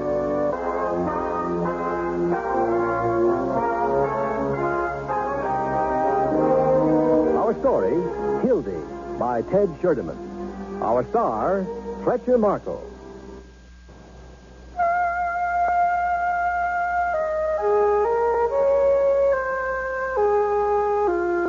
The man in the wheelchair slowly, painfully, makes himself remember, forces himself back to a happier time, a healthy and productive time. It began in the late summer at our Long Island house, where I lived with my wife, Joan, and our 12-year-old red dachshund, Sam. I was a commercial artist who worked at home and spent most of my time, when I wasn't with clients or ad agency people, in my studio, which was my pride and joy. Close at hand, napping as usual, was Sam. I'd just finished pasting up some type sheets on an ad when the phone rang. You get that, Joni? Okay. Another cement needs some thinner. Just this one little problem, we seem to be out of thinner. It's Barry Mills from Los Angeles, Eddie. Pick up the phone in your studio. Hello? Hi, Eddie. How are you? Fine, Barry. How are you? And what are you doing calling me all the way across the country? Lydia and I are going to England. Hey, how about that? Did you hear that, honey? Hear what? She's right beside me now, Barry. They're going to England. Oh. What happened? Smog get too bad for you? My agent sold me to an English producer, and we'll be gone the better part of a year, I guess. Hey, that's wonderful. In London? Yeah, part of the time. What I was wondering, do you still like dachshunds? Doxies? Sure. Wouldn't have any other breed of dog. Well, Lydia and I feel the same way, but Hildy is the problem. Who's Hildy? A doxie. Oh. She's only 3, and she'd die in a kennel here. And there's an English law about bringing dogs into their country. They're kept in quarantine for 6 months. That's why I thought of you and your love, your and Joni's love for dachshunds. Well, sure, Will you take Hildy? All we want is somebody to love her, and we won't ask to have her back when we get home. Will you do it, Eddie? Well, I don't know, Barry. We've got Sam. Now, please, Eddie, Lydia and I would love to go to England, but we won't go if we can't find a decent home for Hildy. Will you take her? Just a minute, Barry. Did you hear that? What do you think? Well, we've been talking about getting a spare around when, Sam dies. Barry, you won't ask for her back. No, honest, we won't. Is it a deal? Well, I guess so. I'm not coming out there to get her. No. We'll put her on a plane. She'll be there tomorrow. Lydia and I are flying direct from here to London. How about shots and stuff? Has the dog had a rabies shot? Everything works and up to date. I'll send everything in the mail to you. Hildy will be there tomorrow. Okay, Barry, we'll pick her up. Thanks, Eddie. You've taken a load off our minds. Goodbye. Bye. Well, guess we've got another dog, whether we want one or not. Sam will hate it. He'll get used to her. He'll have no choice. Will you, Sam? Come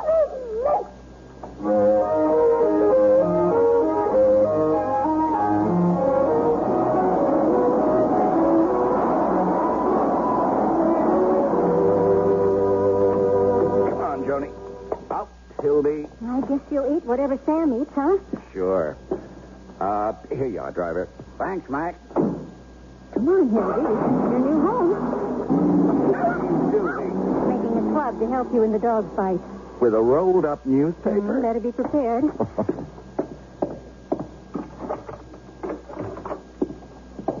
Look out. There's Sam. Huh? They only sniffed noses, and there goes Hildy inside. Sam, be patient with Hildy. She only wants to explore her new home. The dog expects to find her old owner somewhere. Look at Sam. He's curled up and gone back to sleep. Couldn't care less about Hildy being here. Where's she? Like you said, looking for her old owners. Hey,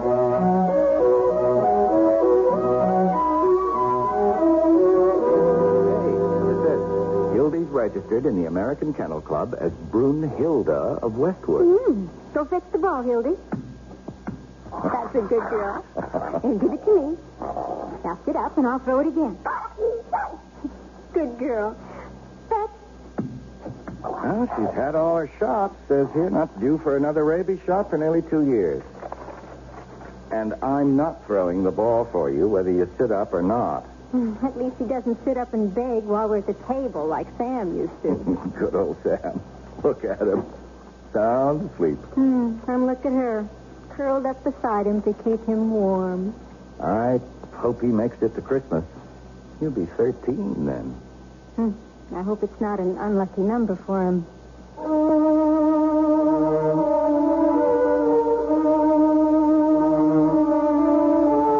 Look at all the snow, Hildy. It'll be a white Christmas for sure. Daddy? I'm in the living room. Come here. I was just showing Hildy the new snow. What's the Sam? Sam? I think he's dead. Sam? I came back to the bedroom to find out why he hadn't shown up in the kitchen for his breakfast he always did before, and... Eddie, we knew he was old and that it had to happen. He didn't make it to Christmas.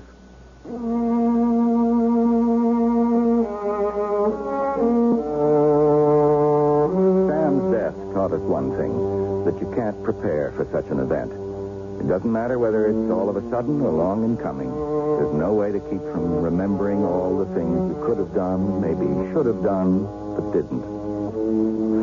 But like all things, dismal as they may be, a little time worked its wonder. And I got back to work at my drawing board. Joni was a perfect housewife, and Hildy was a perfect pet. Do you have to deliver that artwork in person? I always have. But it snowed so heavily last night. I don't know whether you can even get through to the station. I've waded through snowdrifts before. Right, Hildy? It's still snowing, see? Don't worry about it. I don't worry about it. I worry about you. Bundle up carefully. Am I okay? Can I go now? Be careful. Always am. Bye. Bye, Hildy.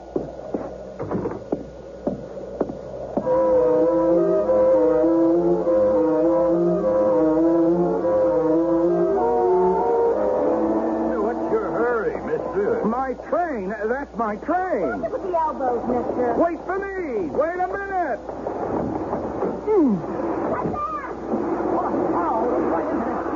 He must have slipped on something. Is he alive? Somebody better call an ambulance. I don't care. We'll just call this guy is hurt bad. No, man. He's just curled up to take a nap in his own blood. Hey, all I did was ask a couple of questions. I called for an ambulance.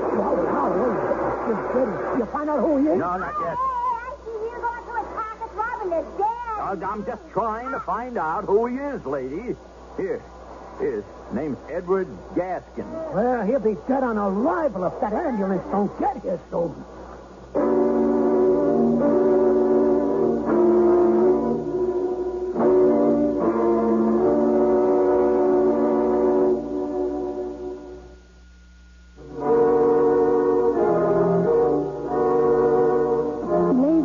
Station platform, the snow reddening with his blood. Other commuters crowded around, some of them frightened, others wanted his help but not knowing what to do. At last, the ambulance came and took him away. Of course, I have no memory of how I got to the hospital, but somebody phoned Joan, and she came right away.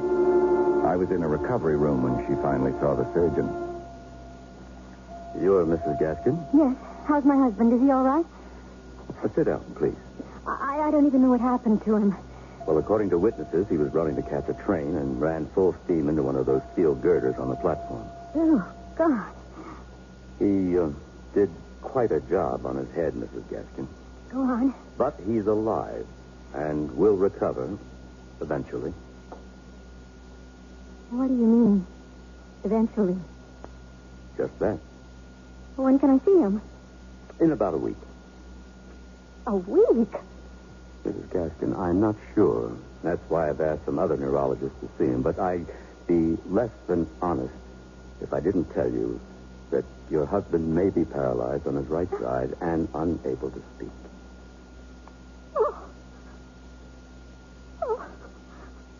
Why did this have to happen to Eddie? Oh, I want to see him. You can't see him for quite a while, so I suggest you go on home. How long will he have to stay here in the hospital? It's anybody's guess, but figure several months. What do you mean by several? It's up to the neurologists and staff. Will he need more operations? Possibly. Look at it this way, Mrs. Gaskin. Your husband could have been killed. He's still alive. Well, will he want to be if he's paralyzed and unable to speak? That's up to him. And you.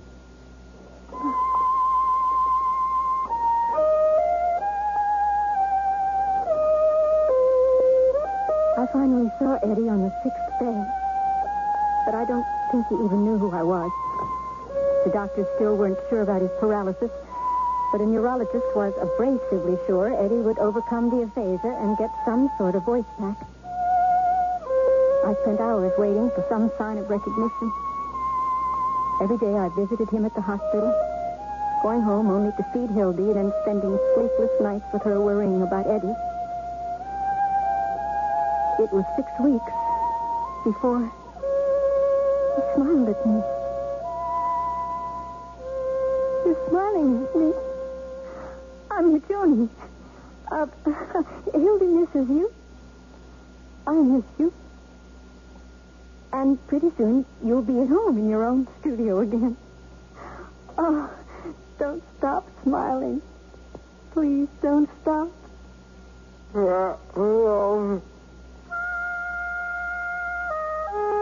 awful to think of words you are unable to say.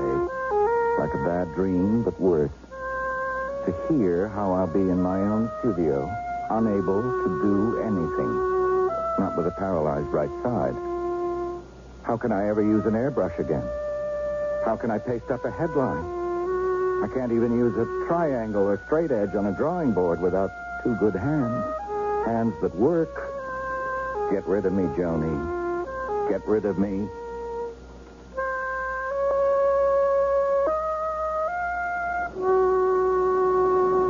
Be careful getting that wheelchair into the cab. Here, let me help, man. Thank you, driver. There you be, sir. You take good care of yourself now, Mr. Gaston. Sure, I will. Here's the address of our home, driver. Yes, ma'am. You take care of everything? Yeah, you're on your way home from the hospital, Mr. Gaston. Hildy's anxious to see you. And all of your friends have called, especially George Branston. He can't wait for you to get home. And enemies. What? People who are not crippled, but eager to look at me who is. It's temporary, Eddie. You've already got your voice back. In no time, it'll be as good as new. The speech therapist at the hospital was sure of it. I don't make drawings with my voice.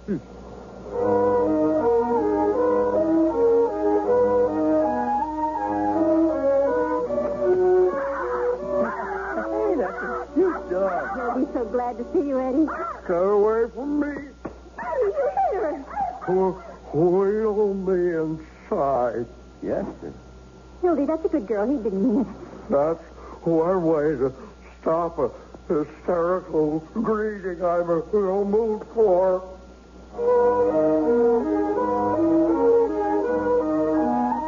Hildy wants some attention from you. Keep her off my back. Come here, Hildy. Get down now. I'll get the front door.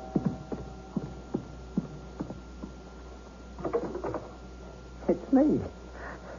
Is he home? Hi, George. We just got here. I brought my portable checkerboard. Thought he might like a game. Hi, Hildy. I doubt it, but come on in. It's George Brassine, dear.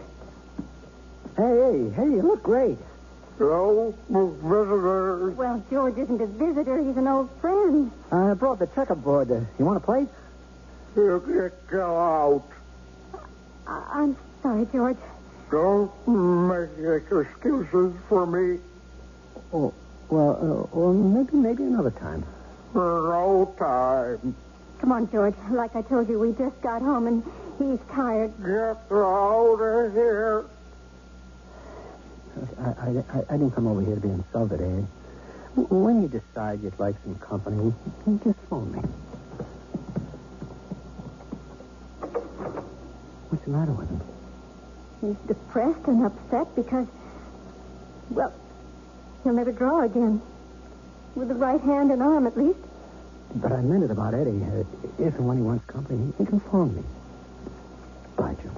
Bye, George. And thanks for coming. And thanks for everything. I only told them I was taking the morning off to get you ready. What? I have to go to work. What did you say? I had to get a job. I was lucky to get it. Doing what? At the library. I stack books mostly, but sometimes I help the librarian out. She's a woman, too. Quit. What? You heard me. Quit. The woman to have you working.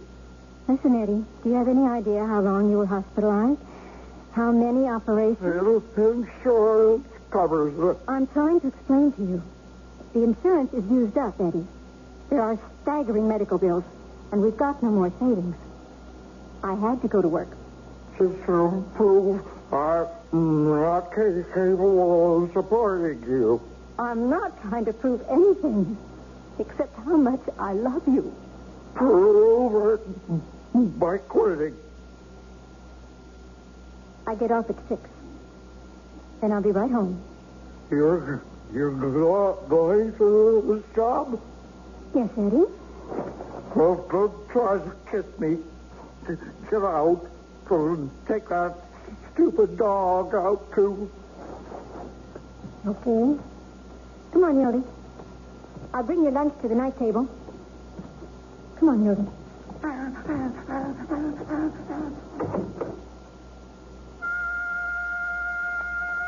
I seemed to get some kind of perverse satisfaction out of refusing to kiss Joni goodbye and ordering her and Hildy to get out. Finally came the day I contemplated suicide. Deliberately broke a water glass after I'd considered just where to slash my right wrist with the razor-edge shard. Obviously, one could die from one cut wrist as well as two. It was just too barbaric to cut my throat and sever the jugular vein. Then I remembered my life insurance wouldn't pay off for suicide. Joni would be left with no money, the additional expenses of burying me, and a bloody mess in the bedroom. The real reason for not taking my life was that I didn't have the courage, or lack of it, to do it. All I got out of it was a long crying spell.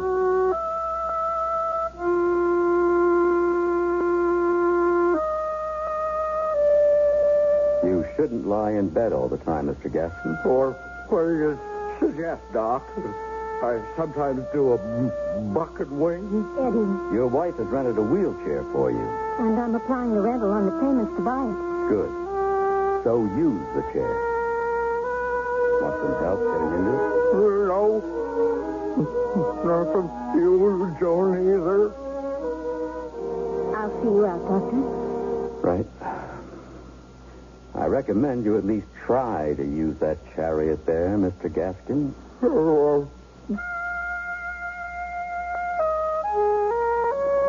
Whether it was the doctor's advice or seeing that investment just standing there, I decided to try the wheelchair.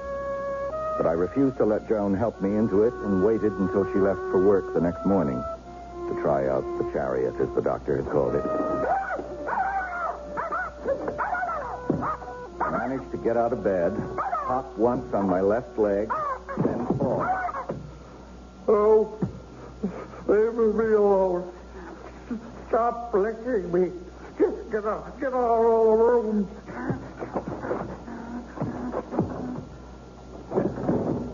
I had a few falls, but by hopping on my left leg from one place to another, I finally reached the chair.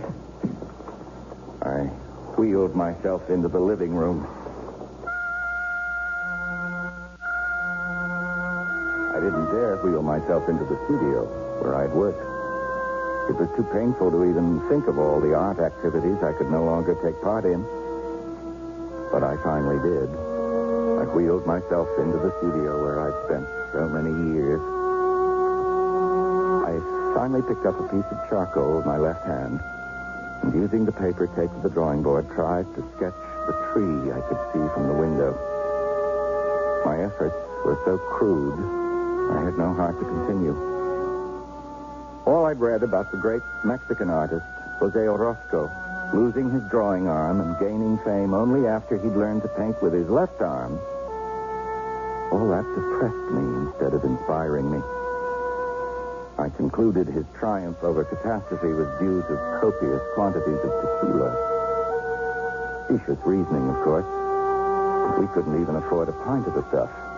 A six-pack of leader-priced beer would be cause for a celebration. And then I became aware of Hildy sitting up, holding her ball in her mouth. You want to taste the ball? It's the only thing left I can do for you. Get it. Not the right hand, Hildy. This one. Will you stop pushing it into the dead hand? Here. I'll show you. I'll drag this useless arm out of my lap where you can't get to it.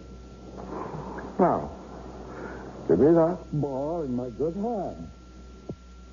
That's fine. Good girl. Now. Oh, Don't just lie there. Go fetch the ball. It never made any difference to you which hand threw it or you know when it was kicked. Okay. You won't chase it. I'm going back to bed.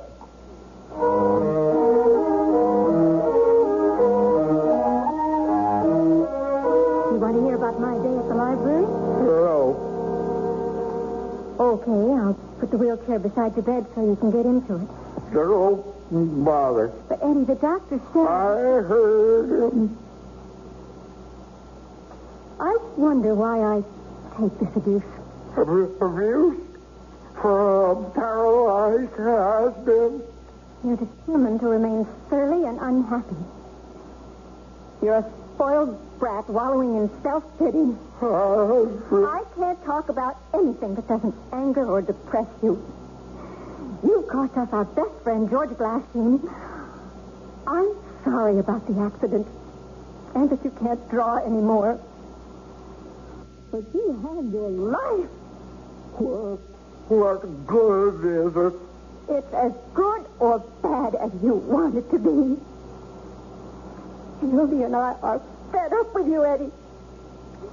Either you change your attitude and realize that you have our love, or you can rot right where you are.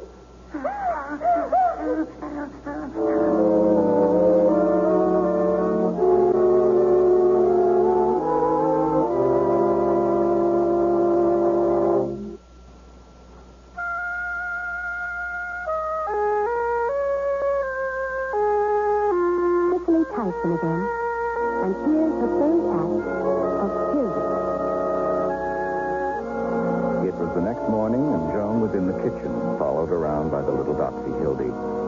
Suddenly, the dog barked.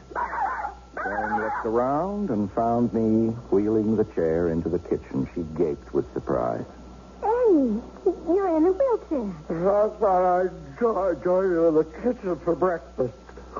Hi, Hildy. I would have been glad to bring it to you in your room. I know you would have. I've been thinking about our talk last night. I'm sorry, Eddie. Look, don't be. I have been acting like a spoiled brat. Forgive me. Oh, yes. Forgive me for saying what I did. You were right. Oh, Eddie. I know it hasn't been easy for you. Well, so what? It never has been. But there's no reason to take out my frustrations on you or Hildy. Confession. I tried out this wheelchair yesterday.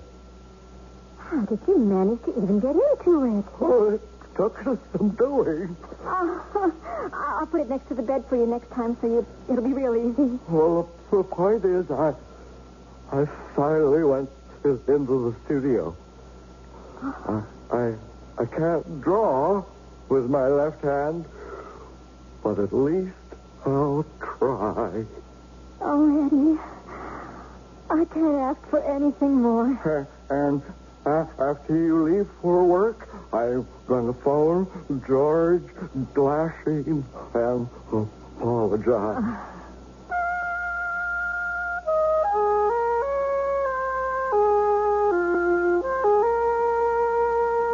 The winter came early that year and seemed to go on forever. I kept on trying to draw with my left hand, but my efforts were like a child, far from the commercial gloss in which I'd made my way. While I sat in the wheelchair and drew, Hildy would push my paralyzed hand and arm back, pressing the ball into my dead fingers until she released it, and the ball would drop to the floor. She picked it up and repeated the performance over and over and over, not stopping until I dragged the useless arm onto my lap and held out my left hand to her. I'll throw the ball for you if you put it in my good hand. This one. Right here, Hildy. Okay. I'll let this dead wing hang down again. You see? You push it back, Hildy, but you can't give life where there's none to give. Nobody can.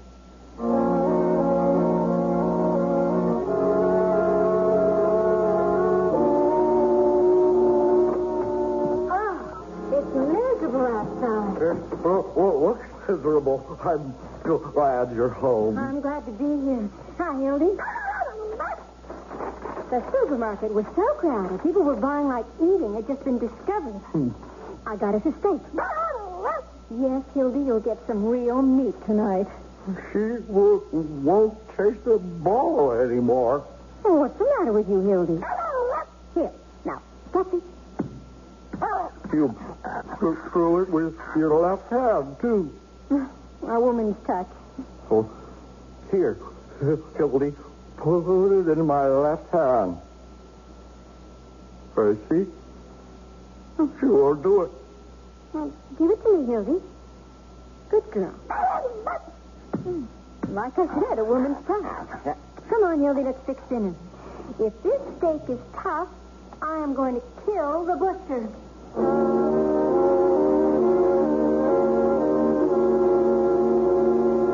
I was sitting by the front window watching the icicles melt and thinking spring might be trying to appear.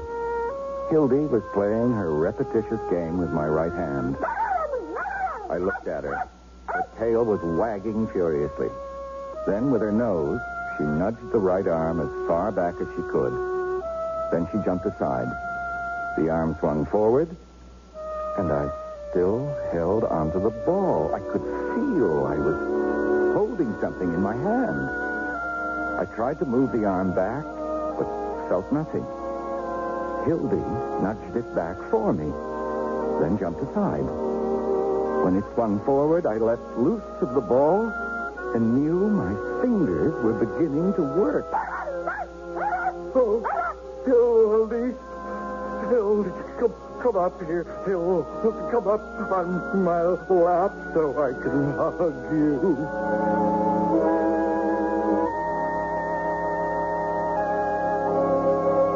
You don't mind eating in the kitchen? Not at all. Here, Hildy, here's your bowl, and the water's right there.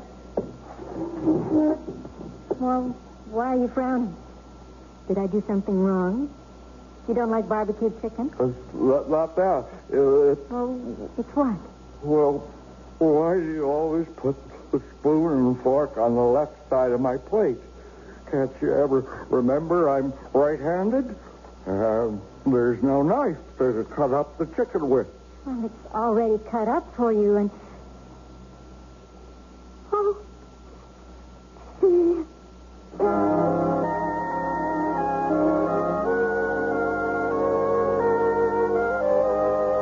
I carefully raised my right arm, picked up the fork in my right hand, awkwardly picked up some food, and spilled most of it as I tried to bring it to my mouth. Now I'll have to learn to use this hand to feed myself all over again. Oh, Eddie. Not my doing it. All the credit belongs to Hildy. Thank you again, Hildy. Well, how did she get it? How did you? Oh, Eddie, I'm so happy. She did it.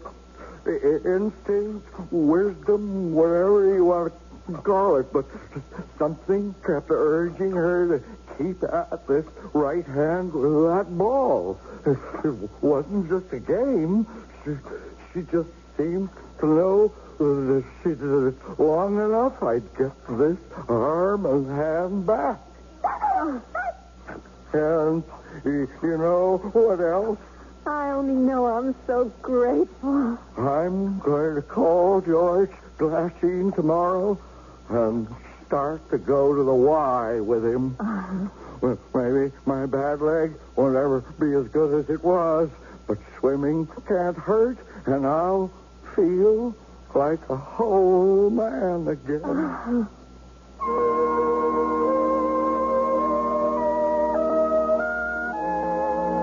Hildy's muzzle is white with age. sleeps a lot. And Joni and I know there'll come a day when she won't be here to ever chase a ball again. But we're not getting a fare to soften the blow after she's gone. Wouldn't be fair to the new dog. We'd always be making comparisons the poor creature couldn't live up to. There's just no way to replace somebody who gave you back your life.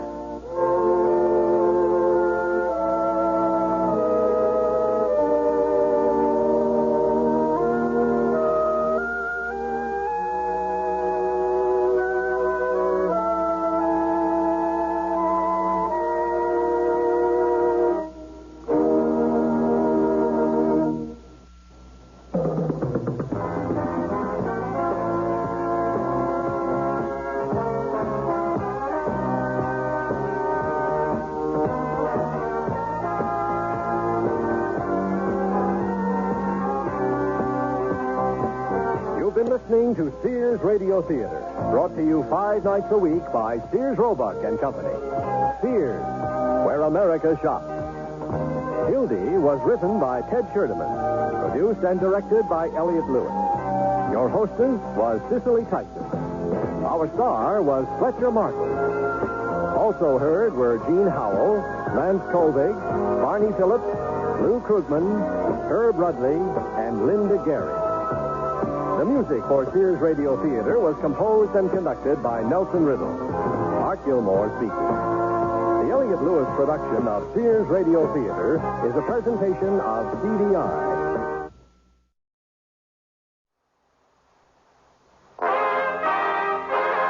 That's the theme from the Sears Radio Theater. Tonight, a program of love and hate with Cicely Tyson as your hostess. Here's a preview. How many times a week? Monday, Wednesday, and Friday. 3 times a week? Mm-hmm. Fame has its misfortunes. I couldn't imagine doing anything worse than having a writer's workshop full of gabby middle-aged women. The Sears Radio Theater will begin after this message from your local station. This is Cicely Tyson. Our story is about a man returning from a public relations tour. His right hand sore from being squeezed through 1,000 handshakes. The corners of his mouth stiff from holding on to 1,000 smiles. He is one of the rarest of a rare species, a successful black writer with 2 best-selling novels as testimonials to the fact. Aside from all that, he is a tired man who has returned to his parents' home for rest, Mama's chicken and dumplings, and afternoons of checker playing and beer sipping with his father. Nothing more. On the strength of his talent, he has seen more of the world than either of his parents, and his travels have given him a lot to talk about. We join him as he chats with his mother and father over after-dinner coffee and sweet potato pie about the romanticism of Spain. Chilly afternoon in Madrid. Chamaco, Diego Puerta, Manolo Vasquez, Paco Samino, and a weirdo who called himself El Voluntario were fighting bulls from one of the greatest bull ranches in Spain, the ones they called Miuras. A fight to honor the memory of Antonio Bienvenida. Go on, talk. I'll answer. Yeah, go ahead. I want to hear about this bullfight stuff. Just between you and me, Dad. While Mama is out of the room, I picked up a fantastic lady at the bar in my hotel. Spanish? Hard to say what she was, except for the fact that she had people driving up on the sidewalk to take a better look. Anyway, it was 5 o'clock in the afternoon, as the poem says. Well, who is it, honey? Daphne Brewington. Daphne Brewington? From the old workshop? Yes. And she called to ask a favor. Oh, no. No, 1,000 times no. Remember, I'm supposed to be on vacation. Remember last time? It'll only be for a couple of weeks. Now, I told them that you were on vacation, but you wouldn't mind leading the group, like in the old days. Now, the main reason why they need you is because their instructor just got married and went on a honeymoon. And not only that, Alex, you know that there was no way that the group could find out that you were at home and not ask for you to come to a meeting, if not lead one. But, Mama, Now, Alex, you just got to remember. A lot of these people remember you when you were just plain little old smart Alex. They think you've gotten on your high horse if you turn them down. Not only that, Alex, they are all devout Alex Farley fans. How many times a week? Monday, Wednesday, and Friday. 3 times a week? Mm-hmm. Fame has its misfortunes. I couldn't imagine doing anything worse than having a writer's workshop full of gabby middle-aged women. And men. Oh, okay, have it your way. Go on, Alex. We were at the bullfight. Right. We were at the bullfight at 5 o'clock on a watery gray afternoon. And so, we begin our story.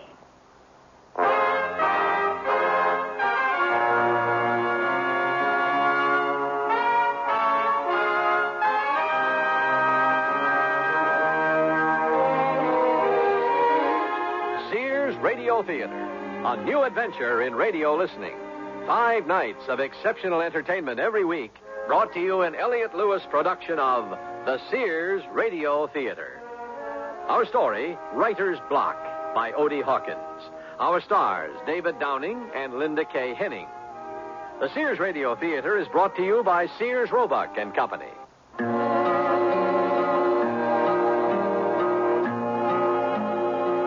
It's been said that only the artistically inclined can ever fully understand the artist. That leaves us with a nebulous question. Who fully understands the artistically inclined? Hello?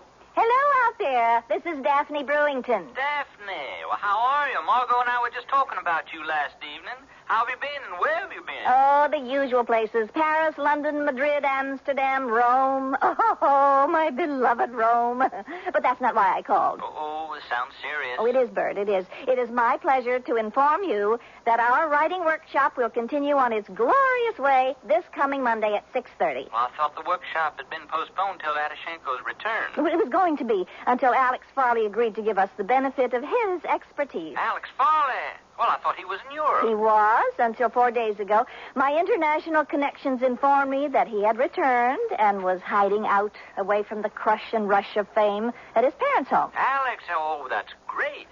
I guess I'll have to pull the whole novel out of the trunk. How long will he be with us? We'll have a 2-week feeding, 3 evenings a week. I just didn't feel I could request more. After all, the man is on vacation. And in answer to your last question, I've contacted Phil Snortshot and Madame O.C. Slithers. Fran T. Necker, Maria Tamayo, and Sergei Ozar are indisposed. Oh, our usual folks, huh? Great, isn't it? We'll have him all to ourselves. 3 evenings a week for 2 weeks. Oh, it'll be like a master class. One could say that. Well, I'd better make a note here. Monday, Wednesday, and Friday at 6:30 p.m. Oh, yes, Bert. If Margot isn't coming to the meeting, as usual, please ask her to whip up a little something for you to bring. We'd like to open our first session with a little welcome home Alex Farley party. The Philippine adobe rolls? Those would be Marvy. See you Monday evening, Bert. Ciao. Monday it is. Ciao.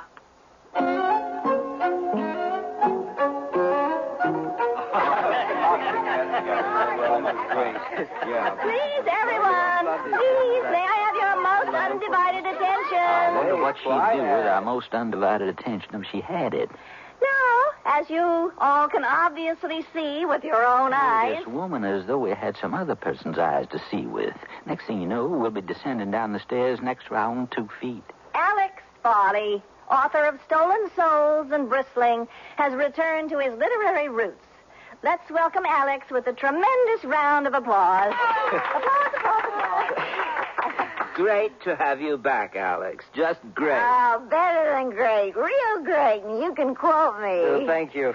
It's really good to be back. Nothing like returning to your old stomping grounds. Now then, who has something to read? Oh, Alex, we weren't prepared to read anything. This is our welcome, let's get reacquainted with Alex evening. I'm sure no one... Oh, just pulling your legs, gang. But I'm serving notice tonight. When we meet on Wednesday, it'll be to get down to business. Same old Alex, the guy who always knew the value of pain and the price of causing it. Meanwhile, I'll have another glass of vino.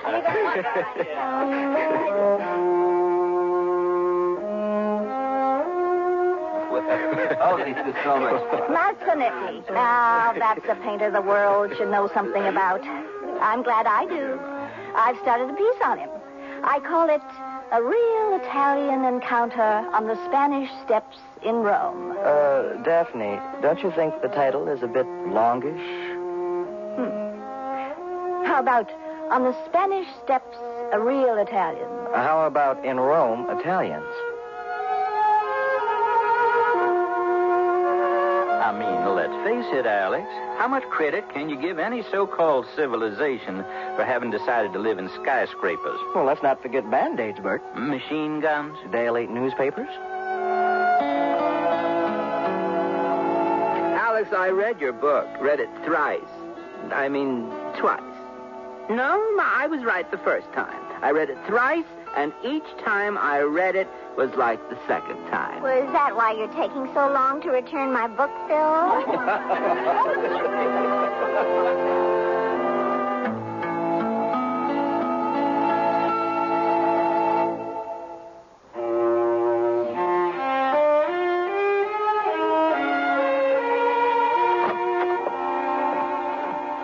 Alex? Yeah, Dad. I waited up for you. Come on in here. Let's have a cold brew before we call it a night. Yeah, why not? Well, how did it go? How did it go? Well, what can I say? There we are once again in Daphne Brewington's stark, ravingly rich bohemian pad. Who was there?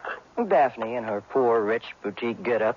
Cigarette holder, sunglasses glued onto her artistic forehead, going on and on about her salad days and the beat movement to her latest artistic discovery on the Spanish Steps in Rome last month. Bert Bourbon. You the dude with the patches sewed onto the elbows of all his outer clothes? With the pipe tobacco that smells like burning dolls here. Phil Snortshot and Madam O.C. Slithers. The three people used to call the Scotch Trio. Right. Now, why should you be feeling so depressed about this group? Who said I was depressed? Well, you sound depressed. I guess I do, don't I? I'm pretty hard not to, in a way. Why?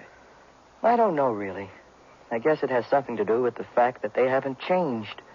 It's like returning to a place where people have been pacing themselves on a treadmill. They're not going anywhere. You mean they're not writing? Right. They talk about writing, but they're not doing it. Well, maybe they're doing what they know how to do best. But how do you call yourself a writer if you don't write? Well, I think you've been a little hard on them, Alex. Now, let's face it. Now, there really ain't a whole lot of people doing what they say they are. Now, you got to at least give them credit for making the effort to pretend to be something they ain't doing, which is more than can be said for a lot of folks these days. Dad, you sound like O.C. No, that's good. Now that we've gotten this writer's thing out of the way, what were you starting to tell me the other day about this Spanish woman you picked up in the bar? You know, the one that you went to the bullfight with? Oh, you mean Serafina Sanchez Bogomez. She had 4 names. 4 names and 4 sisters. And she wasn't all Spanish. Her grandfather on her mother's side was Indonesian.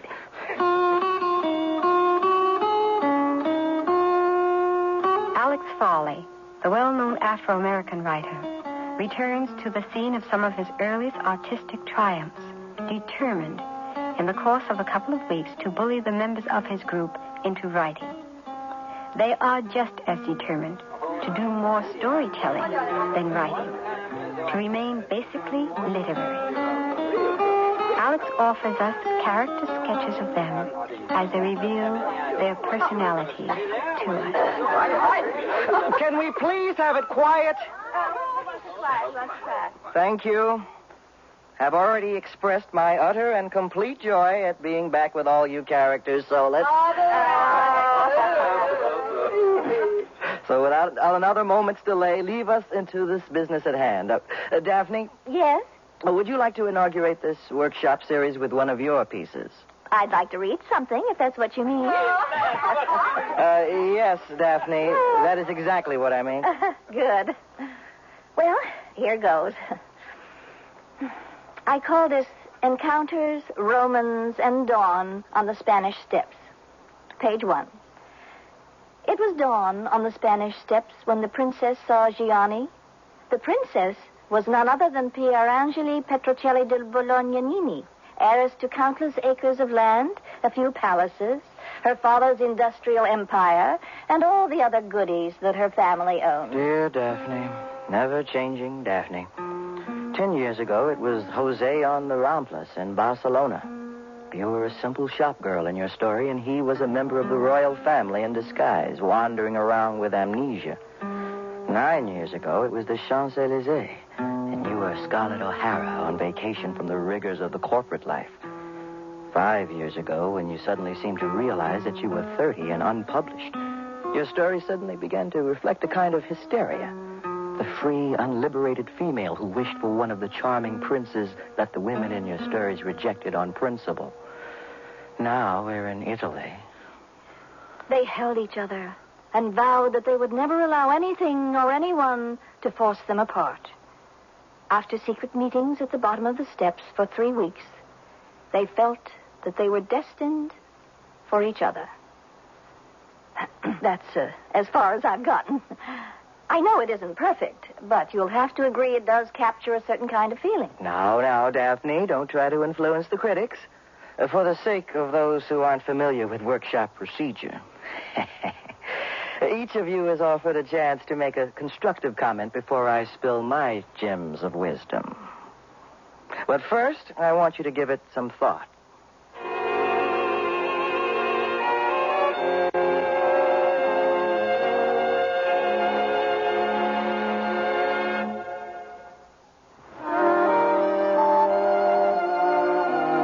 Let's hear your comments. Bert? Huh? The story, Daphne's story, Encounters, Romans, and Dawn on the Spanish Steps. What did you think of what you heard? Encounters. That was great, Daph. Just great. Needs a little more atmosphere, but otherwise great. Phil? Well, what can I say? I've been both the victim and the beneficiary of Daphne's caricatures for years. Somehow I could see myself in her story. Borsalino hat cocked just so. Swank shades propped up on my arrogant nostrils. Striped barber shirt collar open to the belly button.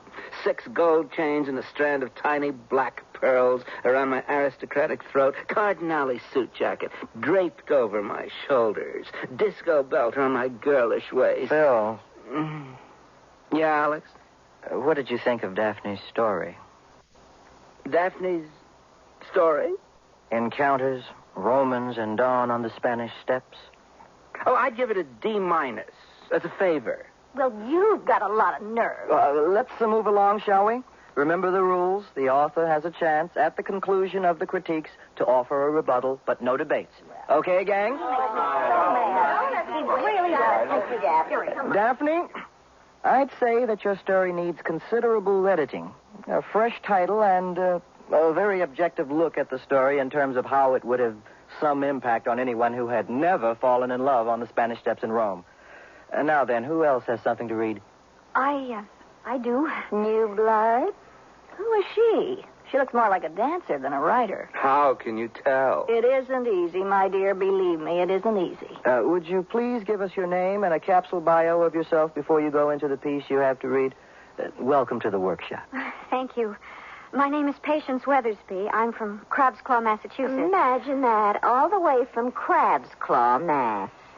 And I've been writing seriously for 2.5 years.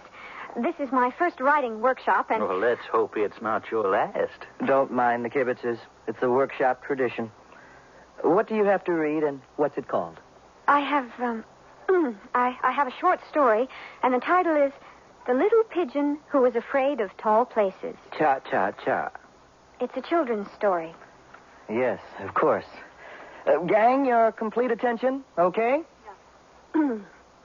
Once upon a time. Oh, really? Once upon a time, there was a little pigeon who was afraid of tall places.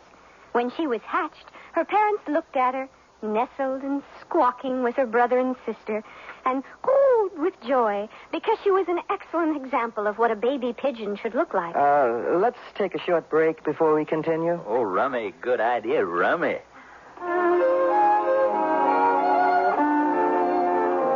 Remember now, authors can make a rebuttal after the critiques. O.C.? Well, I know I'm supposed to offer a very diplomatic tidbit, one that will spare the embryonic writer's heart, and I shall. Edit, my dear, edit. Thank you, O.C. Bert? Oh, I don't know. Somehow I kind of related to this little old bird. You know what I mean? She sort of found a place in my heart. I'd like to think that there's a little bird in all of us. I like the story just as is. Wouldn't change a word. Oh, thank you. Phil, well, there is a good deal to be said for the symbolism in the work, the suggestion of relative values. I think in this, the year of the child, it's entirely appropriate that we should be exposed to the little pigeon who is afraid of tall places. You believe this guy? But you don't seem to be holding any grudges against good-looking blondes from Crab's Claw. Okay, people, hold down the crossfire. Daphne, you're the last one. Well, I don't know. I kind of like the feeling of alienation that it conveyed. Needs refocusing. But the alienation thing, that's stuck in my gut. Oh, but there's no alienation. Remember, no debates. Do you want to add anything else, Daphne? I've said it all. Mrs. Weathersby? Oh, please, call me Patience. And it's Ms.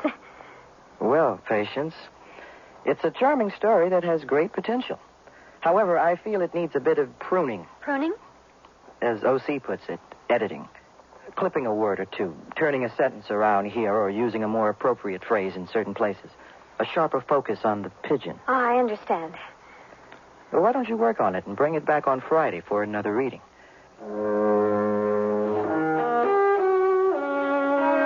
Don't take them seriously. They razz each other and anybody else who happens along. It doesn't bother me. Good. Now, how long do you think it'll take for you to make your mark in the kitty lit field? Well, I've given myself a year to struggle. And after that, I'll return to Crab's Claw if I haven't made my mark. Patience? Do you like Italian food? Now, have you had dinner? To be honest, no. I haven't had dinner because, well, the struggling writer has to live frugally, right? Absolutely. And I do love Italian food. If you'll join me, we can title this evening, The Struggling Writer Had a Good Italian Meal. Sounds like something Daphne would write. I guarantee you, Luigi's will be better than anything Daphne will ever write. Sounds great to me. I'm parked around the corner.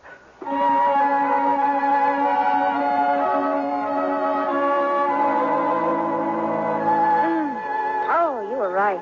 Oh, I've had veal milanese a few times before, but never like that. Well, I told you it would be good. More wine? Just a drop, thank you. Would you care for a dessert now, Mr. Farley? Patience?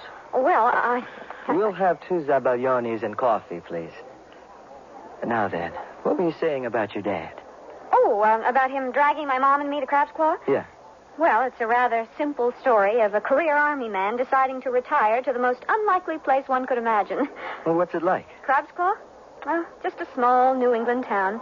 Mostly beach, a tiny commercial area, a town hall, reserved but friendly people after they get to know you. Strangely, it reminds me of a small city that we lived in Spain for a couple of years, while Dad was attached to the consulate. Sounds like Alicante. Oh, yes, it was Alicante. How did you know? Just a guess. It could have been 100 other places. Oh, I know it could have been, but it wasn't. You said Alicante, and that's uncanny. When were you there? 2 zabaglionis and coffee, sir. Thank you. When was I there? Last month. Is it the same? I mean, what does it look like now? I only spent a week there. This is super delicious. What's it called? A zabaglioni. I love it. Oh, go on. Alicante. Okay, the Moor's Head. The outcropping of rock on the cliff beside the castle that overlooks the beach. It's still there, looking more mysterious every day. No pun intended. Oh, I didn't think of it as being mysterious. It was rather like a familiar stranger to me. It was the first thing I saw in the morning and the last thing at night. Did you go to El Canario? I certainly did, purely by accident. I was wandering around one evening, trying to get away from the hotel scene. And the next thing I knew, my nose was being pulled by a quartet of fantastic aromas to El Canario. Oh, you know, I don't think that I've ever eaten paella as good as Senor Manaresa's. And the oh, calories.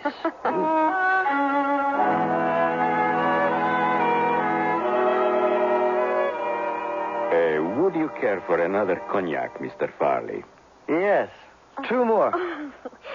Alex, we're the last customers. Well, don't think of it that way. Be imaginative. Think of us as the first customers.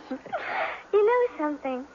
I think I'm going to like being a successful writer of children's stories in a big city.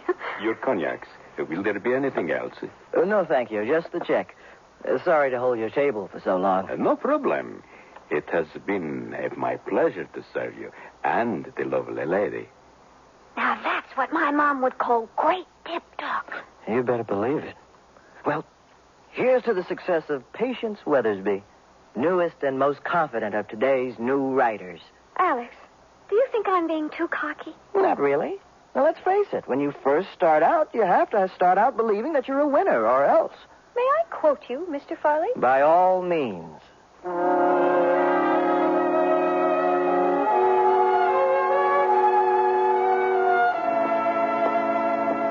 Alex, look, a shooting star. Oh, you missed it. Are you sure it was a shooting star? Remember, this is the big city. It might have been the mad cannonballer. Oh, it's such a beautiful night. I feel as though I'm in a dream. Red wine helps. Oh, no, there's more to it than that. I feel as though something extremely important, something really nice has happened in my life tonight. I feel that way, too. Do you? Really? Yes. Yes, I do. Alex, do you believe in signs?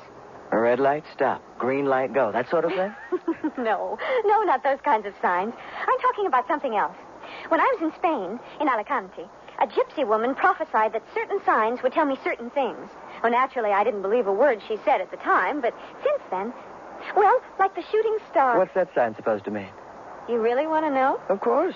Well, she said that a tall, dark man would come into my life. And when this happened, the sky would just... What was the gypsy woman's name? Oh, I don't remember. How many teeth did she have? Oh, no, you know her. Maybe. Go on, tell me, how many? 2 at the top on the left side and 4 at the bottom on the right side. Mm-hmm. That was Serafina Sanchez Bogomez. She always makes that prophecy for American women. I don't want to get into what she prophesies for men. How much did she take you for? How much? I'll be honest. My 10-minute reading cost me $10. How much did yours cost? Well, she gave me the speed reader's rate, $10 for 5 minutes. And a good name to use in a piece about Spain someday. Serafina Sanchez Bogomez. Oh, I enjoyed the meal more than I can say. If there's one thing we Weathersby people enjoy, it's good food. And the Zabalioni. Yes, that. Oh, but more than all of that, I've enjoyed being with you. I don't know quite what to say. Don't say anything. Good night, Patience. Night, Alex.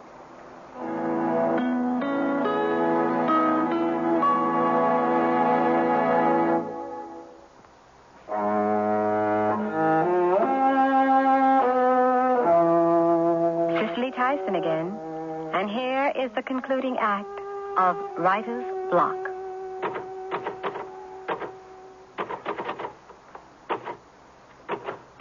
Alex? What is it, Mama? Oh, I just thought I'd peek in on you. You don't seem to be doing your usual 1,000 words a minute. Something else on your mind, huh? I guess you could say that. What's her name?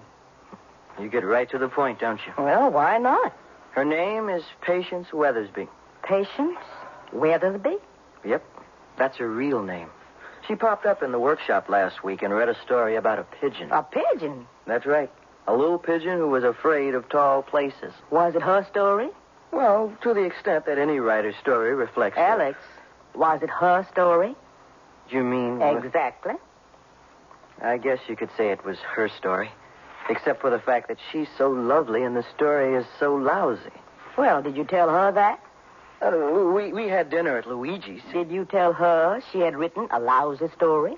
Everyone else in the workshop thought it was good. Well, it's not like you to follow the herd, Alex. You're absolutely right, Mama. Absolutely right. You know something? I've been trying to do a piece on a gypsy woman Patience and I both knew in Spain, and I haven't been able to get beyond page 10. Writer's block. Just about the purest case of it I've ever had. Alex, are you saying because you were dishonest about somebody else's work that you are going to allow that to cause you problems? Doesn't make much sense, does it? Well, not to me. But then I'm not a writer. Don't worry about it. All you have to do is keep me honest. I'll do all the writing necessary. May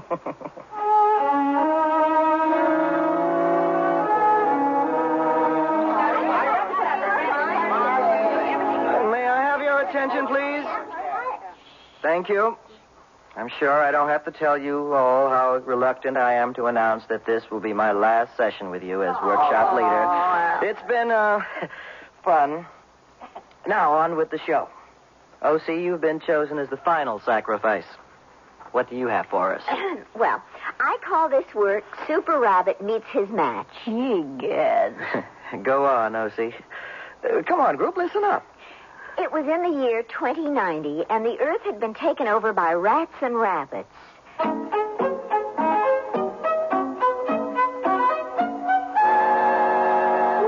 O.C., that comes close to being almost as good as my piece. Never-ending day. I completely failed to see the possibility of any comparison. However... Ladies, please. Patience, let's start with you. What do you think of the story? It was frightening to me. I mean, maybe it's because I've always had pets of one kind or another. For a time, I had rabbits and pet mice. And the idea... Well, the notion that these two innocent creatures would suddenly grow to the dinosaur level and go to war it's ugly. I mean, the story is lovely, but ugly. Bert? Well, as y'all know, O.C. and I have been known to leave the workshop and stumble over to Silly Willie's for a libation or two, or three. And, I remember when she first broached the idea. Bert, she said, are you aware that there will be only two types of animals around the way things are going in 2090 or thereabouts? Rats and rabbits. You did it, O.C. He's right on the money. If I were you, I'd start thumbing through the digest for a suitable market. You mean... It's really not bad, O.C. Daphne. And on that note, I hereby declare the end of the workshop for this evening. As you all know, Ladashenko will be back on the job come Monday. Well, since my opinion wasn't asked about O.C.'s story... Phil, I'm sorry. I mean, you were so unusually quiet that I overlooked you. Oh, no, it's quite all right, Alex. I was just so profoundly moved by the Slithers epic that I found myself becoming invisible. Wiped out, huh, Phil? No, rather. And there you have it. One of the most unusual moments that has ever happened in the workshop. A unanimous decision. And a tremendous round of applause for Alex.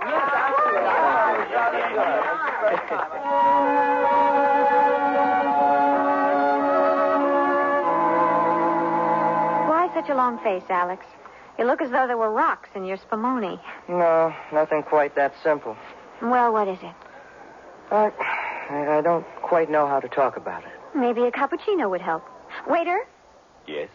2 cappuccinos, please. Oh, immediately. Now then, slowly circle the words you need and release them one at a time, like little pigeons. Oh, Patience, you don't understand. Maybe I would understand if you gave me something to understand. Patience, I'm sure you've been writing long enough by now to know how hard it is to find the words to say certain things. Alex, how long have we known each other? Well, let me see. If we include all of yesterday at 10:15 p.m., it'll be 3 whole weeks. Well, joke about it if you like. No, it hasn't been a lifetime. But I'm sure you've discovered by this point in time that I can cope. Okay, I'll take your word. What would you say if I told you that I haven't been able to nail 2 coherent paragraphs together for the last week? That's the reason for you looking so down? Don't you think that's a good enough reason? I can't see how writer's block could hang on to you for long, being the old pro that you are. Patience, Oh, I know what it is. You can't fool me. I know what your problem Patience, is. Oh, your nervousness is natural. I mean, let's face it. Most guys are kind of shaky when they're about to first meet their prospective in-laws. Oh, did I tell you? Dad is running all over Crab Squaw trying to find your books so that he'll be able to ask you questions. And Mom thinks it's great that I'll be married to a fellow writer. Sounds kind of funny, doesn't it? Fellow writer. Patience. That's what I wanted to talk about, writing. Ah, see what Patience hath wrought? He speaks of speaking about writing. Well, there's a bit more to it than that. I don't want to simply talk about writing. I want to tell you something about your writing, about your story. The little pigeon? Yes, the little pigeon who was afraid to... What about it? I think we both have to agree that it isn't at the world-class level. Well, what I mean is... Go on, say it. I can cope. The little pigeon who was afraid of tall places is a badly written story. But I mean... You're saying that my story is lousy. That's what you're saying, isn't it? The story that I spent weeks on. I don't care how long you worked on it. It needs more work. Well, why would you let me go around thinking that I had a great story I'm correcting that oversight right now because it's been the cause of my block. Oh, so now you blame me for not being able to write. Well, maybe we're making a big mistake. I can foresee a time when you'll blame me for poor reviews, for... Oh, who knows?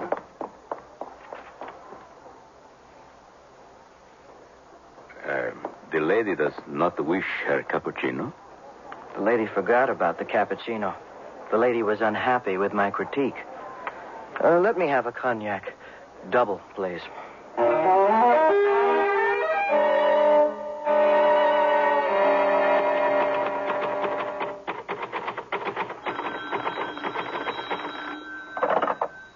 Hello?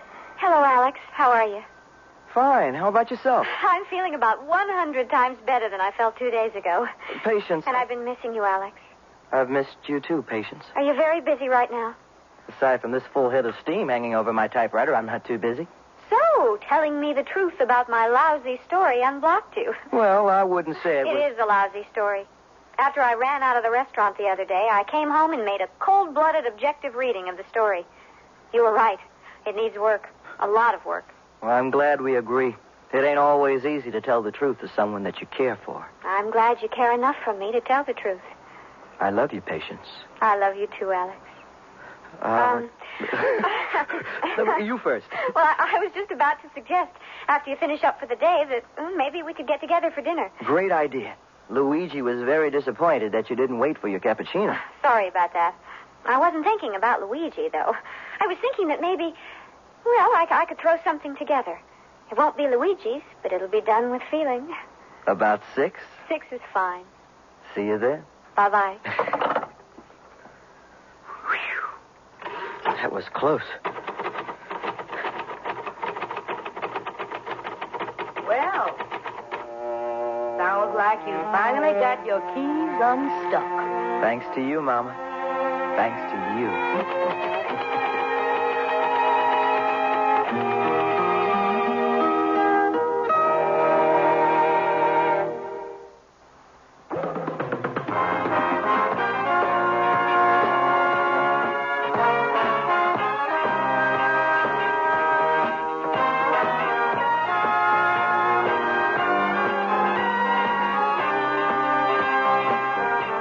Sears Radio Theater has been brought to you by Sears, Roebuck and Company, where our policy is satisfaction guaranteed or your money back. Sears, where America shops for value. Writer's Block was written by Odie Hawkins, produced and directed by Elliott Lewis. Your hostess was Cicely Tyson. Our stars were David Downing and Linda Kay Henning. Featured in the cast were Jim Mapp, Helen Martin, Mary Jane Croft, Shepard Menken, Barney Phillips, and Shirley Mitchell. The music for Sears Radio Theater was composed and conducted by Nelson Riddle. This is Art Gilmore speaking. The Elliott Lewis production of Sears Radio Theater is a presentation of CBI. Tomorrow's Sears Radio Theater will be a story of adventure with Richard Widmark as your host. Let's listen. Quick to the facts. Yes, sir. Anyway, they wasted a team of buffalo. You mean this whole mess is over a team of wasted buffalo? Well, they belong to Jacques, the chief elder of the village. So be sure and tune in tomorrow to the Sears Radio Theater. 24 hours a day of great music and more. News, features, sports. From FM 103, KMOX-FM, St. Louis. KMOX-FM. CBS News. The pilot of an ill-fated jetliner followed emergency procedures, but that may have contributed to the disaster. This is Doug Poling reporting on the CBS Radio Network. Testimony was given at a hearing of the National Transportation Safety Board on the May 25th crash of an American Airlines DC-10 in which 273 people were killed. During the period just after one of the plane's engines fell off, the pilot followed the book. But apparently the book gave the wrong instructions. Betty Ann Bowser has a report. The chief of American's DC-10 training program testified the pilot of Flight 191 did what he had been trained to do when an engine fails. He reduced his airspeed. But in doing that, the pilot of 191 may have lost the edge he needed to stay in the air. The pilot was following FAA-approved procedures in slowing down and what American Airlines teaches its DC-10 pilots in training programs. Since the crash, American has revised its training procedures, now telling pilots to increase airspeed when an engine fails. In simulation tests conducted by the Transportation Safety Board, in 17 of 34 test flights, identical to Flight 191, pilots who did not follow the book were able to keep the simulated flights in the air. Those who did what the flight book recommended crashed. Betty Ann Bowser, CBS News, Rosemont, Illinois. Near the Akron-Canton airport this afternoon, New York Yankees catcher Thurman Munson was killed in the crash of a small jet plane. Munson was at the controls of his twin-engine Cessna Citation, which went down about 1,000 feet short of the runway. 2 other men aboard the aircraft managed to get out just before it exploded. They are hospitalized in fair condition. President Carter is going to have to wait at least a month to get the gasoline rationing bill he wants. The Senate today rejected the House-passed version of the rationing plan. The House is adjourned for the August recess and won't start working again until after Labor Day. In the meantime, a House-Senate Conference Committee will try to work out a compromise so the bill can be ready for action in September. The Senate Armed Services Committee today continued hearings into the SALT II treaty with the Soviet Union. The afternoon's star witness was former Secretary of State Henry Kissinger. 3 committee members have signed a letter to President Carter, which was read to Kissinger. The letter by Democrats Sam Nunn of Georgia, Henry Jackson of Washington, and Republican John Tower of Texas asks for details on how the Carter administration would increase defense spending to beef up U.S. military power. Kissinger voiced agreement with the letter. This is the sort of information which I believe is necessary for the Senate to be able to determine whether we have a national program in the security field which would make ratification in the national interest.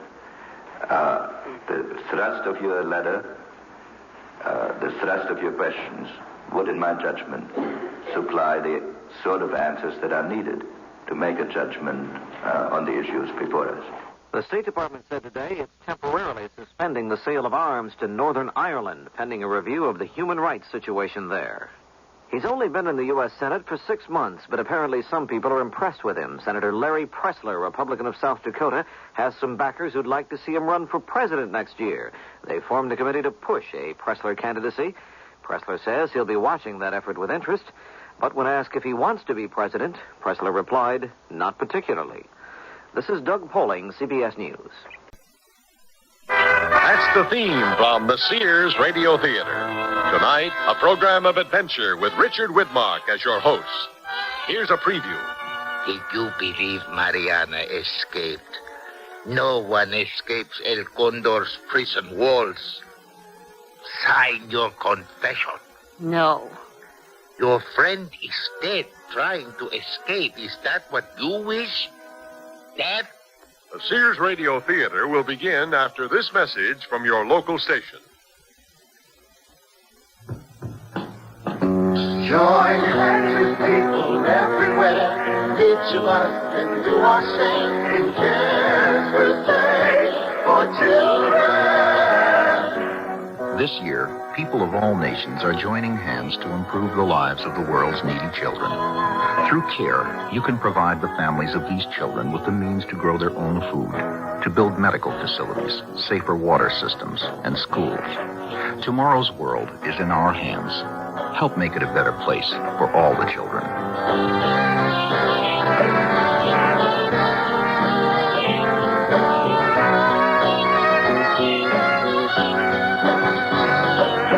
Help a family plant the seed to end the hunger and the need. Join CARE's birthday for children. Please send your check or money order to CARE, Crusade for Children Overseas, Box 576, New York 10016. This is Richard Widmark. When Ruth Rodriguez decided to backpack across South America with her fellow graduate student Keith Hagen, it was the first time she'd ever disobeyed her parents. But had Ruth known of the nightmare which awaited her in one oppressed South American country, she would never have left Southern California. The customs guard warned us not to sightsee in the barrio. We won't stay long, Ruth. I just want a few snapshots of these tin roof huts to contrast with the shots I took at the luxury hotels downtown. So many poor children on this muddy street. All those little bellies swollen with hunger. This isn't exactly a compassionate country, you know. Keith, there's a man lying in that alley. Looks like somebody really beat him up badly. He needs a doctor. The children, their parents, everyone's disappeared on the street. Maybe we shouldn't get involved. What's the matter with you? I'm going for help. You try to keep his face out of the mud. Keith ran. He ran past rows of adobe huts, through streets of wet mud up to his ankles. He exited the barrio onto a cobblestone street, and within 5 minutes had found a policeman. At first, Keith thought he had forgotten the way back to Ruth and the severely beaten man lying in the alley. The rows of adobe huts and the blank stares of the barrio peasants kept recurring with nightmarish regularity. After 30 minutes of fruitless search, the policeman grew disgusted and left Keith standing alone in the muddy barrio street. Ruth had disappeared. Ruth! Ruth! And that's only the beginning of our story.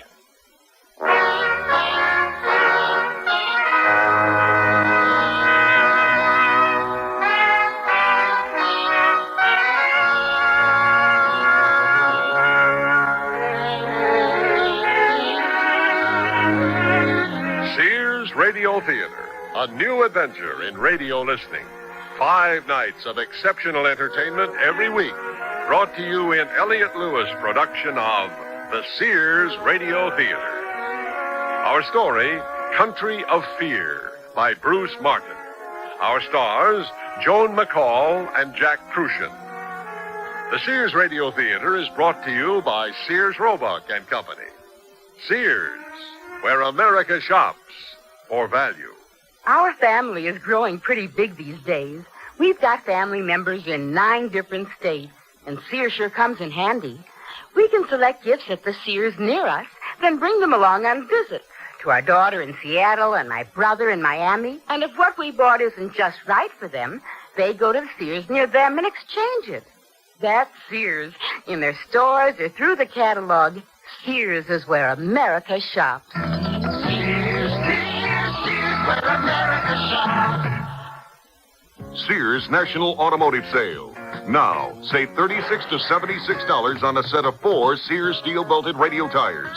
That's great savings on the most popular radial in Sears history.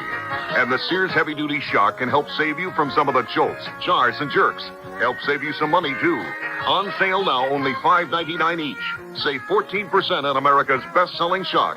Installation available at most Sears Tire and Auto Centers. Prices may vary in Alaska and Hawaii. Stop at Sears. Whisper Glide.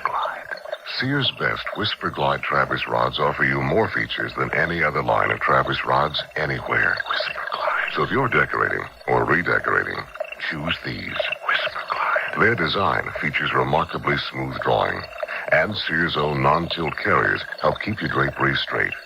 Best yet, there's a size and a style of Whisper Glide Travis rods to fit just about every decorating idea. Whisper Glide. Our best. At most larger Sears retail stores.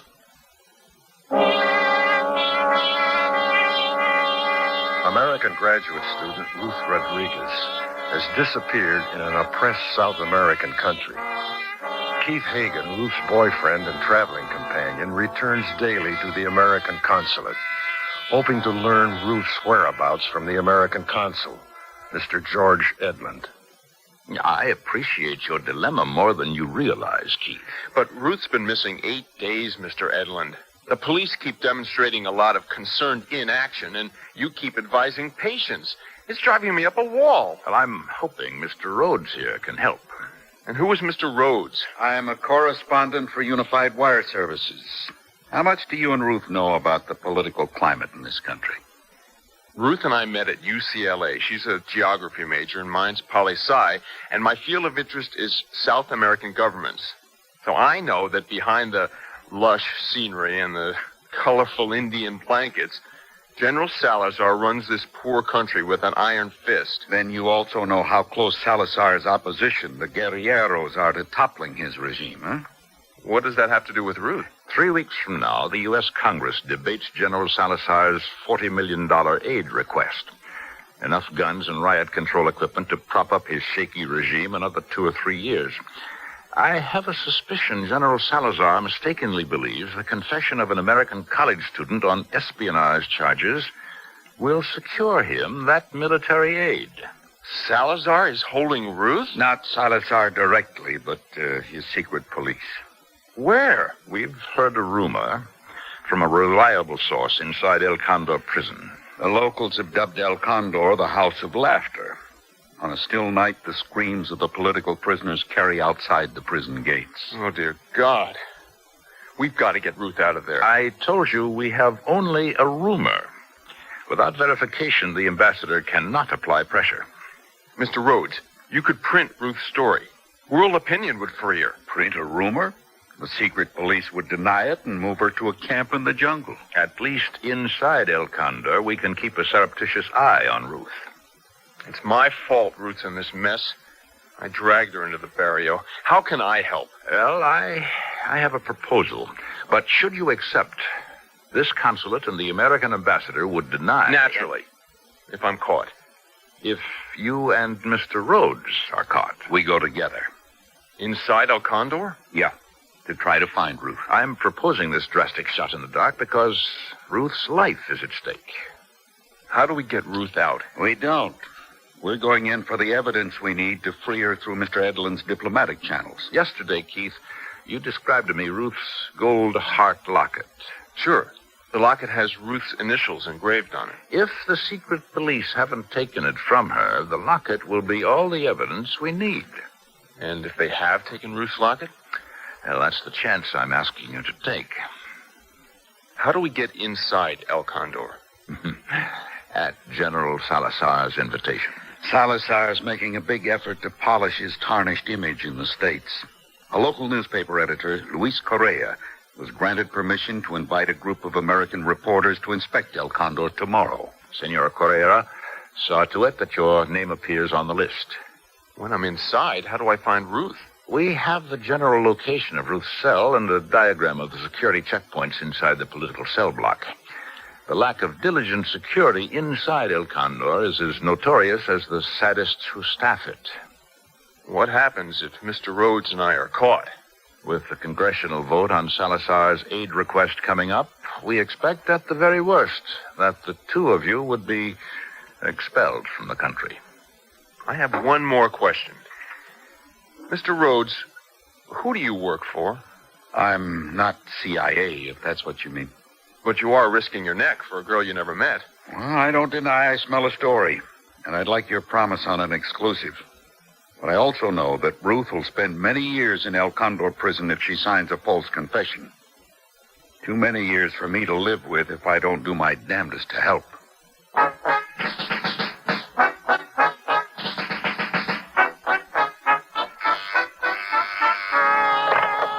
Colonel Mendez speaking. Sí, General Salazar. I am certain that Capitan Salcedo believes that Ruth Rodriguez's file was supplied to us by the CIA. Sí, Capitan Salcedo understands that no visible signs of duress are permitted. Well, she is in Salcedo's office now. What is your name? You may call me Alacran. Your confession is on the table before you. Sign it. Alacran means scorpion. It isn't a name. I have a right to contact the American consulate. Guerrero terrorists have no right. Oh, those lights. They're blinding. Soon you will beg for the opportunity to confess. Open your eyes. Please, I don't understand. What am I accused of? You delivered a roll of film compromising many sensitive government military installations to a guerrillero terrorist in the barrio. Fortunately, the secret police arrested you. That's a lie. Please, the lights, they burn my eyes. Under my personal interrogation, the man you met in the barrio admitted that you, senorita, are also a guerrillero terrorist. Sign your confession. I found a bleeding man beaten half senseless in a muddy alley. Everything's going red in front of my eyes. Think on your blindness as I read. Father, Carlos Rodriguez, born Mexico City, 1932. Mother, Guadalupe Rodriguez, born Nogales, Mexico. You face the lights.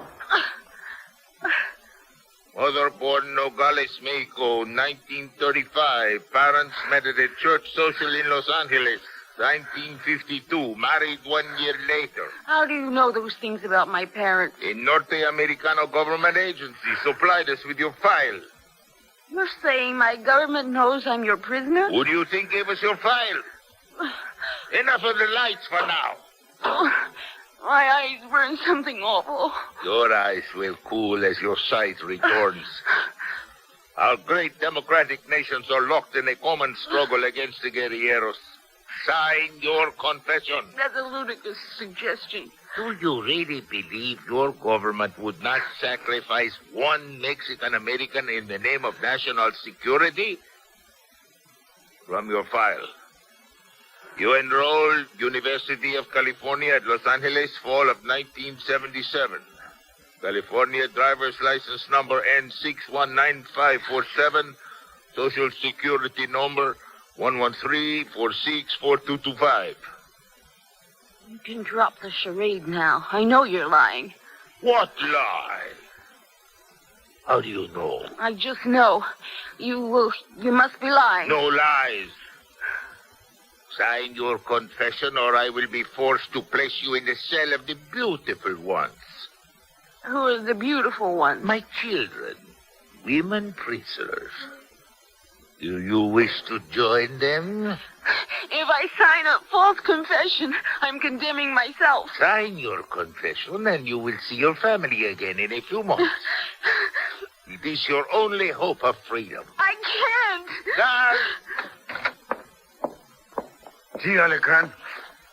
Take her to the cell of the beautiful ones.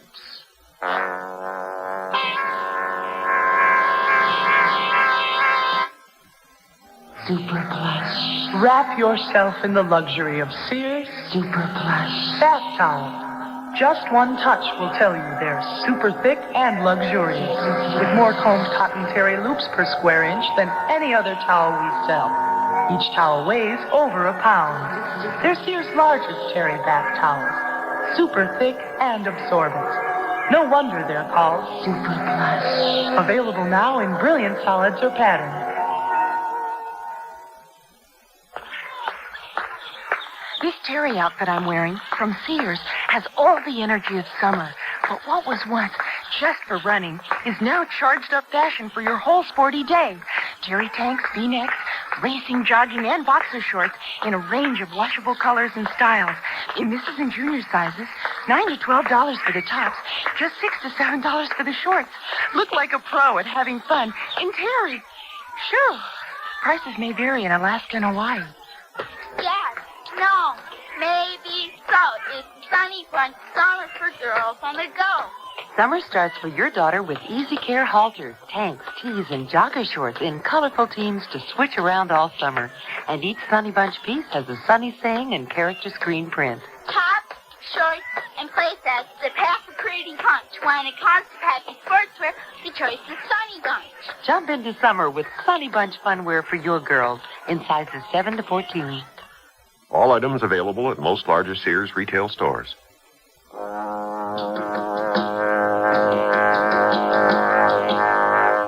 Fear rushes through the blood of American graduate student Ruth Rodriguez in the cell of the beautiful ones, fellow prisoners maimed under torture. Ruth's interrogator is the sadistic Captain Salcedo, whom she knows only by his netherworld nickname of Alacran the Scorpion. Captain Salcedo demands Ruth sign a false confession admitting she is a member of the terrorist guerrilleros. American Consul George Edlund and Ruth's boyfriend Keith Hagen have set in motion a desperate gamble to help her. But the question is, will help arrive in time?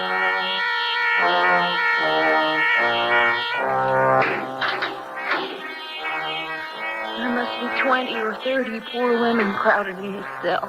True. Ay, por favor. Oh. Good. The god brings Mariana now. Mariana is also a university student. You two should be friends.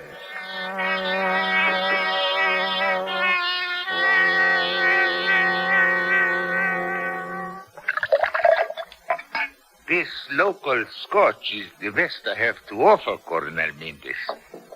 I am more concerned with your poor performance today as Alacran than the poor quality of your scotch, Capitan Salcedo. The prisoner maintains a stubborn innocence. The Americano newspaper reporters inspect the prison this afternoon. I was not informed. A mere oversight, Capitan. 1 day's delay will not harm your interrogation. Let the Norte Americana spend her last night of sleep in the cell of the beautiful ones. It will color her dreams. You gave a pitiful presentation of the CIA file. Colonel, I do not question the file the CIA supplied us, but it did not affect the prisoner as was predicted. Does General Salazar truly believe Ruth Rodriguez's confession will bring us the $40 million in American military aid? Unquestionably. Our Washington lobbyists predict narrow defeat when the American Congress votes in 3 weeks. However, when we release the Ruth Rodriguez confession a few days before the American Congress votes, the swelling publicity shall tip the vote in our favor. Tomorrow I use fear, paralyzing fear, to make Ruth Rodriguez sign her confession. I drink to tomorrow, then.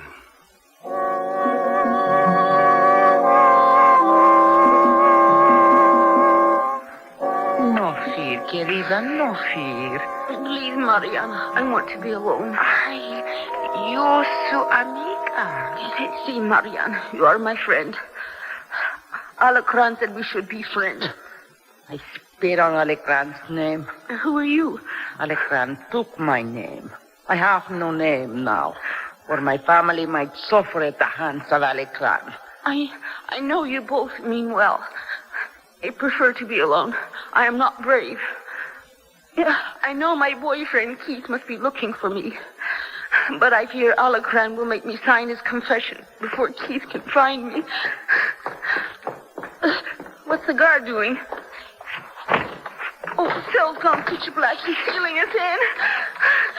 Alacran hides his beautiful ones behind the wooden door. Hide us from what? What doesn't Alacran want us to see? We have heard that there will be visitors to El Condor today, members of the press.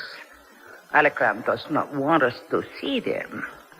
And more truthfully, he does not want them to see us.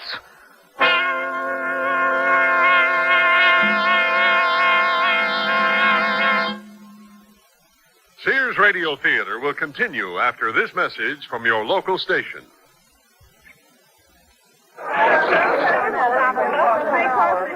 When George had his heart attack, the doctor told me that we had to reduce the animal fat in his diet. His cholesterol count was too high. What did you do? George gets only lean meats, and I always cut off extra fat before cooking. He gets low-fat dairy products, grains and cereal, fish, poultry with no skin, fresh fruits and vegetables. And you know what? What? Our food bill is lower than before George had his heart attack. But doesn't he miss all of them? What's to miss? He eats better than ever before and has more variety in his meals, too. And you know what? What? I do, too. What? Enjoy. The American Heart Association wants you to eat foods that not only taste good, but are healthy for your heart. It's not as complicated as you might think. Ask your Heart Association for their free booklet on heart-healthy diets. The American Heart Association. We're fighting for your life.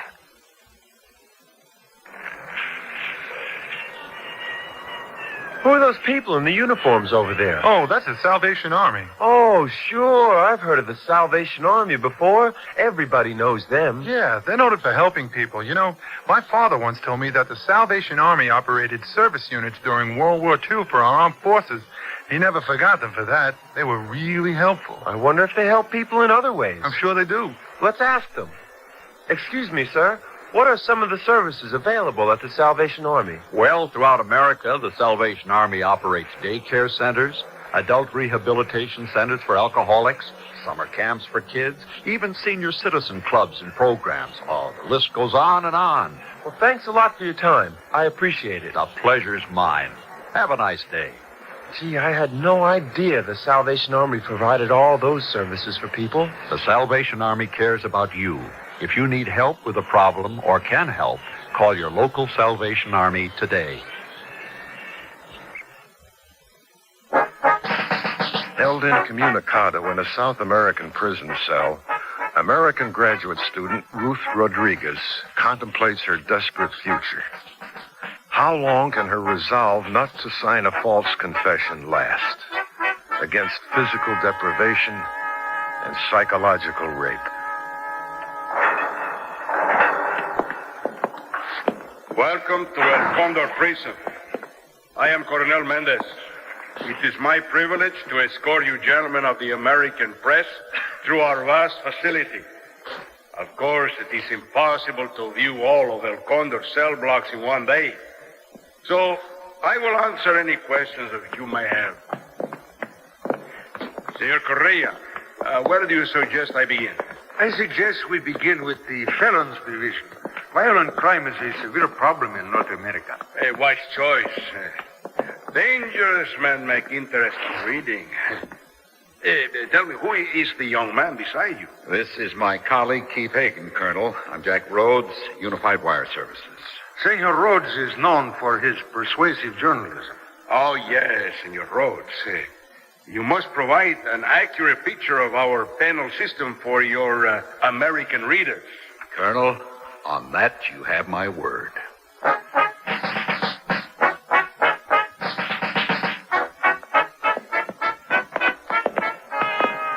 So you see, gentlemen, each cell block has 3 checkpoints and only 1 exit. Therefore, the need is small for our guards to patrol the corridors. And now, are there any questions? Excuse me, Coronel. We are running behind the schedule. The kitchen and shower facilities are next. That's Luis's cue, Keith. We're near the political cell block. Yeah. Good luck with Mendez. Colonel, I've got a hypothetical question for you. Do you believe that Guerrero is capable of running a prison this size? Well, this facility in Guerrero hands would be Dante's Inferno. Senor, over here, the cell. Time is short. What do you want? Give my message to Senor Correa, and I will tell you where Alacran keeps the American gold. You know? You have seen her? Si. Tell Senor Correa Erto says Reynaldo is alive. I swear I tell him. Now, where is the American girl? That last corridor, I heard the guard shut the wooden door. It is the only cell with a wooden door.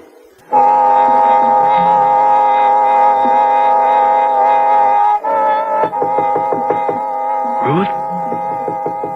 Keith? Oh, thank God you've come. Ruth, your locket. Your heart locket. Did they take it from you? No. Slip the locket under the door. Why? We need evidence. Now. Do it. They want me to sign a confession. They keep saying I'm a Guerrero terrorist. I know. Hurry. I'm trying. The locket won't fit under the door. I think I hear a guard. The women in this cell have all been tortured. Ruth, listen. The American consul says don't sign anything. Your life depends on it. Please, Keith, don't leave me. There's a guard. I have to go. Ruth, we'll get you out.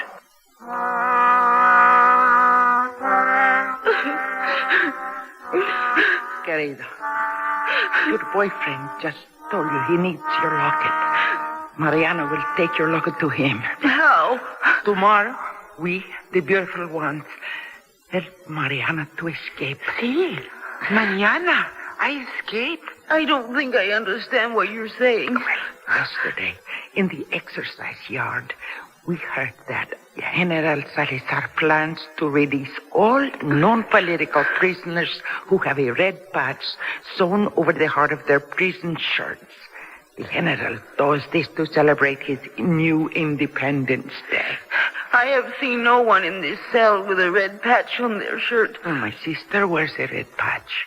Tomorrow in the exercise yard, Mariana will trade shirts with my sister. My sister will then take Mariana's place among the beautiful ones.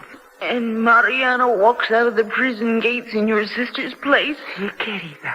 Oh, Alacron will kill her if he catches her. Mariana has no family, though Alacron cannot threaten her with reprisals. Maybe when Mariana brings your locket to your boyfriend, he will help us fight Alacron too. Our dream is to rid our country of all General Salazar's Alacron. Ay, como si. Mariana, here is my locket. When you are free in the city street, go to the Marisol Hotel, room number 6. Wait there for my boyfriend, Keith Hagen. Keith will know what to do.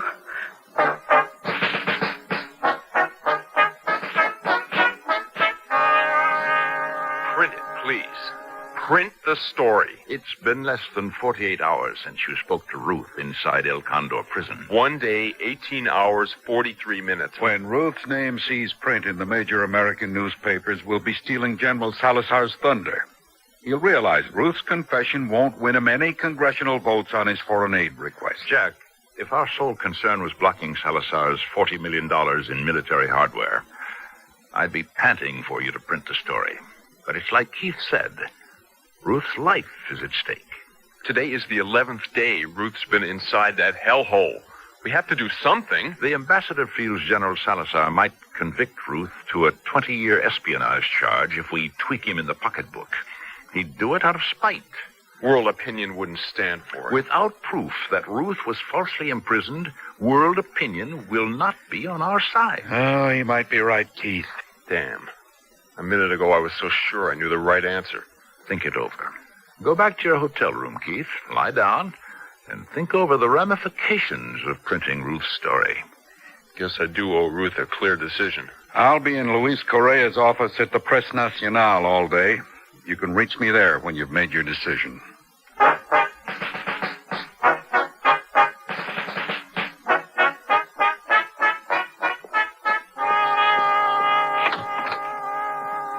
Ah, yes.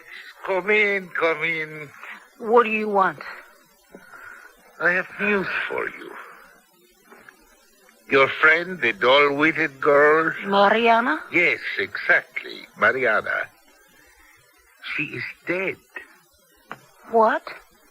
Mariana, your friend. She is dead. How? I mean, what? Did you believe Mariana escaped? No one escapes El Condor's prison walls. Sign your confession. No. Your friend is dead, trying to escape. Is that what you wish? Death? Sign your confession. Mariana. Oh, Mariana.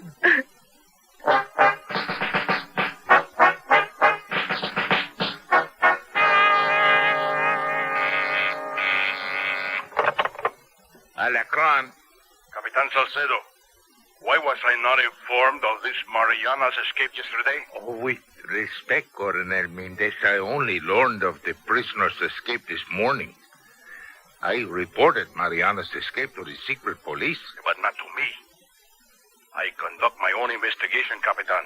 The information I have just extracted from the beautiful ones leads me to believe that this Mariana escaped with a locket belonging to Ruth Rodriguez. Do you realize the General's entire campaign to sway American congressional votes may be destroyed? The secret police must find this Mariana before she can bring Ruth Rodriguez's locket to the American consulate. I have already ordered the secret police to cordon off the American consulate. The American ambassador knows that we are holding Ruth Rodriguez, but without proof, he would not dare to make a public accusation. We must announce the Norte Americana's confession before Mariana can bring the Americanos the locket. I promise you, Coronel Mendez, very soon she will break and sign her confession. You will have it very soon.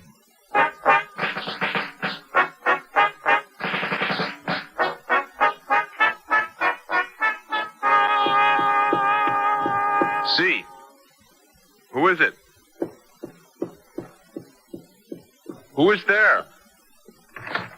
Senorita, did you not hear me? I asked who you are. Senor, por favor. Ruth. Ruth. Is something the matter, Senorita? Senor Ruth. May I get you a glass of water? Senor Hagen, por favor. Hey, that's Ruth's locket you're holding. You come from Ruth. Si, senor.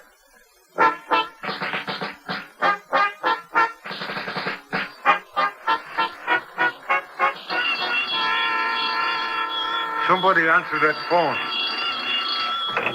Gracias. What's all the commotion about, Reese? The General's newspaper censors resigned? Did you spend the day in bed, Jack? General Salazar released 300 El Condor inmates yesterday in honor of his new Independence Day. Hey, that's right. I've been so snowed under with the Ruth Rodriguez disappearance, I forgot about the General's announcement. Have you had any news of Senorita Rodriguez? My colleague Keith Hagen asked me to give you an important message from Erto. Erto was arrested 6 months ago. He worked for me. Let's step inside your office, Luis. Fewer ears. You mean I have other police spies working in my newsroom besides Hector, the copy boy? Imagine that.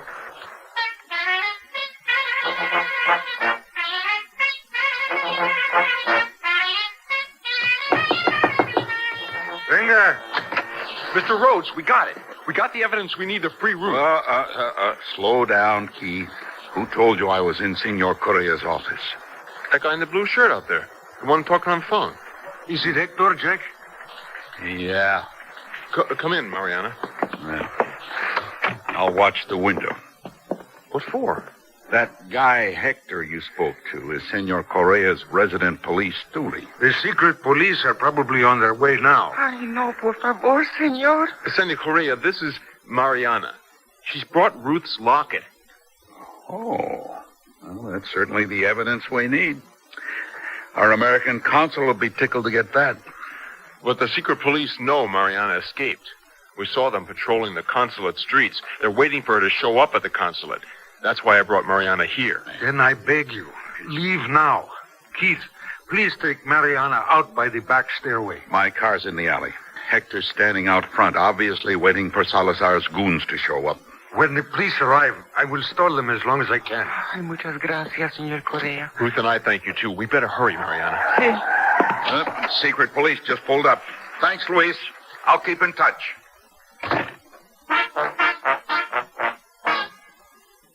Sears National Automotive Sale. Now, save $36 to $76 on a set of 4 Sears steel-belted radial tires. That's great savings on the most popular radial in Sears history. And the Sears heavy-duty shock can help save you from some of the jolts, jars, and jerks. Help save you some money, too. On sale now, only $5.99 each. Save 14% on America's best-selling shock. Installation available at most Sears Tire and Auto Centers. Prices may vary in Alaska and Hawaii. Oh, here I go again. It's time to rent one of those steam-type carpet cleaners. Why rent? Now Sears puts power in a carpet cleaner you can own yourself. The Power Spray from Sears for easy home carpet cleaning. Power Spray sprays hot water into your carpet, then sucks up the dirty water. You can see the dirt you get out. Dirt you didn't even know was there. The Power Spray Carpet Cleaner, a convenient carpet cleaner you can own yourself. Available at most Sears retail stores. Kenmore. Solid as Sears. This is my first night camping with my family of 5. Now I'm really glad I packed my Sears family-style tent. It's Sears' best tent, tested by Sir Edmund Hillary, the first man to conquer Mount Everest. This tent stands 6 feet 9 inches in the center and has a sewn-in 10 by 14-foot floor. It sleeps 8, plenty of room for my family, even the dog. We like the windows that can be zipped shut from the inside, and this large front canopy. Sears' best family-style tent is built to be lived in, and if it's good enough for Hillary, it's good enough for my family at most larger Sears retail stores.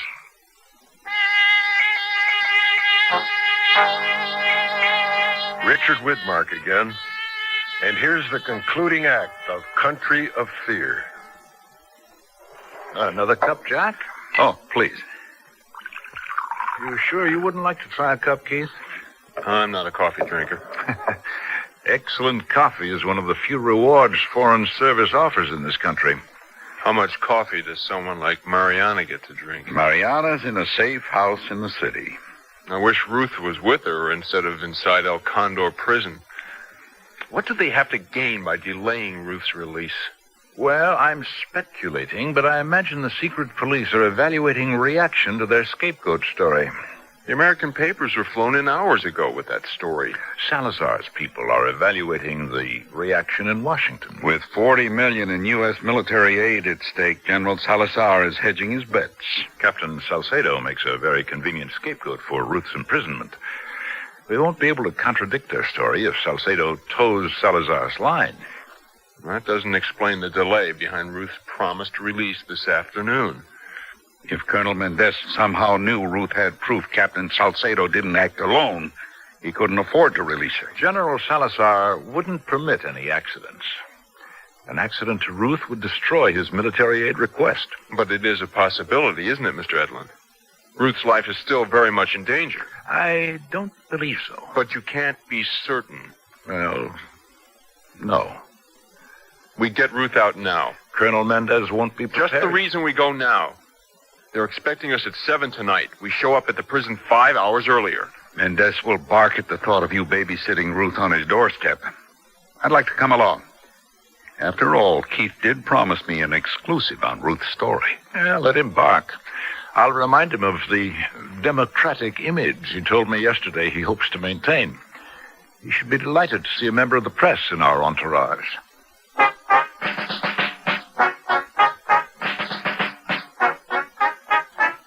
I am Colonel Mendez, Capitan Salcedo's superior officer.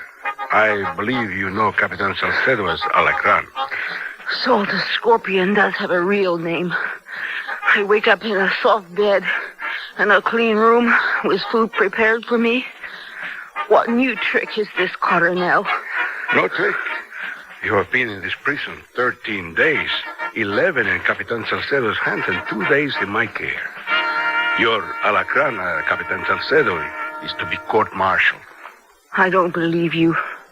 If I've been saved, as you say, then why isn't someone from the American consulate here? Tonight, the American consul and your young man, Senor Hagen, will escort you out of the prison. You're lying. Oh, I understand your doubt. You have been through a harrowing ordeal. Please. Here, over there, read the American newspapers on the table. How do I know your people didn't print up these New York papers? Senorita Rodriguez, I understand your distrust. Read, examine the facts. Check the dates. Mariana's alive. Oh, the dull-witted girl? The one who smuggled your locket out of prison? See, she's alive. Captain Salcedo told me she was dead. Oh, it's nothing more than Capitan Salcedo's cruel joke. This isn't what happened. They haven't printed the truth. Praise God that the Capitan Salcedo's superior officers believe Mariana's story. Otherwise, you might still be in that madman's hands. Salcedo didn't act alone. Apparently independent of the country's internal security forces, it says. That line is what we Americans call a crock, Colonel Mendez. I assure you, you are wrong. The Capitan freely admits that he acted upon his own authority. I told Captain Salcedo I knew he was lying to me, and I know that you're lying to me now. Please, explain. I do not understand your words. The file Salcedo showed me, the one he said the CIA supplied to him to convince me I had to sign his false confession. I know where the information in that file came from. Out of my college transcripts. Oh, excuse my smile, but that is a little fantastic. To believe Salcedo hired someone in California to break into my university's records office on his own? Yes. But I'd bet your general hired a professional thief to photocopy my transcripts, especially with $40 million in foreign aid on the line. That's the figure in the newspapers here. It's really a little too fantastic. Oh, the files account for the days I was held in isolation before my interrogation began. You had to wait for my transcripts to be stolen. I sincerely hope to leave the CIA's name out of this affair. Our staunch friend has been the victim of much adverse publicity recently. The CIA persuaded Capitan Salcedo to pressure a confession from you. They believe that your confession would shock the liberal elements in your Congress into approving our $40 million military aid request. You're lying through your teeth. Passage would have spared the necessity of the CIA providing any clandestine contribution to us. Colonel, 4 years ago, I inadvertently entered the wrong Social Security number on my college application. The last digit was off. It was the number Captain Salcedo read to me. I even tried to correct it at the time, but you know how bureaucracies lend themselves to error. Unbelievable. Yes. You would think that if the CIA decided I was important enough to warrant a top-secret file, they'd at least get my Social Security number straight. No American government agency was involved at all. Realize that political blackmail is wielded by the Davids as well as the Goliaths, with no room for a citizen's personal satisfaction. Personal satisfaction? Think back on the days when you were Capitan Salcedo's prisoner. Salcedo deserves to die. Oh, you hate him enough to wish his death? Yes. I could order Capitan Salcedo brought into this room. I'd scratch his eyes out. My general empowered me to offer you a more reasonable compensation, one with greater personal satisfaction. Capitan Salcedo's execution. In exchange for what? Your silence. Would there be witnesses? There are no witnesses to a suicide. Only you and I and Capitan Salcedo will be in the room. Send for him.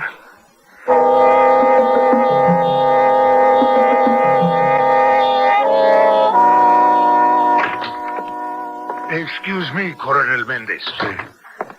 The American consul has arrived unexpectedly. He demands to speak with you. Ah, that is excellent.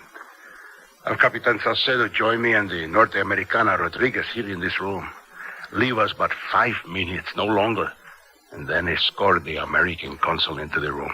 Si, Coronel. The American consul must enter the room immediately after you hear the gunshot. A gunshot? Will the Coronel be safe? I will be ecstatic. Follow your orders, and you will help the Norte Americana hand back to me a lost political card. A card the American consul shall help me play.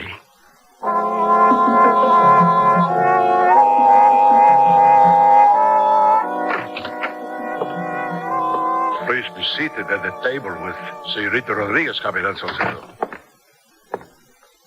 Coronel, I understood I was to have no further contact with the prisoner. An execution is now necessary. I need a witness to confirm my report to the General. I will be happy to serve as your witness. Hand me your pistol. Since my pistol is to be used in the execution, should not my hand pull the trigger? Hand the pistol to me. Si, Coronel. Colonel Mendez, what are you doing? I am handing your pistol to the prisoner. Oh, sit down in your chair, Capitan. The young lady is pointing a loaded gun at your head. But why? Call it reasonable compensation. Your colonel and I made a bargain. I keep quiet about the nightmare you put me through in exchange for your execution here in this room. But I am a loyal officer. I obeyed my orders. I am a son in the General's army. The General would never permit such an incident. General Salazar has already accepted Señorita Rodriguez's bargain. Please proceed, Señorita. I volunteered to take the blame for the prisoner's arrest to spare the General embarrassment. I would gladly die fighting the guerrilleros, but to die at the Norte Americana's hands is to die like a dog. Now you strip the poor man of his dignity. Shoot him. Feel the pistol pressed against your temple? You're sweating, Malacran. I only obeyed the colonel's orders. I close my eyes, and I relive the sleepless horrors of your prison. Now, pull the trigger. Colonel Mendez ordered me to do these things.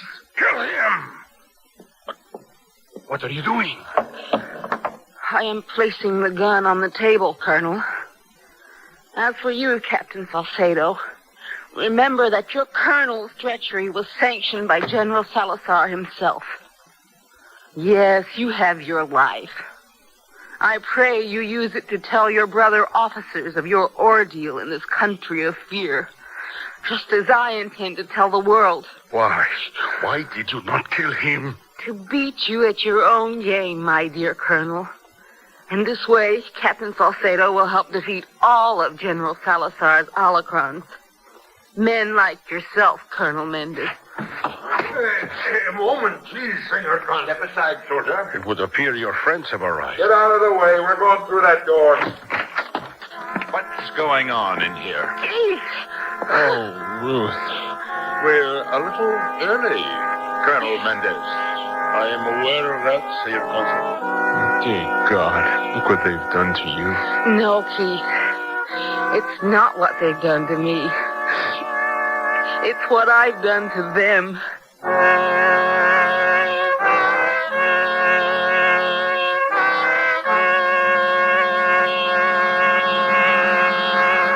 Looks like it's going to be a hot one today with 90% humidity. It's the kind of weather that makes you want to drop into Sears for the most popular blend underwear. Why? Because it's a blend of 65% polyester for strength and 35% combed cotton for softness and absorbency, with a two-way stretch for the comfortably snug fit men appreciate, especially in the warm, active months ahead. So drop in and discover Sanfranit t-shirts, undershirts, and briefs. Almost summer, and there I was, still in my winter sports shirts, feeling the heat. So I went to Sears and discovered a summer sports shirt collection. Some interlock knits caught my eye with full-button fronts in solids and patterns, and they're short-sleeved. This is a style I can feel comfortable in. Better yet, the interlock knits of polyester are easy care. My wife likes that. Now I'm looking forward to those lazy summer days ahead, wearing my new crisp-looking shirts from Sears. For those hot summer days ahead, Sears is serving a refreshment of cool savings. Now through May 26, you'll save $100 on a Sears Better Series central air conditioning system with an electronic control that regulates the condenser fan to run at the unit's quietest proper speed for the outdoor temperatures. So enjoy a cool $100 savings now. Discover Sears Central Air Conditioning in Good Series, Better Series, and Sears Best Series. Prices and dates may vary in Alaska and Hawaii. All items available at most larger Sears retail stores. The Sears Radio Theater has been brought to you by Sears Roebuck and Company, where our policy is satisfaction guaranteed or your money back. Sears, where America shops for value. Country of Fear was written by Bruce Martin, produced and directed by Fletcher Markle. Your host was Richard Widmark. Our stars were Joan McCall and Jack Crucian. Featured in the cast were Brian Farrell, Vic Perrin, Virginia Gregg, Lillian Byeth, Howard Culver, Marvin Miller, and Tom Holland. The music for Sears Radio Theater was composed and conducted by Nelson Riddle. This is Art Gilmore speaking. Associate Director of Sears Radio Theater is Ken McManus. Sound effects were created by Bud Tollefson. Joanne Thompson is production supervisor. And the recording engineers are Joe Wachter and Hal MacDonald. The Elliott Lewis production of Sears Radio Theater is a presentation of CBI.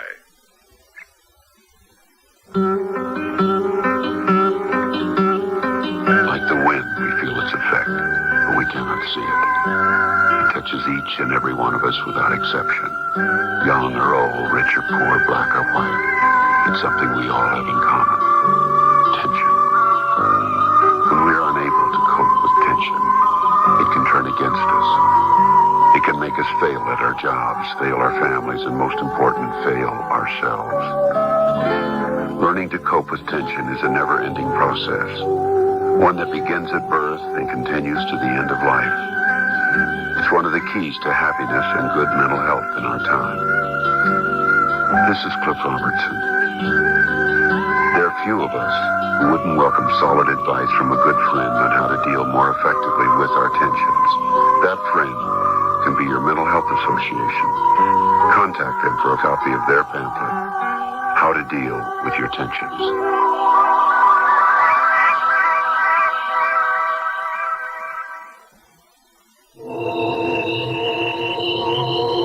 Chills run up and down your spine.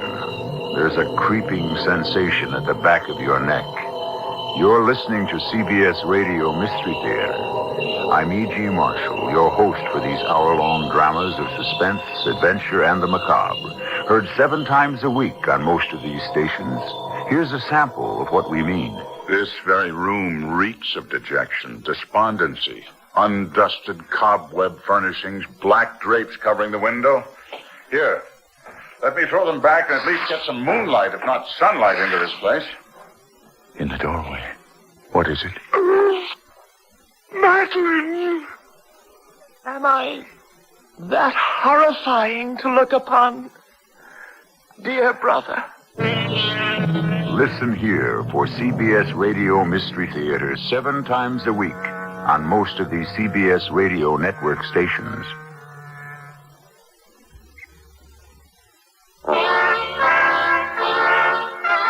Next Monday's Sears Radio Theater will be a story of the West with Lorne Greene as your host. Let's listen. So, now what are you going to do about it? Well, it's not what I'm going to do about it. It's what they're going to do. They obviously have to print a retraction.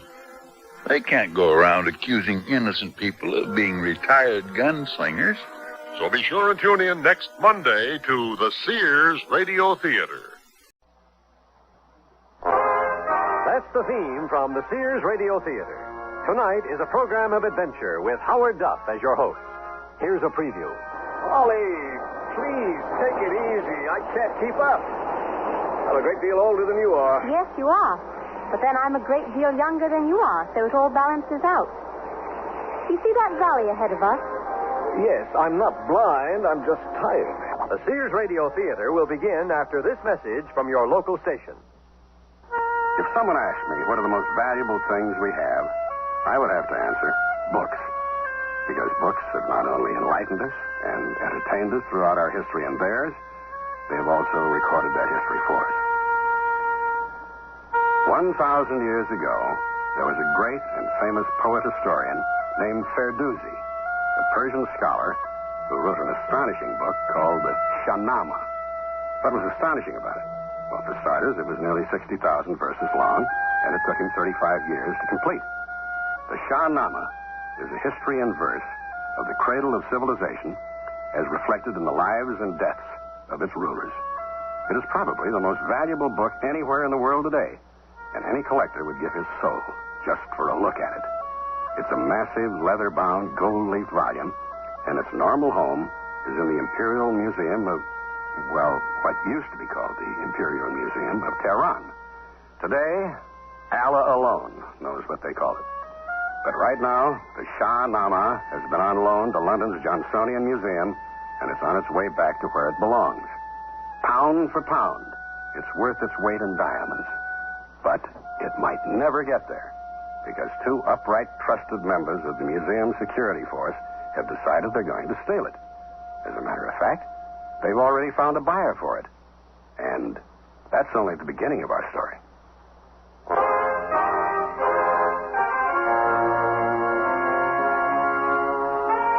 Sears Radio Theater, a new adventure in radio listening. 5 nights of exceptional entertainment every week, brought to you in Elliott Lewis' production of the Sears Radio Theater. Our story, Shah-Nama, by Alan Caillou. Our stars, Lloyd Bachner and Sidney Swire. The Sears Radio Theater is brought to you by Sears Roebuck and Company.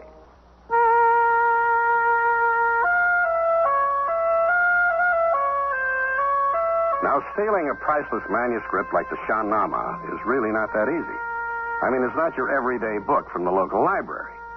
Inside the guarded walls of a good museum, it's safe. But when it's being carried from point A to point B, it becomes extremely vulnerable. Would you care for another Bloody Mary, sir? Yes, I believe I would. What's your name, love? Holly, sir. Oh? Do you get to deck the halls at Christmas? I'm afraid I do, sir. And you, sir? The same again? Yes, thank you. Coming right up. Mr. Doyle, What is it? have you spotted the copper yet? I think it's the fellow in the gray suit with the old-school tie about 6 rows back. Are you sure there really is one on board? Oh, yes, there has to be. I've made a dozen deliveries like this. There's always an undercover man. Backup stuff in case something goes wrong. And with a priceless book like this, there might even be more of them. He's not going to get hurt, is he? Why should he? Not unless he starts cutting up. In which case he's liable to finish up with a bloody lump on the back of his head. One Bloody Mary, one Scotch on the rock. Thank you, love. Ladies and gentlemen, this is your captain speaking. We'll soon be crossing over from Turkey into Iran. If you look down on the left of the aircraft, that lake there is Lake Van in Turkey. And in a few minutes, you'll see also on the left Lake Urmia in Iran. We're flying at 30,000 feet, and there's nothing ahead of us but beautiful flying weather. Thank you. Yes, you look nervous. We're almost there. Think you have the money? Yes. Yes, that's what I'm trying to do. Hello? The fellow in the grey suit. He's gone. He went to the loo, Barris, just a moment ago. Even cops have to use the loo once in a while. And the time has come, I think, for the next step in our very worthwhile endeavor. Stewardess. Yes, the same again? No, thank you. But I have a note here for the captain. For the captain? Yes, the pilot. And there's no reason why you should not read it. Oh, my God. The bomb is here in my carry-on. The bomb? Yes, a bomb. Go tell him. Yes, sir. Yes, of course. Well, now we wait. Suppose he can't find the landing strip. He'll find it. And suppose there's no one there when we land. Oh, well, that would be a calamity, wouldn't it? But they'll be there. I planned this very carefully, Barris. Oh, drink up, it'll steady your nerves. Yes. Can I have your attention, please, ladies and gentlemen? This is the captain again. We have an emergency situation here. There's nothing wrong with the plane. We're in good shape. Nothing like that at all. It's just that, I really hate to tell you this, but I have to. Ladies and gentlemen, we've been hijacked. Now, there's really nothing to be alarmed about. It happens once in a while. I have instructions to land and offload a passenger. Then it seems we will continue on our happy way again. Please fasten your seatbelts and observe the no smoking sign. We'll be landing shortly. Thank you. Mr. Doyle, I'm Inspector Fenton, your backup man. I'm not supposed to disclose myself except in an emergency, but I see exactly that's what we have on our hands at the moment. Don't worry about a thing. I'll be right behind you, and I'm armed, and I'll leave you now.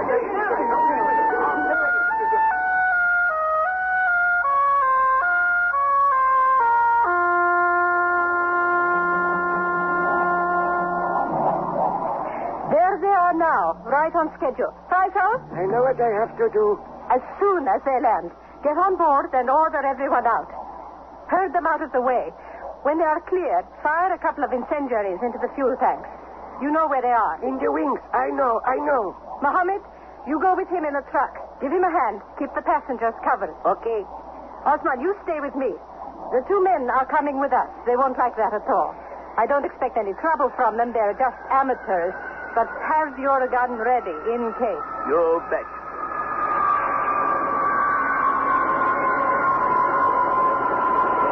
They're down. All right. Let's get to work, gentlemen.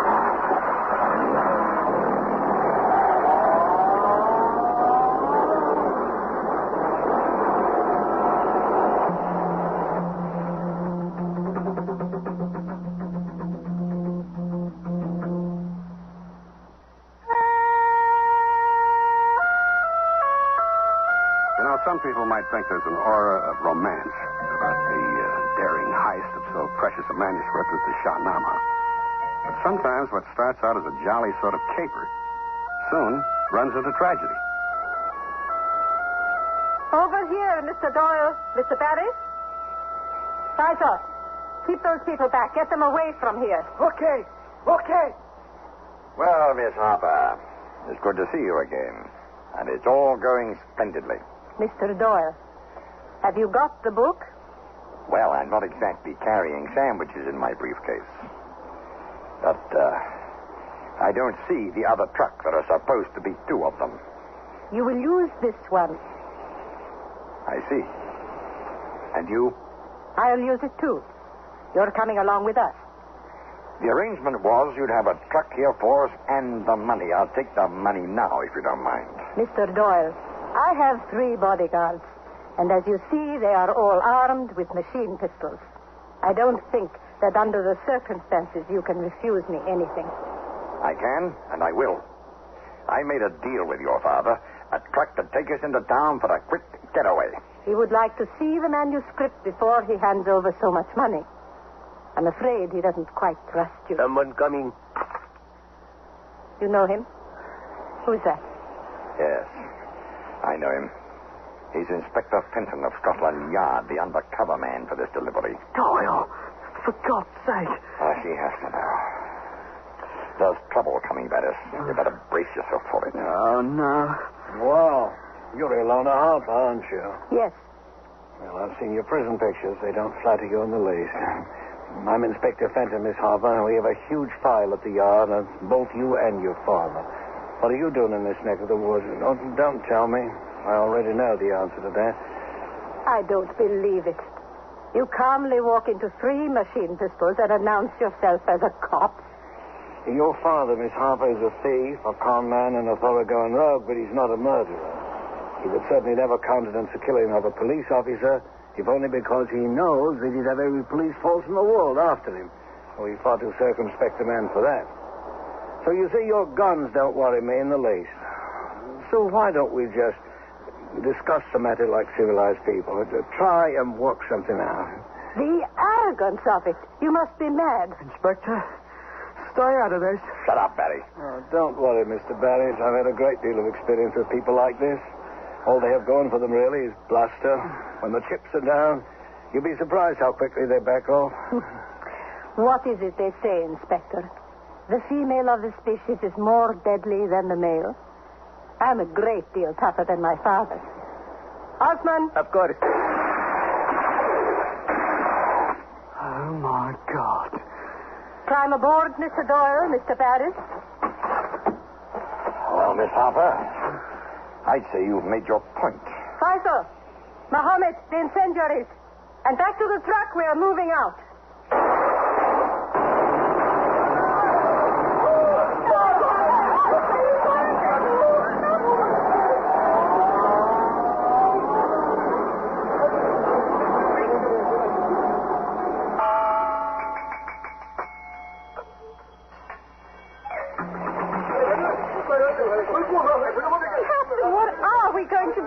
A million miles from anywhere? I never seen such desolation like this in all my born days. We ain't never going to get out of here alive. Captain, we'll all start walking west from here, which is where I think the border to be. Oh, madam, that would not do at all. We stay by the plane. I spoke on the radio at Tehran before we touched down. They'll already have sent out helicopters looking for us. And that poor man. That poor man. They killed him. Oh, they killed him. Yes. I don't know quite what's going on over there, but they've gone now. We stay by the plane. We wait for help. Won't be too long. Captain, can I have a word with you? What is it, Holly? In private. All right, over here. Captain, we have to follow on foot. Follow the tracks that truck has left. Are you crazy? We have to. Holly, there's only one kind of suggestion a skipper is ever going to take from a stewardess, and right now my hands are pretty full. I've got 85 passengers to worry about, and I'm not a stewardess. Say again. Well, a stewardess only for this particular flight. I am a police sergeant from Scotland Yard. Here, here's my identification. I came on this trip as backup support for Inspector Fenton, whom you just saw murdered. He was such a good man. Holly, I think you'd better tell me what the hell this is all about. Those two men who went off in that truck were carrying a priceless manuscript to Tehran's museum. Someone is prepared to kill for it. We have to find out just who that someone is. And to do that, we follow their tracks for 20 or 30 miles or more in this desolate area on foot. It won't be very far. Why should it be? Obviously, those two men are the hijackers, and it's also obvious what's happened. They forced us to land close by wherever it is they are going to dispose of the manuscript. Now, you can't be sure of that. Yes, I can. They have to make their delivery and be out of the country fast before we are found and the whole story comes out. Well, that makes sense. But we still have to stay with the plane. If you don't want to help me out, then I'm following those tracks myself. Somehow or other, I'm going to get the Shah-Nama back where it belongs. All right. I'll hand over to the co-pilot. Harry! Yes, coming, Charlie. Take over here, Harry. I'm going for a stroll in the woods. In the what? Now, when the rescue party gets here, have them follow our tracks. And tell them we'd both like a really fancy funeral. Take over, Harry. Yes, sure. Of course, will do. Roger.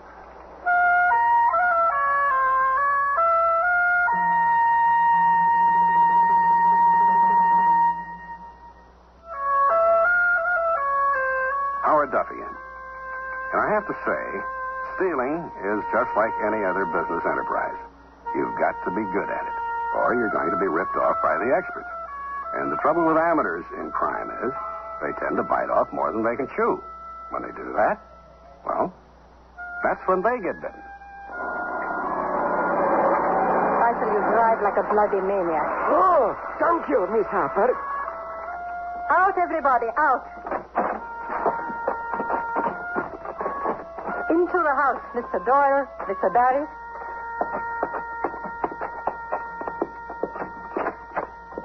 You remember my father, gentlemen. Well, Mr. Doyle, Mr. Barris, what a great pleasure to see you both again. I'm so glad you made it safely. I hope that briefcase contains the manuscript. Let me say first, Mr. Harper, I don't like the treatment we've been getting one little bit. Our arrangement was for an exchange at the landing strip. A truck to take us back to town. Of course. I felt obliged, unfortunately, to change it slightly. And I must apologize for this miserable cottage. Not at all what I'm accustomed to, and I'm quite sure not at all that sort to which you are accustomed. But it will do for our business together. If you please now, Mr. Doyle, the manuscript. No. Not till I see the color of your money. Oh, no, please. I must insist. Oh. Yes, you people do have a way of indicating your insistence, don't you?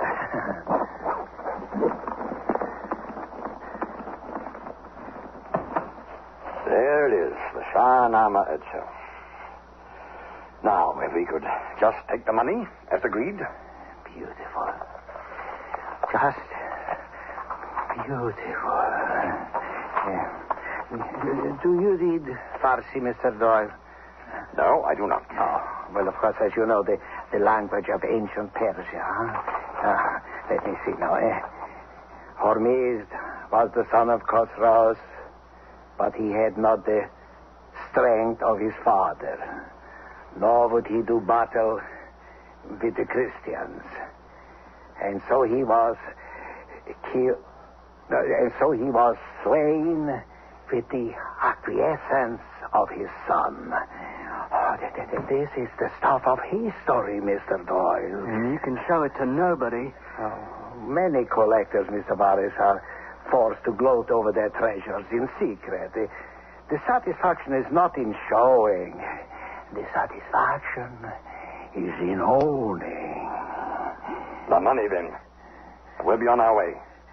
We'll need your truck. No money. Would I not be very foolish to pay for something I already have my hands on? You're going to murder us also? What murder? This farmhouse is very isolated, yes, but in the course of time, someone no doubt will pass by, and you will be... Murder us also, you say? There was a Scotland Yard man on the plane, Father. To his cost, he interfered. To his cost? You mean? I mean, Father, that he was killed. No, no. In all my years, I've never taken a human life. And it is high time you grew up. These two must be killed, too. No. Osman, take them to the cellar. Lock them up till I decide. I decide what is to be done with them. Yes, sir. Move. Doyle. Oh, what's going to happen to us now? Oh, shut up. Move, I said.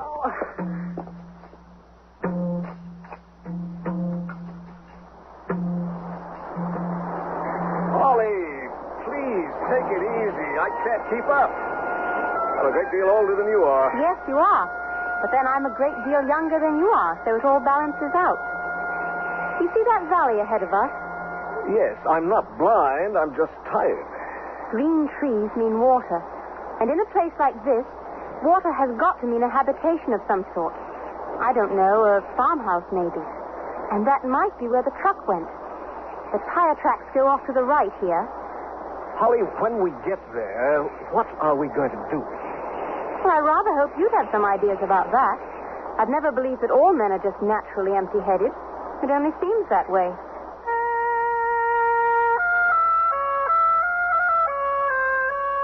All your life, Father, you will be haunted by the idea that two men still living know what happened to the Shah-Nama. That is why they must not be allowed to go on living. Oh, they won't dare go to the police. What, they're going to admit they stole it? Since they are not getting paid, I think that is quite possible. The young one, Barris especially. Face it, Father, we are playing for very high stakes this time.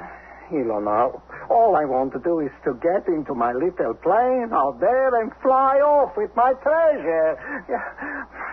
I want to go home.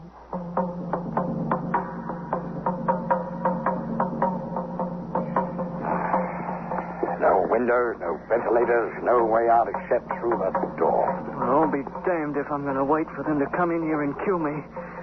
Get the guard in here. All right. We'll jump into the moment the door opens. I'll be right behind you.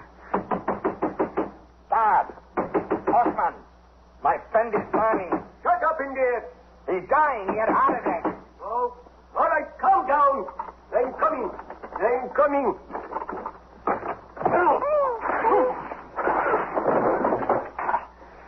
Quick, take his belt. Tie him up. And shove his shirt in his mouth. Why? He's got a hard head. You know how to use a machine pistol? We'll soon find out. This has to be the bolt, right? Yeah, I think so. So, we pull it back like this. Hey, boss. Keep your finger away from that trigger. Yeah, okay. We're ready now. All right. So let's go. The back stairway there. All right.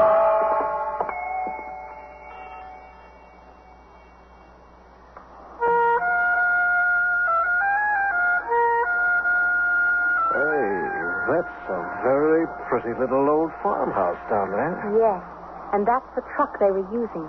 Do you see any others? No, just the one. But I like that plane better. A Balanka. A nice little executive job. Can you fly it?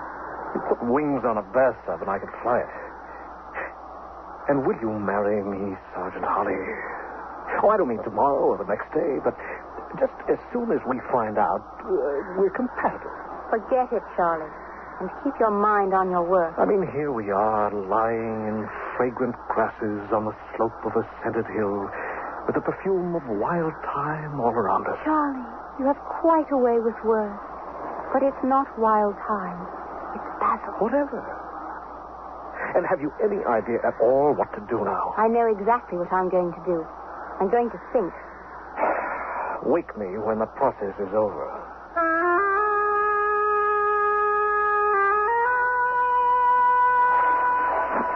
There's the truck. Over there.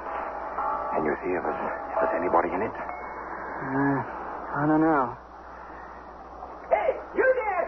Where do you think you're going? Hey, I got him! Doyle, I got him! Doyle? Doyle! Run, Barris, run. You're early. Oh, dear God.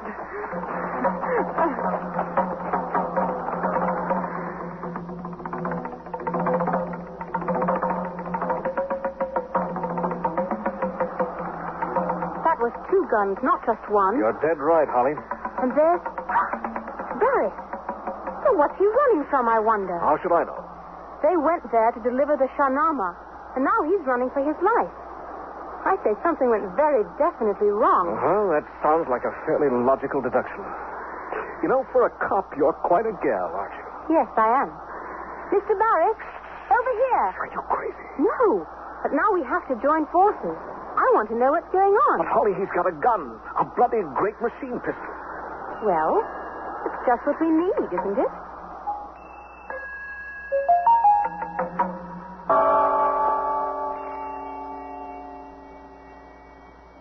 Howard Duff again.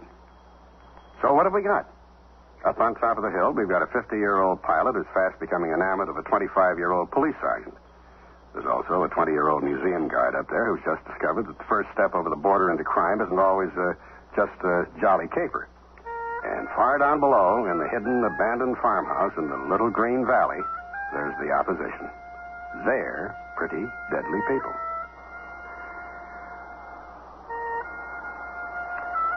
What's your name, kid? I mean, your first name. I'm afraid it's Tristram, sir. Tristram?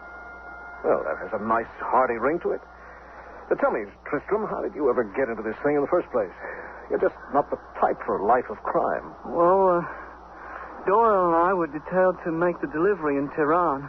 And she just talked me into it, I guess. It started off as just an exciting adventure, and I never knew it was going to finish like this. People killed. I killed one of them. Don't worry too much about that. The world's grossly overpopulated anyway. With a gun I don't even know how to use. Well, give it to me. Yeah, I was brought up on these things. Sure. Oh, dear me. You've got it loaded and cocked and ready to fire, and the safety catch isn't even on. There. Now it's safe. Are we going to sit up here all day just talking? Any minute now, Silas Harper and his daughter will board that plane and just take off with the Shah-Nama. Well, didn't you say you were going to think about that? I did. I didn't come up with the answer. Well, in that case, perhaps I'd better tell you exactly what we have to do now.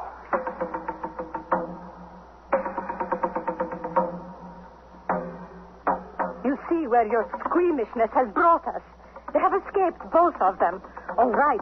Doyle is dead, but the one I'm afraid of, Barris, is still out there somewhere, heading for whatever civilization he can find. And then the whole story will be out. Oh, I find this fascinating. The Shah-Nama insists didactically that the first Arab armies entered Persia in the year 633 A.D., while the Persians are still at war with Rome. Fascinating. Father. Don't worry about your young Mr. Barris, Ilona. There's no way out of this valley except by truck or plane. He'll have more than 100 miles of desert to cross on foot. And the desert will do what I was slow to do. His blood will not be on my hands. You see how it all works out. We have to leave here now, Father. You have the book. Let us go. No, we can't reach Istanbul before dark. You know how I hate night landings. We leave first thing in the morning. And through the night, I will continue to enjoy this masterpiece. Even the feel of its parchment in my hands is a delight. Another night in this dreadful place. I will go mad. How can people actually live in such dirty hovels? Dirty hovels? You are a spoiled brat, Ilona. That is what you are, exactly. A spoiled brat.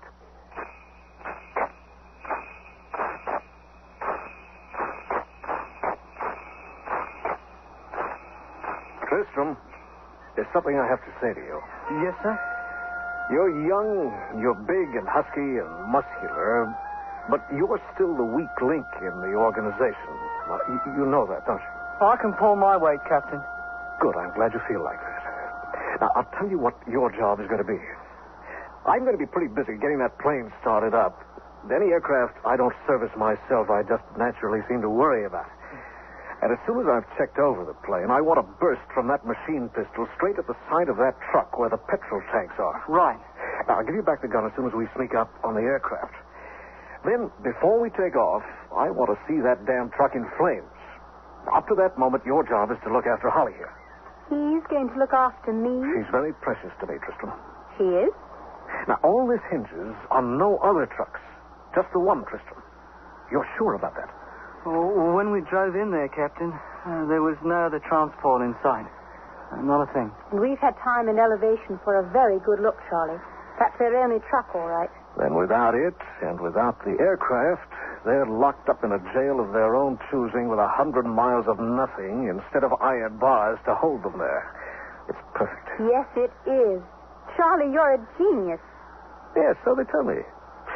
All right, let's move on down. It'll be dark in a few minutes. Now keep low, keep under cover.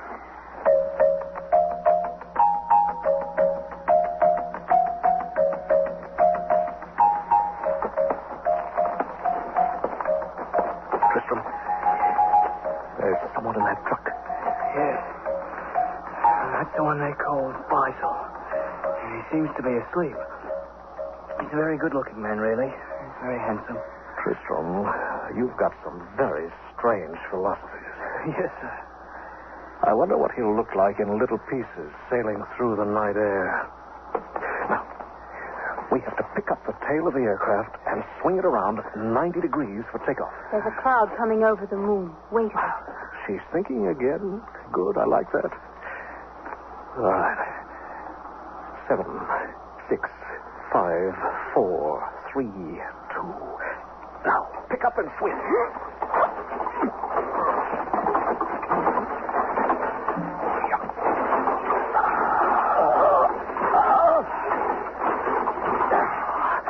That's it. Well done. She's all set for takeoff. Holly, get that cabin door open and get yourself aboard. Aye, sir. Tristram, here's the gun. Right. Keep it trained on that truck. Uh-huh. Can you see it? A big fish in a little barrel. Right. Now, when I yell, you let him have it and then climb aboard. Now, give me a hand up, Holly. It'll only take a minute to get this little birdie ready for flight. I never did like anything less than a wide-bodied jet. Never mind. This is a great little machine. Okay, here we go. Hey! What goes on there? Come in, Tristram. Right.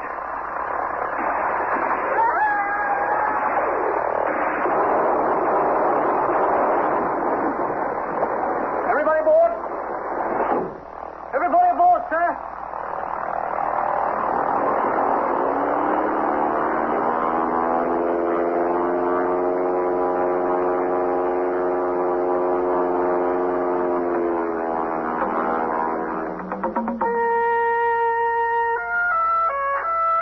Someone took the plane. And the truck, Father. A transport has gone. And in the 2nd century BC, Phraates conquered Media and even subdued Babylonia. Ilona, this work is marvelous. Father, don't you understand? All of our transport is gone. We are prisoners. Prisoners. Prison is a state of the body, Ilona, not of the mind. I have the Shah-Nama. And listen to this. The Arsacid Empire endured for 400 years. But then arose Artaxerxes, who was the son of Babek, sovereign of a small state. Ilona, it is marvelous. Father. Father. No.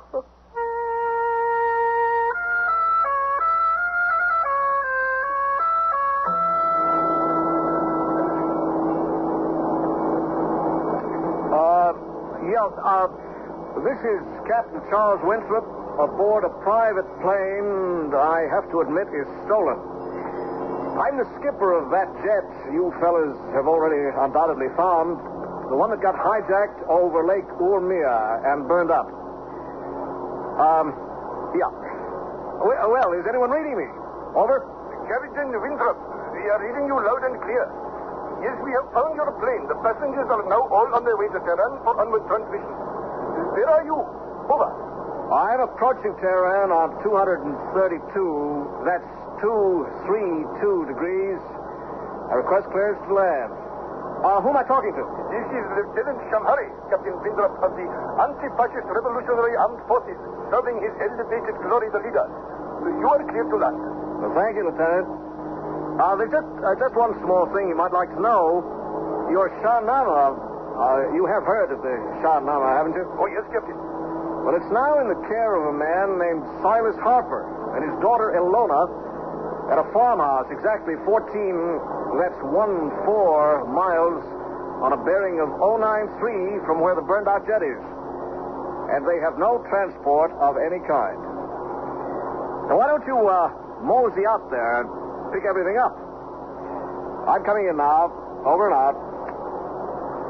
Well, that should take care of everything, I think. Charlie, you're marvelous. Yes. When I think about myself, I get sick with admiration.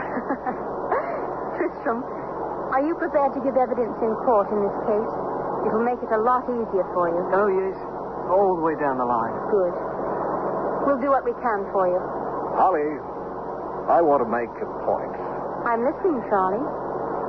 Now, really, wouldn't you like a father image for a husband? It could be very comforting for you. Don't you mean a grandfather image, Charlie? Oh, that hurts. Holly, give or take 10 years. I'm not a day older than 39. I'll tell you what we do. When we get back to London, you invite me to dinner, right? And then we'll have coffee at your place or mine. And we'll take it from there, right? Right. Seatbelts, everyone. We're going down.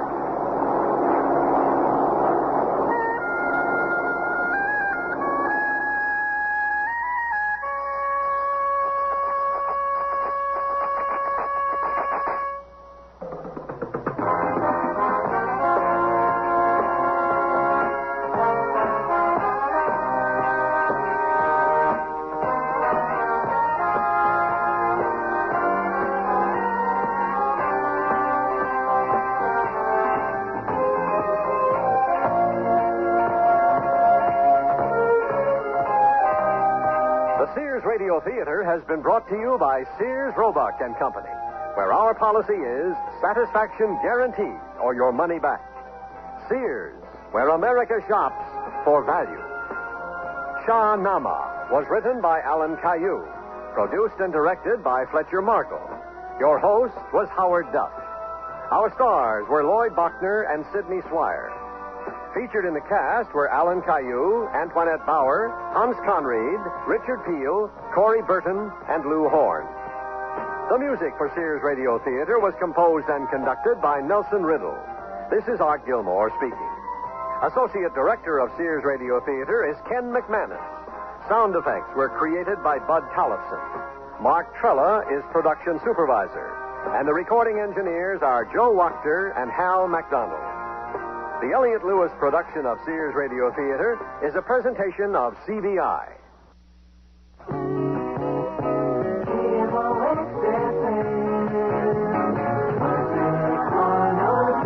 Music 103, KMOX FM St. Louis, 24 hours a day. CBS News. President Carter is inside the official residence of South Korea's President Park Chung-hee, the Blue House, for official talks which include U.S. troop withdrawals and human rights issues. This is John Bohannon reporting on the CBS Radio Network. President Park's official residence is called the Blue House because of its distinctively colored tile roof, and that's where Mr. Carter is now. Earlier, South Koreans officially welcomed Mr. Carter to Seoul, and Bernard Kalb was there. Back down to the background, tens of thousands of South Koreans waving American flags and South Korean flags as the presidential cavalcade moves through. President Carter standing in an open limousine with Mrs. Carter and daughter Amy and the president of South Korea, Park Chung-hee, all waving at the Koreans, who themselves waving American flags and South Korean flags. The president waving first his right hand, then his left hand, looking from side to side, saying hello, a kind of musing hello to the South Koreans who have gathered here to welcome the president. The weather, gray, overcast. The morning rain has now stopped. The initial arrival ceremonies having taken place just a few moments ago.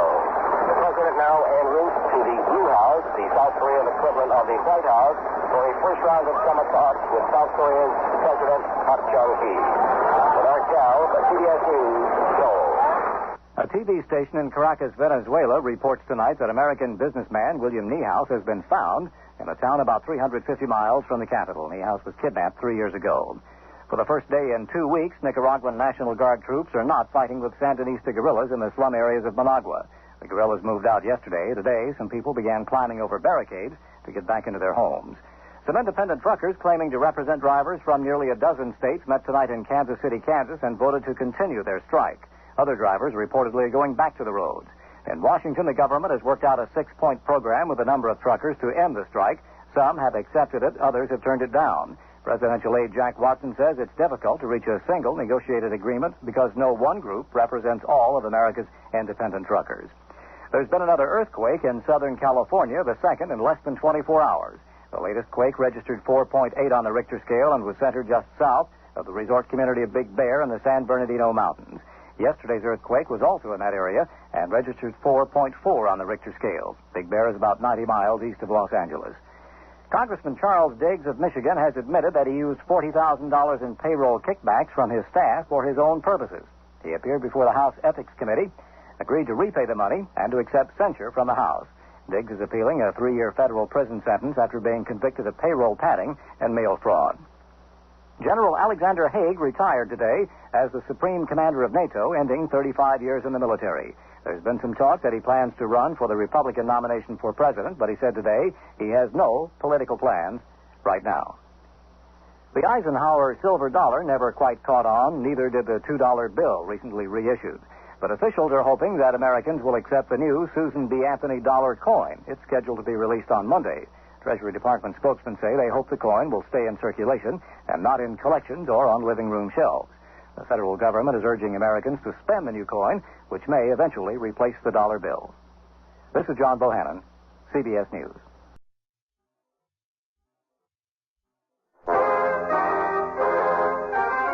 That's the theme from the Sears Radio Theater. Tonight is a program of adventure with Howard Duff as your host. Here's a preview. Lori, I don't want to just go there. I want to get her out. Well, that's dangerous. It could be, so I want to do this by myself. I don't want you with me. I only said it was dangerous. I didn't say I wasn't going. The Sears Radio Theater will begin after this message from your local station. This is Howard Duff. We're in London, England. A few hours ago, Laurie and Peter Ratner got off a 747 ready to start their honeymoon. They rushed out to buy a van, and that's where they are now. They decided in Chicago the perfect way to see Europe was to drive through it.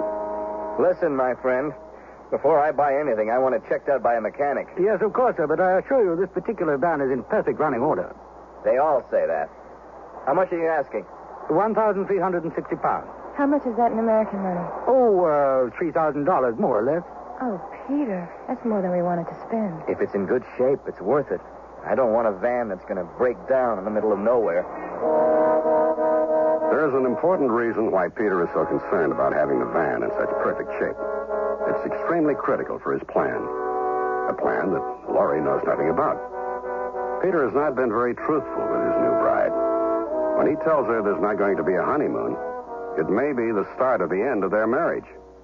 And that's only the beginning of our story.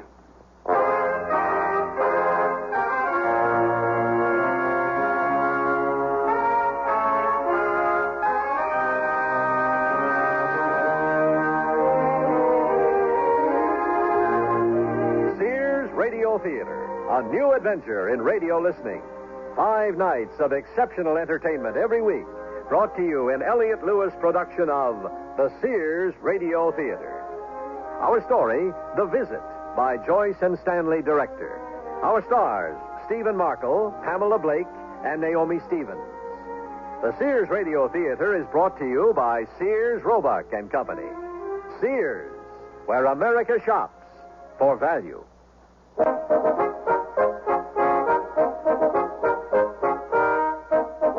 Their first night in London was exactly how Laurie wanted it. Dinner and the theater. Peter didn't want to spoil it. He thought it best to wait until morning before he told her. Peter, wake up. There are things to do, places to go, people to see. I went out and got you some hot coffee. Doesn't it smell good? Thank you. What time is it? It's early, but the early bird catches the worm. Oh, I'm still tired. It must be the jet lag. Well, we did get in pretty late last night. How come you're so up? Because there's a million things I want to do. I'll catch up on my sleep when we get back to Chicago. Okay, what would you like to do first? First, I want to wake up. Then, my love, I have to talk to you. We can talk while we're doing things. We'll have breakfast. You hungry? I'm starved. Then, would you like to visit the Queen? What? Sure, the palace has tours, don't they? I don't know. Well, they must. We have tours of the White House. I don't see why they wouldn't have a tour of Buckingham Palace. Well, even if they do, you're not going to see the Queen. You never know. She lives there, doesn't she? Please, sit down for a minute. There's something very important that I have to tell you. You sound serious. I am. Have you ever felt a pulling inside you, a feeling that you had to do something, no matter what? What is it you have to do? It has to do with my family. Your family? Well, didn't your father die a few years ago? Yes. You're an only child, right? It's my mother. I never knew her. My father brought me up, but he used to tell me stories about my mother, and through these stories, I grew close to her. They rode each other every month for 25 years. I wondered why you never talked about her. Why weren't they together? Well, let me go back to the beginning. My parents were from Zandburg. That's a small town in East Germany. When I was a baby, they wanted to get out. Well, you know, that's not easy. They're not that happy about people leaving. Anyway, somehow word got out, and the night of the escape, the police were waiting. My mother saw them first. She handed me to my father, and then she ran toward them, shouting and screaming. She took off in the opposite direction with the police following, and my father had enough time to get away. She sounds like some woman. She is. I didn't know you were born in Germany. Neither did I, till my father told me. He had a false birth certificate made for me. If you have enough money, there's a lot of things you can buy. Where's your mother now? Still in Zandburg. My father tried his damnedest to get her out. He wrote letters to everyone he could think of. A newspaper even got involved for a while. No luck. They said she was a dangerous criminal. After she was caught, the night of the escape, they sent her to a labor camp, and she was labeled as a criminal. Oh, how sad. See, when you started talking about going to Europe for a honeymoon, something clicked inside my head. All I could think of was my mother. The fact that she could be so near. Is that it? You want to see her? Of course we can go there. Laurie, I don't want to just go there. I want to get her out. Well, that's dangerous. It could be, so I want to do this by myself. I don't want you with me. I only said it was dangerous. I didn't say I wasn't going. What are you saying? You want to go? That's right. Do you think I'm going to let you go off by yourself on our honeymoon?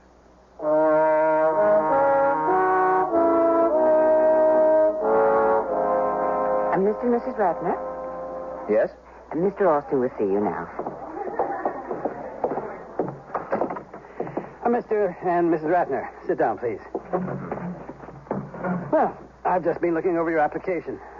You tell me, why have you chosen such a small town as Zandburg? Well, we wanted to see how the... I'm sorry. Sorry. You go first. We wanted to get the feel of the real country. Things you don't experience in a big city. Yes, I see you have a van. You'll be driving there, I gather. Yes, sir. Well, you'll not be allowed to sleep in your van. You'll have to stay at the Zandburg Hotel. Is that all right? Yes. Good, then I'll make a reservation for you. Thank you. Oh, you should know also that they will require and keep your passports until you're ready to depart. They also have a curfew at night, so I suggest you stay off the streets. There are many laws, some ludicrous, but they will land you in jail. And knowing this, you still want to go? Yes.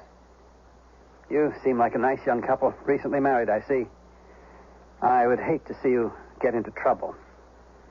And I hope you know if anything should happen to you while you are in East Germany, there is not much we can do for you. Oh, we know that, Mr. Austin. We will be the perfect tourists if there is such a thing. And my experience has shown that quite a few people who choose to go to small towns do so because they have relatives or loved ones there. Well, I'm not saying you do, but There have been many such cases. And would you believe they try to get those relatives out of the country? Really? That's terrible. Yes. And what's worse is, if they get caught, I cannot help them. My hands are tied because what they did is illegal. Do many of them get caught? Oh, quite a few. They try many ways. Some have tried putting people in coffins, wrapping them in packages, or hiding them in vans. Well, what happens to these people? Well, it varies with each case, but the punishment is always severe. But you're not going to smuggle anybody out of Zandburg, so you don't have to worry about it. That's true. You know, you remind me of another young couple who went to a town not far from Zandburg. The only difference is they were planning on smuggling someone out.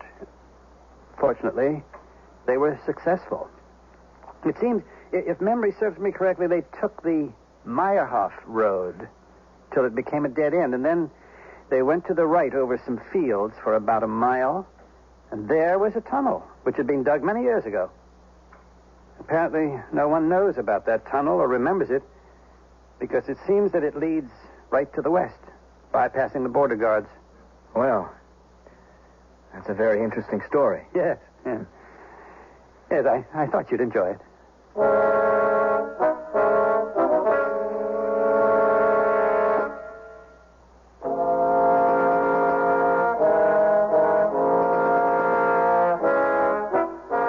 After having received their visas, Laurie and Peter took off on a long journey to Zandburg. They have been driving for days, stopping only for necessities. We should be reaching the border soon. Are you nervous? Yes, a little. Don't look like that. It's not that bad. We all get nervous once in a while. I'll be all right once we get there. Are you sure? I'm positive. You know, I think I must have relatives living in Russia. I didn't know that's where your people were from. On my mother's side. Her grandparents came from someplace in Russia. I don't know where exactly. Well, how about your father's side? Who knows? Very hush-hush. You didn't ask questions about them. Did you ever wonder what you would be like if you weren't raised in America? Sometimes. You'd probably be fat and stocky and look 20 years older than you are. Thanks a lot. But I'd still love you. That's because I'd probably look as bad as you. Ah, here we go. The border's coming up. Better get out our passports.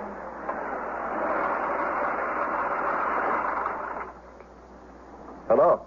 Passports? Yes, sir. Here you go. House. Pardon? Two of you, out.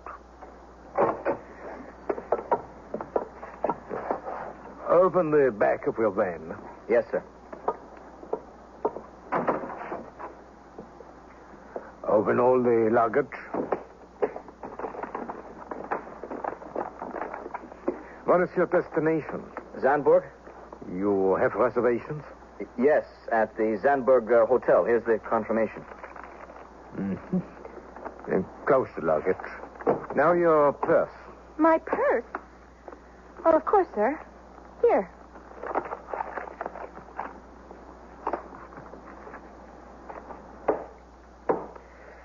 Your passport. You may go. Enjoy your visit.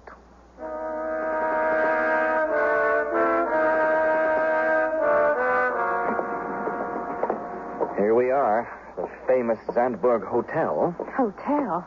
It looks more like a rooming house. Anybody here? Hello? Ah, Mr. and Mrs. Ratner? Yes. Welcome. May I have your passport? Thank you. Now, how long will you be staying with us? We really don't know. It depends. Well, here's your key. Room 211. That's upstairs and to the left. Hello, Franz. Ah, Herr Hessler. You are just in time to greet our guests, Mr. and Mrs. Ratner. This is Herr Hessler, our chief constable. Hello. Hello. Oh, such a lovely young couple. Did you just arrive? Yes.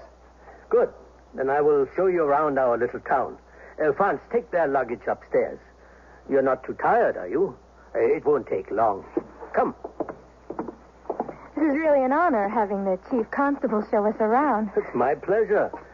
So you're from the United States, huh? Yes, Chicago. You must forgive me. I'm not that familiar with your country. I do not know anything about Chicago. That's all right. We're not familiar with your country either. When you leave, you will know a little more about us. Tell me, why have you chosen to come to our little hamlet? Well, we bought a van so we could travel through all of Europe, visiting a lot of small towns. We didn't want to be the typical tourists who only meet other tourists. We wanted to get to see the people who live in the various countries. Here's our bakery. The best bakery in all of Germany. Smell that? Strudel. So hard to resist. If you're like me, you may put on some weight while you're here. How about restaurants? Is there a good place for us to eat? Oh, for a small town, we have several excellent restaurants. I will show you. One is around this corner. Have I made you hungry? Yes, you have. I will let you go eat. But first, I must congratulate you on your marriage. Why, thank you. But how did you know? You think we would not know? We are very careful about whom we let in our country. Your name. I keep thinking of your name. It has a ring to it. Ratner. Are your people from Germany? It could be a German name. No, I don't think so. As far as I know, my grandparents were from Poland. Well, there are a lot of Germans in Poland. What's going on? What are the police doing? They have broken the law. They're being arrested. We do not allow 3 or more people to congregate on the streets. You have nothing to say about that? I thought Americans were more verbal. It's your country. What can we say? We can't tell you how to run your country. You are smart. If you will excuse me, I have work to do. If you have any questions, feel free to call on me. It was very nice meeting you. I hope we see you again. I'm sure you will. This is a small town. Thank you for showing us around. Auf Wiedersehen. Let's walk in this direction. He was something else. Did you see his eyes? His mouth was smiling, but his eyes weren't. They were so cold, it was eerie. I don't like that man.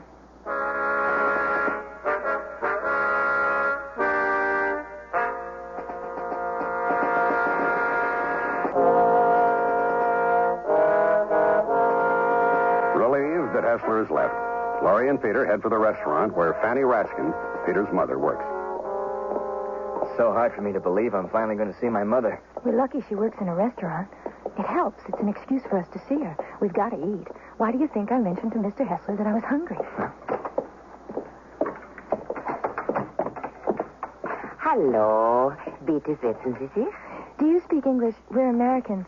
No speak German. Ah, Amerikaner. Warten Sie eine Sekunde. Es wird Ihnen gleich jemand helfen. Do you know what she said? I got a couple of words. I think she's going to get somebody to help us. Let's sit down meanwhile. Do you see her? No. Give me your wallet. I want to look at her picture again. Well, don't let anybody see. I won't.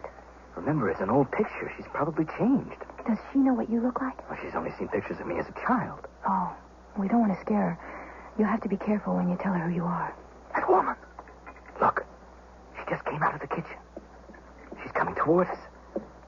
I think it's my mother. Hello. Lottie tells me you are Americans. I speak English. If you tell me what you like to eat, I will translate for you. You speak very well. Where did you learn? I taught myself many years ago through books that I don't get a chance to use. What's your name? Fanny Ratskin. Hello, Fanny Ratskin.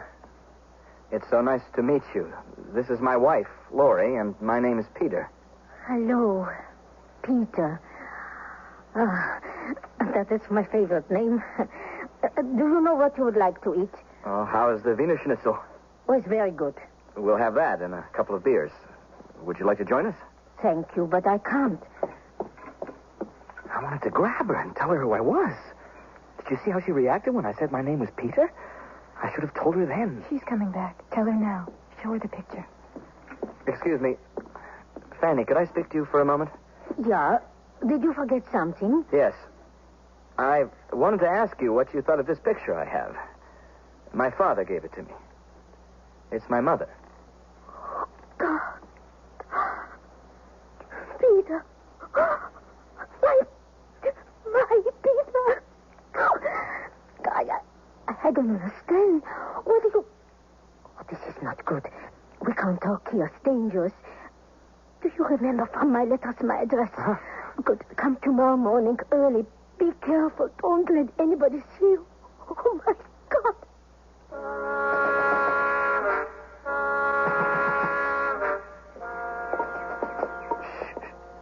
This is her street. Look for the number 57. Are you sure you want me with you? I can go back to the hotel. I think you should be alone with us the first time. No. I want you with me. Please. We're here. Come in quickly. Come here. Put your arms around me. Oh. Now, tell me, what are you doing here? We came to get you out. To get me out? That's impossible. No, it's not. I'm going to do it. It's about time you're finally going to get out of here. Oh, Peter. Your father, God bless him, put this idea into your head. No. I know it was his dream, but I can make it come true. But your father is gone. Yes, but you're still here. I'm still here. Peter, it was his dream. It does not have to be yours. I don't understand you. You like it here? I'm used to it. It's comfortable. It's all I know. The few friends I have are here. It won't be too long before I join your father. No, I'm too old to go to a new land. Oh, you are a fine-looking man. You're strong. Oh, your father did a good job. But he should not have made this so important to you. You sound like you're not happy to see me. Oh, no. You will never know how happy I am to see you. But I worry for your safety. I know the danger you're in, the danger you put your wife in, the danger you put me in. It's all very real. When we leave here, there will be no more danger. Oh, I can't bear the thought of something happening to you. No more talk. I will make her something to eat, and you will tell me all about yourself. The nice memories I can keep. And then you must go and not come back. You must leave here immediately. Not without you. Yes, without me. We came a long way. You can't expect us to accept your no just like that. Your son, my husband, has thought of nothing else but getting you out of here. I am not strong anymore. I cannot run. It is hard for me to walk. I'll carry you. You are very stubborn. So are you. No more talk about the future. Only now about the past. My head can't take it.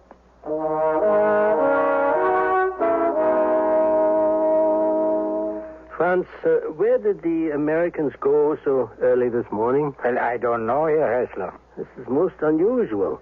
On my way here, I saw them on Richter Street. They didn't see me. That is not an area they should be near. There's nothing of interest to tourists. Yeah, well, perhaps they just took a walk, yeah? No, I watched them for some time. They weren't out for a walk. They were there for a purpose. It was the way they held themselves. They appeared to know where they were. I have a feeling they are up to something. Richter Street is filled with houses where our comrades live. Maybe they went visiting, huh? You think there will be trouble? Trouble will be for them, not for me. We will watch where they go. I will send some men over later to search their room. You will give them the key. Jawohl, Herr Hessler.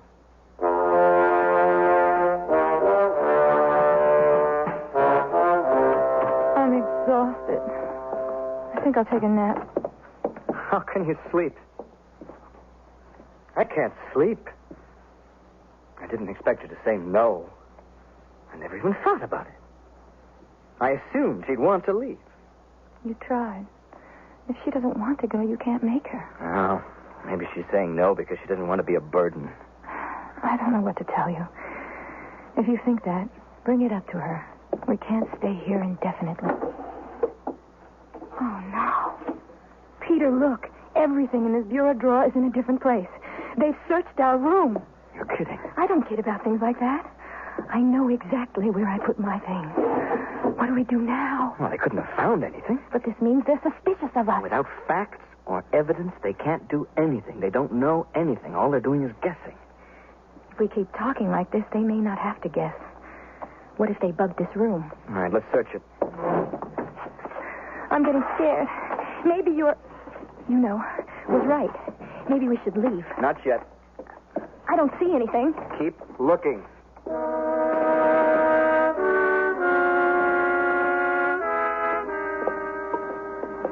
I think we're being followed. I think you're right. What do we do? Head back to the hotel. Ah, Mr. and Mrs. Ratner. How are you tonight? Fine. And how are you, Mr. Hessler? Problems, always problems. My work never stops.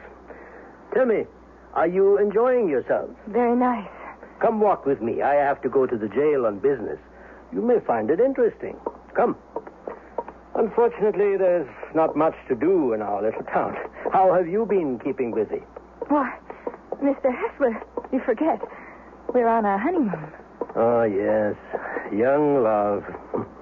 Have you had time to meet any of our people? You said your desire was to get to know some people. Well, we met a few, but it's hard to communicate. Not many people speak English, and we don't speak German.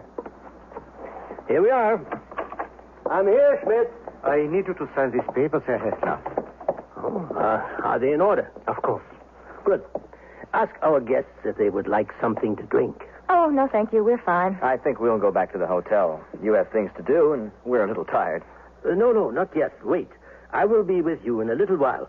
There are things we must discuss.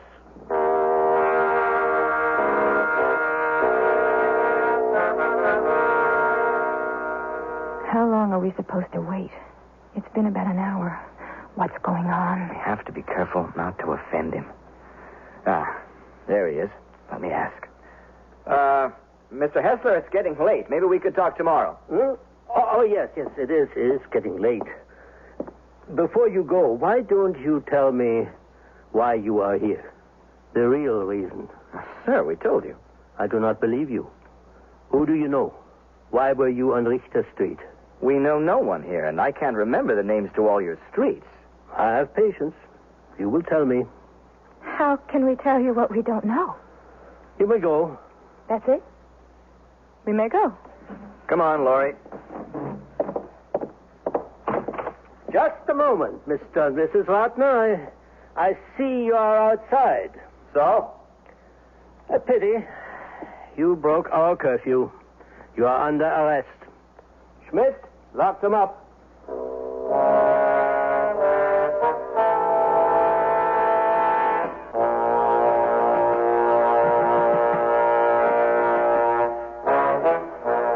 Our duffing in. And here's the concluding act of The Visit. Peter, can you hear me? Yes.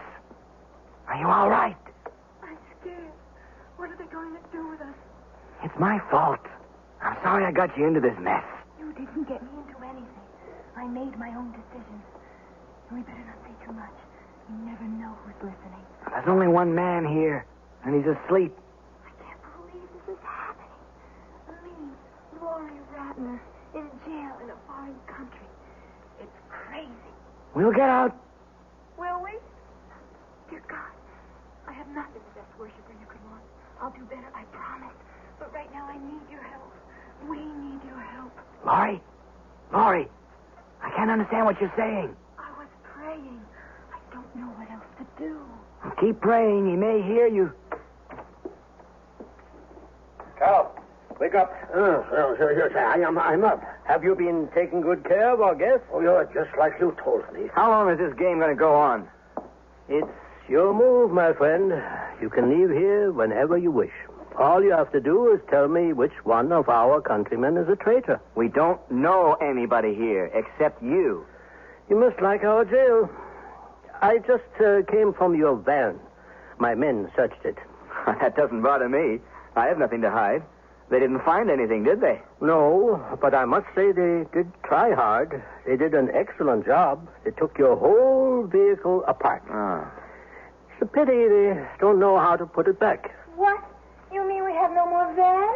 Of course you have a van, but it's in pieces. Mr. Ratner, your wife is so young, so pretty. Why do you put her through this? Make her suffer? Do you not love her? I'm trying to be your friend. I do not wish to hurt you.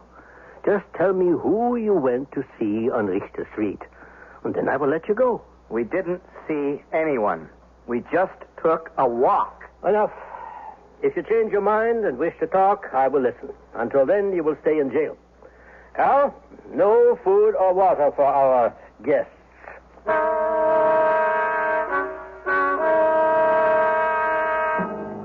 Hello, Fanny. I've come for some of your delicious goulash. Hello, Schmidt. I've not seen you for a couple of days. Oh, I've been busy. Police business. We have some prisoners in jail, and I've had to stay there all day. Ah, you work too hard. Who is it in jail? Do I know them? No, nobody from here. They're Americans. Americans? That young American couple? You know them? Oh, they've been eating here. They seem so nice. What did they do? Nothing. Herr Hessler has one of his famous feelings. He saw them looking around on Richter Street, so he believes there's a big conspiracy going on. This is terrible. I talked to them. They're on the honeymoon. They're not criminals. Even if they're innocent, Hester will not let them go. It will be bad on his record. He'll make them look guilty. Oh, but I'm sure they have a family. People in America. If they don't go back, there will be inquiries. Let them inquire. We don't know anything. We'll tell them they never arrived here. Excuse me, Smith. I go get your goulash.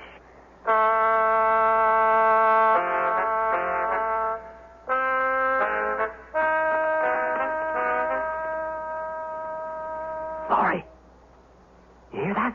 Yes. What is it? It sounds like somebody's throwing pebbles at the window. Can you see who it is? It's Fanny. Peter, can you hear me? Yes. Who is in there with you? One man. Where is he? He's sleeping at the desk. Is he facing the door? No. His back is to the door. Where are you going? Peter, tell me what's going on. I don't know yet. If he wakes up now and sees her sneaking toward him with that big pan, we're done for. Easy, Fanny. Easy. You can do it. Forgive me, Lord.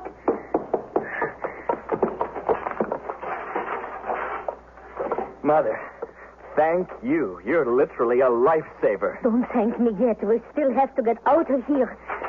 Come, Lois.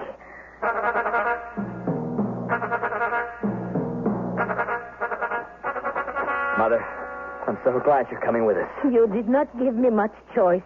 I couldn't have stayed after what I just did. Why did you? I couldn't let anything happen to you. If not for me, you would never have come here. You won't be sorry things turned out this way. I know you love America as much as Papa did. Here, this way. We will walk in the fields. The high grass will cover us. Oh, the light is coming up. We must be careful not to be seen.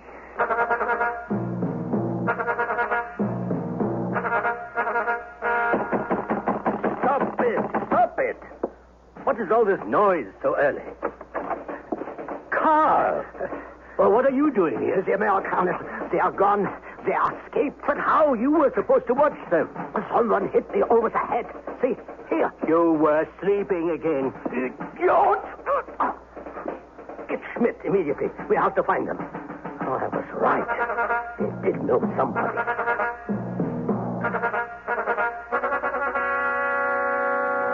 See, I was right, Schmidt. My feelings are always right. Yes, Herr Hessler. You were right, and I think I know who helped them escape. Yes? Tell me. You see this watch? Carl found it on the floor. It must have fallen off when he got hit. So, the woman's watch. It's Frau Ratzkin's. The old woman? I'm positive this is her watch. I've seen her wear it for so many years. And when I told her about the Americans being in jail, she was very concerned. Interesting. But why? Do you know anything else? I remember years ago the women used to talk about Frau Ratzkin's husband and son who were in America. Remember? Yes, I recall that now. You think that could be her son? Possible. Ratzkin. Close. Too close. You are very smart. Thank you, Herr Hessler.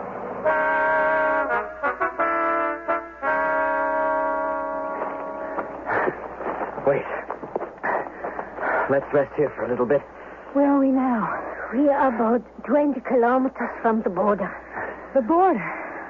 What good is that? We can't cross it. How are we going to get out of here? Mother, where's Meyerhoff Road? That's right. I forgot all about that. What is this about Meyerhoff Road? It's only a little south of here. It doesn't go anywhere. Oh, yes, it does. We heard that it leads to the west. It's a dead end. Not for us. Just take us there and we'll show you. What's that? A helicopter. Oh, no. Get down in the bush. Cover yourself. You think they saw us? You would know it if they did. Oh, go away. Dear God, please make them go away. They're leaving. Stay down until they're gone. Thanks again, God. Boy, I'm really getting to know him on this trip.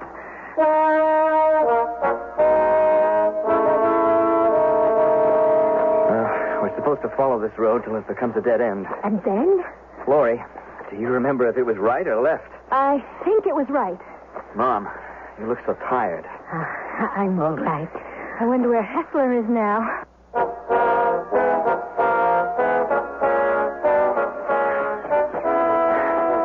It's been about a mile. Where's the tunnel? You think that story was wrong? Oh, great. No. Maybe the tunnel was to the left. Yeah? And maybe there's no tunnel at all. I'm so tired of everything. No, Lori, my dear, go ahead, cry. Sometimes that is the best medicine. Peter, do you see that little opening over there? Where? Here. Oh, look, it's been covered up. It's the tunnel. That's great. Fantastic. Let's get inside. We'll cover it back up from in here. That looks good enough. We don't want to cover it up so that nobody can see it. Remember, we almost missed it. You're right. That's perfect. Now, give me your hand. We'll hold each other's hands while we walk through here, because it's very dark. Are you ready? Yes, me too. Let's go.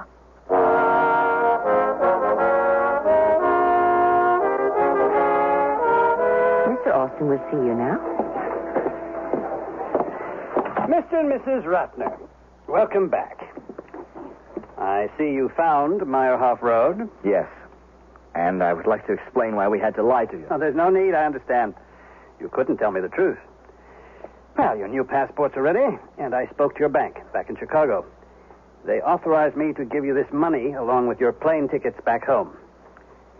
Mrs. Ratkin, you are a lucky woman to have such a lovely family.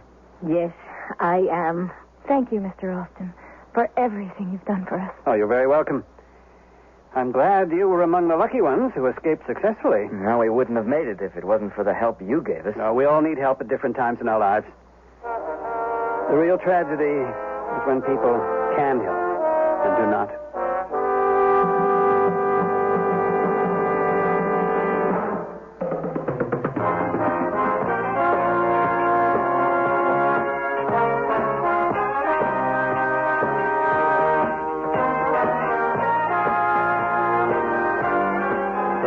Radio Theater has been brought to you by Sears Roebuck and Company, where our policy is satisfaction guaranteed or your money back.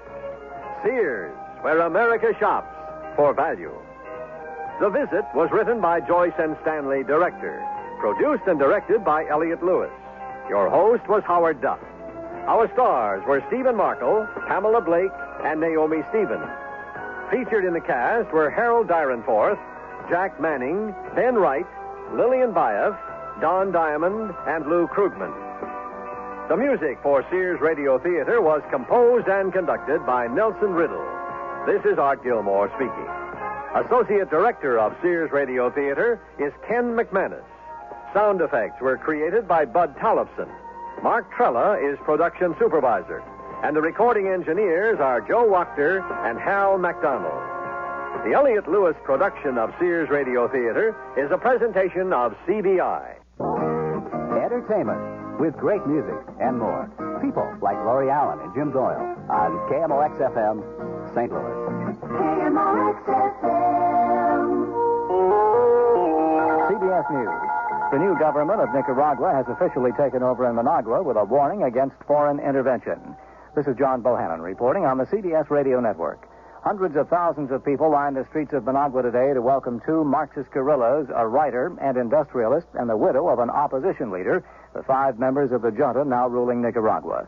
They lost no time, declaring they will tolerate no outside interference in Nicaraguan affairs. America's new ambassador to Nicaragua says the U.S. should give the new regime a chance. More from Marvin Kalb. Ambassador Lawrence Pizzullo said the U.S. should not prejudge the new regime, but rather, in his words, give it a chance to put its house in order. At a news conference, the ambassador, who was recalled from Managua earlier this week, refused to project any political judgments into the future, refused also to say whether the Palestine Liberation Organization or Cuba played any major role in the ouster of the old Somoza regime.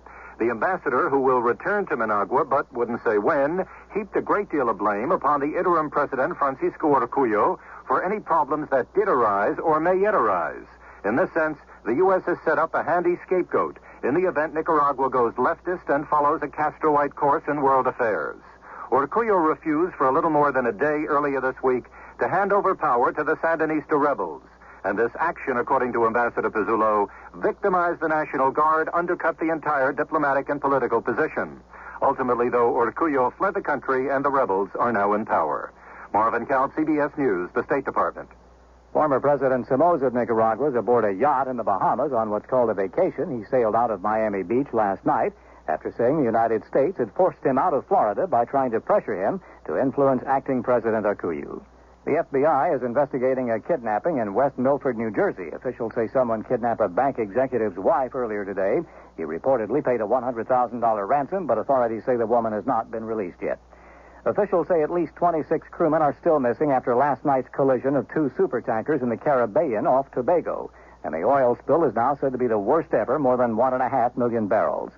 South Korea's foreign minister is praising President Carter for his decision to order a halt in most U.S. troop cutbacks, at least until 1981. President's national security advisor, Zbigniew Brzezinski, said the reason for the freeze is because North Korea is building up its forces beyond previous U.S. estimates, and he says the government of Seoul is putting more muscle into its own military. The Republic of Korea recognizes the need to augment its self-defense efforts, and President Park has stated that his government would expand defense spending significantly beyond previously planned levels and accord special urgency to improving its ground forces. America has about 30,500 U.S. Army ground troops in South Korea. The latest changes in the Carter administration came earlier today. Later, Mr. Carter made a nationwide broadcast to say that would be the end of his cabinet reorganization. The latest to leave are Energy Secretary James Schlesinger and Transportation Secretary Brock Adams. Jim Springer of Dayton, Ohio, built a 100-pound wooden coffin last Halloween. He doesn't need it anymore, but he can't get rid of it. He put it out on the curb, but the garbage man won't touch it. Springer says he put a sign on the coffin saying, "Free, still no takers." Maybe he'll have to take it with him someday. John Bohannon, CBS News. That's the theme from the Sears Radio Theater. Tonight, a story of the West with Lorne Greene as your host. Here's a preview. So, now what are you going to do about it? Well, it's not what I'm going to do about it. It's what they're going to do. They obviously have to print a retraction. They can't go around accusing innocent people of being retired gunslingers. The Sears Radio Theater will begin after this message from your local station.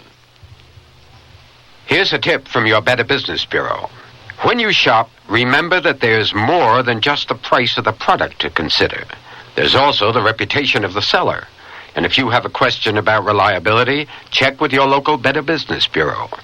It's also good practice to check the warranty, what it does and doesn't cover. It's also a good idea to find out if you have to pay for shipping if the merchandise must be returned. And check to see what other charges, if any, you're going to have to pay. Another way to be a careful shopper is to know something about the policies of the store or the seller. Consumers should find out what the return policy is. Does the store give cash refunds? Does it provide credit on future purchases? Does it allow returns only on certain products and not on others?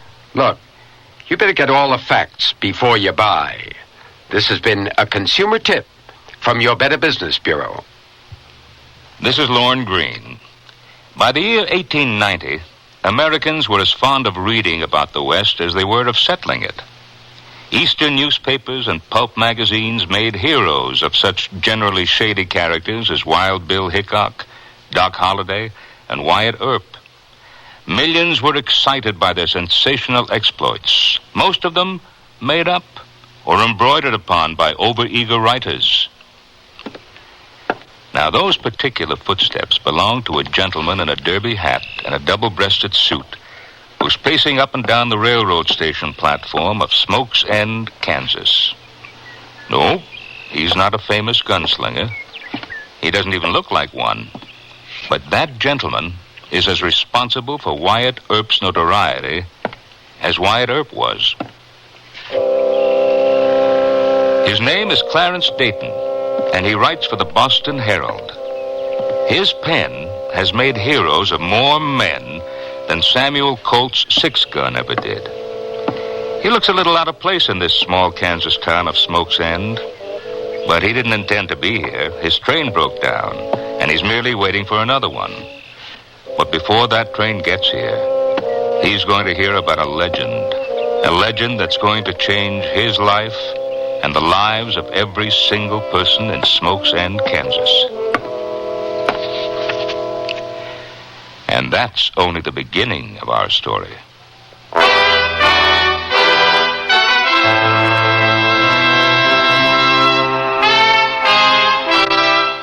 Sears Radio Theater, a new adventure in radio listening. 5 nights of exceptional entertainment every week. Brought to you in Elliott Lewis production of the Sears Radio Theater. Our story, The Legend, by John Vornholt. Our stars, Parley Bear and Tommy Kirk. The Sears Radio Theater is brought to you by Sears Roebuck and Company. Sears, where America shops for value. I sell draperies at Sears. Yesterday, a lady came in and said that she'd been in and out of about every store in town looking for draperies and at this point didn't know what she wanted anymore. I asked questions about her tastes and decor and then made suggestions. She was thrilled. She found what she wanted and learned a little, too. It made me feel good to know that I helped her out. Sears people are friendly people who help you find what you want. Sears, Sears, Sears, where America shops. Sears National Automotive Sale. Get big national savings on the Sears Die Hard. Only $49.99 with trade-in. You save $8 on the maintenance-free battery that starts nearly every car in Indy. And save on Sears Dynaglass belted 28 tires. They're on sale now at 40% off spring 1979 general catalog prices, plus federal excise tax. Dynaglass belted 28 tires. Save 40% at most Sears Tire and Auto Centers. Prices may vary in Alaska and Hawaii. Stop at Sears. Generations ago, families dined by the warmth of the open hearth. Today, Sears rekindles this spirit with its open hearth dining room furniture. Faithfully rendered early American designs and careful workmanship give it an heirloom quality. The satin glow and warm highlighting of Sears open hearth take 26 steps to achieve. There's no shorter method to bring out the beauty of the wood. And like all good furniture, open hearth is made to last for a long time with sturdy tongue and groove and mortise and tenon construction. Choose from 16 different pieces of open hearth at most Sears retail stores.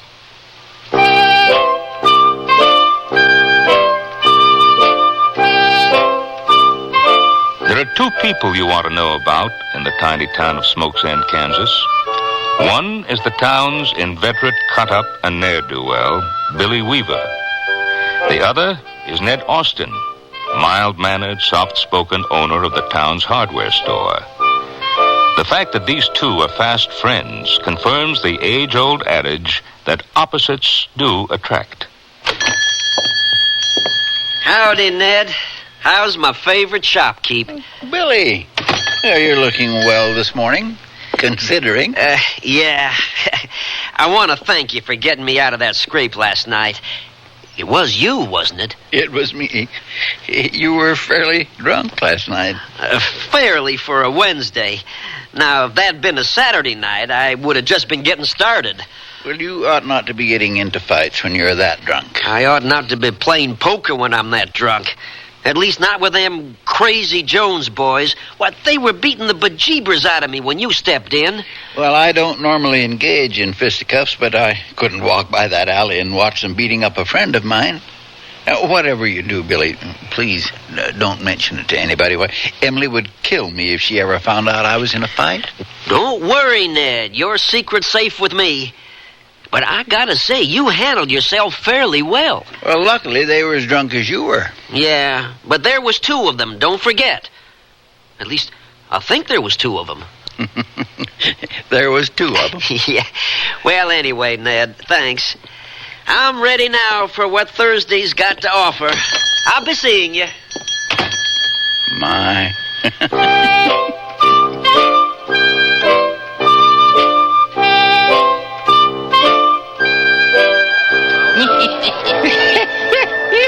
I tell you, he's right down there now at the depot. Who? That writer feller, Clarence Dayton. Maybe he's doing a story on somebody in Smoke's End. If he's at the depot, don't you think it's more likely he's just waiting for a train? Well, I suppose he could be doing that, too. Hey, Billy, come here. Hey, what's all the commotion about? We got us a genuine celebrity down at the depot. A lot of Crabtree? Oh, dream on. It's some kind of writer fella from Boston. He's interviewed Billy the Kid and Wyatt Earp and all of them fellas. Well, who's he interviewing here? We ain't got nobody in Smoke's End who even knows how to load a gun. Maybe there's a famous gunslinger in town we don't know nothing about. Oh, go on. All we got in this town is drunks and shopkeepers. We're the drunks, and we know it ain't one of us. And it sure ain't one of them shopkeepers like that puny little Ned Austin. Hey, don't you badmouth Ned Austin. You don't know nothing about Ned Austin. Well, I know he ain't no gunslinger. Hell, Ned's afraid to sweep a cockroach out of his store. That ain't true. I happen to know Ned has a secret past. Ned Austin? Billy, if Ned Austin was ever a ferocious gunslinger, I'll buy you a drink every day of your life for as long as you live. Yeah, me too. You got yourself a deal. Come on, Henry. What for? Just come on.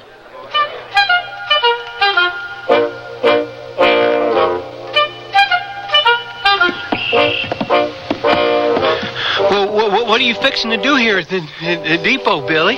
When's the next train due in? In about half an hour. That's perfect. We know our rider friend ain't going to risk missing that train. Shh. There he is now. Yeah, but Billy, what... Just go along with whatever I do. Yeah, remember the time Ned Austin gunned down those 6 Union deserters in Abilene? Huh? Boy, the territory was really lawless back then. But our Ned Austin was such a good lawman that nobody cared that he used to ride with Jesse James. Oh, yeah, I remember. Yeah, and what about the time John Wesley Hardin and his gang tried to take over the town? Old Ned shot all their horses out from under him, tied them to a tree, and put them on the next stage out of town. Oh, yeah, that was amazing. Of course, Wyatt Earp offered him a job as chief deputy in Dodge City. But Ned said it's got to be marshal or nothing else. So, Earp had to get Doc Holliday instead. Pardon me, sir. Yeah? Something I can do for you? Did I hear you mention Wyatt Earp? Did I? Well, I thought I was talking about Ned Austin. Of course, you've heard about Ned Austin. Well, no, I haven't. You haven't? Oh, but then you look like an Easterner to me, and Easterners don't know much about gunfighters and such. Sir, I'll have you know I'm an expert on Western gunfighters. I spent many hours interviewing Wyatt Earp, and he never mentioned anything about a Ned Austin. Well, of course not.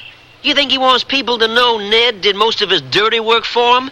He's a very jealous fellow, old Wyatt is. But what else has this Ned Austin done? Well, I don't know if I should tell you, seeing as how you're going to write it down on that little pad of yours. But I guess Ned is retired. He can't do much harm.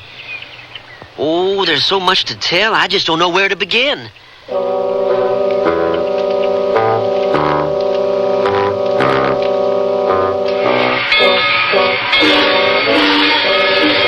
My train's almost ready to go. Quickly, is there anything else you can tell me about Ned Austin? Oh, I'm sure I left out quite a bit. Old Ned's had some career. He certainly has. The way he stopped that lynching party single-handedly is extraordinary. I'd love to meet him. He don't like the press. They sort of ignored him. He won't be ignored anymore, I can promise you that. Gentlemen, you've done Ned a great service by telling me all this. I must have enough here for a dozen articles. I really must go. Gentlemen, I thank you profusely. Keep your eyes open. My articles are often reprinted in local newspapers. Goodbye. Henry, I think we have just made old Ned Austin, owner of Smoke's End's only hardware store, into a legend.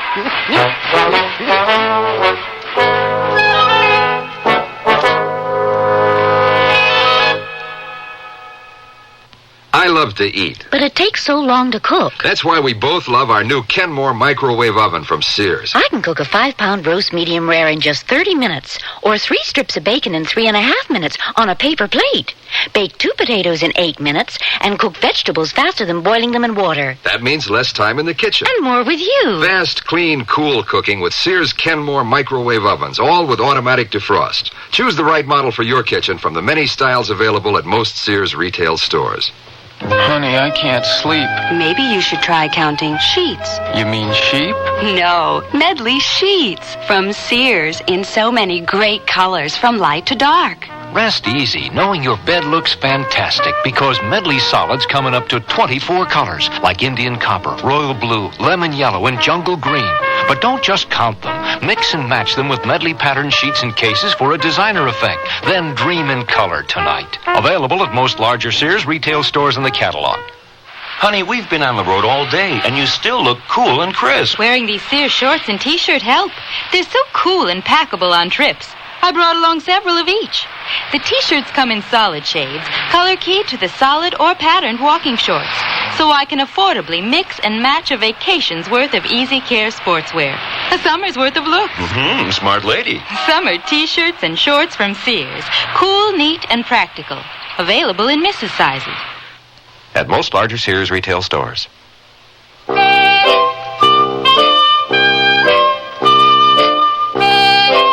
Life is a little slow-moving in Smoke's End, but it still goes on. And 3 weeks and countless drinks later, we rejoin the boys in the local saloon. I tell you, when Billy finally saw that peddler's worthless horse, he turned white as sweet milk. I did not. It was worth every cent I lost in that poker game just to see you finally get taken for something, Billy. I'll bet. Billy! Billy, you got to see this. It's the Wichita Express. Take a look at that front page story. Oh, my goodness. Let me see that. Huh? 6 guns blazing. Ned Austin tames the West. Austin, a series? Well, so that writer feller was in town to interview Ned Austin. I'll take my first 4 drinks now, Ed, so as to buy a round for everybody. How do I know this ain't some fake newspaper? Oh, it ain't fake. You can read the same story in the Abilene Post and about a half dozen Eastern papers. I told you boys that you didn't know nothing about the great Ned Austin. Where's Bert? I'm feeling awful thirsty. Billy, don't you think somebody ought to mention this to Ned? Oh, he'll find out sooner or later. Won't he be plumb tickled?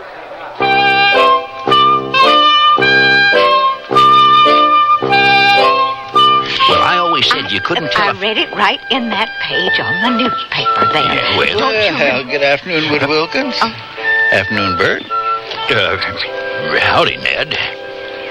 Wood Wilkins. Oh, afternoon, Ned. Mr. Austin. Excuse me. I've just got to get along.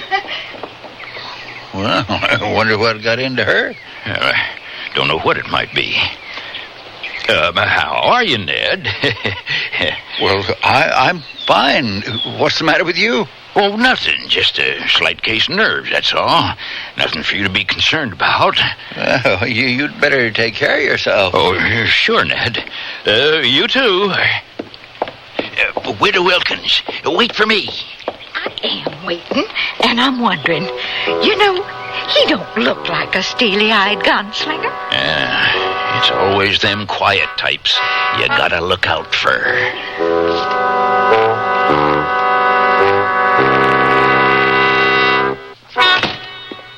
Emily, my dear, I'm home.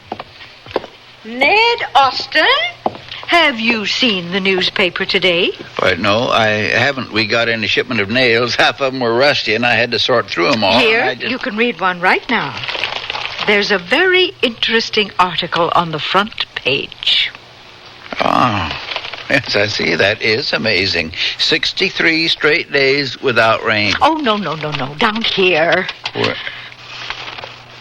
Oh, see, you're right. That is interesting. He has the same name I do. Ned, he is you. What? Look, he now lives in Smoke's End. He has the same name, age, everything. Ned, I'm only going to ask you this once, and I want an honest answer. Were you ever a gunfighter? No. I didn't think so. Well, maybe you can tell me where this story came from. Well, it's some kind of gross error, a case of mistaken identity. Obviously. Emily, if I didn't know you better, I'd say you were disappointed that I'm not this person. Well, it's just that sometimes every woman... Oh, never mind. If you say, Ned, that you were never a gunfighter, I believe you. Well, thank you. So, now what are you going to do about it? Well, it's not what I'm going to do about it. It's what they're going to do. They obviously have to print a retraction. They can't go around accusing innocent people of being retired gunslingers. No, that won't do any good. By now, everybody in town has read this. All our friends, everyone we know. What will they think? Well, I'll tell them it's not true. Then they'll think you're crazy. They'll think you made up the story. Why would they think that? Well, if it's not true, somebody must have made it up. No, I think the best thing to do is just ignore it. People will forget. People don't forget, Emily, that you're a hired killer.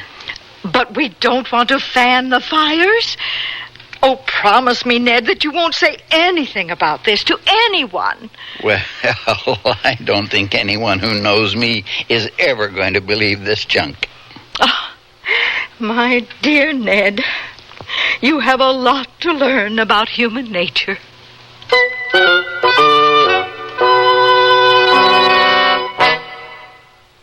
Sears Radio Theater will continue after this message from your local station.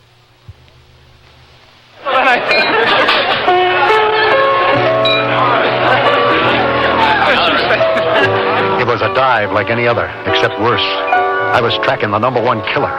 My name's Hart, Sam Hart. I was just walking out of the joint when I spotted his accomplices.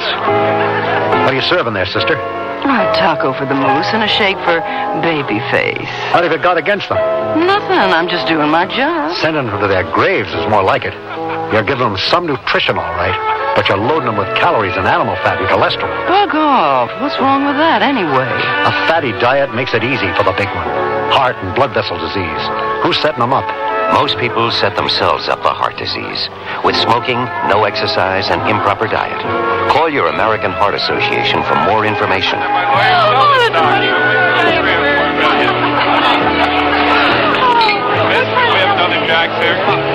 We're fighting for your life.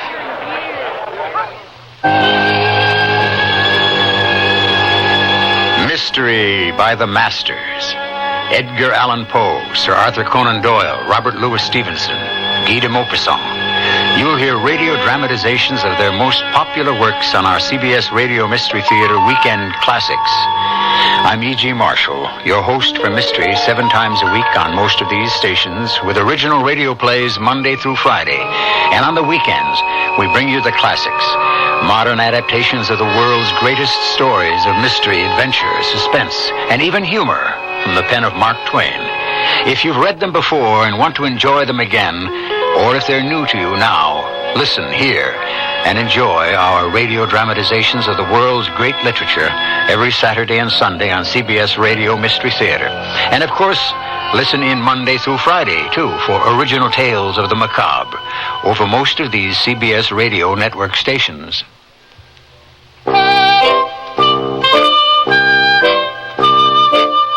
And so the legend of Ned Austen was born, and it continued to grow